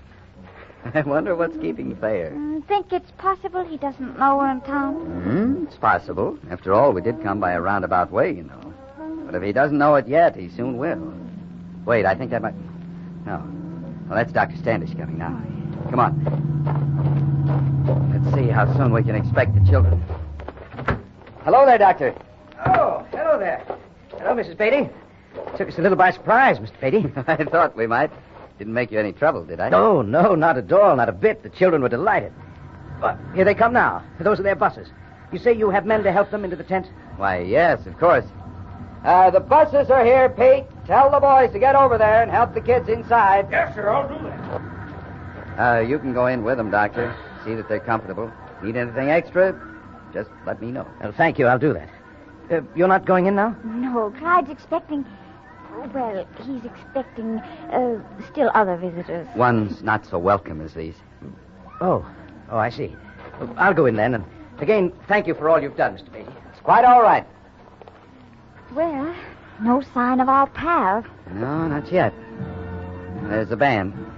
Well, we'll wait another minute or two, and if he hasn't come then, we'll go in. Beatty! Who's that? What? Oh, that's Thayer. Looks like he's brought half the thugs in town with him. Stopping over there. Come on, let's see what he has to say.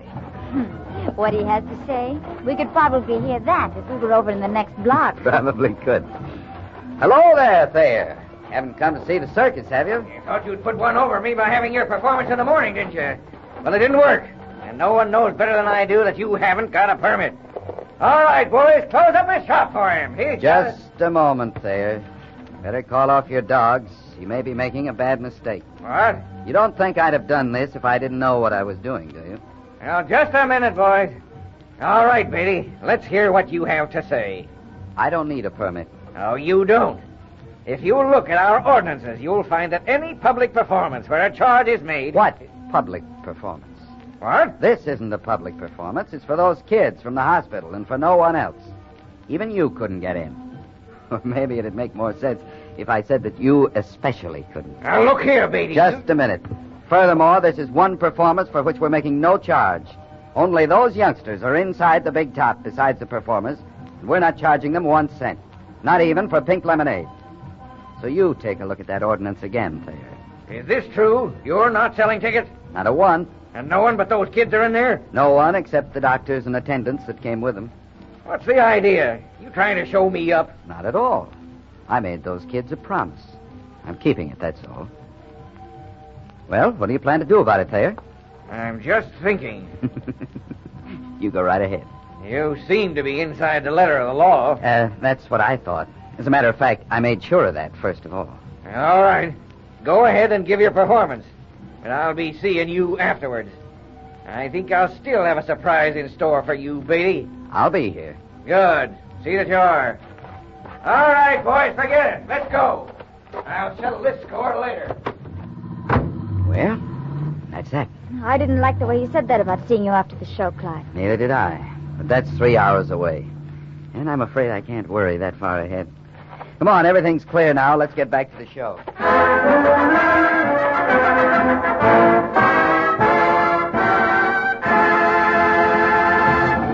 Simba! Come on, Simba, get up there. Over, Simba. All right, take the actress. Now, down.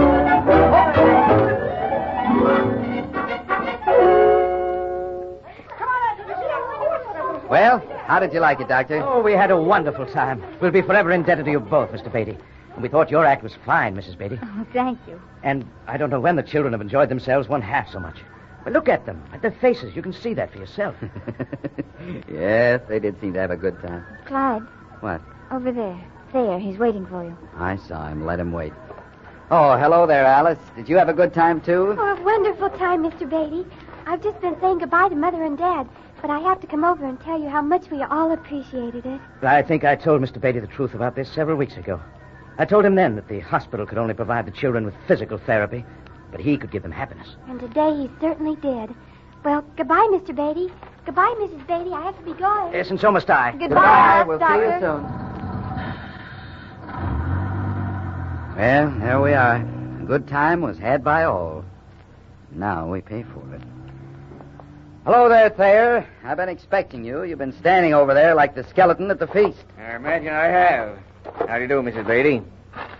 I want you to take this. Take what? My hand. I told you I might have a surprise for you, didn't I? Yes, but what? Well, this is it. I want to shake your hand, Beatty. Nobody ever got the best of Jeff Thayer before. But you've proved something to me that I didn't think possible. And that is that something can be done without hope of reward. This affair this morning cost you several $1,000s, didn't it? That's a company secret. I can't tell you. Well, it must have. And I've never seen a character like you before, Beatty, and I wanted to remind you that I swing a lot of weight around this whole county. So if anybody starts giving you trouble, you tell them to see me. Now, wait a minute. And one thing more, Beatty. What's that?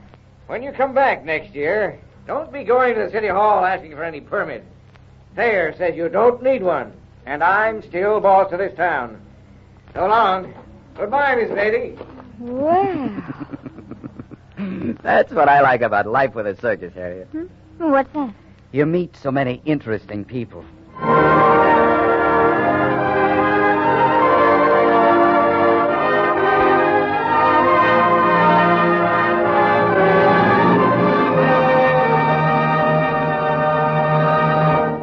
In a moment, Clyde Beatty returns with a preview of our next adventure.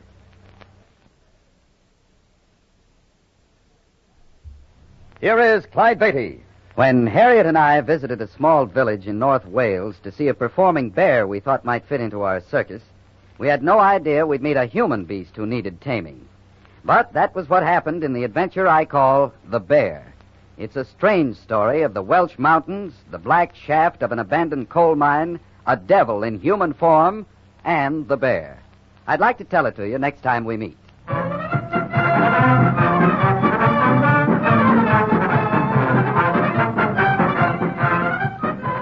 All stories are based upon incidents in the career of the world-famous Clyde Beatty and the Clyde Beatty Circus. The Clyde Beatty Show is produced by Shirley Thomas. For Children Only was written by Gibson Scott Fox.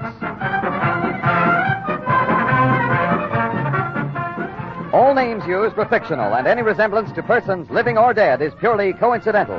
This is a Commodore production.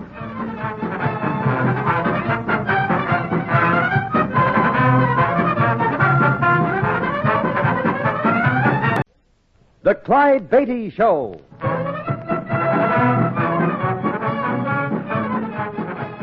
The world's greatest wild animal trainer, Clyde Beatty, with another exciting adventure from his brilliant career.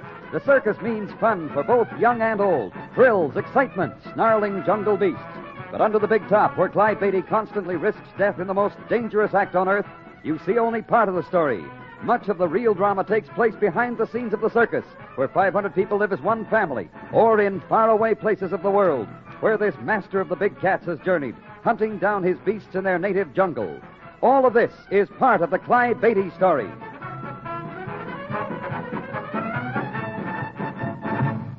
This is the story of the bear.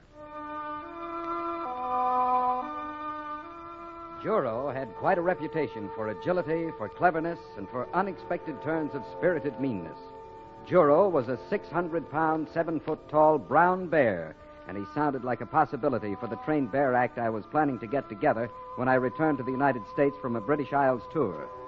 So when I learned that Juro was being exhibited as part of a small traveling circus, I watched my chance, and one morning in the tiny mountain village of Clonbacon, North Wales, my wife Harriet and I caught the show. Oh, Clyde. Clyde, look. Yes, honey? Isn't it different, though? Here in the open, and the roundabouts cranked by hand instead of the merry-go-round. And costermongers instead of pitchmen. And jellied eels instead of cotton candy. Sure, but the circus is the circus the world over. Oh, yes, Clyde. Yes, it is. There was no tent. Only a semicircle of plank seats on the grassy Clonbacon cricket ground. But there were wide-eyed kids, part of a circus audience wherever you find it, watching the jugglers, the fire-eater, the tumblers.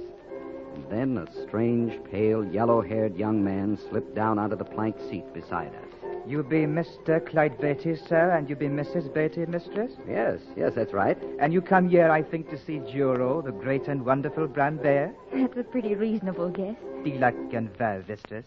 Oh, I'm afraid my husband and I don't understand Welsh. My meaning was, thank you very much, mistress. You seem to know us. Maybe you've seen our wild animal show, huh? That may be as may be. I'm said to see things by me own means in me own way. Dreamy Tom it is they call me, though Tom Cobb me right name is. Oh, but here's what you've come for, Juro the bear. And holding onto the great chain to the ring in his nose, that's his fine and famous trainer, John Moffat. Clyde, look at his face. Look at the trainer's face. Yeah, he's been in a scrap, all right. Oh, his face all clawed and torn. Now John Moffat will tell his lie. What's that, Cobb? His lie? Yes, listen. Hi, Welsh friends. He's not a Welshman. He's Juro. English. Presented as the feature attraction of Warford performing bears, this is Juro, 600 pounds, measuring full 7 feet in height, the savage bear that escaped last night, as you all know. Escaped, Clyde. Did you hear that? Quiet, Harry. Juro's escape endangered the entire countryside until I located and recaptured him early this morning. John Moffat And lies. now Juro is still at large. But how can Juro be at large? That's Juro right there in the circus ring. If you please, no, it is not. It is a different bear. A different bear, Cobb. Substituted. John Moffat could not find Juro. That murderous bear is still roaming the countryside.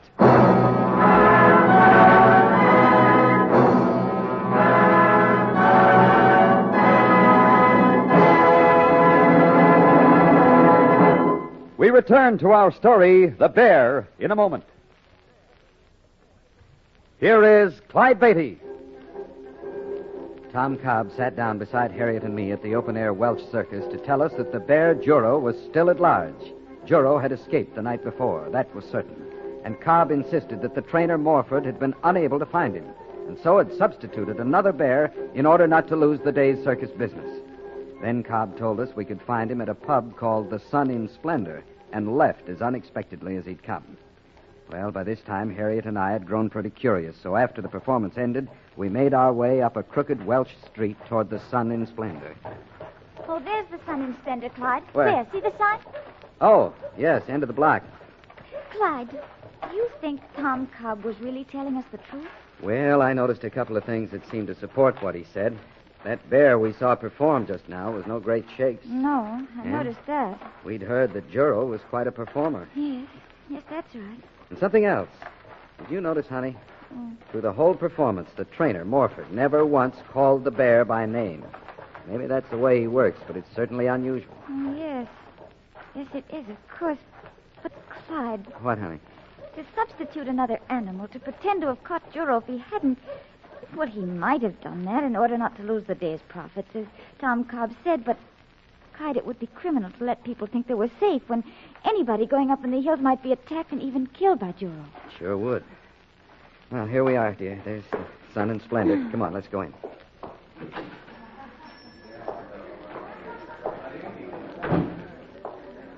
Oh, there's Tom Cobb. Over there at that table in the corner. There, past the dartboard. What will it be for drink, Mr. and Mrs.? Well, we've come in to see Tom Cobb, bartender. Oh, that's it. Then you'll be wanting tea. Oh, why tea? For Dreamy Tom to read what your character and future is out of the tea leaves. Oh, is that what he does? Dreamy Tom Cobb, indeed, it is all that he does, tea leaves and fortune-telling.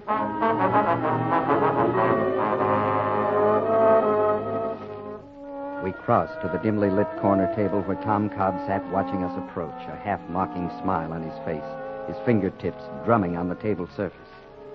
We sat down, but Tom Cobb waited till the bartender had brought the tea before he spoke.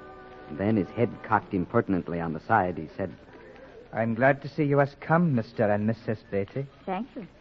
You said, Cobb, we'd find you here if we wanted to know more about the escaped bear. Yes, Mr. Beatty. I suppose you spoke to us in the first place because we worked with wild animals. Yes, Mr. Beatty.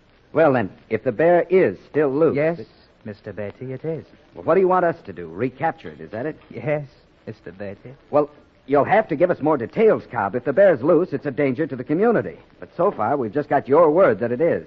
And that's not very much to go on. Well, I will tell you just how it was from the beginning. Now, that's a very good idea. It was last evening Juro escaped. We know that. His daughter, John Morford's daughter, Kate, was with Juro when he broke loose. He went for Morford like he hated him, the bear did, and had reason. Reason? Yes. John Morford, know his trainer like you, Mr. Beatty. He is cruel. He beats his bears. All right. Then what happened last night? Juro attacked John Morford. John Morford drove him off. And then Juro escaped? Yes, sir. Does anyone know where the bear went? Well, it was coming on dark, and town people seed him go up a mountain hereabout. Vasween Mountain, Mrs. Beatty. Vasween Mountain. Yes. And then, Cobb? John Morford could not find him. So he substituted a ringer, a different bear that he said was Juro. Yes, Mr. Beatty. Clyde. Here comes Mr. Morford. Is he coming to talk to you, Cobb? That may be as may be. No, look you. The game of darts it is that interests him, so he can be near us and eavesdrop.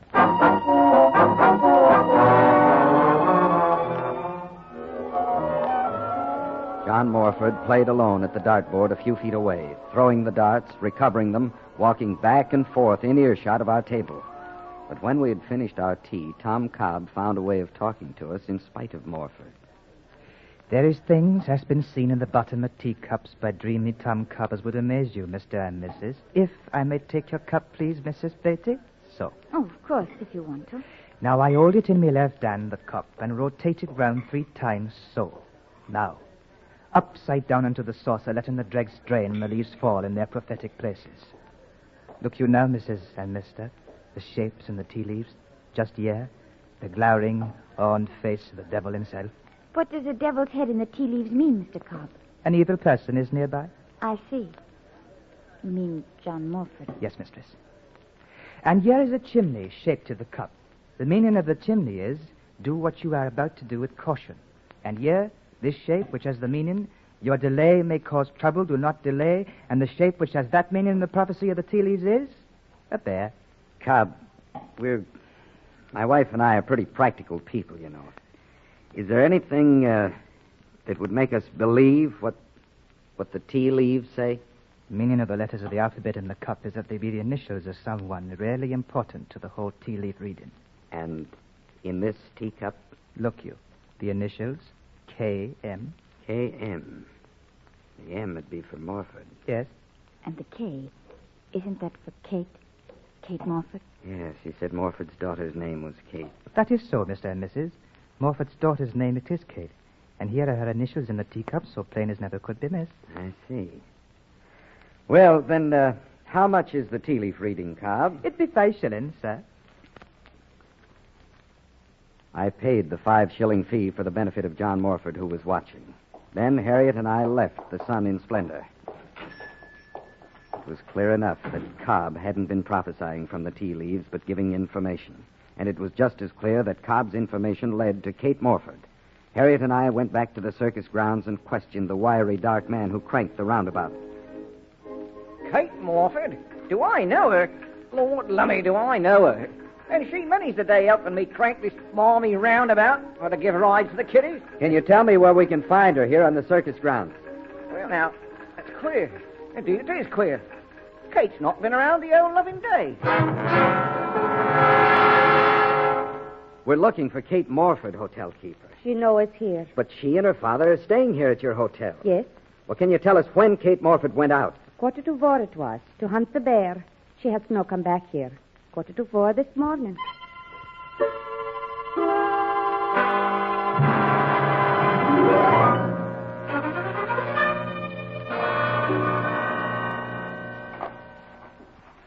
Let me carry the broom at least, darling. The brush is getting thicker and it's awkward for you. With that chair to manage, too. Okay. Here you go. Oh, Darn chair legs keep snagging in the brush. well, the chair will come in handy if we do find Juro. Can you handle the broom through here all right? Oh, yes. Doggone right the chair will come in handy. Nothing better for warding off an angry bear than kitchen chair legs. And this broom to stick in his mouth. Yeah, that straw will give Juro something to chew on, if we find him. Hey, hold it, honey. What is it, Clyde? Look here. Here on the ground. Those Sure they are. Bear tracks, but look. Yes, where? Here and here. Oh, yes. A man's tracks with him, going up the mountain. A man leading a chained bear up the mountain. See the relative positions of the tracks, a chain link between them. That man must have been Morford. Leading one of his bears up here to bring it back down again. As if it were Juro, just recaptured. That's my guess. Then Tom Cobb's story is the truth, Clyde. And Juro's still loose somewhere up here. And Clyde, what about Kate Morford? I don't know, Harriet. The woman in charge at her hotel said she left to look for the bear and didn't come back. Left at 4 this morning. That was 11 hours ago.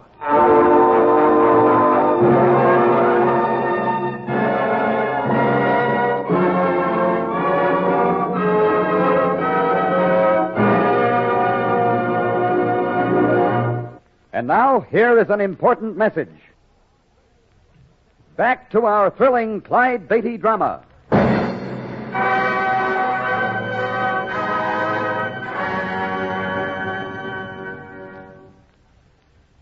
Harriet and I followed the dual tracks of the bear trainer John Morford and the chained bear a quarter of a mile further up Vaswin Mountain.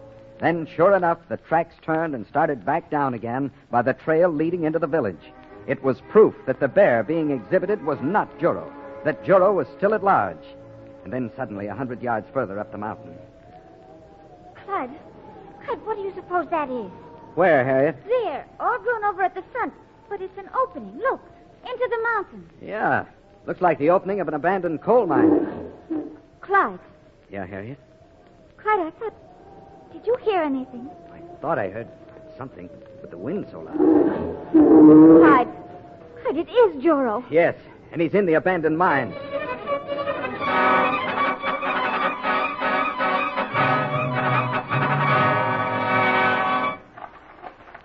Here's the flashlight.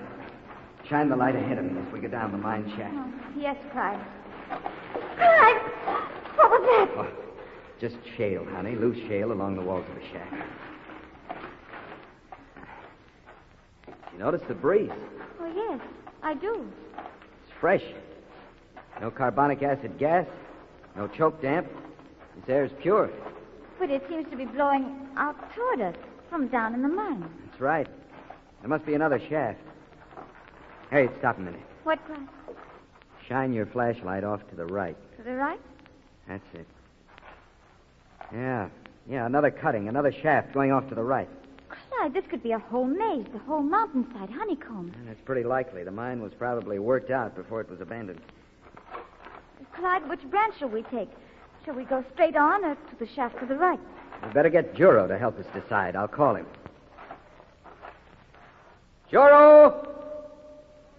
Juro! What's happened? Why doesn't he growl? I don't know. An animal usually responds when it hears its name. All right, shine your flash into the branch to the right. All right. Clyde, there's a shape, a figure. Figure moving toward us. And it's not Juro. It's a human being. Come on, let's go. Wait a minute. Look here on the mine shaft floor. What is it? A scarf. A woman's scarf.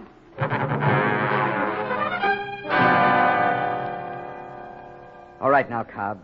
You'd better tell us what you're doing in here in the mine. I was passing. I had vices in the mine, so I come in. You expect me to believe that? Just the truth, sir. Where did you get in? The opening just behind. This shaft opens to the outside? Oh, yes. Well, then let's get out in the daylight.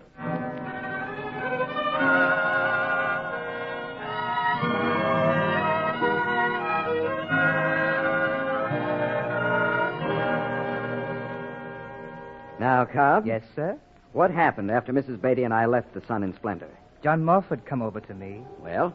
He knew what my purpose was in talking to you, and he said he knew you was Clyde Beatty. I suppose he read that in the tea leaves. Oh, now, mistress, I do not think he did. What did he say about the bear? Oh, he was cute about that. He said his fear was you would report him to the Society for the Prevention of Cruelty to Animals, which is a vast power here in Britain. You mean for beating his bears? Yes. Cobb, what about your part in this? It seems to me you're going to a dickens of a lot of trouble over something that doesn't concern you very much. It does concern me. It does? Kate Morford. Oh. So that's it. It is. Then you're interested in her. Terrible much. But her father, he don't like that. Harriet, hand me the scarf we found in the mine. Oh, yes. Here you are, Clyde. Thanks. Have you ever seen this scarf before, Cobb? It is Kate's. Kate's. How come you by it? It was on the floor of the mine. Oh, Cuthralu fan. We went back into the mine. Tom Cobb behind, myself in the lead, kitchen chair in my left hand, broom in my right, against the possible attack of Juro. Harriet was between us with a flashlight. The flashlight threw my shadow black, huge, along one jagged wall of the shaft. Here's where we found the scarf. Now, we'll try this shaft branch now. The scarf, Kate Morford's scarf, was right here at the division. Now, she could have gone either way. Or been dragged on. Yes, I'm afraid that's possible, too. Keep the light well ahead, honey. Oh, yes, Clyde. Cobb, you say Morford mistreats his bears pretty badly, huh? Boasts of it in the public houses. And I seen it me own self, him whipping the bears and then bought in like spring calves. What about Kate? Kate? Does she work in the show? She does, sir. And is she her father's daughter? I mean, does she mistreat the bears, too? I do not know about that. Are you sure you don't, Cobb? Did you get Harriet and me into this because you were concerned about the townspeople? Or was it because you were afraid Kate Morford was up here with an animal she'd abused? I am afraid for her, sir. That is the truth. And the rest of it. Is Kate Morford cruel to the bears, like her father? I do not know about that. All right, Cobb. Oh, look, Clyde. We're coming out to the surface again. That's daylight from around the turn in the shaft ahead. Yeah. And I'll be glad to get out of this mine.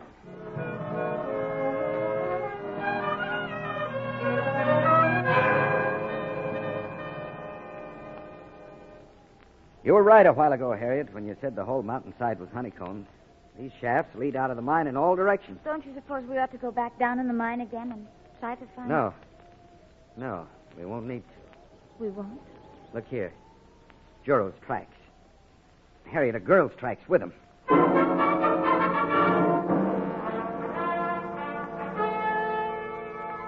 The sets of tracks were plain in the silt around the shaft mouth of the abandoned mine. Juro's and a girl's. And that girl would be Kate Morford. The tracks both took the same direction, into a box canyon closed in by rock walls. We followed them until they vanished into the heavy growth of interlocked alders and pines.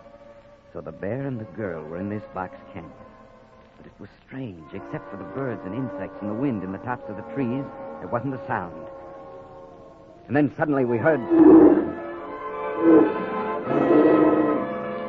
Clyde! That was Juro. It sure was. Come on, let's go. We scrambled and fought our way through the scrub. There was no problem of direction. The canyon was small, and the roars and bellows of the bear guided us. Screened from us by the alders, we could see a man's arm lifting and falling.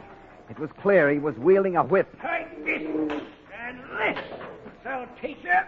I threw down broom and kitchen chair and broke through the brush. Juro was on a rope tied to an alder. The animal was bellowing and roaring, but in rage and sympathy, not in pain. John Morford was wielding an animal whip, but it was not Juro he was striking. He was beating his own daughter.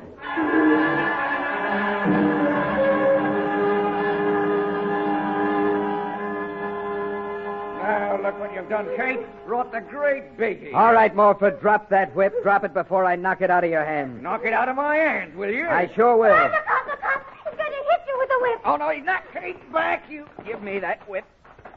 Give me that whip. Keep your hands off my whip, you.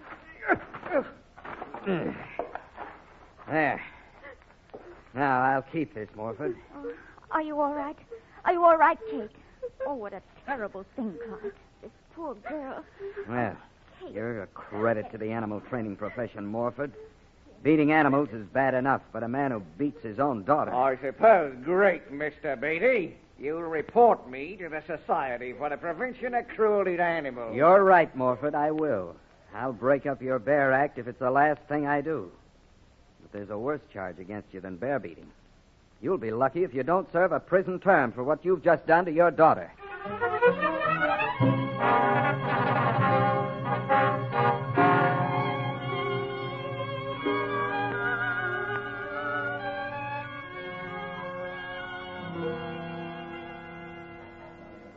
Will it be tea again, though Tom Cobb is not here? 3 cups, bartender, for Miss Morford and for my wife and myself. Yes, sir. Tom Cobb said he'd come here to the Sun and Splendor and meet us. Oh, I mustn't see him. Well, why not, Kate? I just mustn't. Clyde, I think Kate means he mustn't see her. She's been crying. She doesn't look her best. Tom said, you see, I must leave my father and come to him. But it's odd to leave one's father. Of course it is. Tell us, Kate, why was your father angry with you? It was because I sided with Juro. Against your father? Yes. Father thinks of his animals as enemies. It's the bears against himself. And I believed that to be the right thing until I met Tom Cobb. Here's the tea. Thank you, bartender. Drink your tea, Kate, and you'll feel better. Yes. But then I must go. I don't want to see Tom. Not now. Before you go, Kate, I'd like to know what happened last night and today.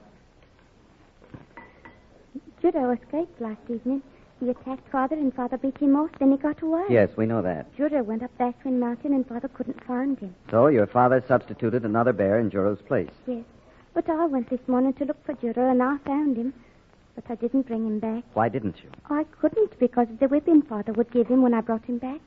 You see, Tom Cobb has opened my eyes, Mr. and Mrs. Beatty. Yes. Yes, we do see. Kate Morford finished her tea and left the Sun in Splendor. In a few minutes, Tom Cobb came in and joined. What are your plans, Mr. and Mrs. Beatty? Oh, we'll be leaving your country, Tom, after we've given our testimony against Morford to the Humane Society headquarters in Cardiff. And you will no buy the bear, and your visit has been a waste. Well, we won't buy Juro for our circus. We don't use whip-broken animals. But I'd hardly say our time's been wasted. It has not been for us yet. Only there's little we can do in return. Perhaps a final tea leaf reading, Tom. Very well, mistress, if you would like. The tea leaves form an arch in this cup, just here. And the meaning is, there's a power of love binding the owner of this cup to another, and their love will be blessed and it will prosper. And that is my prophecy and final wish for you, Mr. and Mrs. Beatty. But, Tom. Yes, mistress? Kate Morford was here and had tea with us. And the cup in which you've just read the tea leaves was Kate's cup.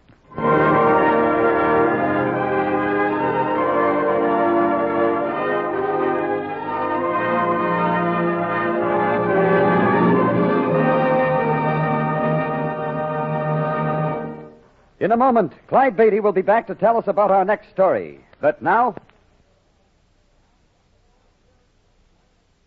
Once more, here is Clyde Beatty.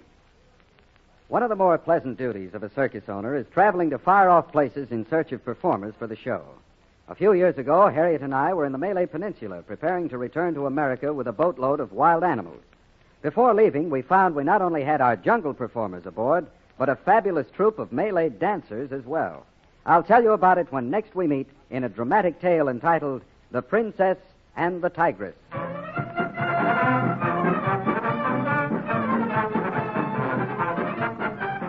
All stories are based upon incidents in the career of the world-famous Clyde Beatty and the Clyde Beatty Circus. The Clyde Beatty Show is produced by Shirley Thomas. The Bear was written by William Fifield. All names used were fictional, and any resemblance to persons living or dead is purely coincidental. This is a Commodore production.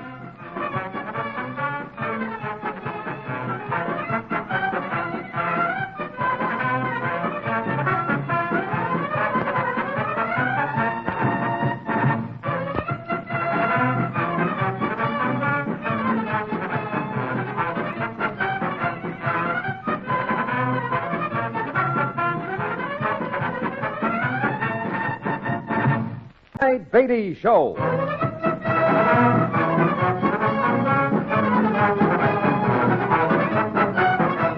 The world's greatest wild animal trainer, Clyde Beatty, with another exciting adventure from his brilliant career.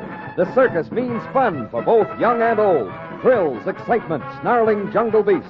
But under the big top, where Clyde Beatty constantly risks death in the most dangerous act on earth, you see only part of the story.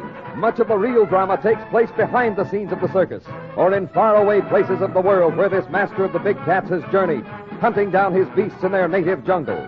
All of this is part of the Clyde Beatty story. Here, in Mr. Beatty's own words, is the adventure he calls The Princess and the Tigress.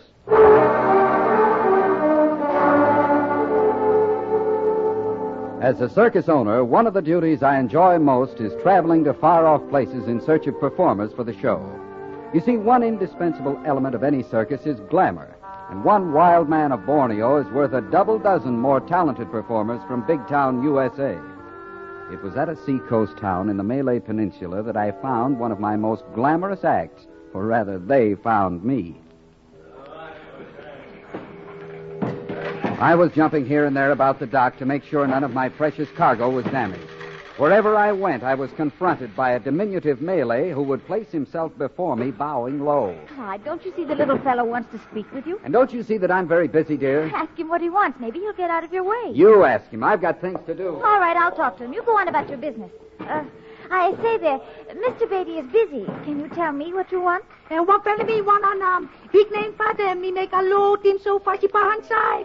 Although same old man catch it flog and one of them go chop chop. No what the thing can do. Oh, wait. Clyde, I have started a flood. You'd better rescue me. What's the matter? Can't you understand perfectly good plain English? I understand the words. It's what he means that stops me. Okay, little man, what's your problem? Sahib, you better to one big name a little side. Alo timi father in flog a mananam. Kim floggy puluta, floggy young siluta, floggy compado, floggy nipa, floggy wife, floggy cachilas, floggy shadam. Better to one take one on a malika side. Thank you, please. What in heaven's name was all that about? Well, it seems this little guy's a sad sack named Wannaman. Even though Wannaman's a grown man, his father always flogs him. He makes him cry when he flogs him, but that's all because, you see, Wannaman is such a large man. He doesn't look very large to me. Not only does this beast of a father beat him, but he beats his elder brother, his younger brother, his nephew, his wife, his daughter, his steward, and his servant. Well, the brute. Exactly. That's why he wants big name Beatty Tuan to take him along to America. Oh, no. What would that poor little fella do there? What a nam alo team in good fella making all everybody inside glad. He says he's a good man, always makes people feel happy. No take him in lick aside. Me take him long musket killing me. What was it about killing? Uh-oh. He said if we don't take him to America, he'll get a rifle and kill himself. Clyde, what are we going to do? My dear, it looks like the Clyde Beatty Circus is about to harbor a fugitive from the Malay Peninsula.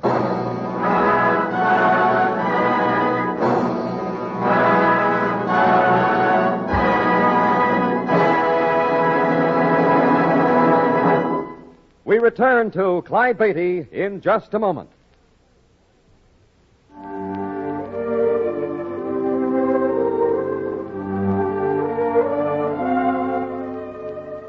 And now back to Clyde Beatty's adventure entitled The Princess and the Tigress. When I agreed to take Wanaman to America, I didn't realize that I was really asking for trouble. About an hour before sailing, Harriet and I were in our cabin when there was a knock on the door. Yes, come in.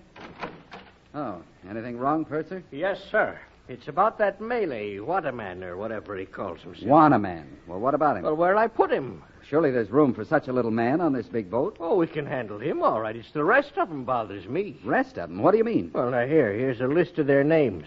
Muda Yusuf, Idris, Mansour, Benda Harris, Brewers, Abdullah, Juan Ahmed, Koresh, Wanda, and the Giant. The Giant? Yeah. His name, believe it or not, is Suri Paducah. He's over 7 feet tall. 7 feet?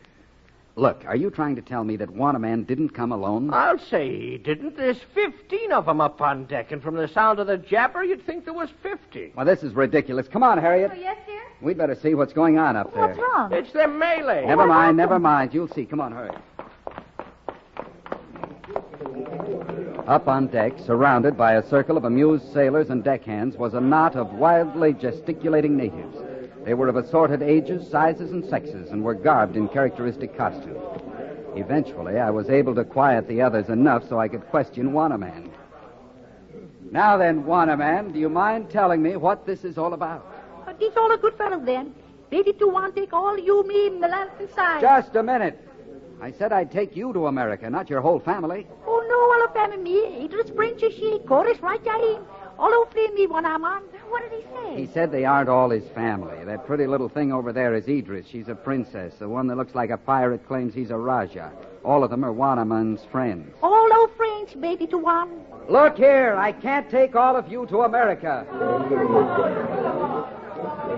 It sounds like they're going to argue the point, Clyde. It's no use. I can't take you along.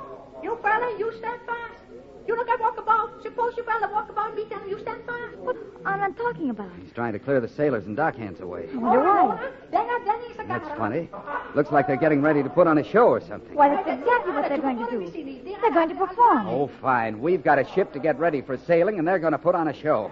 Hey, stop No, this! Clyde, let them go ahead. Please. Looks like I'd have to shoot them to stop them. For the next half hour, the ship's crew, the dockhands, Harriet, and I were privileged to witness one of the most exotic and beautiful performances imaginable. Those tiny people in their brilliant costumes captivated us all with their fabulous dancing. And when it was over, we burst into spontaneous applause. Oh, Clyde, wasn't that beautiful? Sensational. What an act. Why, they'd eat that up back home. Clyde, that's an idea. Now, wait a minute. I don't know about that. Oh, I can see it now. The lights under the big top dim. The colored spots pick out the dancers in the center arena. The music comes up. When Harriet starts seeing things in her mind's eye, they usually come to pass. At first, everything went well with our princess, our Raja, our giant, and their companions. But then came trouble. Plenty of it. The source of the trouble? Well, as usual, it was a woman.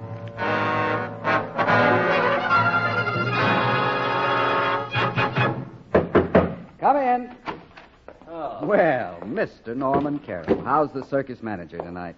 All your charges safely tucked into Now, bed? look, Clyde. I know a circus manager has to expect anything, but this is too much. What's the matter? The fat lady run off with one of the midgets? Oh, no, I'm serious, Clyde. We're in for some trouble. What's up, Norman? It's that dancing troupe. The Malays? Yeah. I don't understand. Well, they're pleasure-loving and have a tendency to be lazy, but they're not usually troublemakers. Oh, no? Well, then maybe you can tell me why all the men are going around wearing those wavy-bladed knives in their belts. Well, that's nothing. A Chris is worn as part of their costume. They wear them all the time. With blood stains on them? Bloodstains? That's right. A few minutes ago, the one they call the Raja and your little friend, Wanaman, were going at it hot and heavy with their toad stabbers. Oh, no. Some of the men broke it up, but not before blood was shed. Well, what started the fight? What else? A woman, of course. I see. I'll bet it was that little charmer, Idris. Right. Seems those two are both madly in love with her. That figures. Well, we've got little Wanaman in the first aid tent. Luckily, he wasn't hurt bad. But we had to chain Koresh to the center pole. Was he that wild? I never saw anything like it. It took 10 men to hold him. I'd better have a look. Yeah, see for yourself. Come on. I was plenty worried about what Norman Carroll had told me. Although Malays are ordinarily peace-loving, they are subject to nervous outbursts. On 2 occasions, I'd seen natives run amok. It was something I never wanted to see again. When we got to where Koresh was being held, one look told me the worst. The Malay had blown his top. I knew if something wasn't done to quiet him, he was due to commit acts of homicidal mania. For the present, he was safe, since they'd lashed him to the center pole with enough chains to hold an elephant. The guy's gone completely crazy. That's right, and if he gets loose, he'll run amok. Well, what do we do? I don't know, but we can't just leave him like this. Maybe I better call the police, huh? Not yet. Somebody might get hurt. Oh, there must be some way to quiet him. Wait. I just thought of something. What? There's a name for this nervous affliction these Malays are subject to. It's Lata. Lata? Yes. You see, the victims lose all self-control and all sense of their own identity. If I can work it, we can get him under control. How does this Lata work? If I can get him to rivet his attention on me, he'll imitate all of my actions. Sort of like hypnosis, huh? Exactly. Now, let's see what I can do. Get a couple of the boys, Norman, and stand by at the chains. When I give the word, turn them loose. Turn him loose? Not on your life. Do as I say. It's important. Well, all right, Clyde, but I think you're crazy, too. Hey, fellas, a couple of you stand by the chains, will you? All right, Clyde. What now? I'm going to stand right in front of him and sway back and forth. Yeah. Now, if it works, he'll start doing the same thing. Oh, that's silly. Makes you think anyone that wild will pay any attention to... Hey, he's got his eyes glued on you. Well, he's weaving back and forth. It's working. Now he'll imitate anything I do. That's amazing. All right. Now unfasten the chains. All right.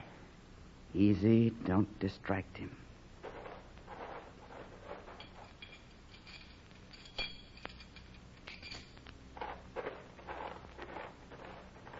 Okay, Clyde. He's loose. Get ready to jump him just in case. Now, my little friend, you're going to be a little puppy dog just like me.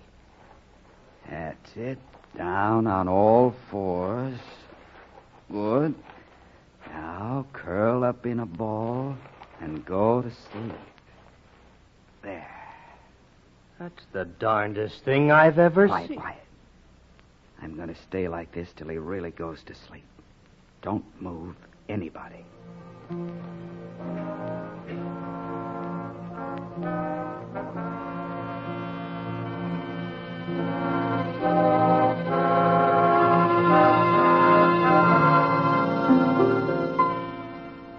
Clyde, you mean you actually performed this Lata on this little man? It was lucky I knew about it.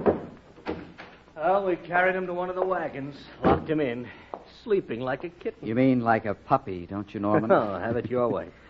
Now tell me, what happens when this Lata wears off? He won't remember any of this. You mean he'll be well again? Probably. Well, you aren't going to let him stay around here, are you? No, it wouldn't be safe. This might happen again. In the morning, I'll turn him over to the authorities. Oh, poor little man. What do you suppose they'll do with him? Probably send him back to Malaya. Whatever they do is all right with me, just so they get him out of here. 20 years I've been with circuses. I've had all sorts of things happen, but never anything like this. I should have studied law like my father said.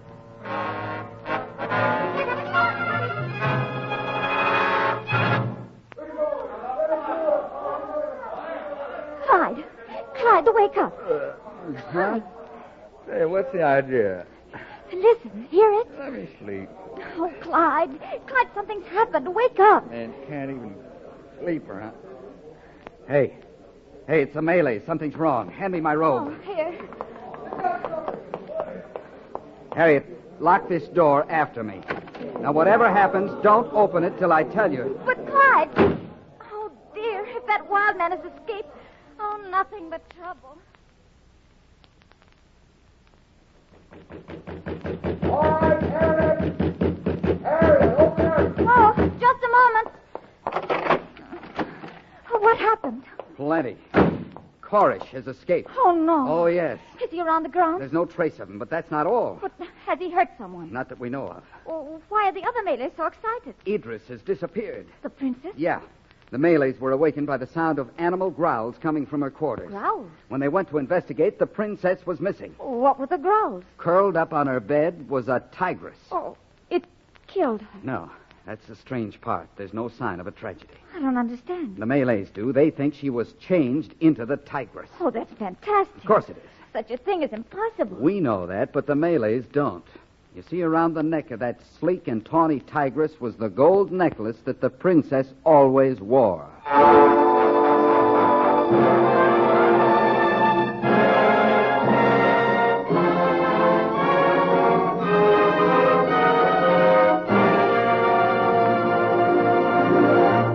We continue with The Princess and the Tigress after this message. And now, back to Clyde Beatty and The Princess and the Tigress.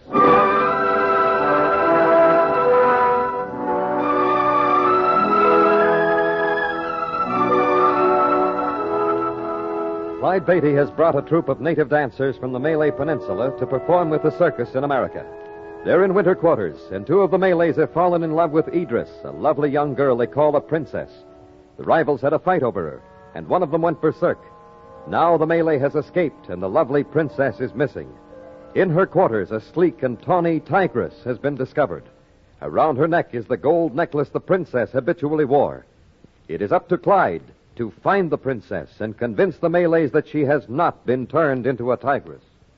Clyde, you mean to tell me those people actually believe the girl has been turned into a wild animal? That's correct. Oh, but it's silly. Oh, I don't know. Imagination's a very potent force. Don't tell me you believe in this foolishness. I didn't say I did. I think I know what Clyde means, Norm. It doesn't matter if a thing is factual or not. If people believe it, it can make them act abnormally. That's it, Harriet. You can't convince some people that lycanthropy is just a state of mind any more than you can prove to otherwise normal people that Friday the 13th is just like any other day. Now, wait a minute. What is this lycanthropy? Lycanthropy is the belief in the transformation of men into carnivorous animals. Hogwash. Not so fast. You saw an example of it just last night. Well, you mean when you made that crazy Malay think he was a puppy? That's right. Oh, that was just simple hypnotism. Of course. And so is Lata. Well, what's Lata? The state of mind people must be in to practice lycanthropy. Oh, here we go round again. It's not so complicated, Norman. Under certain conditions, one can be induced by suggestion into believing he has been transformed into an animal. Like to see anyone change me into an animal. If they did, you'd turn out to be a mule, I'll bet. Oh, well, all I can say is it's crazy. What do we do now? Mr. Beatty! Mr. Beatty! Over here, Dutch. You better come quick. One of the Malays is in the arena with a tigress. What? Yeah, it is a little guy. Warner man? Yes, ma'am. I led the cat into the arena for her exercise. The little guy came after me with one of those wavy knives. It was a foot long. He chased me out of there and went in with the cat. That tiger will tear him to pieces. Come on, let's go.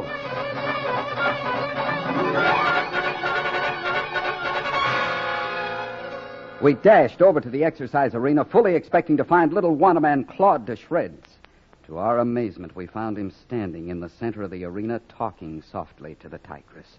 The cat was crouched against the bars, apparently listening to him. I motioned to the others to stop in their tracks. Cat's gonna spring on him any minute. I don't know why she's waited this long. She's never seen anything like the little man before. She's trying to figure out what he is.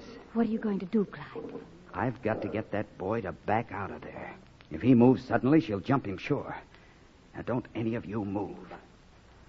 Wannaman, what are you doing in there?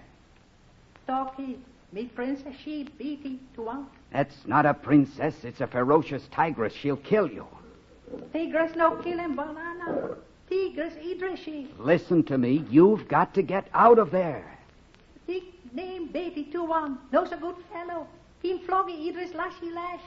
One Anna no let him do. Harriet, do you hear that? He's accusing me of beating the tigress with my whip. He wants to protect her. The cat's had enough. She's going to spring.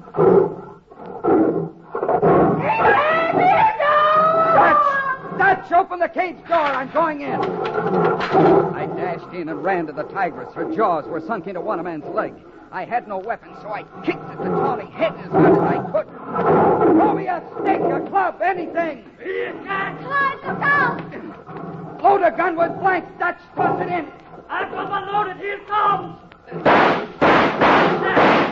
She's backing up. He's got her. Open the chute. Get that critter out of here. Okay, Mr. Beatty. Let her come.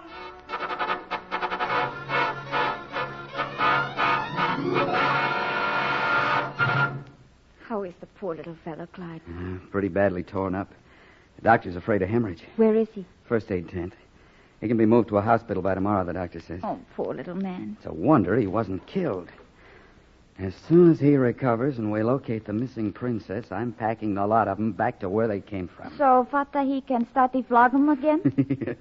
And I hope Papa licks him a couple of times for me. Where do you suppose Koresh and the princess are? That bothers me. We haven't found a trace of them. I don't like the idea of them running around loose. Neither do I. As a matter of fact, Norman and I were just about to start another search around the grounds. But it's dark. It might be dangerous. The sooner we find them, the sooner we can get rid of them. Clyde, I'm sorry I got you into this mess. It was all my fault. Ah, it was the fault of your tender heart, my dear. I want to go with you and Norman. I don't think you'd better, Harriet. I wouldn't be able to sleep. Please take me along. Well, maybe it's better to have you with me. Come on.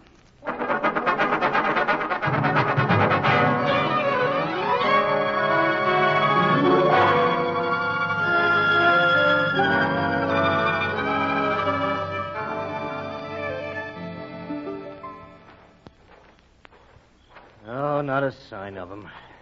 Suppose they went off into the swamps, Clyde. Possibly. Did you check in town? We alerted the police. They haven't seen them so far. I'll bet anything they're still around here. You see, Koresh is behind all this. He wants to get even with his rival, Wanaman. Do you suppose the princess went off with him willingly? Obviously not. If she had, he wouldn't be pulling this Lata business. Well, and you think he was the one let the Tigress loose, huh? Right. And I'd like to know how he managed to get that necklace around the cat's neck. But what was his purpose in turning the Tigress loose? Revenge. He lost out as a lover, so he figured the Tigress had killed the rest of the Malays. I thought his rival was Wanaman. That's true, but the others wouldn't matter as long as his rival got it. Wouldn't the princess try to escape from him? You forget Lata. Oh, that again. If I'm right, Koresh has Idris thinking she's a tigress. That I've got to see. Wait. Don't move. Huh? You see what I see? Yes. Over there in the brush. Shh. Quiet. Hey, it's the Malay. And the girl is with her. Look. She's walking on all fours like an animal. Yeah, moving along just like a tigress. Quiet. Let them get ahead of us, and then we'll follow. What is he going to do with her? My guess is he's going to let that girl do his killing for him. What do you mean? He's convinced her she's a tigress. It won't take much more suggestion to make her kill a man. Wanaman? Clyde, you're right. They're heading for the first aid tent.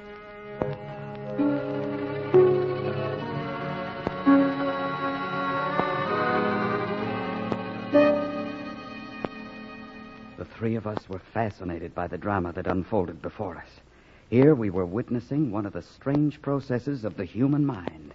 I'd read of such things, but actually seeing it caught up our imaginations and held us spellbound. Clyde, this is incredible. Fantastic. See how she glides along?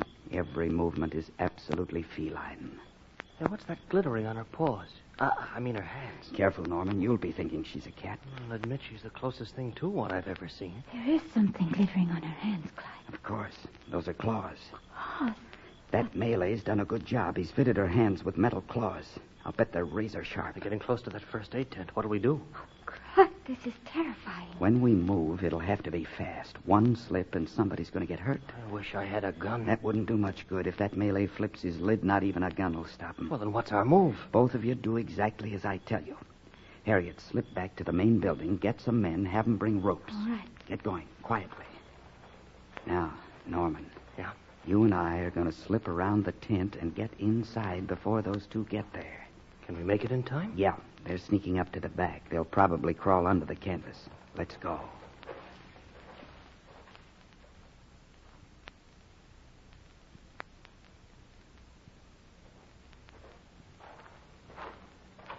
We made it before them. I don't think they're inside yet. Good.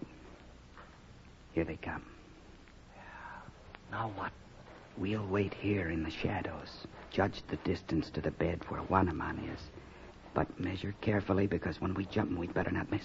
Do we both jump the man? No, I'll take him. You go after the girl. Good deal. Don't forget those claws. They'd rip you, but good. Here, take this blanket. Try to throw it over her. Shh, shh, shh. They're coming inside the tent. They're moving toward the bed.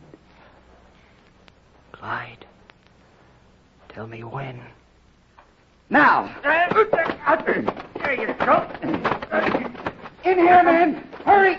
Get the blanket out. Don't, Mr. Beatty. Well, tie up this wild man. He's strong as an ox. That's the way. Toss me some line. That'll hold him. Clyde, are you hurt? Everything's all right now, Harry. Hey, what'll I do with this pussycat? Scratch her under the chin and give her a saucer of milk. I don't think she's in the mood to play. The doctor will be here in a minute. He'll give her an injection. When she wakes up, she'll forget about being a tigress. If she doesn't, you better practice up on that la, whatever it is. Lata. Yeah, lata. Why? Because if she's still a tigress, you better change me into a tiger. I want an even break.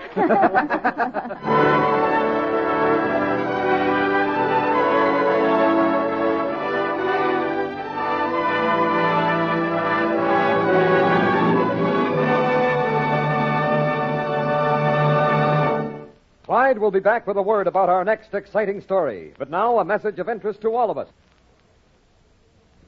And now, once again, here is Clyde Beatty to tell you about his next adventure. It is entitled Time Off for Trouble. It's funny how things always seem to be happening wherever I go. I remember once when my doctor in Shreveport warned me at the end of the regular circus season that I should take a vacation and rest my tired nerves. I wasn't too hard to convince. But the things that happened on our fishing trip to the Canadian wilderness, known as Lake of the Woods, were anything but soothing to the nerves. You'll hear the whole story, Time Off for Trouble, the next time we get together. All stories are based upon incidents in the career of the world-famous Clyde Beatty and the Clyde Beatty Circus. The Clyde Beatty Show is produced by Shirley Thomas. The Princess and the Tigress was written by Frank Hart Klossig. All names used were fictional, and any resemblance to persons living or dead is purely coincidental. This is a Commodore production.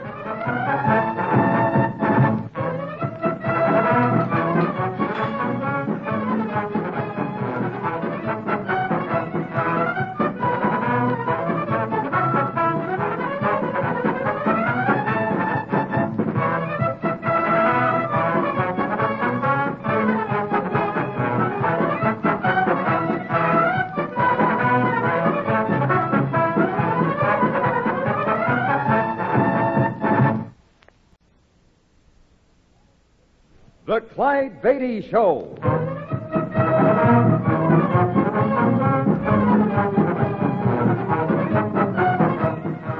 The world's greatest wild animal trainer, Clyde Beatty, with another exciting adventure from his brilliant career.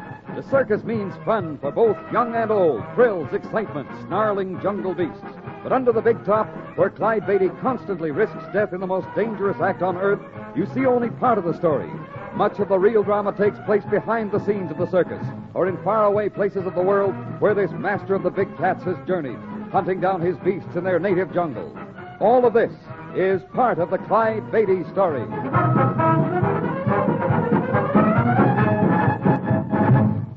Here is the exciting story, Time Off for Trouble.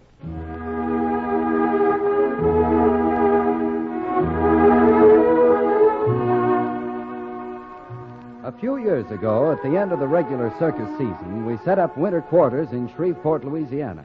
Only a skeleton crew remained to care for the animals and equipment, and of course my wife, Harriet, and I stayed on to supervise things. A few days after we got settled, I went into Shreveport to have my yearly physical checkup. Not that I thought anything was wrong, but I've found in my business it pays to know for sure that everything is perfect. Dr. Meyer gave me a thorough examination and then asked me to step into his office.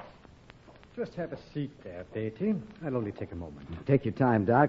My big rush is over for a few weeks. As a matter of fact, that's what I wanted to talk to you about. What do you mean? I'm afraid you've been rushing things a bit too much, Beatty. Now you're sounding like a doctor. Perhaps I am, but... You're not trying to tell me there's something wrong with me, are you? Well, not exactly. That is, nothing that isn't easily remedied. I don't think I follow you. I'll be more explicit. You're going to have to slow down, Beatty. Slow down? Exactly. Your electrocardiograph indicates that you've been driving yourself much too hard. You mean the old ticker's not what it should be? Oh, your heart's still in good shape, but there are some warning signals that shouldn't be ignored. It's more a case of nervous exhaustion than anything. Oh, come now, Doc. There's nothing wrong with my nerves. Oh? Tell me, do you find it too warm in here, Beatty? Well, no. It's just comfortable. Why? Because your forehead is beaded with perspiration. Oh, well, You've been drumming your fingers on the arm of that chair ever since you sat down. And you've crossed and uncrossed your legs a half a dozen times. Have I? I hadn't been conscious of doing that. Nerves, Beatty. Nothing but nerves. Yeah, I suppose you're right. But what do I do about it? You've got to take it easy. Have some relaxation. Well, that'll be easy. You see, we're in winter quarters now. Does that mean that you won't have much to do? Sure. All I got to do is work out some plans and schedules for next season with Norman Carroll, my business manager. And, of course, I'll have to work up some new acts with the cats and try to get hold of a couple more elephants and some other animals. And then there's the new costumes. Stop. That's what I was afraid of. Huh? Do you consider doing all those things relaxation? Well, maybe not, but... Beatty, you're a young man, blessed with a splendid body and good health. But you can't maintain such a pace indefinitely. You've got to give your nerves a rest now and then. Do something you really enjoy. I really enjoy training lions and tigers. I know, but you must do something entirely divorced from your work. Take a vacation. Tell me, do you like fishing? Why, yes, I love to fish. As a matter of fact, next year I'm planning to spend a lot of time at it. Then may I suggest that you do it this year, right now? But why right now? Because next year may be too late, Beatty. Think it over.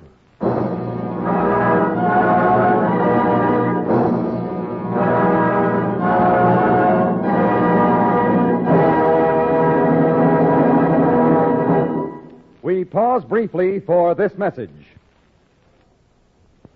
And now, back to Clyde Beatty and Time Off for Trouble.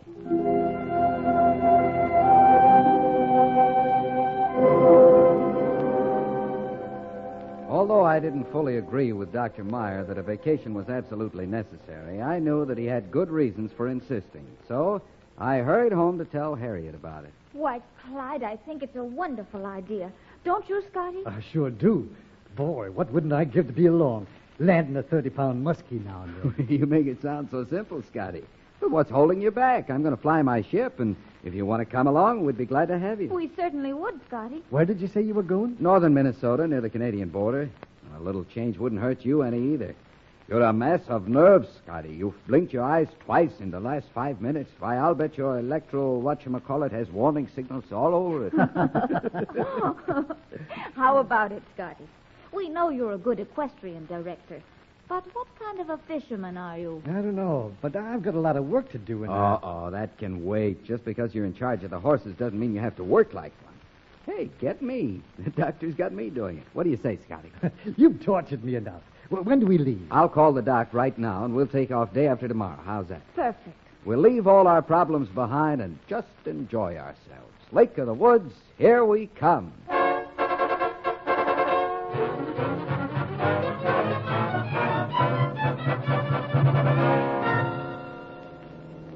This is wonderful, Clyde. I'm glad the air is smooth. Me too. It's a perfect day for flying. Visibility unlimited. Just a few scattered clouds up high. Fun, huh? Oh, loads of fun. And the countryside.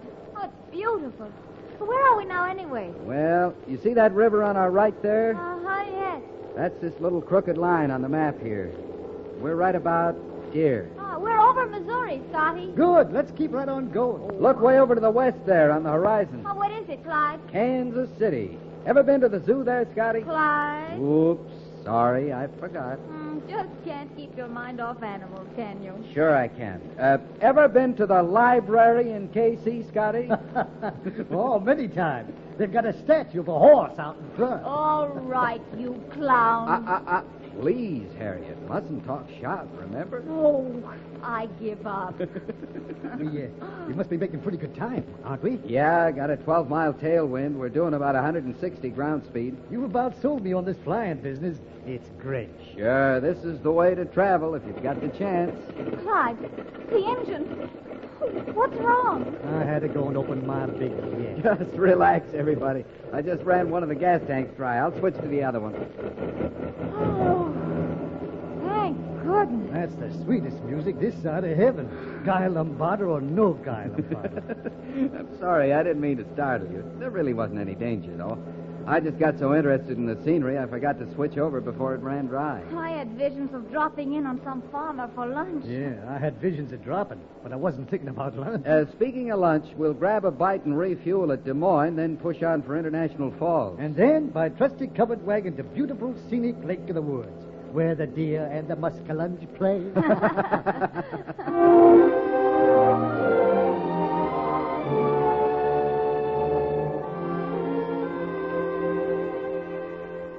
Our trip to International Falls was completed uneventfully, and we landed just at dark.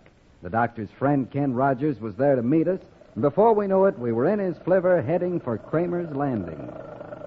We'll be there in an hour or so, Beatty. Kramer's Landing is on Lake St. Francis, about 35 miles up the way. That's fine, Mr. Rogers. It was certainly nice of you to take the trouble to make all the arrangements and take us up there. We appreciate it. Glad to do it. And we're to stay at this Kramer's Landing place? Nope, just sort of a jumping-off place. Old man Kramer outfits parties that go on up into the lakes for the best hunting and fishing. You'll stay there tonight, of course. Then you'll head out for parts unknown by boat and camp out from then on. Sounds like lots of fun. Don't have to run, just relax. You'll enjoy it all right. I've arranged for one of the best guides in the business, a fella named Gregor Martineau. Sounds French. He's French, an Indian. Knows the lakes like the palm of his hand. Well, that's nice to know. But from the sound of things, I guess it wouldn't be much of a trick to get lost around here. No trick at all. I know of parties that have gone up into the lakes after deciding they could get along without a guide, and some of them never was heard from again. I have a feeling this fella Gregor is going to be a very welcome addition to our little party.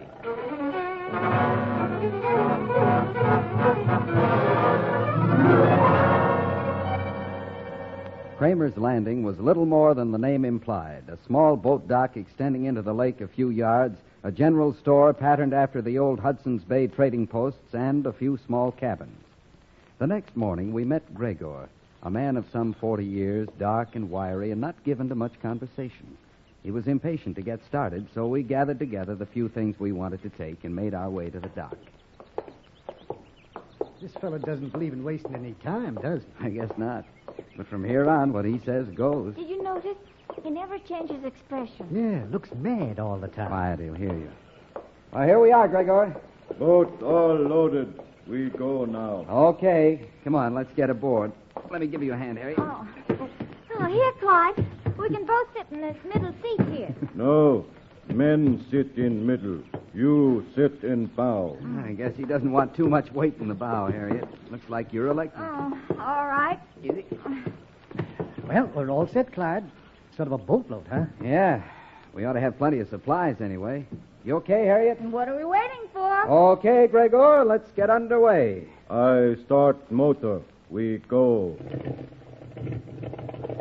Well, we're off, folks. Off for a solid week of fishing and relaxing.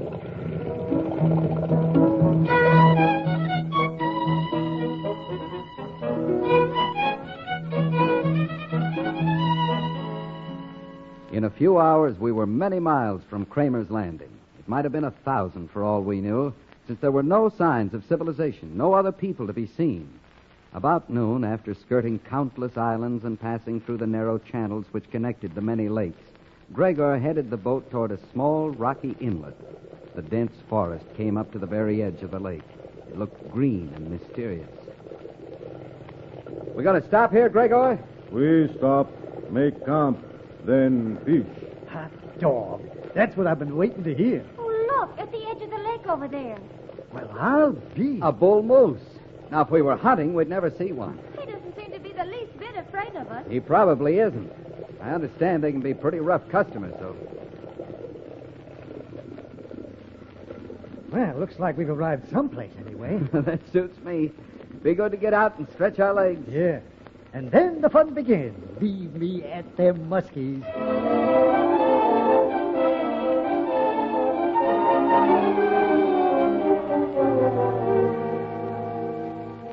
It was almost dark when we returned to camp from our fishing on the lake. We were tired but happy. We'd caught a couple of muskies and several bass and pike, and the fish dinner that Gregor fixed was really something. Afterward, we just sat around the fire talking about the big ones that got away and wondering what the next day had in store. Oh, boy, I'm still stuffed. You're quite a cook, Gregor. Glad you like. I be back in a minute. Yeah, okay, Gregor. Oh, this is the life. I think Dr. Meyer's favorite prescription is okay. I told him you'd have a... What were you starting to say, honey? Oh, nothing, Clyde. Hey, now, wait a minute.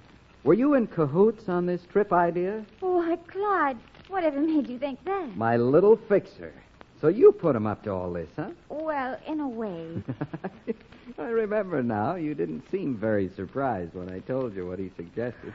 And I fell hook, line, and cardiograph for all that mumbo-jumbo he gave me. But, Clyde, you do need a rest. And it seemed like the only way to get you to take one. Scotty, never underestimate a woman. Well, I'm not sorry. And what he said about your being nervous was perfectly true. And you have been overworking. Okay, I'll give my shattered nerves a good rest. Since I'm enjoying everything so much, I'll forgive you. Oh, that's a man for you. Do something nice for him, and he forgives you. This be plenty firewood for a night. Yeah, that ought to keep the home fires burning all right. We go bed now. Get sleep. You ready to turn in, Clyde? Oh, it doesn't sound like we have much choice. Where are you going to sleep, Gregor? I stay by fire. I think I'll drag my sleeping bag over here, too. You kids are welcome to that canvas lean-to. Only don't eat up all those supplies over there. We might not catch any more fish, you know.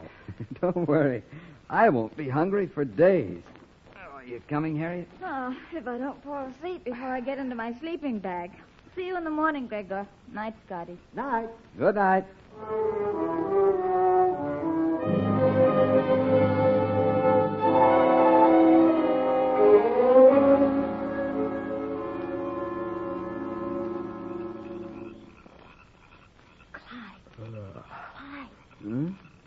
Clyde, wake up.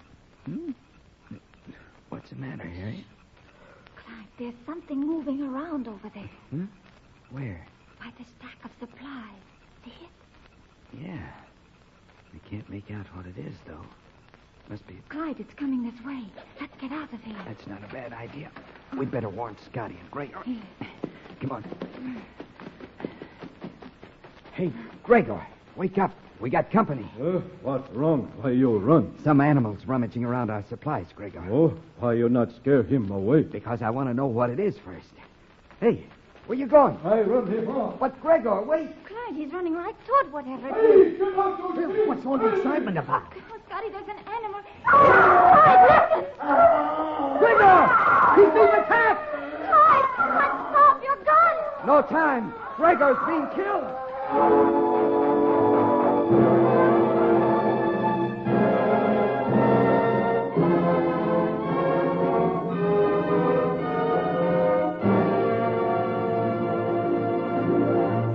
Clyde Beatty will be back in just a moment. But first... Now back to Clyde Beatty and his story, Time Off for Trouble.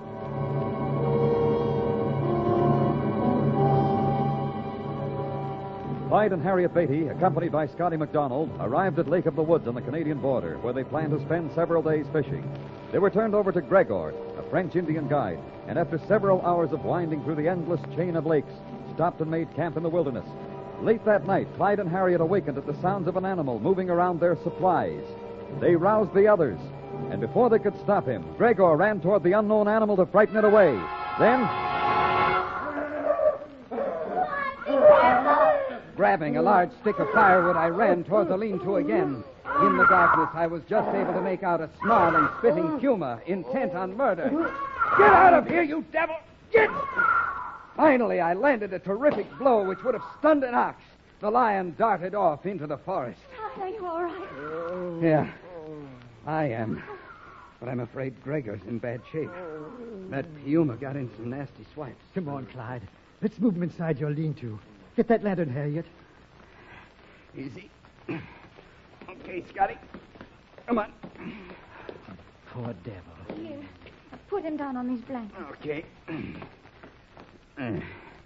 Bring the lantern closer, Harriet. No, Here. Oh, Clyde. Holy mackerel. Look at his face. And across his neck. Yeah, these gashes are pretty deep. Scotty, get out that first aid kit. We've got work to do. Right. Oh, Clyde. Do you think I don't know, Harriet. We'll do the best we can for him.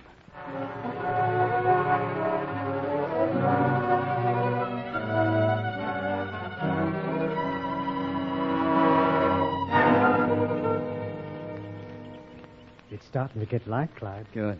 I guess that's about all we can do, but we've got to get him back to a doctor. Where's that map of the lakes old man Kramer gave you last night? Why, it's... Oh, Clyde, I left it in that jacket. I decided not to bring it along. I was afraid of that. Why, Clyde? Is it that important? I don't like to seem pessimistic, but Gregor is not the only one that's in bad shape. Meaning? Meaning, unless I'm badly mistaken, we're lost.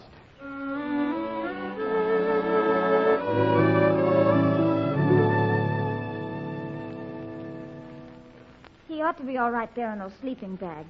Guess everything's all set, Clyde. Okay. Cast off that line and shove us away from the rocks. Huh? Right-o, Skipper. Or is it aye? I'm glad Scotty's keeping a sense of humor. I'm glad, too, for his sake. I don't think he quite realized what a spot we're in. Is it really as bad as all that, Clyde? Honey, I'd rather be in an arena full of the meanest lions and tigers than be in this particular spot. Here we go. Jump aboard, Scotty. There we are. Now, if Clyde can get that fool motor started, we're off. Yeah.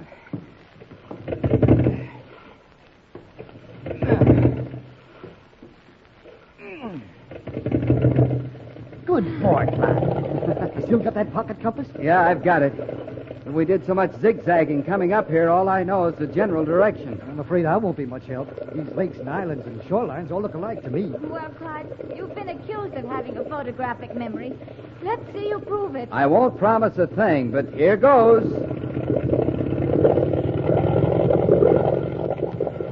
An overcast sky hid the sun as we started out, and a cold wind was blowing out of the north.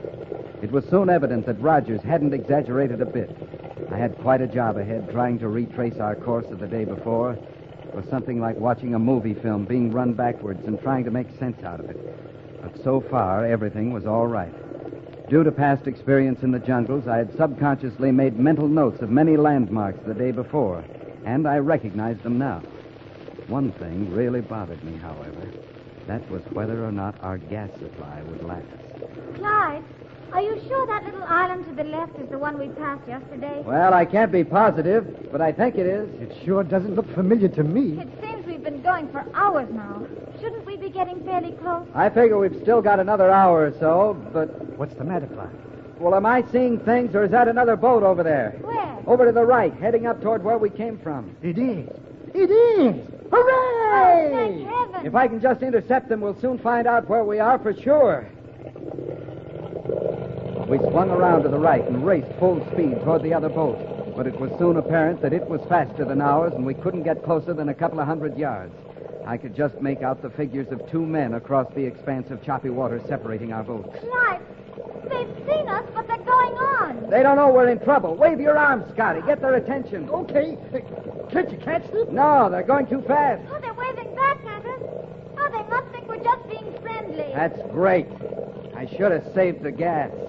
The knuckleheads. I waved like a wounded Comanche, and they politely waved back. We'll just have to keep going the way we were and hope it's right.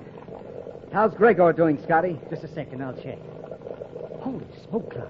His pulse is so weak I can hardly feel it. Oh, Clyde, we've got to get him to a doctor. Keep him covered up, and keep your fingers crossed.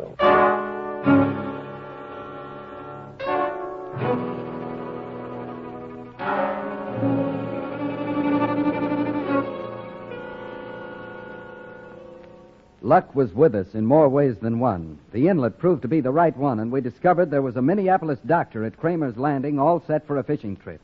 He went right to work on Gregor, of course, and in a little while we were told that with proper care the guide would recover. Back in our own cabin, Harriet, Scotty, and I had a chance to breathe easily once more. Who was the joker who once said, "There's nothing like a nice, quiet fishing trip to settle one's shattered nerves"? I don't know. But whoever it was wasn't thinking of this fishing trip. Tell you what, Let's get back to International Falls and then fly down to Chicago. We can spend a week in the big city, huh? Why, that sounds wonderful, Clyde. I can do some shopping while we're there. And we can catch up on all the good shows. Fair enough. We'll do it then, huh? Oh, you've got something up your sleeve, Clyde Beatty. Out with it. Huh?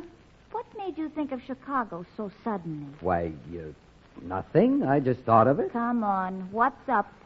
Just try and put something over on you. All right, I had a letter from Reynolds last week. Reynolds? Oh, the animal dealer. Uh-huh. Now we're getting someplace. And what did Reynolds have to say? He said he had an elephant and 2 Bengal tigers I could have first chance at. It'd be a shame not to grab them. We could use them, all right. We'd better hurry before somebody else gets them. Okay, let's get a move on then.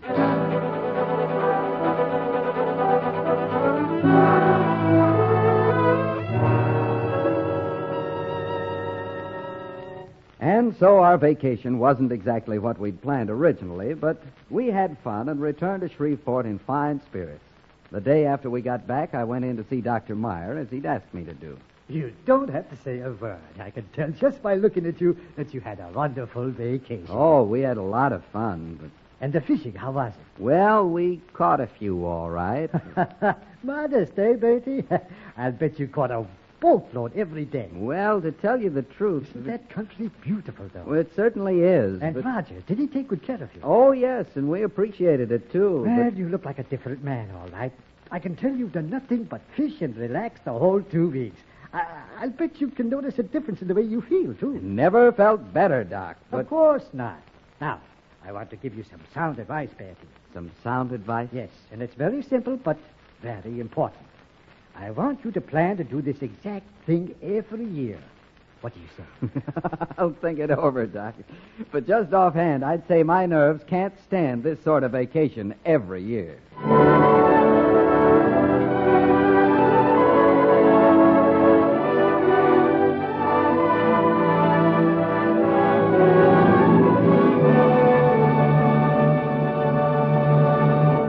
In a moment, we return with a word about Clyde Beatty's next adventure. Here is Clyde Beatty. As I ran to a Hollywood soundstage, the roars of an enraged lion in my ears, I had no idea I was about to meet perhaps the strangest of all the world's strange people I've encountered in my life with the circus. The man I met in a plaster of Paris lion grotto with a raging lion and an unconscious cameraman was Kurtz. Kurtz the clown, he called himself. But he was far more than a clown. It's his story, the story of Kurtz the clown, that I want to tell you when next we meet.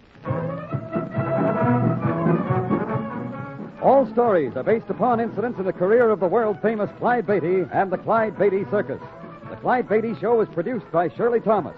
Time Off for Trouble was written by Robert T. Smith. All names used were fictional, and any resemblance to persons living or dead is purely coincidental. This is a Commodore production.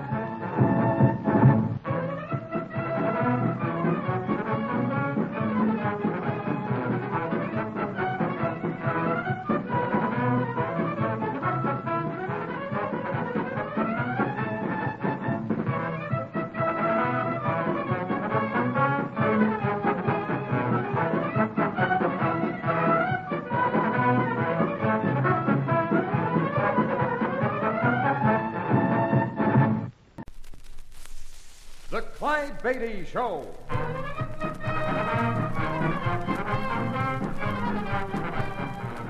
The world's greatest wild animal trainer, Clyde Beatty, with another exciting adventure from his brilliant career. The circus means fun for both young and old. Thrills, excitement, snarling jungle beasts. But under the big top, where Clyde Beatty constantly risks death in the most dangerous act on earth, you see only part of the story. Much of the real drama takes place behind the scenes of the circus, or in faraway places of the world where this master of the big cats has journeyed, hunting down his beasts in their native jungle. All of this is part of the Clyde Beatty story.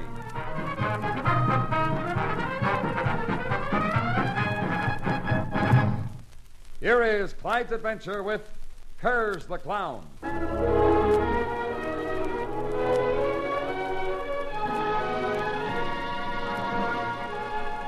Harriet and I were in Hollywood making a wild animal motion picture. Harriet was in the big steel training cage on the set, whip in one hand, chair in the other. From outside the cage, George Burt, the director of the picture, was calling instructions. All right now, Harriet. Back away from him as he advances. Just take it as slow as he'll let you. Like this, George? That's swell. No, don't turn sideways.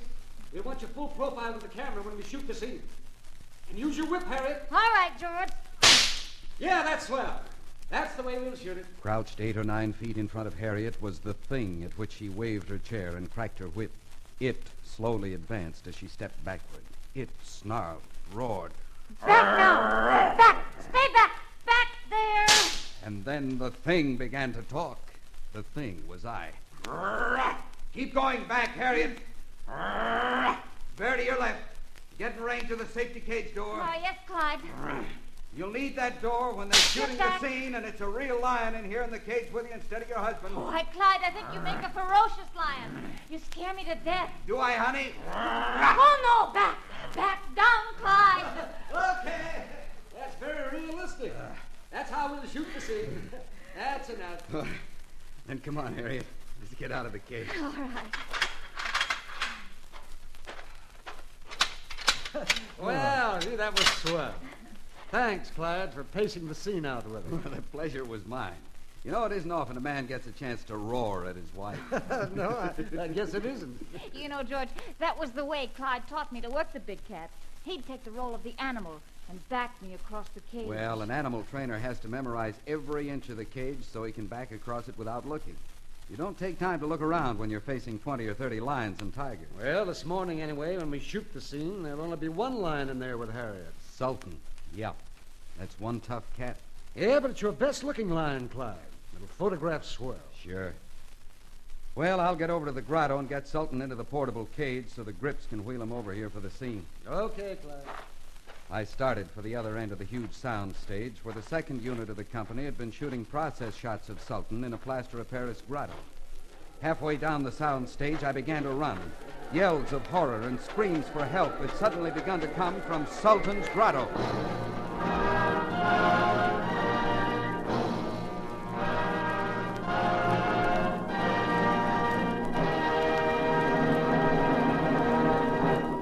In a moment, Clyde Beatty will return with his story of Kurtz the Clown.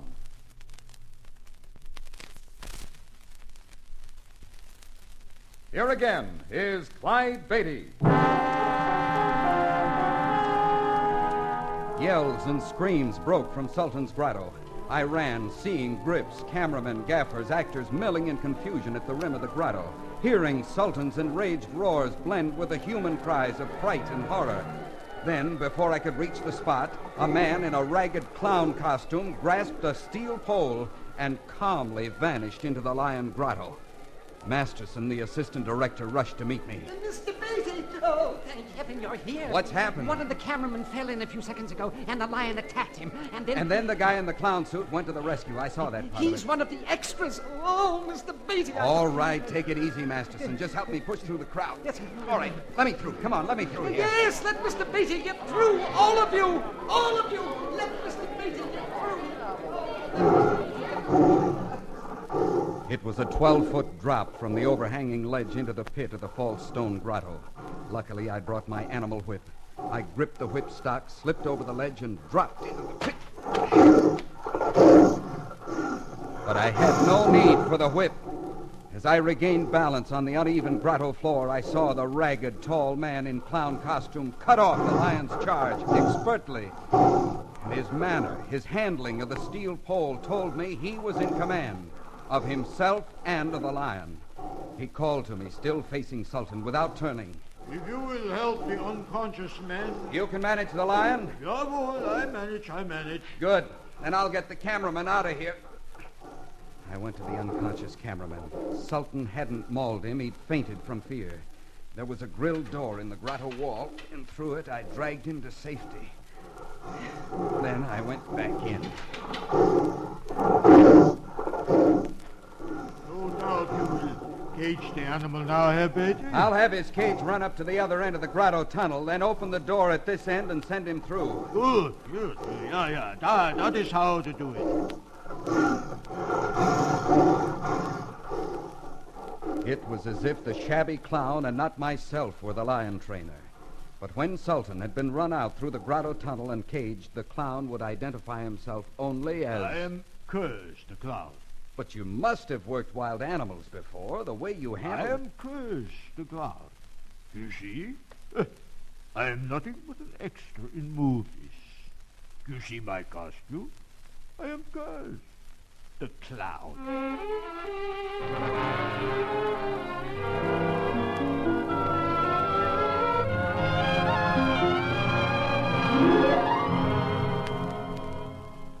Mind if I come into your dressing room with you a second, Clyde? Oh, sure, George. Harriet's over in the makeup department, getting touched up before we shoot. We got a couple of minutes. Clyde, it's about that guy that jumped in with the lion, that actor. Well, he really isn't an actor. He's just an extra. Go on. Well, it hit me a couple of seconds ago after you told me what happened. Yeah? Here, sit down. Thank you. Well, it's this. In the script, you compete with this old-time European animal trainer. Mm-hmm. And our problem has been that using a regular actor in the role, we can't put him in with the animals. We can't. He'd scared 10 years off of him. And so I double his animal fighting scenes. Well, sure. That's how we mapped it out. And when we needed close-ups, we'd use process material of the wild animals in the background, and the actors superimposed later, so they wouldn't have to be together. But, Clyde, what I'm thinking about now is that guy, what was his name again, the extra? Kurtz. Oh, it's Kurtz. That Kurtz, Clyde, could do the role and go right in with the animals. And the way you describe him, he sounds like he fits the part. He might at that. Yes, but there's one thing that worries me. Yeah, George? But from what you say about him, he may be a little hard to handle. I mean, he might not want the part. You know, sometimes guys who've come down in the world, if they're proud, hang on to their bad luck. So what I'm thinking, Clyde, is, since Kurtz evidently was a trainer once, that you talk to him. You two are sort of birds of a feather. You get the idea? Well, I'll talk to him, George, if you think it'll help.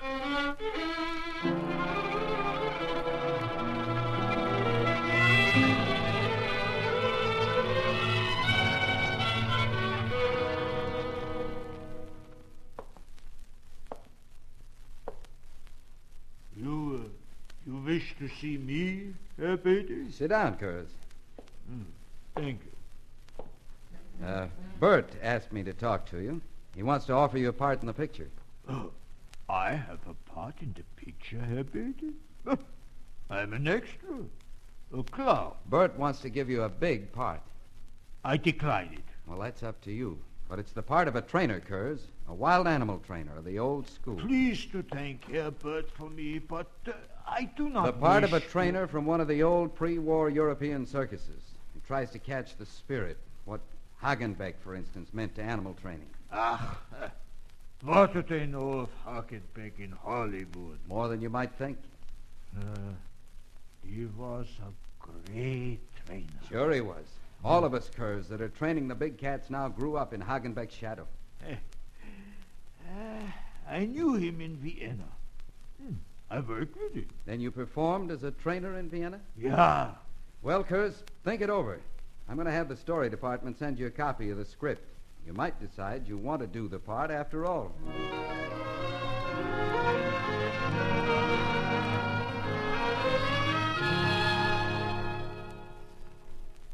Oh, I got to get back on the set, honey. Oh, you have time for another cup of coffee.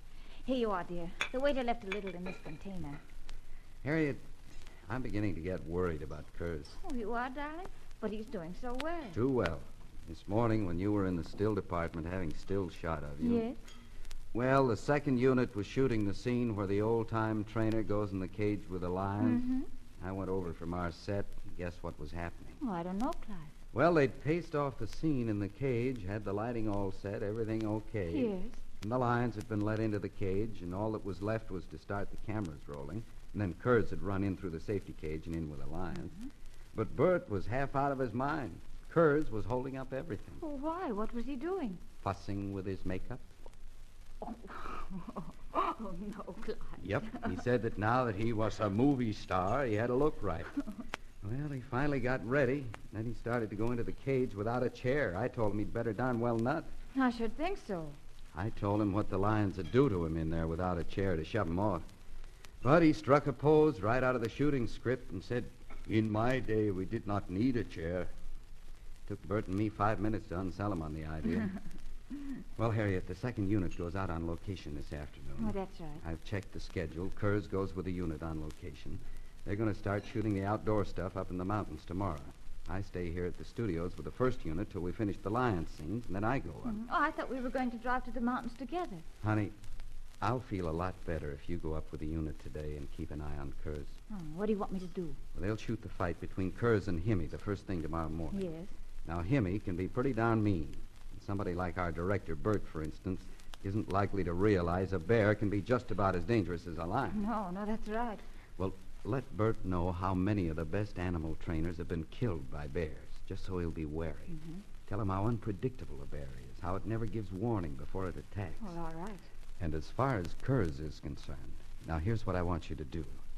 First of all, tell him to muzzle Himmy. Since Himmy's a black bear, a black muzzle won't show.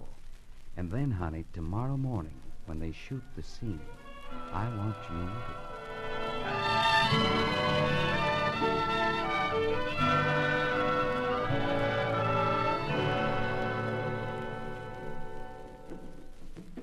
Well, now I guess we're about ready to go for a take. Hey, where's that darn Kurtz? He'll be right here, George. Oh, hello, Harriet. He's bringing Himmy. Now, from what you've told me about bears, I just assumed he didn't bring him too close. Oh, I think things will go all right. Yeah, I hope so. Except Kurtz is getting pretty far out of hand. He's turned into a regular ham actor. You know, he's beginning to think he's the star of the picture. Oh, here he comes. All right, Mr. Kurtz is here now. We can go to work. This will be scene 84. Take one. Scene 84, take one. Kurtz? Yeah, Leopard. I'm ready. No, not so close. Keep that bear away from me, please. Mr. Kurtz, Himmy's not muzzled. Yeah, that is so, yeah. Mr. Beatty's instructions were that you muzzle him with a black muzzle. Oh, now, wait a minute, Harriet. We can't show him muzzled. There wouldn't be any suspense in the scene. A black muzzle won't show against Himmy's black fur. Oh, I get it. Well, okay, then. If you'll please muzzle him, as Mr. Beatty asked. I do not need a muzzle. Please. Oh, come on, Kurtz. And I'll feel a lot better with the darn thing muzzled. Well, it's lost, the muzzle. Is that the truth? Yeah, Leopard, yeah. Well, all right, then. We'll have to go without it. Okay, the scene is in the Himalayan mountains, and you, Kurtz, fight hand-to-hand with a Himalayan black bear. Now, let's go for a take. Come on, Himmy, come on. I take off your collar. All right. Picture. Hey, Harriet, how come the revolver? You won't need those blanks to shoot at any lions this morning. This revolver isn't loaded with blanks, George. Bullets. It's Clyde's idea. In case anything goes wrong. You mean in case Himmy... Yes, George. Just in case. Himmy.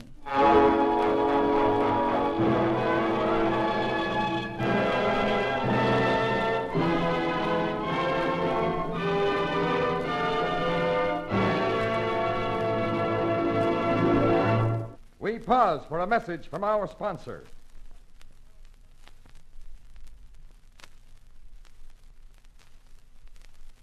Here is Clyde Beatty.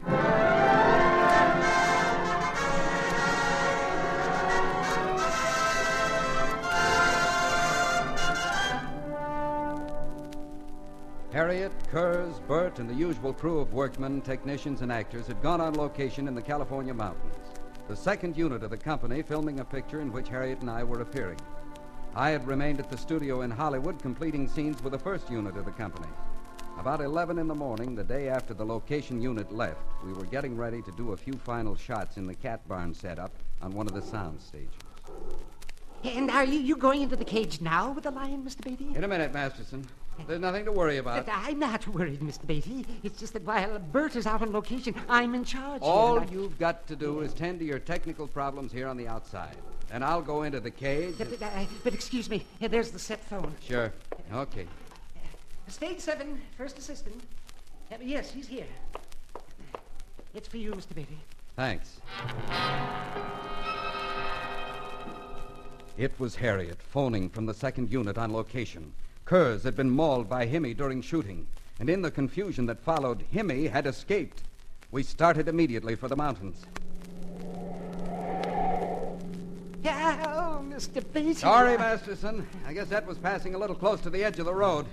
But we're almost there now. But these roads are dangerous here in the mountains, Mr. Beatty. I know, but from what my wife said on the phone, there's a danger worse than mountain road driving to think about. There are campers up here in these mountains, and Himmy's loose, and he's not in a good mood. But by the time Masterson and I reached the location unit, Himmy had been recaptured. Harriet brought me up to date on all that had happened. And then Kurtz insisted the muzzle was lost. Yeah, he would, the grandstand. So, not wanting to delay any longer, George started the scene. Of course, Kurtz roughed Himmy up a little too much, and all of a sudden, Himmy knocked him over and began to bite him.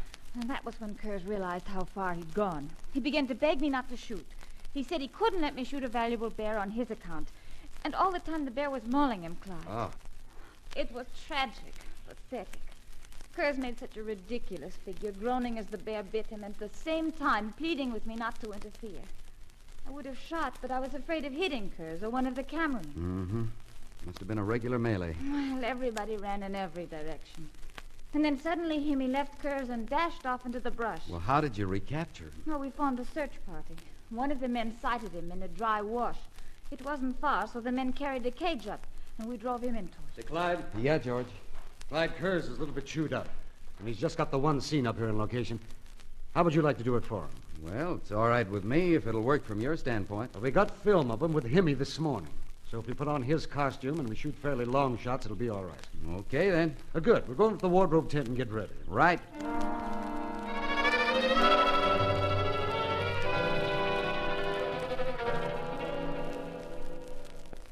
Scene 84, take 2. Everything ready, Jim? Yeah, Mr. Burke. And let's go for the take. Yes, sir. Clyde, I'm worried about your doing this. Why, honey? Well, now that Himmy's been upset. Forget it. It'll be all right. Quiet, please, everyone. There's the take. All right. Picture. The mountain clearing, supposedly a clearing in the Himalayan mountains, was lighted with the double brilliance of the natural sun and the deflected suns of the aluminum foil reflector baffles. Back from the clearing at careful distances, the picture crew members watched. The cameras were turning, and I walked into the clearing. At the same time, Himmy was released from behind a screen of bamboo.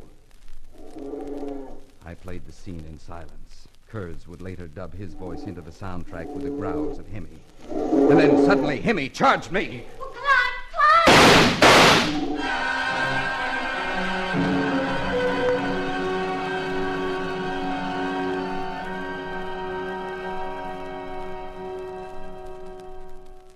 How are you now, Clyde? Okay, I guess. The doctor looked you over while you were unconscious. What do you find? I'm afraid Himmy broke one of your ribs, darling. Nothing worse than that? Well, not that he found. Good.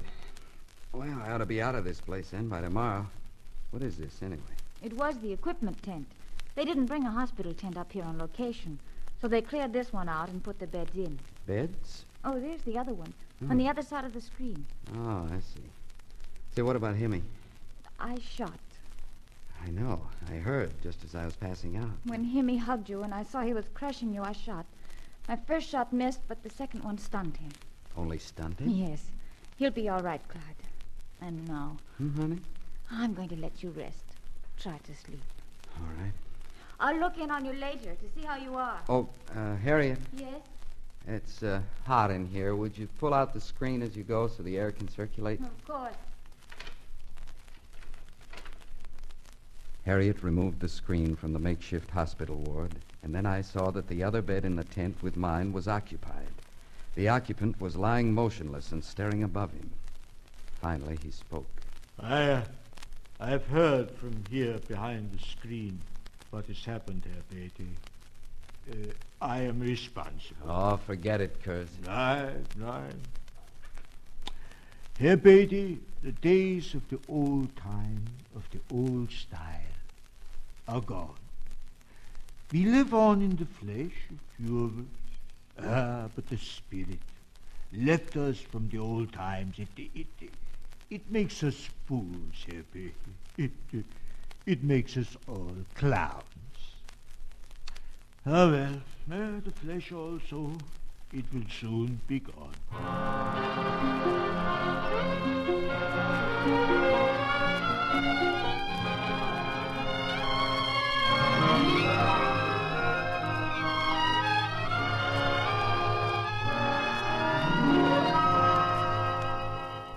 Production on the picture was delayed, and I had to send Harriet to Florida, at that time the location of our winter quarters, to supervise preparations for the opening of the circus season. Then, just as we were ready to start filming again, another stumbling block appeared. Kurtz. What now? He won't continue in the picture. He won't? He is disillusioned with himself. He revels in gloom, Clyde. In short, he is once again Kurtz the clown. And you mean, George, he won't finish playing the role of the old-time animal trainer? Oh, I reasoned with him, I argued with him, but no. He says he has failed me and he cannot go on. The fact that I've already shot half the picture with him in it doesn't seem to bother him. Well, what are you going to do? I have no idea. I'm licked. Why don't we take Kurtz to dinner tonight, to the Brown Derby, maybe? Don't you think I've invested enough in him already? Look, this just might pay off, George. All right, but I can tell you now it's no use. You won't be able to persuade him to change his mind. I'm not going to try. What? Say, are all animal trainers a little nuts? Professional secret. Well, let's get on our way then. Before we leave, I want to make a phone call. What's the name of that place that can supply you with actors? What? You know, where they... Oh, you mean Central Casting? Yeah, that's it. You remember their number? Oh, it's in the book on my desk. Fine. This won't take but a minute. Clyde, Beatty, old man, are you sure you're feeling all right? Just humor me, George, and I never get violent. Why don't you get your car out of the lot, and I'll meet you in the front. Yeah, anything you say, Napoleon. I'll tell Josephine you won't be home till late. Central Casting, this is Clyde Beatty. I need a legitimate Viennese. Accent, appearance, the works. About 65 years old, but absolutely must be legitimate. Man or woman? Make it a woman. That'll help.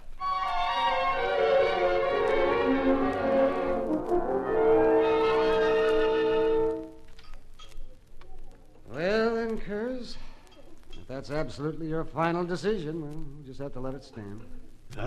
It is. I am unworthy to go on. And then thank you for coming here to dinner with me and Clyde. And I've got to run. I'll leave you two animal trainers to talk shop over your coffee. Goodbye then, Kurtz. I'm sorry it had to end like this. Well, I also am sorry, Herbert. So long, Clyde. See you on the set in the morning. Yeah, sure, George. Ah, Herbert. You are Herbert, the picture director. Yes? Do I know you, madam? Nine. But I recognize you from your photograph I have seen. I see. I have read you are making now the animal picture. Yes, that's right. I must meet the animal trainer. I am great admirer. Well, madam, I'm sorry, but... but he is here. He sits here. I see him. Madam, really, I must speak to him, for I admire him. It's all right, George. Well, I'm sorry, Clyde, but I guess you get used to the public being interested in you.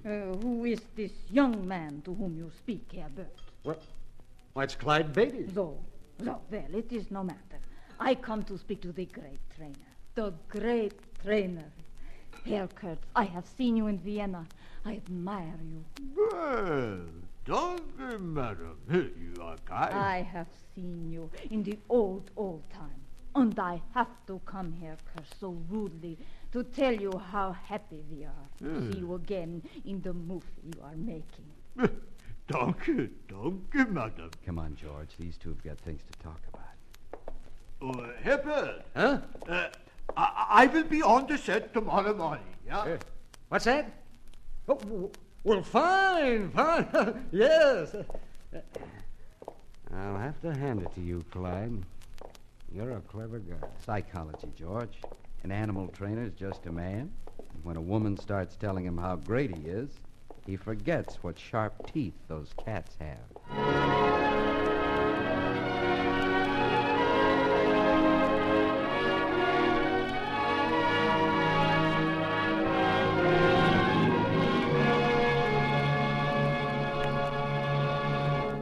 Clyde Beatty will return to tell you about his next adventure after this message.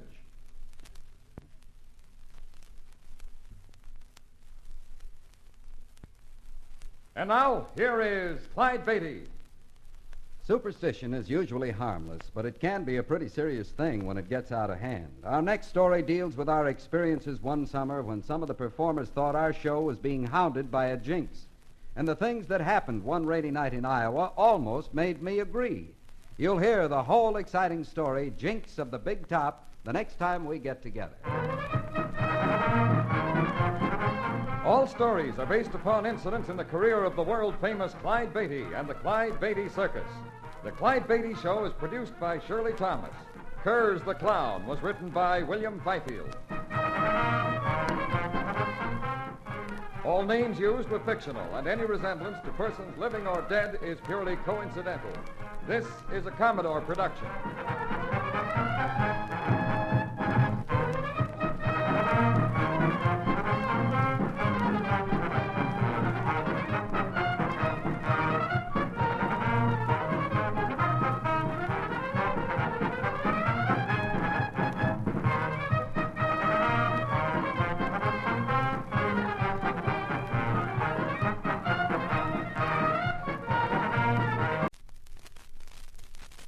The Clyde Beatty Show.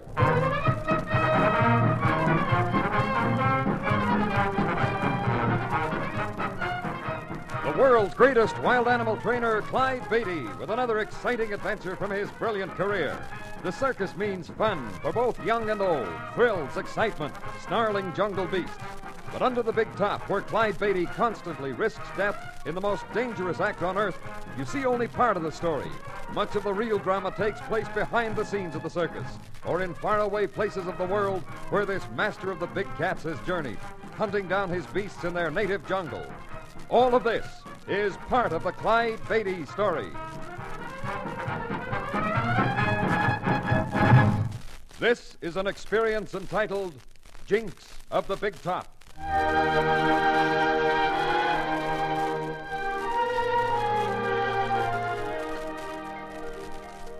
People frequently ask me if I have any pet superstitions, and I can honestly answer that I have none. But circus life and circus performers have taught me that superstition is something which can't always be laughed off. Strange things sometimes happen which would make even the most skeptical wonder. For instance, there was the summer a few years ago when we'd been playing several towns in Iowa. Things had been going from bad to worse with a series of tough breaks in the form of accidents and bad weather. Then, after an evening performance during which our star trapeze performer was injured in a fall, things came to a head. I was in my dressing room talking to my wife, Harriet.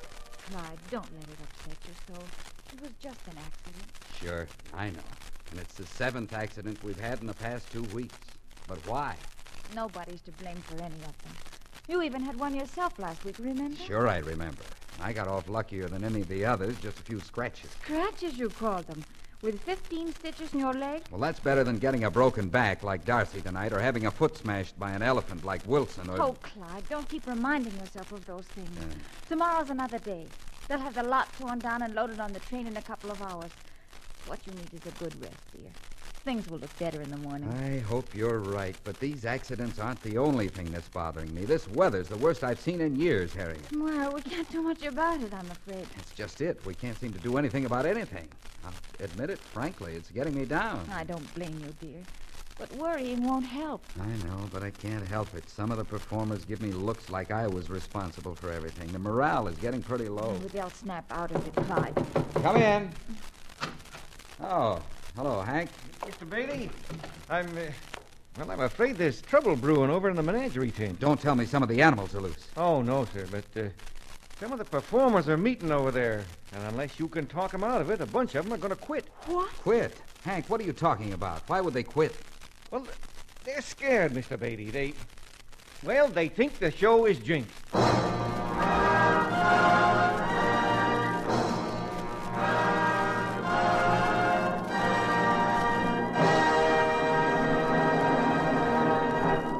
Our story continues in just a moment. But first...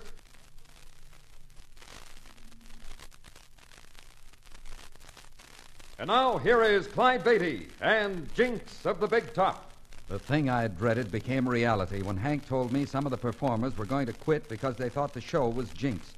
Quickly, I raced over to the tent where some 50 people were gathered. I saw at a glance that a fellow named Jeffries, one of our best tight-wire walkers, was the leader and spokesman for the group. As I approached, the excited conversation of the others dwindled to a murmur. What's this all about, Jeffries? Why isn't this tent being taken down? Why are you all standing around here? I was just coming to tell you, Mr. Beatty. Some of us have had enough. We're quitting as of tonight. Now, wait a minute. We're sorry, Mr. Beatty, but we want to get out before something happens to us like it has to the others. This show is Jinx. Jinx my foot. That's fine talk from an intelligent group of adults. I know we've had some bad breaks lately, but there's no use being superstitious about it. I'm afraid it's too late for arguments, Mr. Beatty. Our minds are made up. But what about the rest?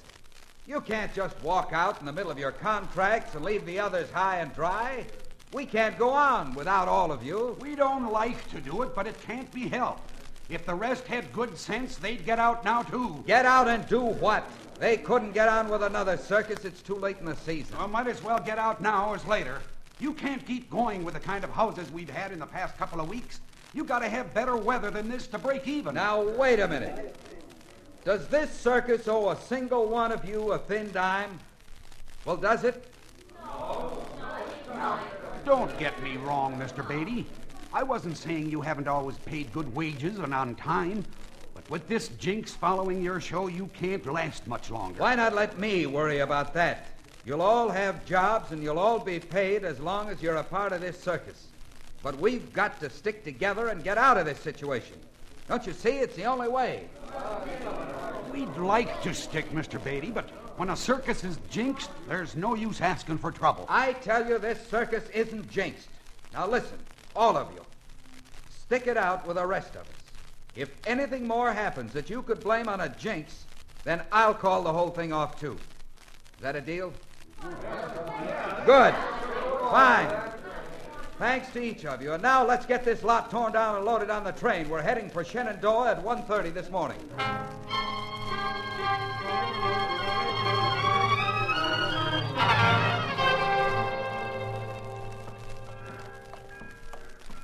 Well, the train's all loaded, Clyde. Hadn't we better get aboard? Yeah, I guess so. Now, why so glum? Everything's working out all right. You talked everybody into sticking, didn't you? Sure. And the rain stopped. I hope it stopped for all summer. Oh, I have a feeling things are going to be looking up from now on, Clyde. And you should adopt the same attitude. Okay, honey, I know you're right. I'm sorry. I guess I've been pretty hard to get along with lately. Oh, no, you haven't. But I know you haven't been feeling too well with all these things on your mind. Oh, you're even looking thinner. I wouldn't be surprised if I've dropped a couple of pounds at that. Hey, you got a penny? Why, yes, why? There's a weight machine at the corner of the depot. Let's see if you're right about my weight. All right. Ah, here. Thanks. You want to try it first? Oh, no. I haven't lost anything. I've been eating all the desserts you leave. Remember? Oh. Well, what does the card say? You were right. I've dropped 4 pounds. No, you'll get that back in no time now. What's on the other side? Let's see. Oh, this is wonderful. My fortune. Well, don't keep me in suspense. Read it. You are one of those rare individuals upon whom Lady Luck is constantly smiling. Your good fortune is shared by all those with whom you come in contact. Oh, Clyde, what are you doing? I'm trying to get my penny back. I've been gypped.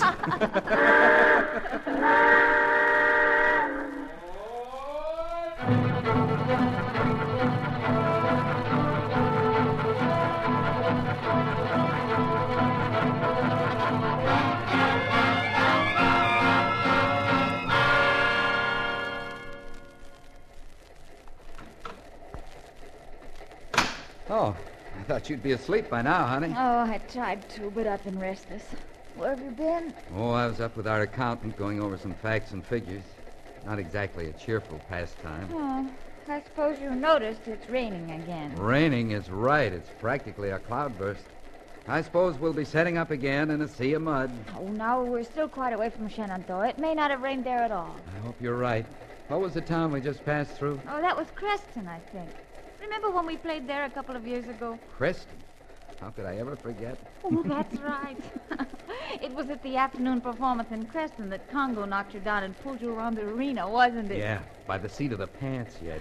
That was one of my most embarrassing moments. Remember how the crowd applauded? They thought it was a routine part of your act. Yeah, I remember one old gent even complained because it wasn't repeated during the evening show. Why don't you teach Congo to do that for every performance? It would be a sensation. I'll work on it if you'll buy me a new pair of pants for each show. All right, it's a deal. Oh, I'm glad you've still got your sense of humor, Clyde. Oh, I feel better having a little laugh for a change. I'd almost forgot. Clyde! Clyde! Brace yourself, Harriet. What's happening? It's a wreck. Oh. Harriet. Harriet, are you all right? I think so. Good. Thank heaven the car stayed upright. What happened? Did we run off the track? I guess so. Here, let me give you a hand. Oh, thank you. Come on. Let's get outside. Looks like all the damage must be up ahead, Clyde. Mr. Beatty, some of the sleeping cars up ahead turned over. You seen Doc Miller? No, but we better find him quick. He should be in the car behind ours. I'll run back and see. Hurry, Hank. Let's get up to those overturned cars. Right. What about the animal flats, Hank? Well, I don't think any of them went over, Mr. Beatty. You better go back and make sure. Then come back to the sleeping cars. We've got to help those people. I made my way quickly to the overturned cars. As I approached, I could hear the frantic screams of those trapped inside the smashed and twisted wreckage. The next few minutes passed in feverish activity as several of us helped free those who were imprisoned. When everyone was accounted for, Dr. Miller assured us that nobody's injuries were too serious and there had been no fatalities. Luckily, the railroad ran next to a highway and several passing motorists drove the few who were injured into nearby Creston. As the confusion subsided, I saw the train conductor approaching. Well, I've seen worse, Mr. Beatty. This one's bad enough to suit me, thanks. What caused it? Broken rail. The first half of the train got across okay. Well, I guess we should all be thankful we came through it as well as we did. What had caused a rail to break that way? Oh, hard to tell, Mr. Beatty. You can't figure those things. Just tough luck the way I look at it. Yeah, tough luck. I seem to be cornering the market on that little commodity. Huh? Never mind. Probably be 2 or 3 days before you can move on. They ought to have a wrecking train out here before long, though. No hurry. I'm afraid we're not going much further anyway. Oh, it's not that bad, Mr. Beatty. You'll be playing your date in Shenandoah before you know it. Well, guess I better get on. If you see my wife down that way, tell her where I am, will you? All right. Oh, here you are, Mr. Beatty.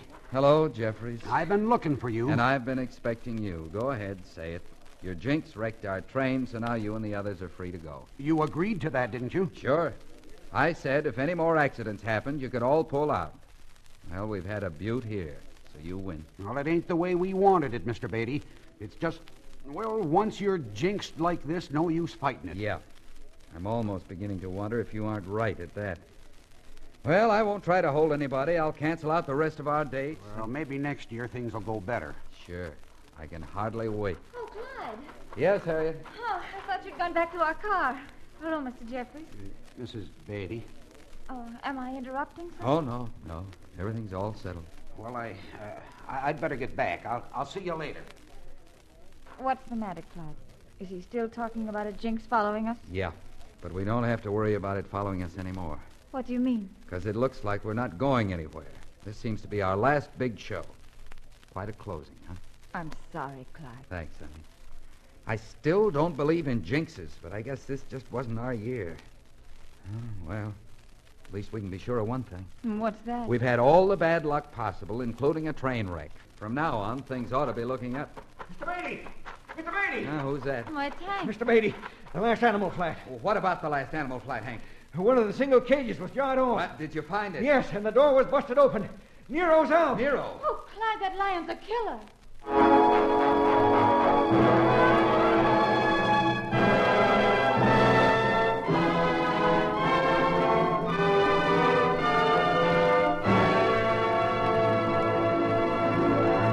We will continue with Jinx of the Big Top after this message.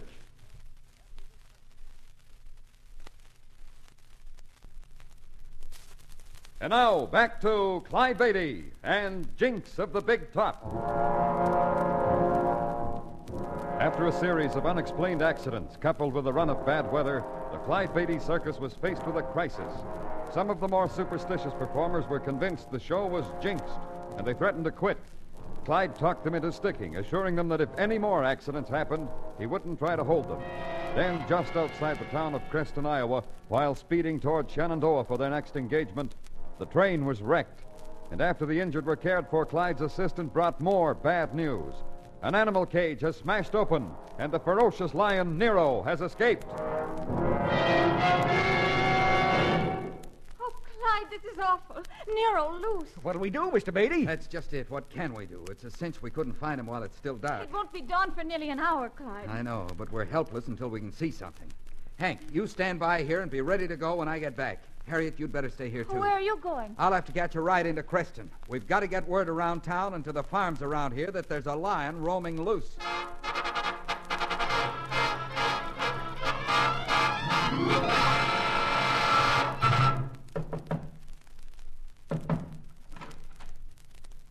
in, mister. Come in. Are you the sheriff? Yes, sure I am. And you'd better have nothing short of a murder to report. Getting me out of bed this time of the morning. I'm afraid there may be several murders to report if we don't hurry, Sheriff. Huh? Come over that again now. What do you mean? I mean there's a lion loose just outside of town. I see. A lion loose.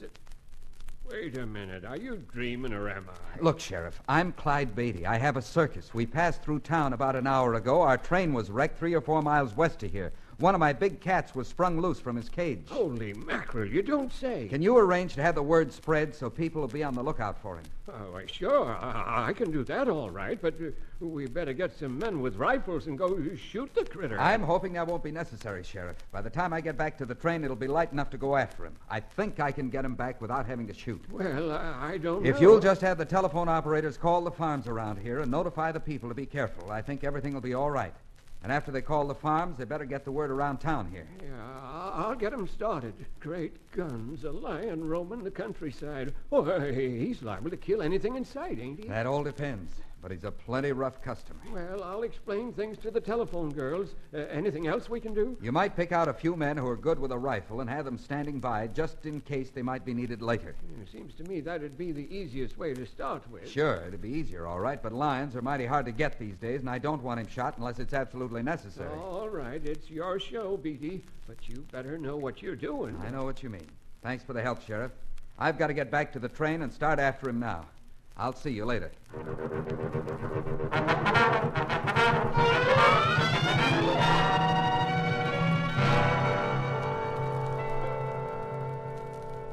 Well, keep your fingers crossed for us, honey. I will, Clyde. But I know you and Hank will find him. When we do, we'll try to keep him cornered some way. We'll send back word as soon as we can. I'll wait here with the cage boys. We'll bring a portable cage whenever we hear from him. Good. You all set, Hank? All righty, Mr. Beatty. I'll carry the arena chair. Okay. I've got the whip and blank gun. Let's go. See you later, honey. Good luck. And be careful, Clyde.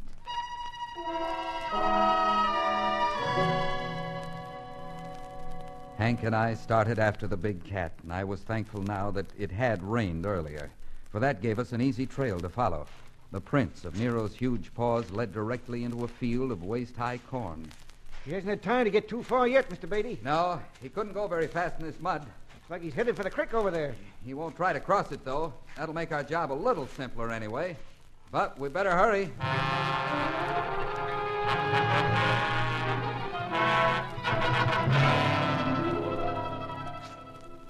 You were right, Mr. Beatty.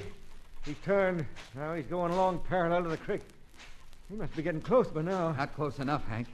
These tracks are at least an hour old. Hey, there's a man up ahead, over by that big tree there. Come on. Maybe he's seen Nero. I doubt if he'd be standing there if he had. Hi there. Well, you folks are up and around pretty early, ain't you? They're going fishing? No, we're looking for a... First time I ever see a man carry a cheer along when he goes fishing. We're not going fishing. We're hunting a big African lion. Mm-hmm. You're sort of lost, ain't you? This here's Iowa. We know that, but there's a lion around here somewhere, and we've got to find him. I see. You aiming to whip him to death? Look, mister, this is no time to be funny. We're from the circus, and our train was wrecked this morning. One of my lions escaped from his cage. Here, take a look at these tracks. Jumping Jupiter. A real sure enough lion. Yes, we thought you might have seen... Why in thunder didn't you say so? Let me out of here. He's a lot of help. Come on, let's follow these tracks.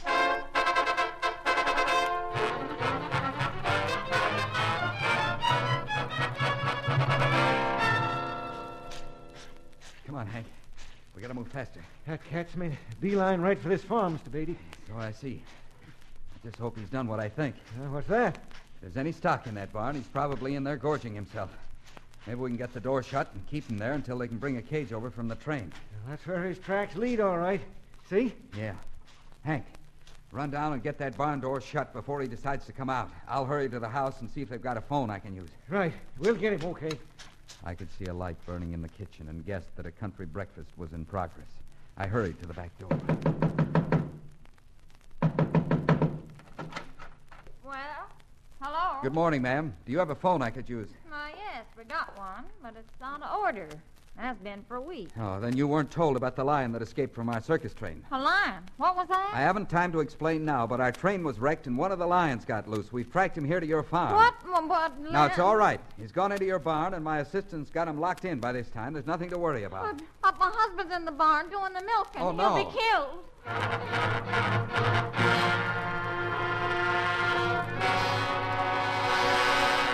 My heart was pounding as I raced for the barn and found Hank standing just outside the closed door. Hank! Hank, is Nero in there? Sure is. I heard a couple of snarls. Hank, there's a man in there. What? Give me the chair and whip. I've got to go inside. But, Mr. Beatty... Open the door and slam it the second I'm inside. See that truck over there? Yeah. Get to the train, bring a cage, and some of the boys. Understand? Yeah, I got it, Mr. Beatty. And good luck. Okay, open up. I slipped into the dimly lit barn, heard the door slam shut behind me, and then... Help me. Do something, mister. Don't move. Nero! Get back! Nero! Nero continued to glare at the man. The muscles in his haunches bunched to spring. If only I could get between him and the farmer before he attacked. I started slowly toward a point to one side of the vicious lion.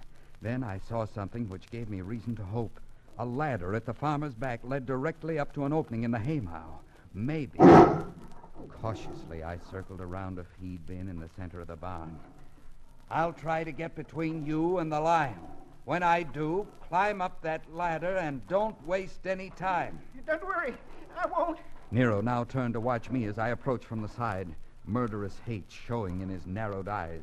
Then, suddenly, he looked back at the man, and I knew he'd spring before I could get between them. With all the strength at my command, I threw the chair. Up the ladder! Hurry! Now, my own safety was plenty to think about. Nero hurtled toward me in a mighty charge. I jumped behind the feed box, and the big cat shot past. Then began a grim game of tag, with death for me if I lost.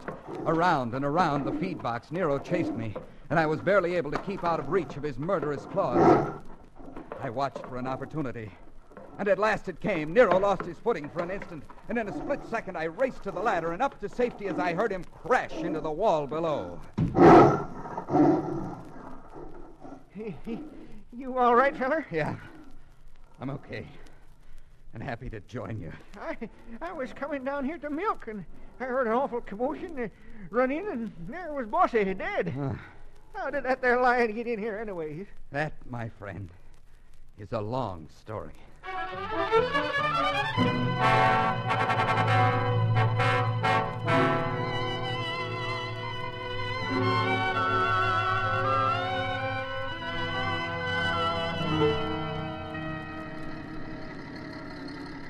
Nero must have been almost as confused as the farmer was.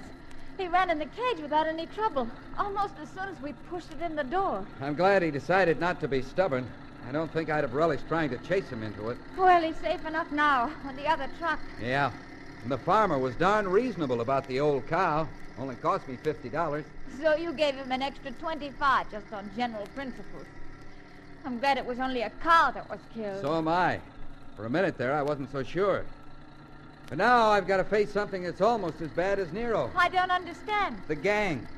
I dread saying goodbye to all of them, even the ones who started all this Jinx business. Well, it's not funny.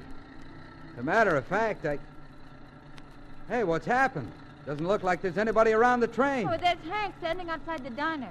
So they've all pulled out already. Couldn't even wait to say goodbye. Well, let's go pack up. We might as well beat it, too.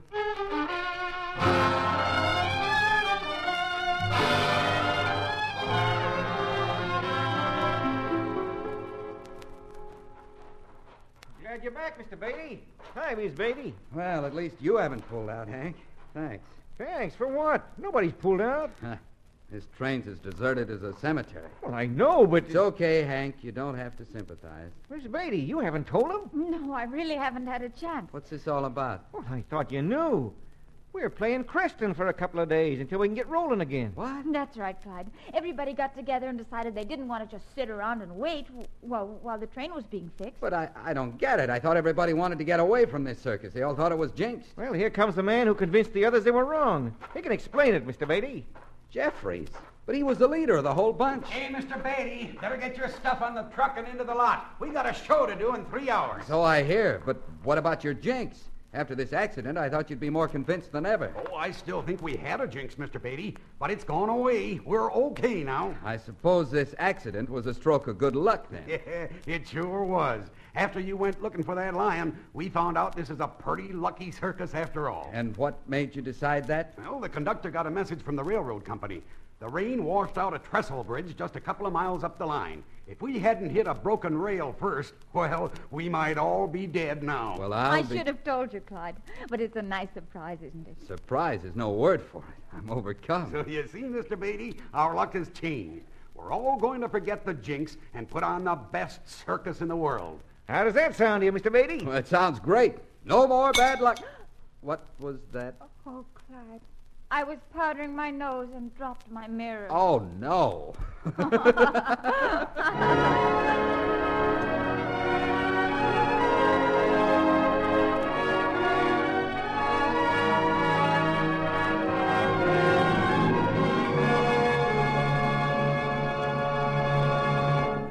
Clyde will be back in just a moment to tell us about his next adventure. But first...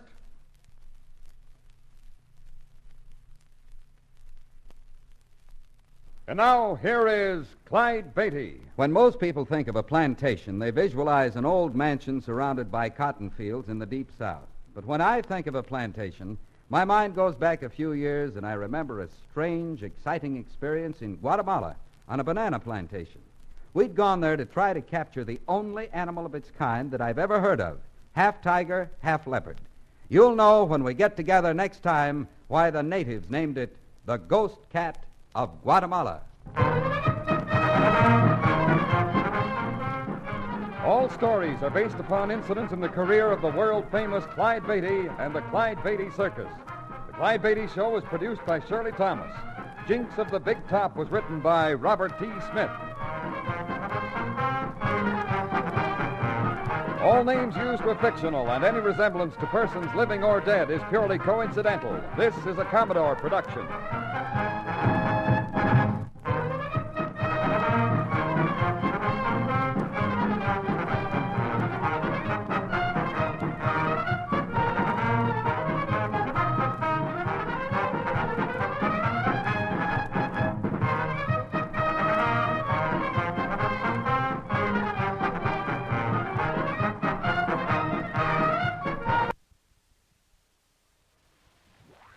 The Clyde Beatty Show.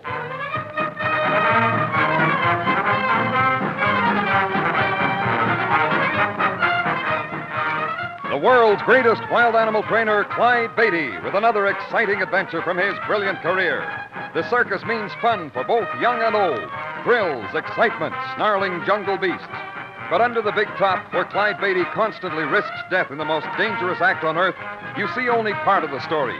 Much of the real drama takes place behind the scenes of the circus, or in faraway places of the world where this master of the big cats has journeyed, hunting down his beasts in their native jungle. All of this is part of the Clyde Beatty story.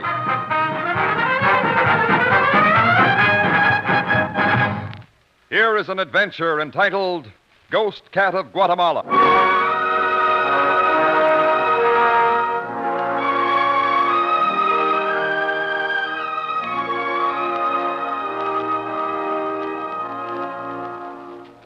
A few years ago, while the circus was wintering in Florida, my wife Harriet and I had an opportunity to combine business with pleasure. The business part was putting 34 lions and tigers through their faces inside the steel arena twice a day for a week. And the pleasure was in visiting Havana, Cuba, where the theater we were playing was located. I had just finished the final performance of our engagement, and as I ran off stage, I could see Harriet and Norman Carroll, our business managers, standing in the wings smiling. Listen Listen to them, Clyde. Hey, they loved every second of it. You better go take another bow, Clyde. Okay. Don't go away now. Oh, boy, I bet we could pack this house every night for 6 weeks if Clyde wanted to stay. Norman. Remember? A week of work and a week of play. Yeah, sure. I was only thinking. Come on, kids. Let's get to my dressing room, huh? Oh, Hank, make sure those cages are all checked before you leave tonight. I'll say I've arranged to have the cats taken back to the ship at noon tomorrow, Clyde. Good. Hank and Jimmy can look after them all right on the trip back to Florida. As for us... A wonderful week of Havana hospitality. What could be nicer? Enter, amigos. Oh, it will be wonderful just to be lazy and have fun for a week. The people are all so wonderful. I'm looking forward to it myself, honey. If we can... Company already? Come in. Senor Beatty? That's right. What can I do for you? My name is Carlos, senor. I have come in urgent business in the name of my master, Senor Ronaldo. Oh, the man that sent me the message the other day. Si. You did not visit him as he requested, Senor Beatty. He has instructed me to extend his invitation once more. What is all this, Clyde? I don't know. I got a curt note from this Ronaldo character the other day. He practically demanded that I pay him a visit, and I don't even know the guy. Another one of those crackpots, huh? I guess so. Look, Carlos, the answer's still the same. If your boss wants to see me, he can come to my hotel. That is impossible for him to do, senor. Well, that's tough. But I don't intend to go to his house, and that's final. You understand? Senor, you make it most difficult. But I was told to return with you, and that is what I must do. Perhaps this will change your mind, no? Clyde, he's got a gun.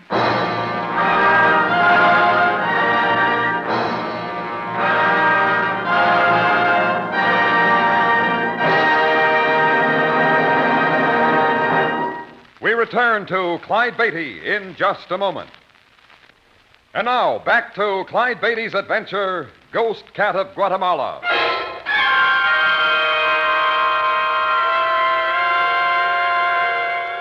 Assuring Norman and Harriet that I'd be safe and warning them not to follow, the Cuban ushered me to a large black limousine parked at the rear of the theater. A uniformed chauffeur was at the wheel, and soon we were speeding through the outskirts of Havana. At last, we arrived at a large mansion, and I was shown into the library. Senor Ronaldo was a quiet, dignified man whom I guessed to be in his 50s. It was apparent why he couldn't come to see me. He sat motionless in a wheelchair. My apologies, Senor Beatty, and my thanks. It was good of you to come. I didn't have much choice, I'm afraid. Your man Carlos has a convincing way about it. Carlos knows how unhappy I am when I do not get my way. I'm afraid he's spoiling me. Well, now that you've had your way, maybe you can tell me why my visit was so important to you. Of course. Do sit down, Senor Beatty. No, thank you. Nice music. See, my Pablo, he plays for me. As you can see, I was unable to come to you. Now I tell you why it is so imperative that I speak with you. You see, I wish to engage you to either kill or capture a jungle cat for me. Well, that's sort of an odd assignment, senor. What kind of a cat is it you want? A tiger? A leopard? It is neither, Senor Beatty, and both. I'm afraid I don't get it. This cat is half tiger and half leopard. It has both stripes and spots. To the best of my knowledge, there has never been another like it and probably never will be. Half tiger and half leopard, stripes and spots. Such an animal is of interest to you, no? Interest? Why, I'd practically give my eye teeth for a cat like that. Where is it? The animal is in the jungle near the village of Hualan in Guatemala. Guatemala? Oh, now, wait a minute. Guatemala's in Central America. There are no tigers there. That is quite true, but let me tell you a story. Perhaps then you will understand. I am the owner of a large banana plantation in Guatemala near the village I have mentioned, Hualan. I lived on this plantation until my illness forced me to retire to Havana 2 years ago. I see. Time grows heavy on one's hands at such a plantation, senor, and being interested in animals, I decided 4 years ago to amuse myself by creating a small zoo there. I went to great expense to build up suitable quarters for many varieties of animals. It then arranged through an animal exporter in New York City to stock the zoo. Rather an expensive hobby, wasn't it? Indeed, in more ways than one, amigo. For, you see, the final shipment of animals was not to reach the confines of my zoo. The truck which was hauling the cages from Puerto Barrios, the small port on the east coast of Guatemala, was wrecked. It slid off the side of the mountain road only 2 miles from the plantation. And the animals escaped? Only 2. A male tiger and a female leopard. Their cages were broken open. They disappeared into the jungle. I'm beginning to see it now. Of course, it was useless to look for them, and they were soon forgotten, never seen again. But 2 months ago, one of the native workers came running into the plantation, torn and gashed in a dozen places. Before he died, he told of being attacked by a large cat, which had both stripes and spots. It's unbelievable. But true, senor. Since the animal first attacked, 4 more natives have been killed, all within the boundaries of the plantation. They are all crazy with fear now. I can't blame them, but why doesn't somebody shoot it? Unfortunately, there are no experienced hunters near my plantation. I have authorized my foreman, Gomez, to hire somebody to kill this animal, but he is unable to find anyone who will undertake the job. And I, here in Havana, have had no success either. That is why I wanted to speak with you. You mean you want me to go after that cat? I would pay you well, Senor Beatty. As things stand now, none of the workers will leave the plantation compound. They are superstitious and afraid. They think this strange cat is an evil spirit come to destroy them. They have named it the Ghost Cat. And they won't do any work until it's destroyed, huh? Exactly. This animal has cost me a small fortune already. Of course, my personal problems do not concern you, senor. As I have said, I would pay you well to dispose of this ghost cat. Well, I don't know. If I went after it, I'd much rather take it alive. If you could do that, senor, I would be most happy. But if it cannot be captured, then it must be killed. The only thing that bothers me is the time element. We'd only have a very few days to do the job. Perhaps I can expedite things. I will charter a plane to fly you to Puerto Barrios. It is only a matter of a few hours. And I will wire Gomez, my foreman, to have you met on your arrival and take you to the plantation without delay.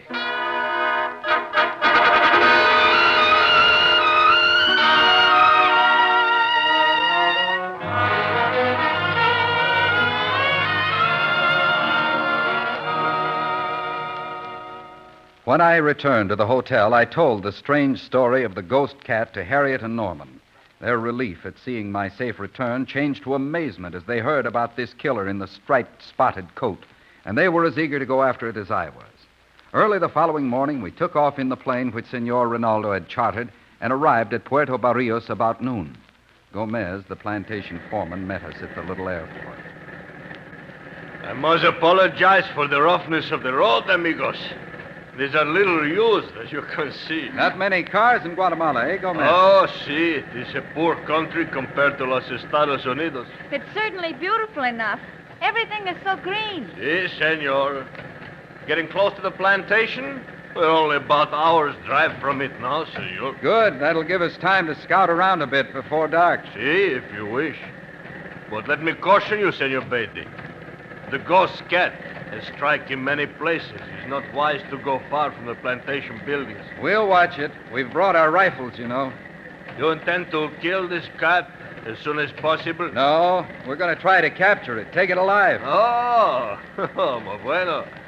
How you plan to do this? Well, the quickest and easiest way I know is to put out some fresh meat for bait after putting some dope in the meat. Dope? What is this dope, senor? It's sort of a king-size sleeping pill. I have some capsules that I got in Havana. They're full of a powerful sedative powder. If this cat eats a chunk of meat that has one of the capsules hidden inside, it'll knock him out for several hours. Long enough for us to track him down and get him caged. Oh, yo comprende. That's very clever. Well, it works now and then anyway. In the case of this particular cat, I've got a hunch it may be just the trick. He doesn't seem to scare when people are around, so maybe he'll go for some dope bait. If he does, the Clyde Beatty circus will have a new star performer. Your workers will be able to go back on the job without worrying. Sí, es verdad.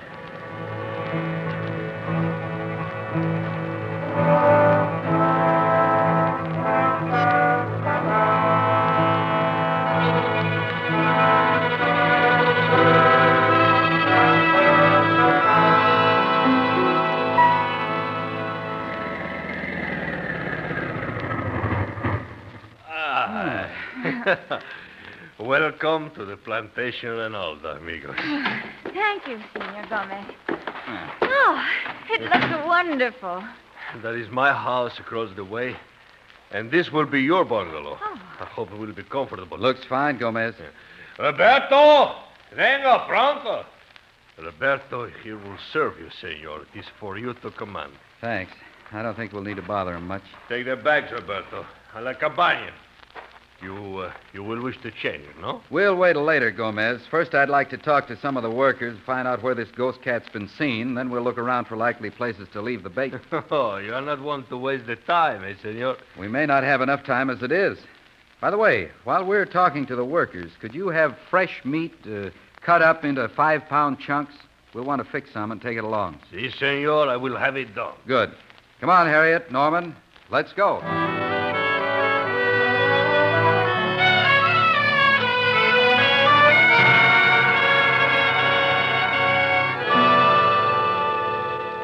Our talk with the workers wasn't too successful. We did learn of a few trails where the cat had been seen, but our efforts to persuade someone to accompany us in our excursion through the jungle-bordered plantation were in vain. Finally, we returned to our bungalow, got our rifles, the fresh meat baits, and the all-important capsules. Then we set out following the directions given us by the workers. Oh, boy. Clyde, I hope you know the way back from here. I think I can find it all right, Norman. Oh, I never imagined a banana plantation would look like this. It's almost as thick as a regular jungle. I know. That cat must feel right at home here. Hey, that looks like the waterhole they told us about right ahead there, see? That must be it. That should be our best bet to... Wait a minute. Look. Tracks. Cat tracks. And big ones. And from the looks of them, the natives haven't been exaggerating. Looks like he'll weigh 400 pounds. Oh, brother, that's a lot of cat, ghost or otherwise. These tracks look pretty fresh, too. I'll tell you what. Harriet, you and Norman fix a couple of baits. I want to scout up ahead for a little way. I'll be right back.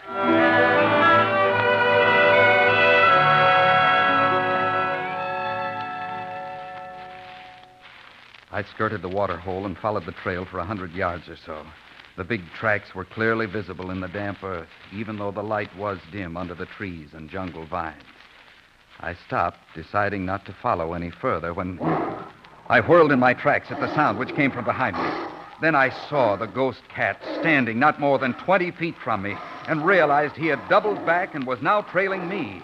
He was clearly marked with both stripes and spots, and his cold green eyes blazed a murderous warning. Hateful, sinister, and beautiful. I stood hypnotized, knowing only that somehow I had to have that animal.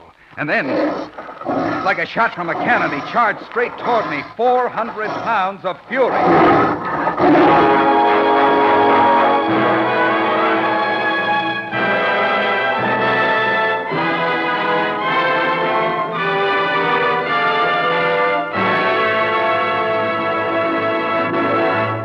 Clyde Beatty will continue with his story after this message.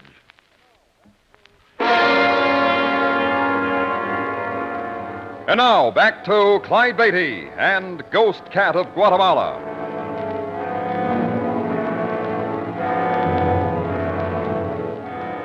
Clyde and Harriet Beatty, with Norman Carroll, their business manager, were in Guatemala trying to capture what the natives called a ghost cat, a strange animal, half tiger and half leopard. Clyde discovered the animal's tracks near a water hole and followed them. Suddenly, hearing a roar behind him, he turned and faced the vicious cat, which was standing only 20 feet away. Then it charged. As the strange cat hurtled toward me, my years inside the steel arena paid off. I dropped flat on the ground. The ghost cat sailed over me and bounded off down the trail. I got to my feet. Thankfully, he hadn't been able to sink his razor-sharp claws or teeth into me. Clyde.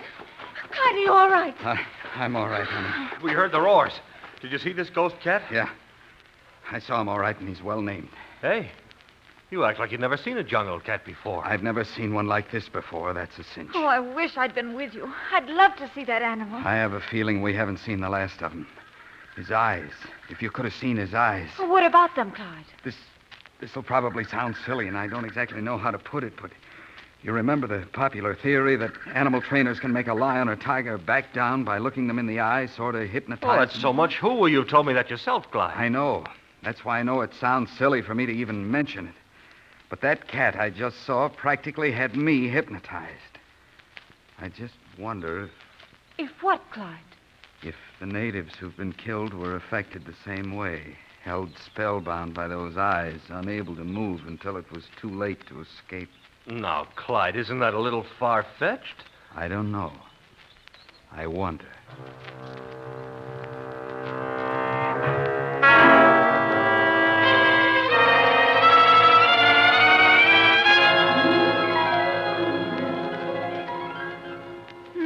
That was a delicious dinner, Senor Gomez. I'm sorry we were so late in getting back for it. Oh, de nada, senora. It is quite understandable. We got further from the compound here than we realized, Gomez. And you came across the ghost cat near the waterhole, no? That's right. Sun up, Gomez. We're going right back to where we left the bait and see if our ghost cat's had breakfast. And if he has eaten the meat? Then we start trailing him. And unless I'm way off, we'll find him within a half a mile of the place, sleeping like a kitten.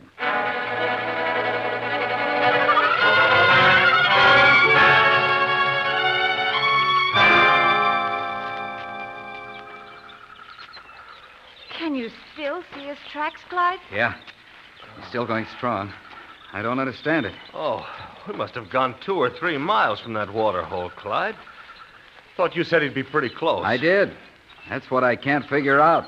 He ate the meat there, that much I know. Oh, is it possible he could have eaten the meat without swallowing the capsule? No. I had him stuck inside the meat in such a way he couldn't have missed swallowing some, and any one capsule had enough sedative in it to put him to sleep for hours. Should have knocked him out almost immediately. This baby's turning out to be more unusual all the time. Well, there's no use following any longer. If we haven't gotten ourselves lost, we might as well go back. Oh, but Clyde, what can we do? I don't know, honey. There's only one thing I can think of that might be the answer to that cat's getting away. Oh, what's that, Clyde? Those capsules I had made up in Havana. Maybe the clerk that put them up for me didn't put in the right dope. But you had 2 different boxes of them, Clyde. I know. From 2 different druggists. But I only used some of the capsules that were in the little box in my suitcase. I still got the other box in my jacket. Well, either the pills were the wrong kind or that cat just isn't human. We know what you mean, Norman. Let's get on back to the compound. We'll set out some more bait before it gets dark because I still want that cat.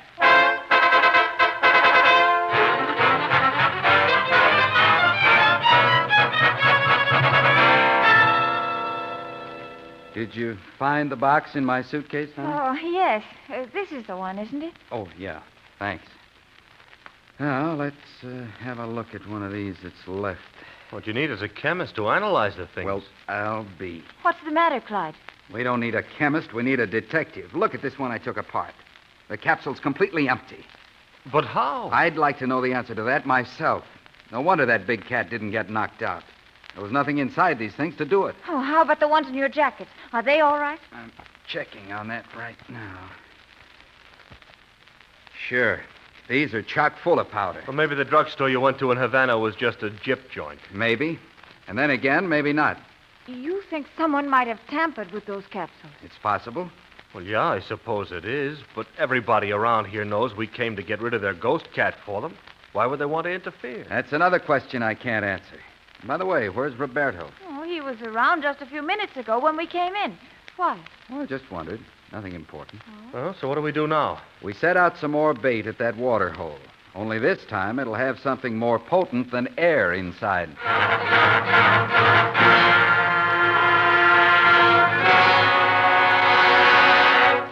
Oh, but of course, Senor Beatty, I can get more fresh meat for you, but why you want to keep feeding that ghost cat? Well, maybe I'm just stubborn. But we had a little tough luck with the other bait we set out, Gomez.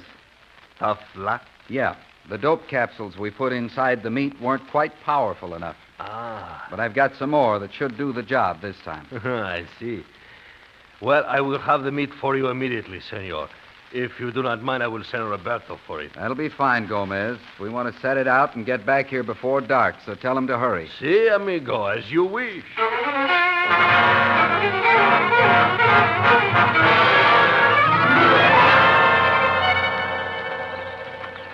Now, I'll put this chunk right over here. That all you're going to put out, Clyde? Yeah, I think that'll do it all right. Did you notice the new tracks over there? I did, Clyde. It looks as if that cat comes here often to drink, doesn't it? Yeah. Let's hope he decides to eat again. Clyde, it'll be dark in an hour or so. Hadn't we better get back? It's time you and Harriet started back, and I've got a surprise for you. I'm not going yet. If you're staying, so am I.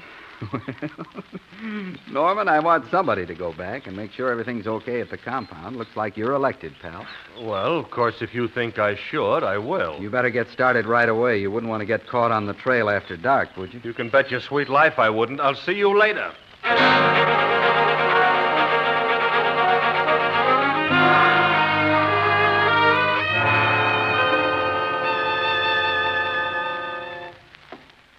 It's almost dark, Clyde, and still no sign of your cat. Don't be impatient, honey. Don't be too surprised at what you see when he shows up. Look, up the trail there. Something's moving. What is it? I can't make it out yet. Quiet now. Clyde, it looks like a man. It is a man. Don't you recognize him now? Senor Gomez. What would he be doing out here? Watch. He's going straight toward that gate. He's kneeling beside it. Sure. And now he's taking those dope capsules out of it. Clyde, you knew he was going to come here all the time, didn't you? I thought so after I put 2 and 2 together this afternoon. Then he must be... Oh, Clyde. Clyde, look behind him. Holy smoke, the ghost cat. Clyde, it's sneaking up behind him.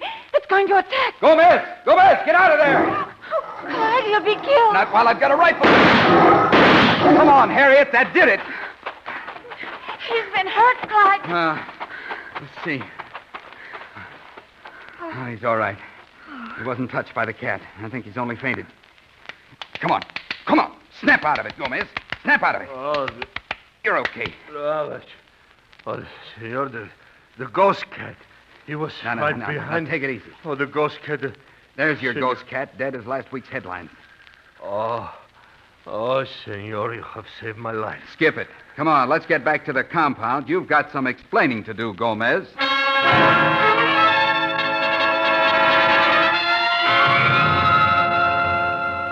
I swear it is the truth, senor.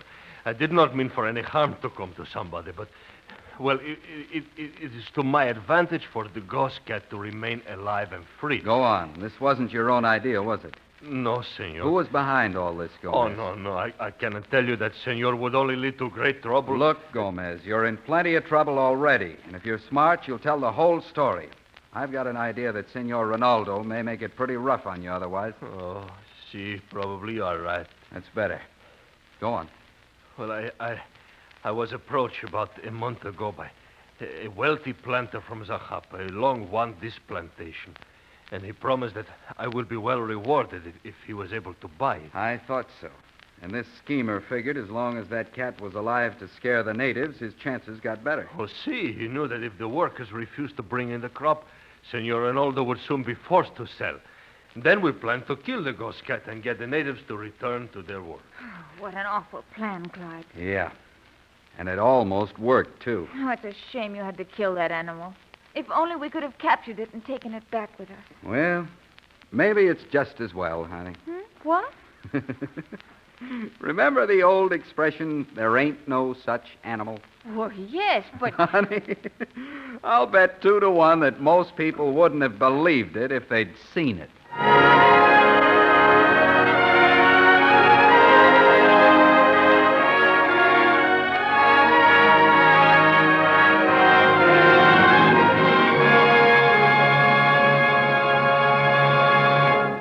Clyde Beatty will return to tell you about his next adventure after this message. Once more, here is the star of our show, Clyde Beatty. In our next show, we'll dramatize a story about one of the most fascinating departments of the circus, the joeys. A joey, for those of you who may not know, is a clown. The clowns are an integral part of the circus like peanuts and pink lemonade. There have been many tales about the broken hearts beneath the costumes of those painted, laugh-provoking people. And in The King of the Clowns, we tell the unbelievable story of one of them.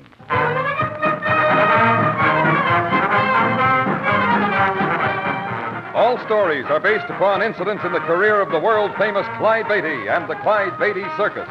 The Clyde Beatty Show is produced by Shirley Thomas. Ghost Cat of Guatemala was written by Robert P. Smith.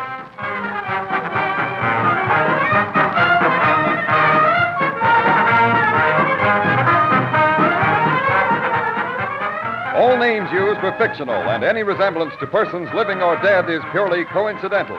This is a Commodore production.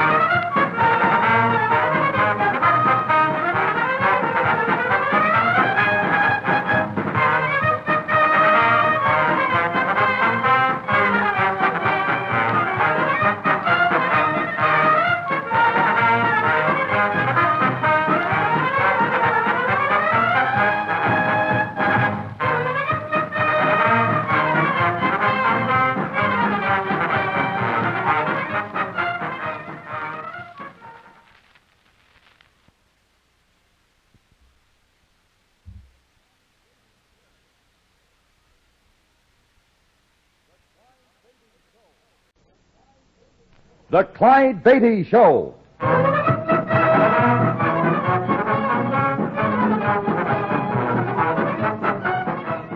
The world's greatest wild animal trainer, Clyde Beatty, with another exciting adventure from his brilliant career. The circus means fun for both young and old, thrills, excitement, snarling jungle beasts. But under the big top, where Clyde Beatty constantly risks death in the most dangerous act on earth, you see only part of the story. Much of the real drama takes place behind the scenes of the circus, or in faraway places of the world where this master of the big cats has journeyed, hunting down his beasts in their native jungle. All of this is part of the Clyde Beatty story. Here, in Mr. Beatty's own words, is the adventure he calls The King of Clowns.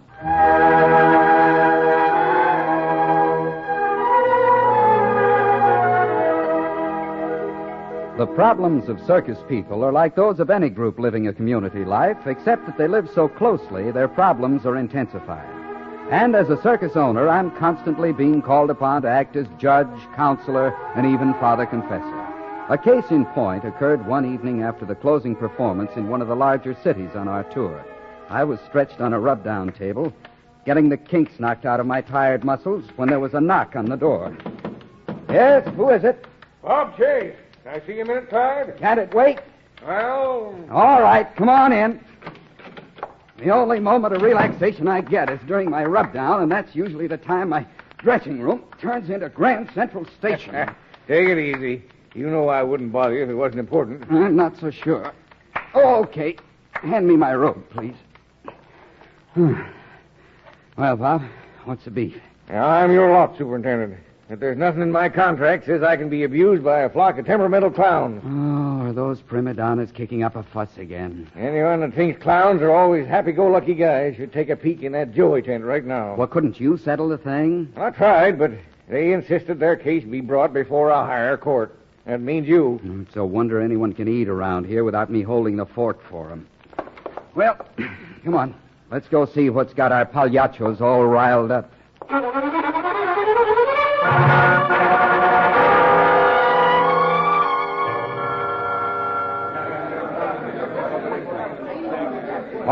All right. I can't hear all of you at once. Suppose you let Blackie Ross speak for you. Blackie, can you tell me what's wrong? Yeah, Mr. Beatty. It's about changing the routines this late in the tour. We got them pretty well set, and the boys don't see no reason to change them. Well, I don't either. Who suggested it? Oh, His Imperial Majesty. Imperial Majesty? Sure, His Royal Highness don't approve. He has ordered, or rather, he has commanded that all the acts be changed. Well, now, wait a minute. Just who are you talking about? The Emperor of all jesters, Archduke of Merriment, Lord High Ruler of Might, Grand Duke of Jocularity, in short, Rex, King of the Clown. Great. Now, tell me who you're talking about. I am talking about Rex, the new Joey. Bob, did you hire a new clown? No, Clyde. Thought you did. Not me. Where is this guy? His Highness wouldn't dress in the same tent with us ordinary Joeys. He's got his own tent outside. Well, this is ridiculous. Hush. If he hears you, he will order your head to roll. Oh, he will, eh? Well, stick around, boys. You're just about to see an emperor lose his throne.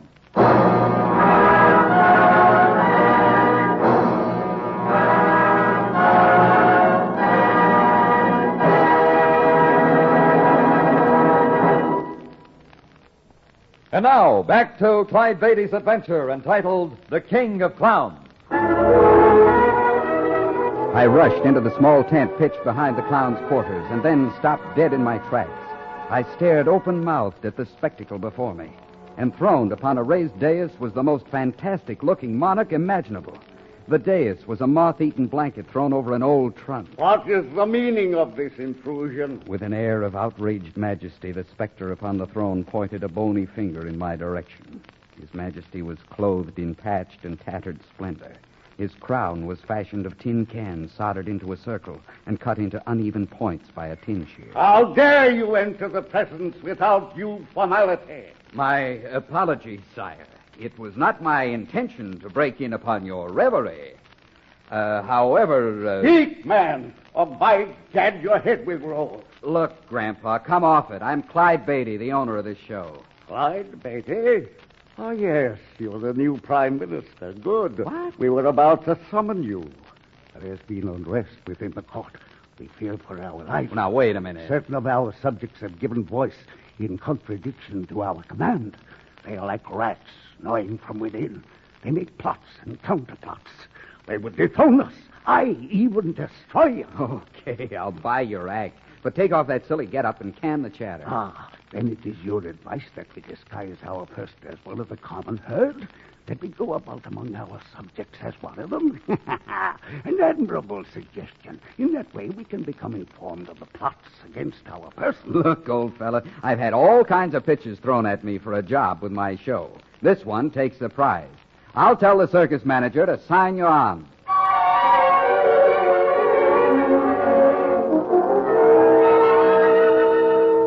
Oh, there you are, Clyde.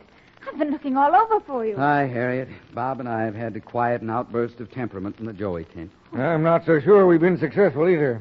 I think that character you hired is off his rocker.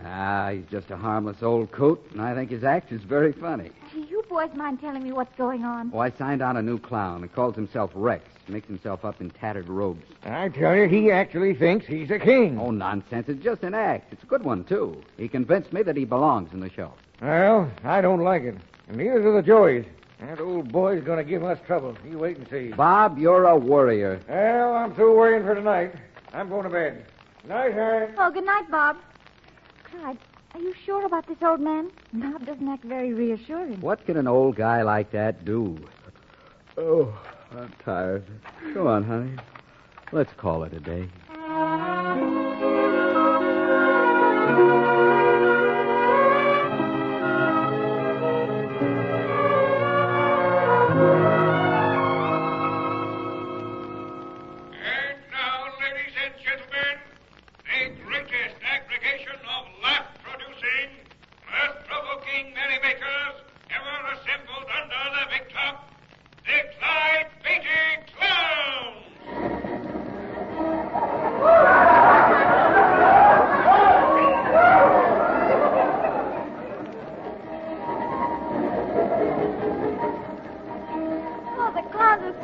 Over big tonight, Clyde.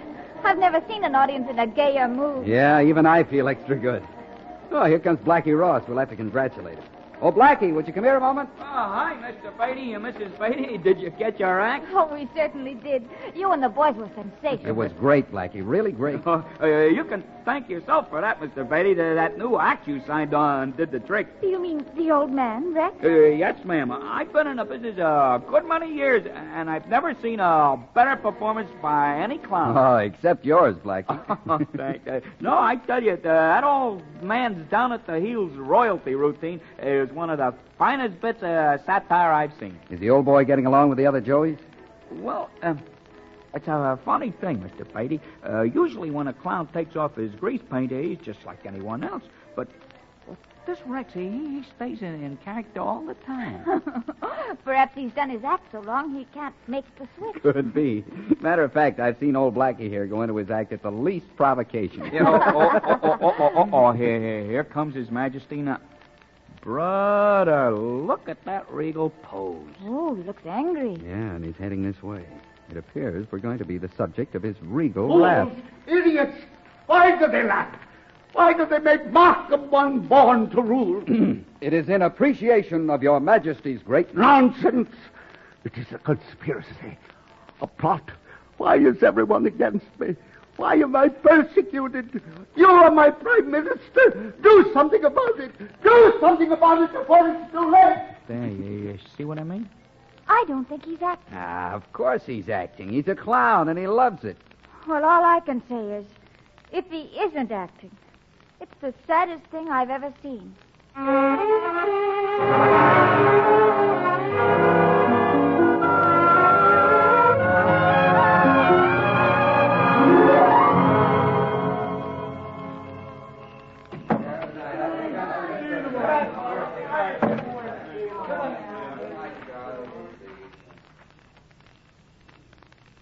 They cannot fool me. This I know.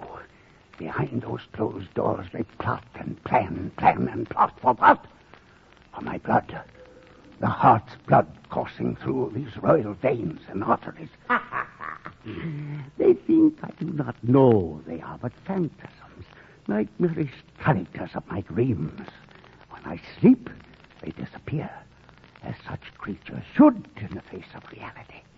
When I awaken into this dream world they mistakenly call life, I become subject to the fantasy in which they exist. Now they sleep, but I sleep not. For now I come alive to wander free and safe, to perform whatever acts my heart and mind impel me to perform. How good it is once more to be released, to move about in a world that is mine. Mine.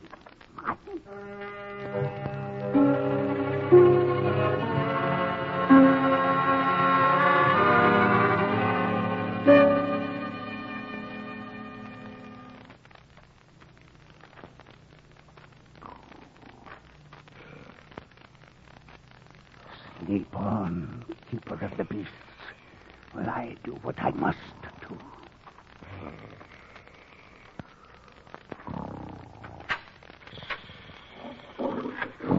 What? Hey, get away from that cage. What are you trying to do? All right, now, get out from behind there. Now I can release the rest of these tortured beasts.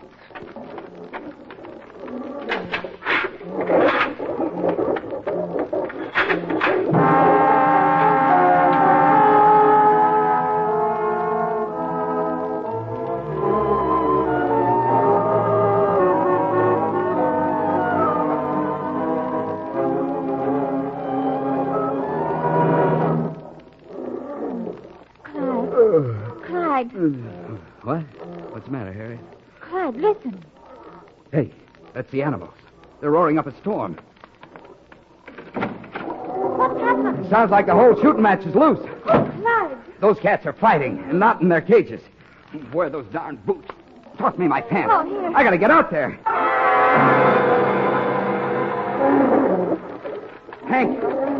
Hank, what's happened? Oh, my head. Who turned those cats out? I don't know. I heard somebody in the cages. I went for him. He conked me. Passed out. Whoever it was opened every cage in the place. The cats are loose and ripping one another to pieces. Well, what are we going to do? I don't know, but we've got to do something. Man, look at that mess of cats. We gotta stop them, and quick. Hank, get me some guns and a whip. Then get the men and some canvas sidewalls. I've got to corral those cats before it's too late.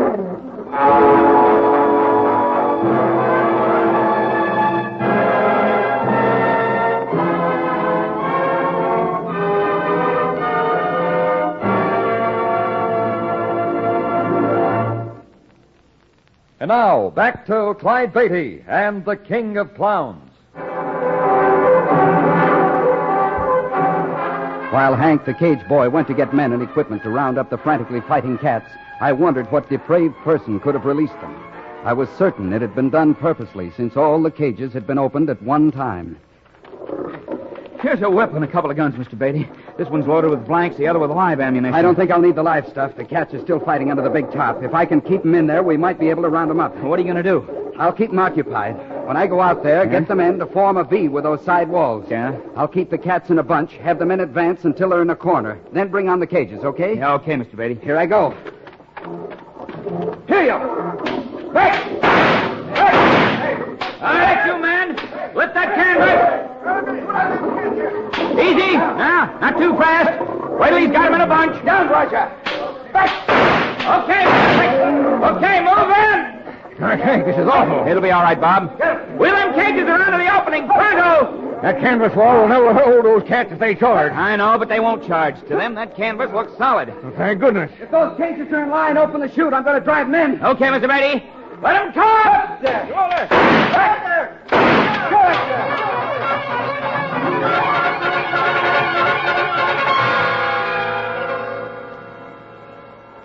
Are you all right, Clyde? Yeah, I'm okay.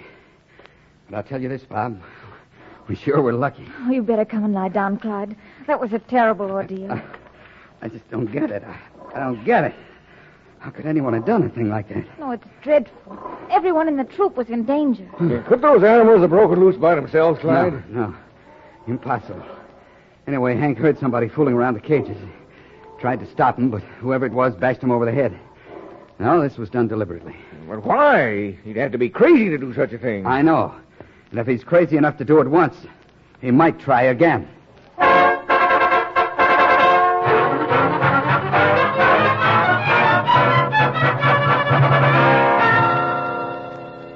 Ladies and gentlemen, calling your attention high above the center arena. The most daring feat ever attempted. The slide for life. Oh, there you are, Clyde. What are you doing here? I thought you'd be in your dressing room. I'm worried, Harriet. I've got the strangest hunch that something bad's going to happen. Oh, don't be silly. You're just nervous after what happened last night. No. There's something going on in this circus, something sinister. Harriet, look. What is it, Clyde? The guy wires holding the big cable. They've parted. Oh, the cable started to sway. He's going to fall. There he goes. Come on, Harriet, let's go. Come on, let me through here. Let me through. All right, now don't move him. Don't move him. Here's the doctor. Stand there, please. Give him air. Let me see. He's coming around. Must have broken bones on that one. Call an ambulance. We'll have to get him to a hospital. A couple of us tried to catch him, Burrow. We couldn't hold him. Yes, but you broke his fall. That may save his life.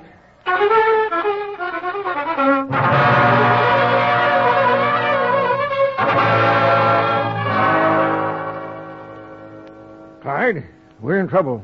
Real trouble. What now, Bob?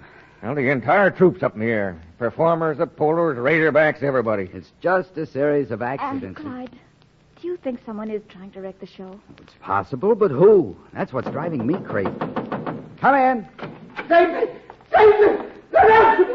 They're going to kill me! Oh, Rex, what's happening? Here, old timer. Now take it easy. I tell you, they're after me! Bob, take a look outside. All right. Now, look. Now, calm down, will you? Tell me, what's the matter? They're after me, I say. They? Who are they? Assassins. Conspirators. Oh, nonsense. Look, I've got enough trouble without you carrying on like this. There's nothing out there, Clyde. Look, if this is a gag, Rex, you're pulling it at the wrong time. Now, get out of here. Beat it. Very well. I'll go. But remember, my blood will be on your hands. Well, what was that all about? I tell you, that guy's goofy. He sure picked the wrong time to pull a stunt like that. Now it's my turn to have a hunch. I don't think that old man was kidding.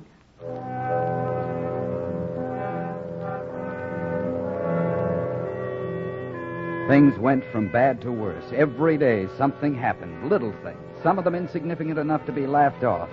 However, if everyone hadn't been alert, some of them might have proved tragic. What was going on had us all frantic. For almost a week, I'd been unable to sleep. I prowled the grounds at night, seeing danger in every shadow and jumping at the slightest sound. That's you, Mr. Beatty? Who is it? It's me, Blackie Russ. Oh, I didn't see you in the shadows. What's the matter? Can't you sleep either? Oh, yeah. I've been asleep, and I was sleeping like a baby. And what got you up? Somebody tried to kill me. What? The patron saints, Joey's, must have awakened me. Somebody was standing over me. I saw the glint of steel as a knife flashed towards my throat, and I threw up my arm just in time. Blackie, you've been hurt. That arm's badly cut. No, it's just a scratch. The knife only nicked me. Do you know who it was? No, it was too dark. It all happened real fast. How long ago was this? 3, maybe 4 minutes. Well, he couldn't have gotten very far. I chased him. He ducked under the wall of the big top. Well, why didn't you sing out? I thought I might track him down if I didn't raise a rumpus. He might have gone on through the tent and out the other side. Yeah, and he might still be inside. Well, it's worth a try. Look, I'll slip inside and see if I can spot him. Yeah. You get as many of the men as you can. Keep them quiet. Yeah. Have them make a complete circle around the big top. Yeah. When that's done, sneak inside and give me the word. Yeah, right. If that bird's still in the tent, we'll take him. I crawled under the side wall and into the big top. There was but a single dim light strung at the top of each center pole. I crawled cautiously under the row of yellow benches and maneuvered to a position where I could see down the entire length of the arena. Nothing moved. It seemed forever until I heard a slight noise. It was Blackie Ross making his way toward me. Spot anything, boss? Not a thing. Did you get the men in position? Yeah. If anybody's in here, he ain't gonna get out. Good. We may be on a wild goose chase, but anything's better than standing around waiting for something to happen. Yeah, that's for sure. What do we do now? Let's wait a few minutes until we get more used to the dim light. If nothing happens, we'll cover every inch of the place. Right. Jeepers. I've been around circuses most of my life, but I still can't get used to being under all the canvas when the big top's empty. Spooky, isn't it? Yeah, makes me feel like I want to run. Kind of makes my back hair rise, too. Well, there's not much sense just waiting. He could be hiding in 1,000 places in here. We'd better start a search. Yeah, okay. Blackie, wait. I think I saw something move down there. Yeah. Yeah, me too. What a break. We've got him trapped. Look, in the center of the boxes on the left. He ducked under the seats. Hey, you, whoever you are, this tent is surrounded. You can't escape. Come on out. Holy cat, you scared him to death. He's dashing for the center pole. The lights. What's happened to the lights? He pulled the switch at the base of the pole. There's a spotlight up here in back of the boxes. Let's get to it. Yeah. Sure is dark in here. Have you got a match? Yeah, I think... here. Here's the spotlight. I hope the juice is still on. It is. Yeah. Flash it over toward the pole.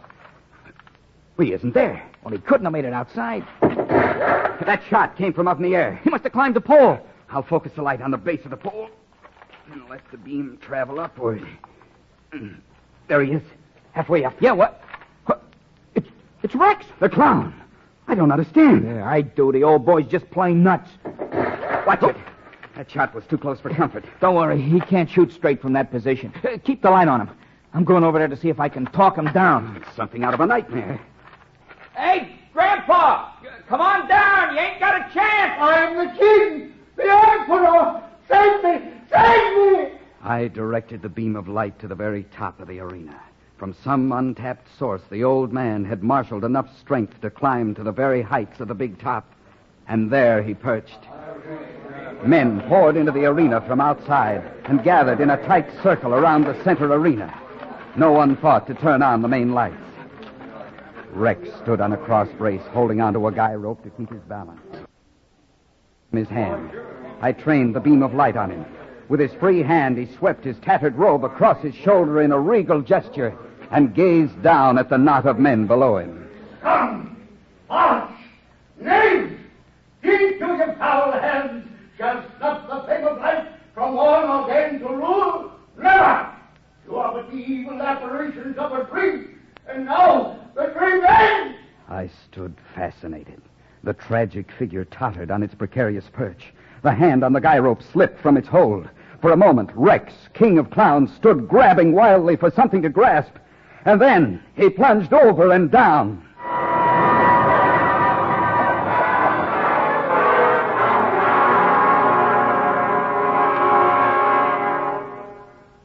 Oh, the poor man.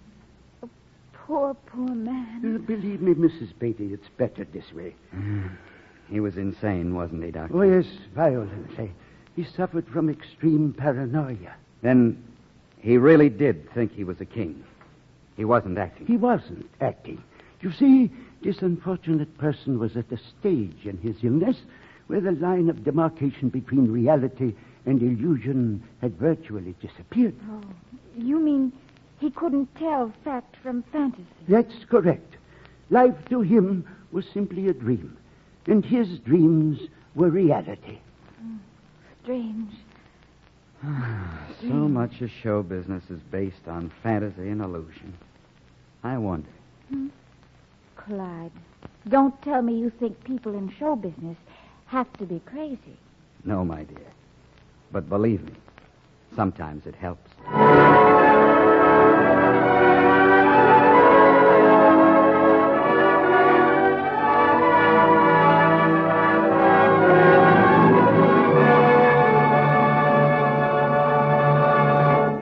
Clyde Beatty will be back with a word about our next exciting story. But now, a message of interest to all of us.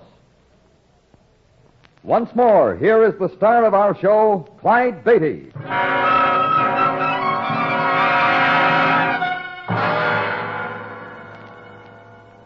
Sometimes in a man's life, something happens that isn't particularly dramatic, exciting, or thrilling.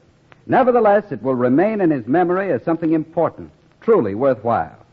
One of these incidents that always tugs at my heart is the simple story of a crippled boy and a horse called the Fabulous General Ike. I'll tell you about it when next we meet. All stories are based upon incidents in the career of the world-famous Clyde Beatty and the Clyde Beatty Circus.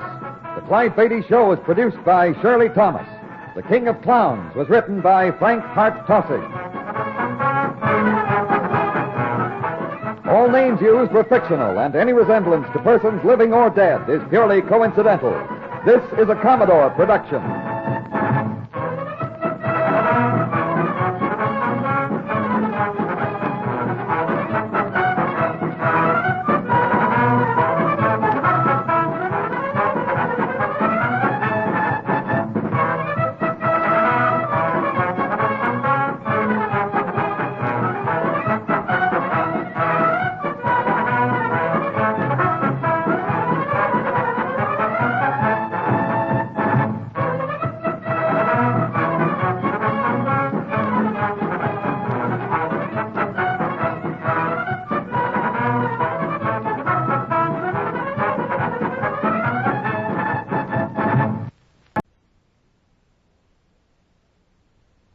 The Clyde Beatty Show. The world's greatest wild animal trainer, Clyde Beatty, with another exciting story from his brilliant career.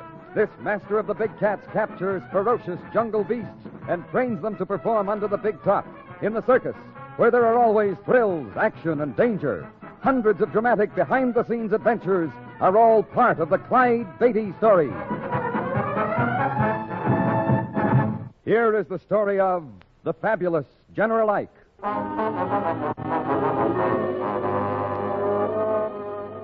Several years ago, the circus was playing a small town in Virginia called Collinsville.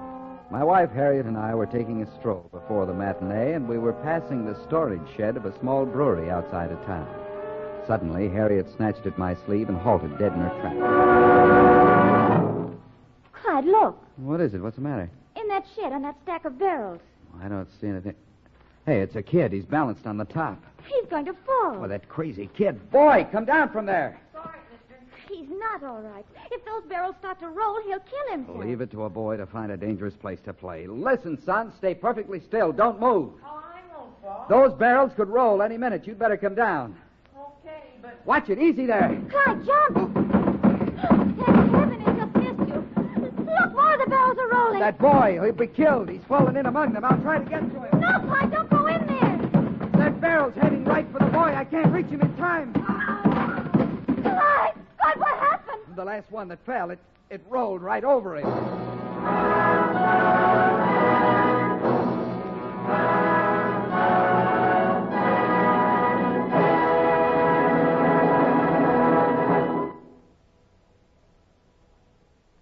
And now, back to Clyde Beatty's adventure entitled The Fabulous General Ike. After the heavy barrel rolled over the youngster, we got him to the hospital as soon as possible. We waited for hours in the hospital corridor. Finally, the doctor came out of the operating room. Oh, doctor, that youngster, will he be all right? It's too soon to tell. We may be able to save him, but, well, I'm not sure we can save his legs. You're the folks who brought the boy here, aren't you? Yes, I'm Harriet Beatty.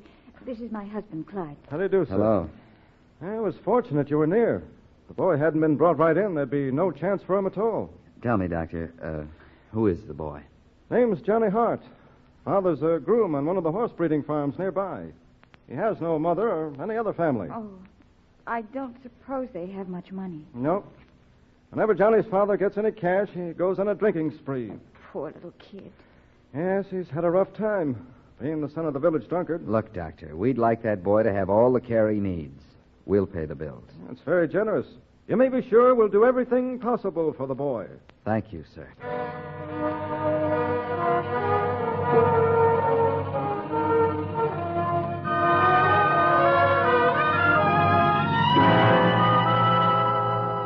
Harriet was reluctant to leave the youngster, so pitiful looking, lying in the big hospital bed. But the show had to move on. We communicated with Dr. Ireland, who finally reported Johnny out of danger, although seriously crippled. Then I became occupied with 1,001 activities of running a circus and had almost forgotten about the boy. About 18 months later, the circus train was once again rolling over the Virginia countryside.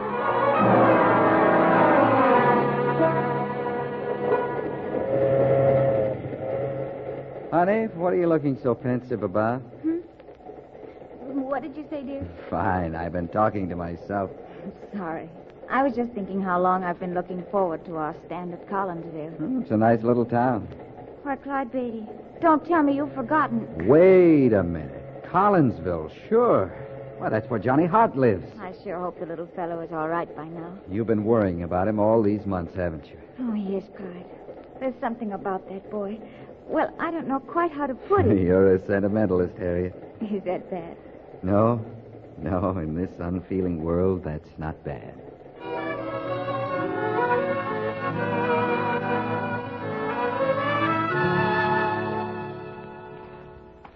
How much farther is the Hart place, Clyde? Should be just around the next turn.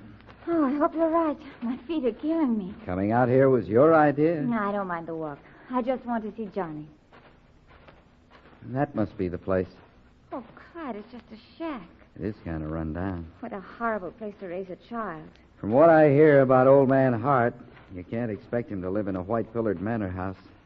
Look, there's Johnny sitting on the porch. Let's hurry. Oh, I wish we could have gotten back to see him sooner. That's the unhappiest-looking kid I've ever seen. He must have seen us coming. Yeah. But he doesn't show much interest. Hi there, Johnny. How are you doing? Mrs. Beatty and I came out to see how you're getting along. I'm fine. I brought you a present, Johnny. Here. Thank you, ma'am.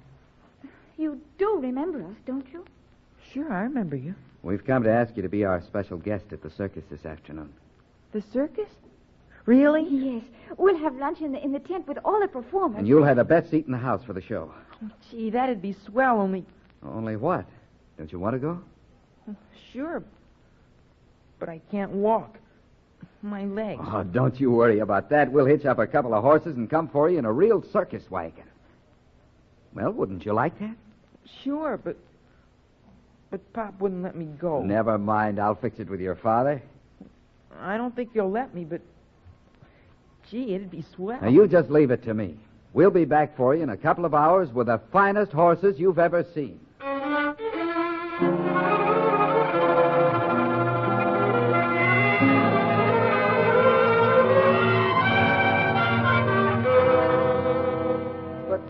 A day at the circus can't hurt the boy, Mr. Hart. It'll just excite him. But he's just a boy.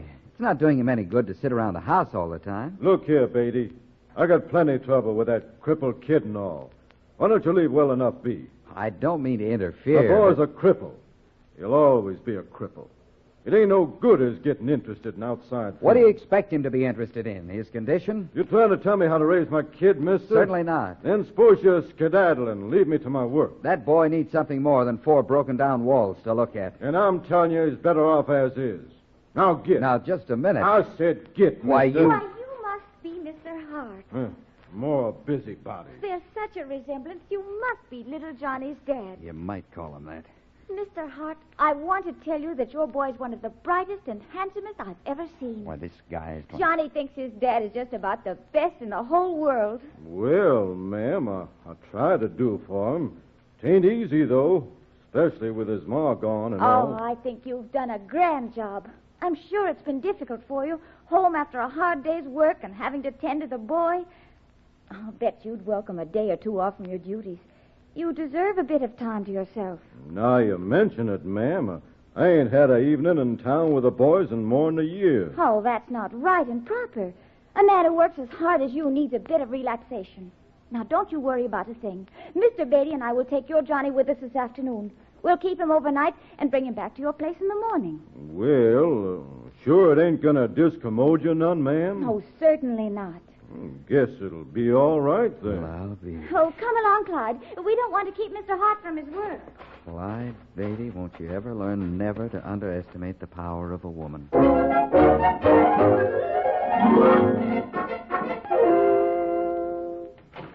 Oh, Harriet. Shh, Clyde. Johnny hasn't awakened yet. Oh, good. Little guy was all tired out, huh? Oh, 2 whole circuses yesterday. It was just too much. Not according to Dr. Ireland. Then you did speak to the doctor about Johnny. Yep. Can anything be done about his legs? You come on in the other room. I'll tell you all about it. Clyde, is there any hope? A boy without legs to run around on. It isn't fair. It just isn't fair. Well, I asked Dr. Ireland this morning if there wasn't an operation or something that might help him. He told me that Johnny'd already had a dozen operations. Oh, then it's hopeless? Yes and no. What does that mean? Well, theoretically, after what the doctors have done, the boy should have at least partial use of his legs. But he can't even move them. Dr. Ireland said he could if he wanted to. You mean Johnny doesn't want to walk? More than that, he doesn't want anything. Oh, yes, I think I understand. Dismal home, shabby clothes, drunken father. No mother, not enough love. That's it exactly. He needs an interest outside of himself. Something he wants with all his heart. Harriet, do you think the boy'd like to travel with us with the circus? No, I don't know. He enjoyed the shows yesterday well enough, but, well, he wasn't thrilled way down inside like almost any other boy would be. Well, I talked with Judge Brandt this morning. You remember him, don't you? Brant? Oh, yes. He's that nice white-haired gentleman. Sits in the first row every time the circus comes to town. Huh? Right. Well, yesterday Johnny's father got very drunk. He broke into a store and stole whiskey and some money. He's been in prison before, some years ago, and this time the judge says he'll get at least 5 years. Oh, dear. What will become of Johnny? Put him in an institution, I guess. Oh, no, we can't let that happen, Clyde. That's the way I feel. I've made an appointment for later today for us both to see Judge Brandt. Maybe we can convince His Honor that the boy'd be better off with us. Oh, I hope we can. I hope we can.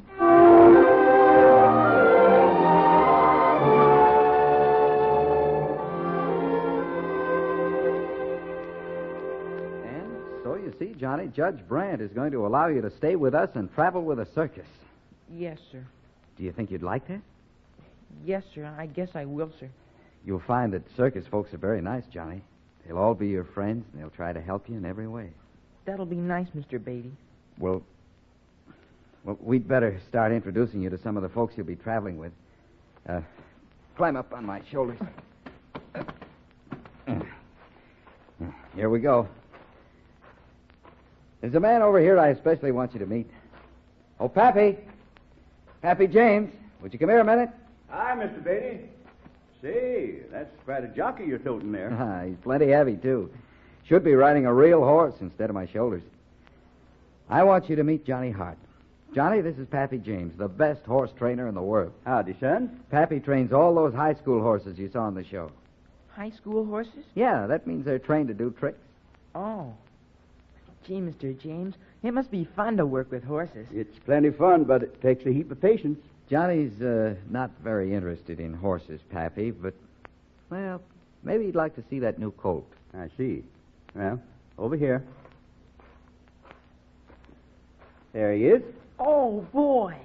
Look at the little fella. Runty little knothead. Oh, no. He's wonderful. Say, Pappy, what you figuring to do with that colt? Him?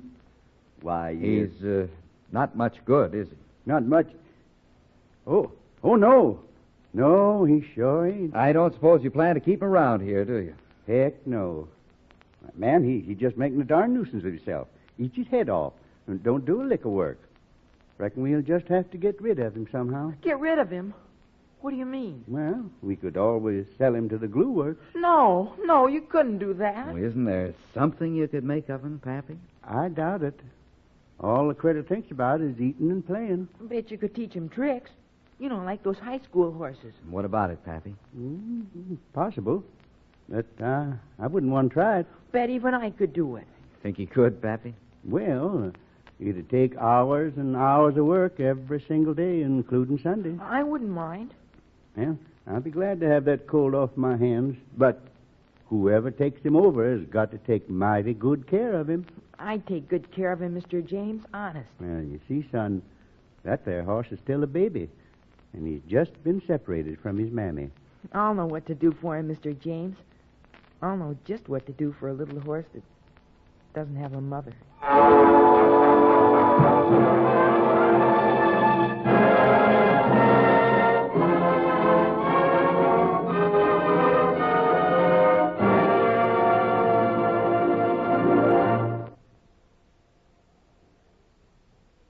And now, back to Clyde Beatty and the fabulous General Ike.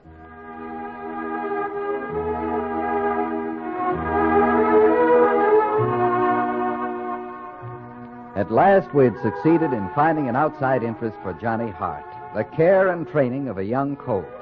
It was heartwarming to see the change in the youngster when, for the first time, he had something to earnestly love and be responsible for. That's it, Johnny. Make him do it again. Here, General. Over here. Now stop. Stand. Stand. Good boy, General. General.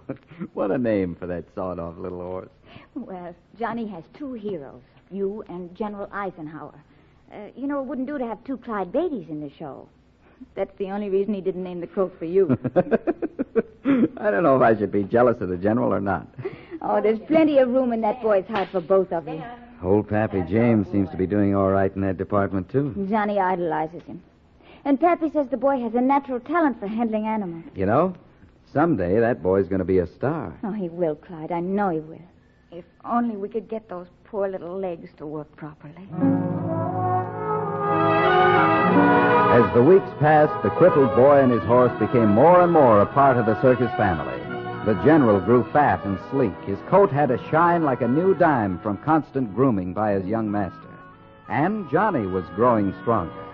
Pappy James rigged a handrail around the training ring, and the youngster would climb from his chair and use it to pull himself along as he put his pet through his paces. One morning, we were all gathered around as Johnny was teaching his pet a new trick. Johnny's really excited about that new trick, Clyde. Think he can get that colt to mount such a small pedestal? He's sure going to try. Up, General. Up, boy. Look, Clyde. The General's mounting the pedestal. He's not very steady. He's losing his balance. The pedestal's tipping. The colt's going down. The colt hit his head. Knocked himself out. General, he's hurt. Look. Johnny's walking to his pet. Johnny's walking. After those first few steps, Johnny knew that if he really tried, he could get strength back in his battered legs. Sooner than any of us would have believed possible, the crippled boy was walking, first with a light cane and then without any aids. Then came the crowning accomplishment. When Pappy James said he was ready, we gave Johnny and the General a spot in the show.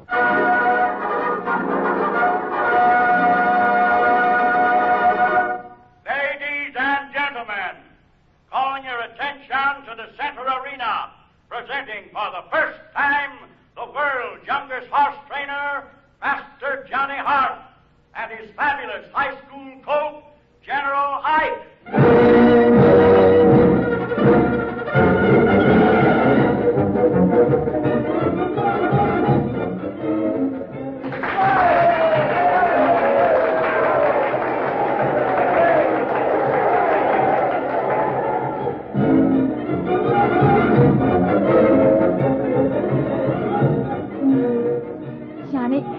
Johnny, you were wonderful. Young fella, that was a great performance. Why, the audience loved your act. Gee, Mr. Beatty and Mrs. Beatty, wasn't the General wonderful? Oh, he certainly was. And so is his master. Thank you. Thank you for everything. Well, my boy, how does it feel to be a full-fledged circus performer? I've never been so happy. Look here, young fellow. Stop taking all them vows. You got a colt meat's cooling out and rubbing down. Right away, Mr. James. I'll fix him right away. Come on, General, let's get moving. Oh, General, you're the greatest horse in the whole world. Now, don't go getting so high and mighty just because you can do 50 tricks. You got plenty to learn yet. I'm not going to stop till you can do at least 100 tricks. Hey, Johnny. Johnny. Huh? Who is it? Over here, Johnny. In the shadows. Easy, General. It's all right. Come here, boy. I want to talk to you. I can't see you. Who are you? Don't you recognize your old man? Pop! What are you doing here? You don't seem to be very glad to see me, son. I thought you were... Yeah, in jail. Now, you wouldn't want your old pop rotting in jail for years and years, would you? You mean you escaped? Let's just say I walked out when no one was looking. What do you want? Just wanted to see my boy, that's all. I've been happy here. Everybody's treated me fine. Why don't you go away before you spoil everything? Ah, there ain't no cause for you carrying on like this. I don't aim to cause you no trouble. Anyhow, I gotta stay on the move. Don't want to be picked up. Then go away. I'm going, son, but, well, I'm broke. Could use a little cash. I haven't any money. Now, don't hand me that. You're working in the show, ain't you? You got that there trick horse, ain't you? Now, don't tell me you ain't got no dough. I've got a few dollars in my allowance back in my bunk. Get it. I'll wait here. I gotta put my horse away first. Yeah, be quick about it. Don't you go tipping no one off about not being here. If you do, I'll fix you good. I won't tell. If only you'll go. Get that money. Now.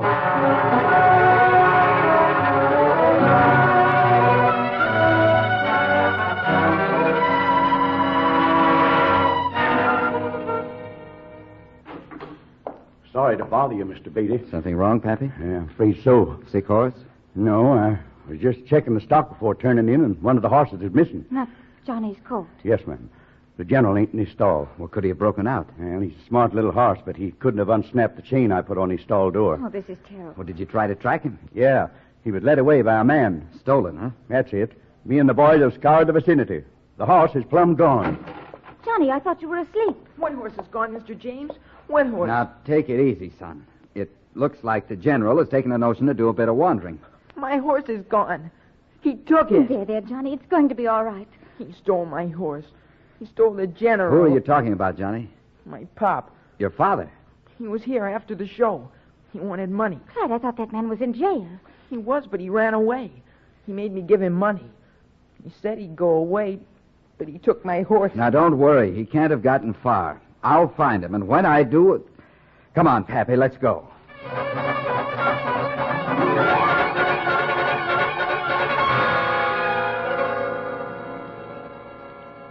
We'll leave the car there. I want to check that old deserted barn down the road. Yeah, it looks bad, Mr. Beatty. 2 whole days. That sidewinder could have that horse clear out of the state by now. If we don't find him, we're going to have a sick kid on our hands. Yeah, I'd sure like to get my hands on that polecat. That makes 2 of us. Hey, wait. Somebody's been around here. You see them footprints? Yeah. Might be just a tramp, though. Well, let's go see.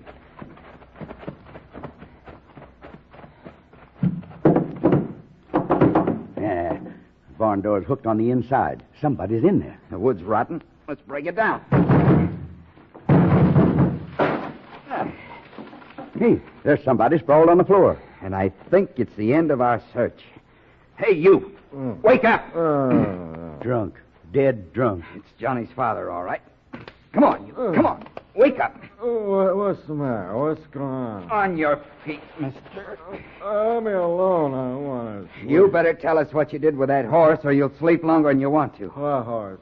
I don't know what you're talking about. You stole Johnny's colt. What did you do with him? What did you do with that colt? Oh, don't hit me. Don't hit me. Where's the colt? Sold. I sold him for $15. $15? Well, that little horse was worth $10,000. $10,000? I was swindled. Swindled? Who did you sell him to? I don't know. A guy. I don't remember. You'd better start remembering, mister. That's no use, Pappy. This drunken sot will never remember who he sold that colt to. Yeah, and the guy who bought it for such a ridiculous price probably turned right around and sold it for plenty. Let's turn this jailbird over to the police. Then we'll see what can be done about recovering the general. Gee, I sure hate to face that kid without that colt. I know what you mean. Well, let's get it over with.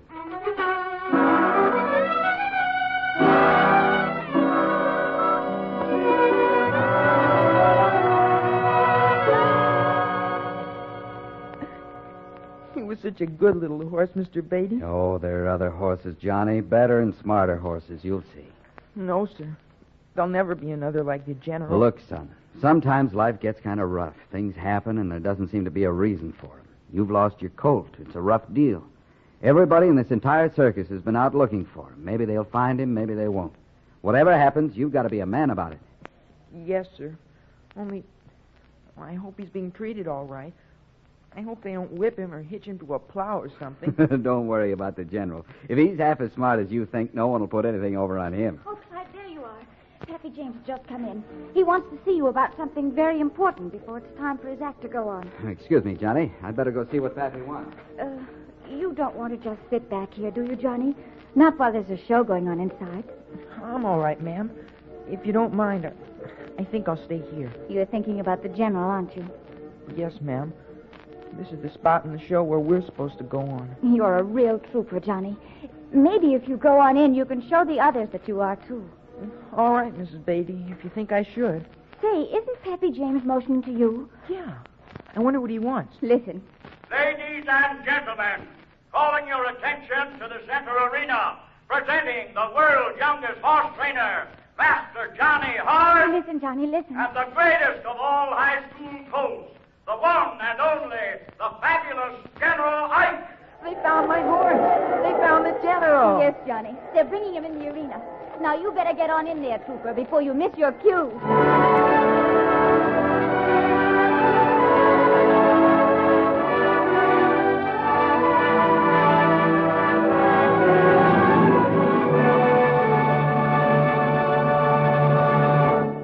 Clyde will return in just a moment to tell us about his next exciting adventure.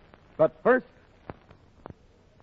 And now, here is Clyde Beatty. A few years ago, after our circus had played an engagement in Honolulu, Harriet and I decided to stay in the islands for a few days.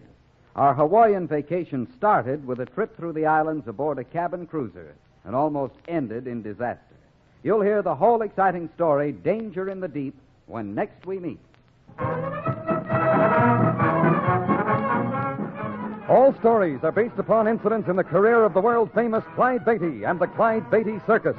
The Clyde Beatty Show is produced by Shirley Thomas. The fabulous General Ike was written by Robert T. Smith and Frank Hart-Tossig. All names used were fictional, and any resemblance to persons living or dead is purely coincidental. This is a Commodore production.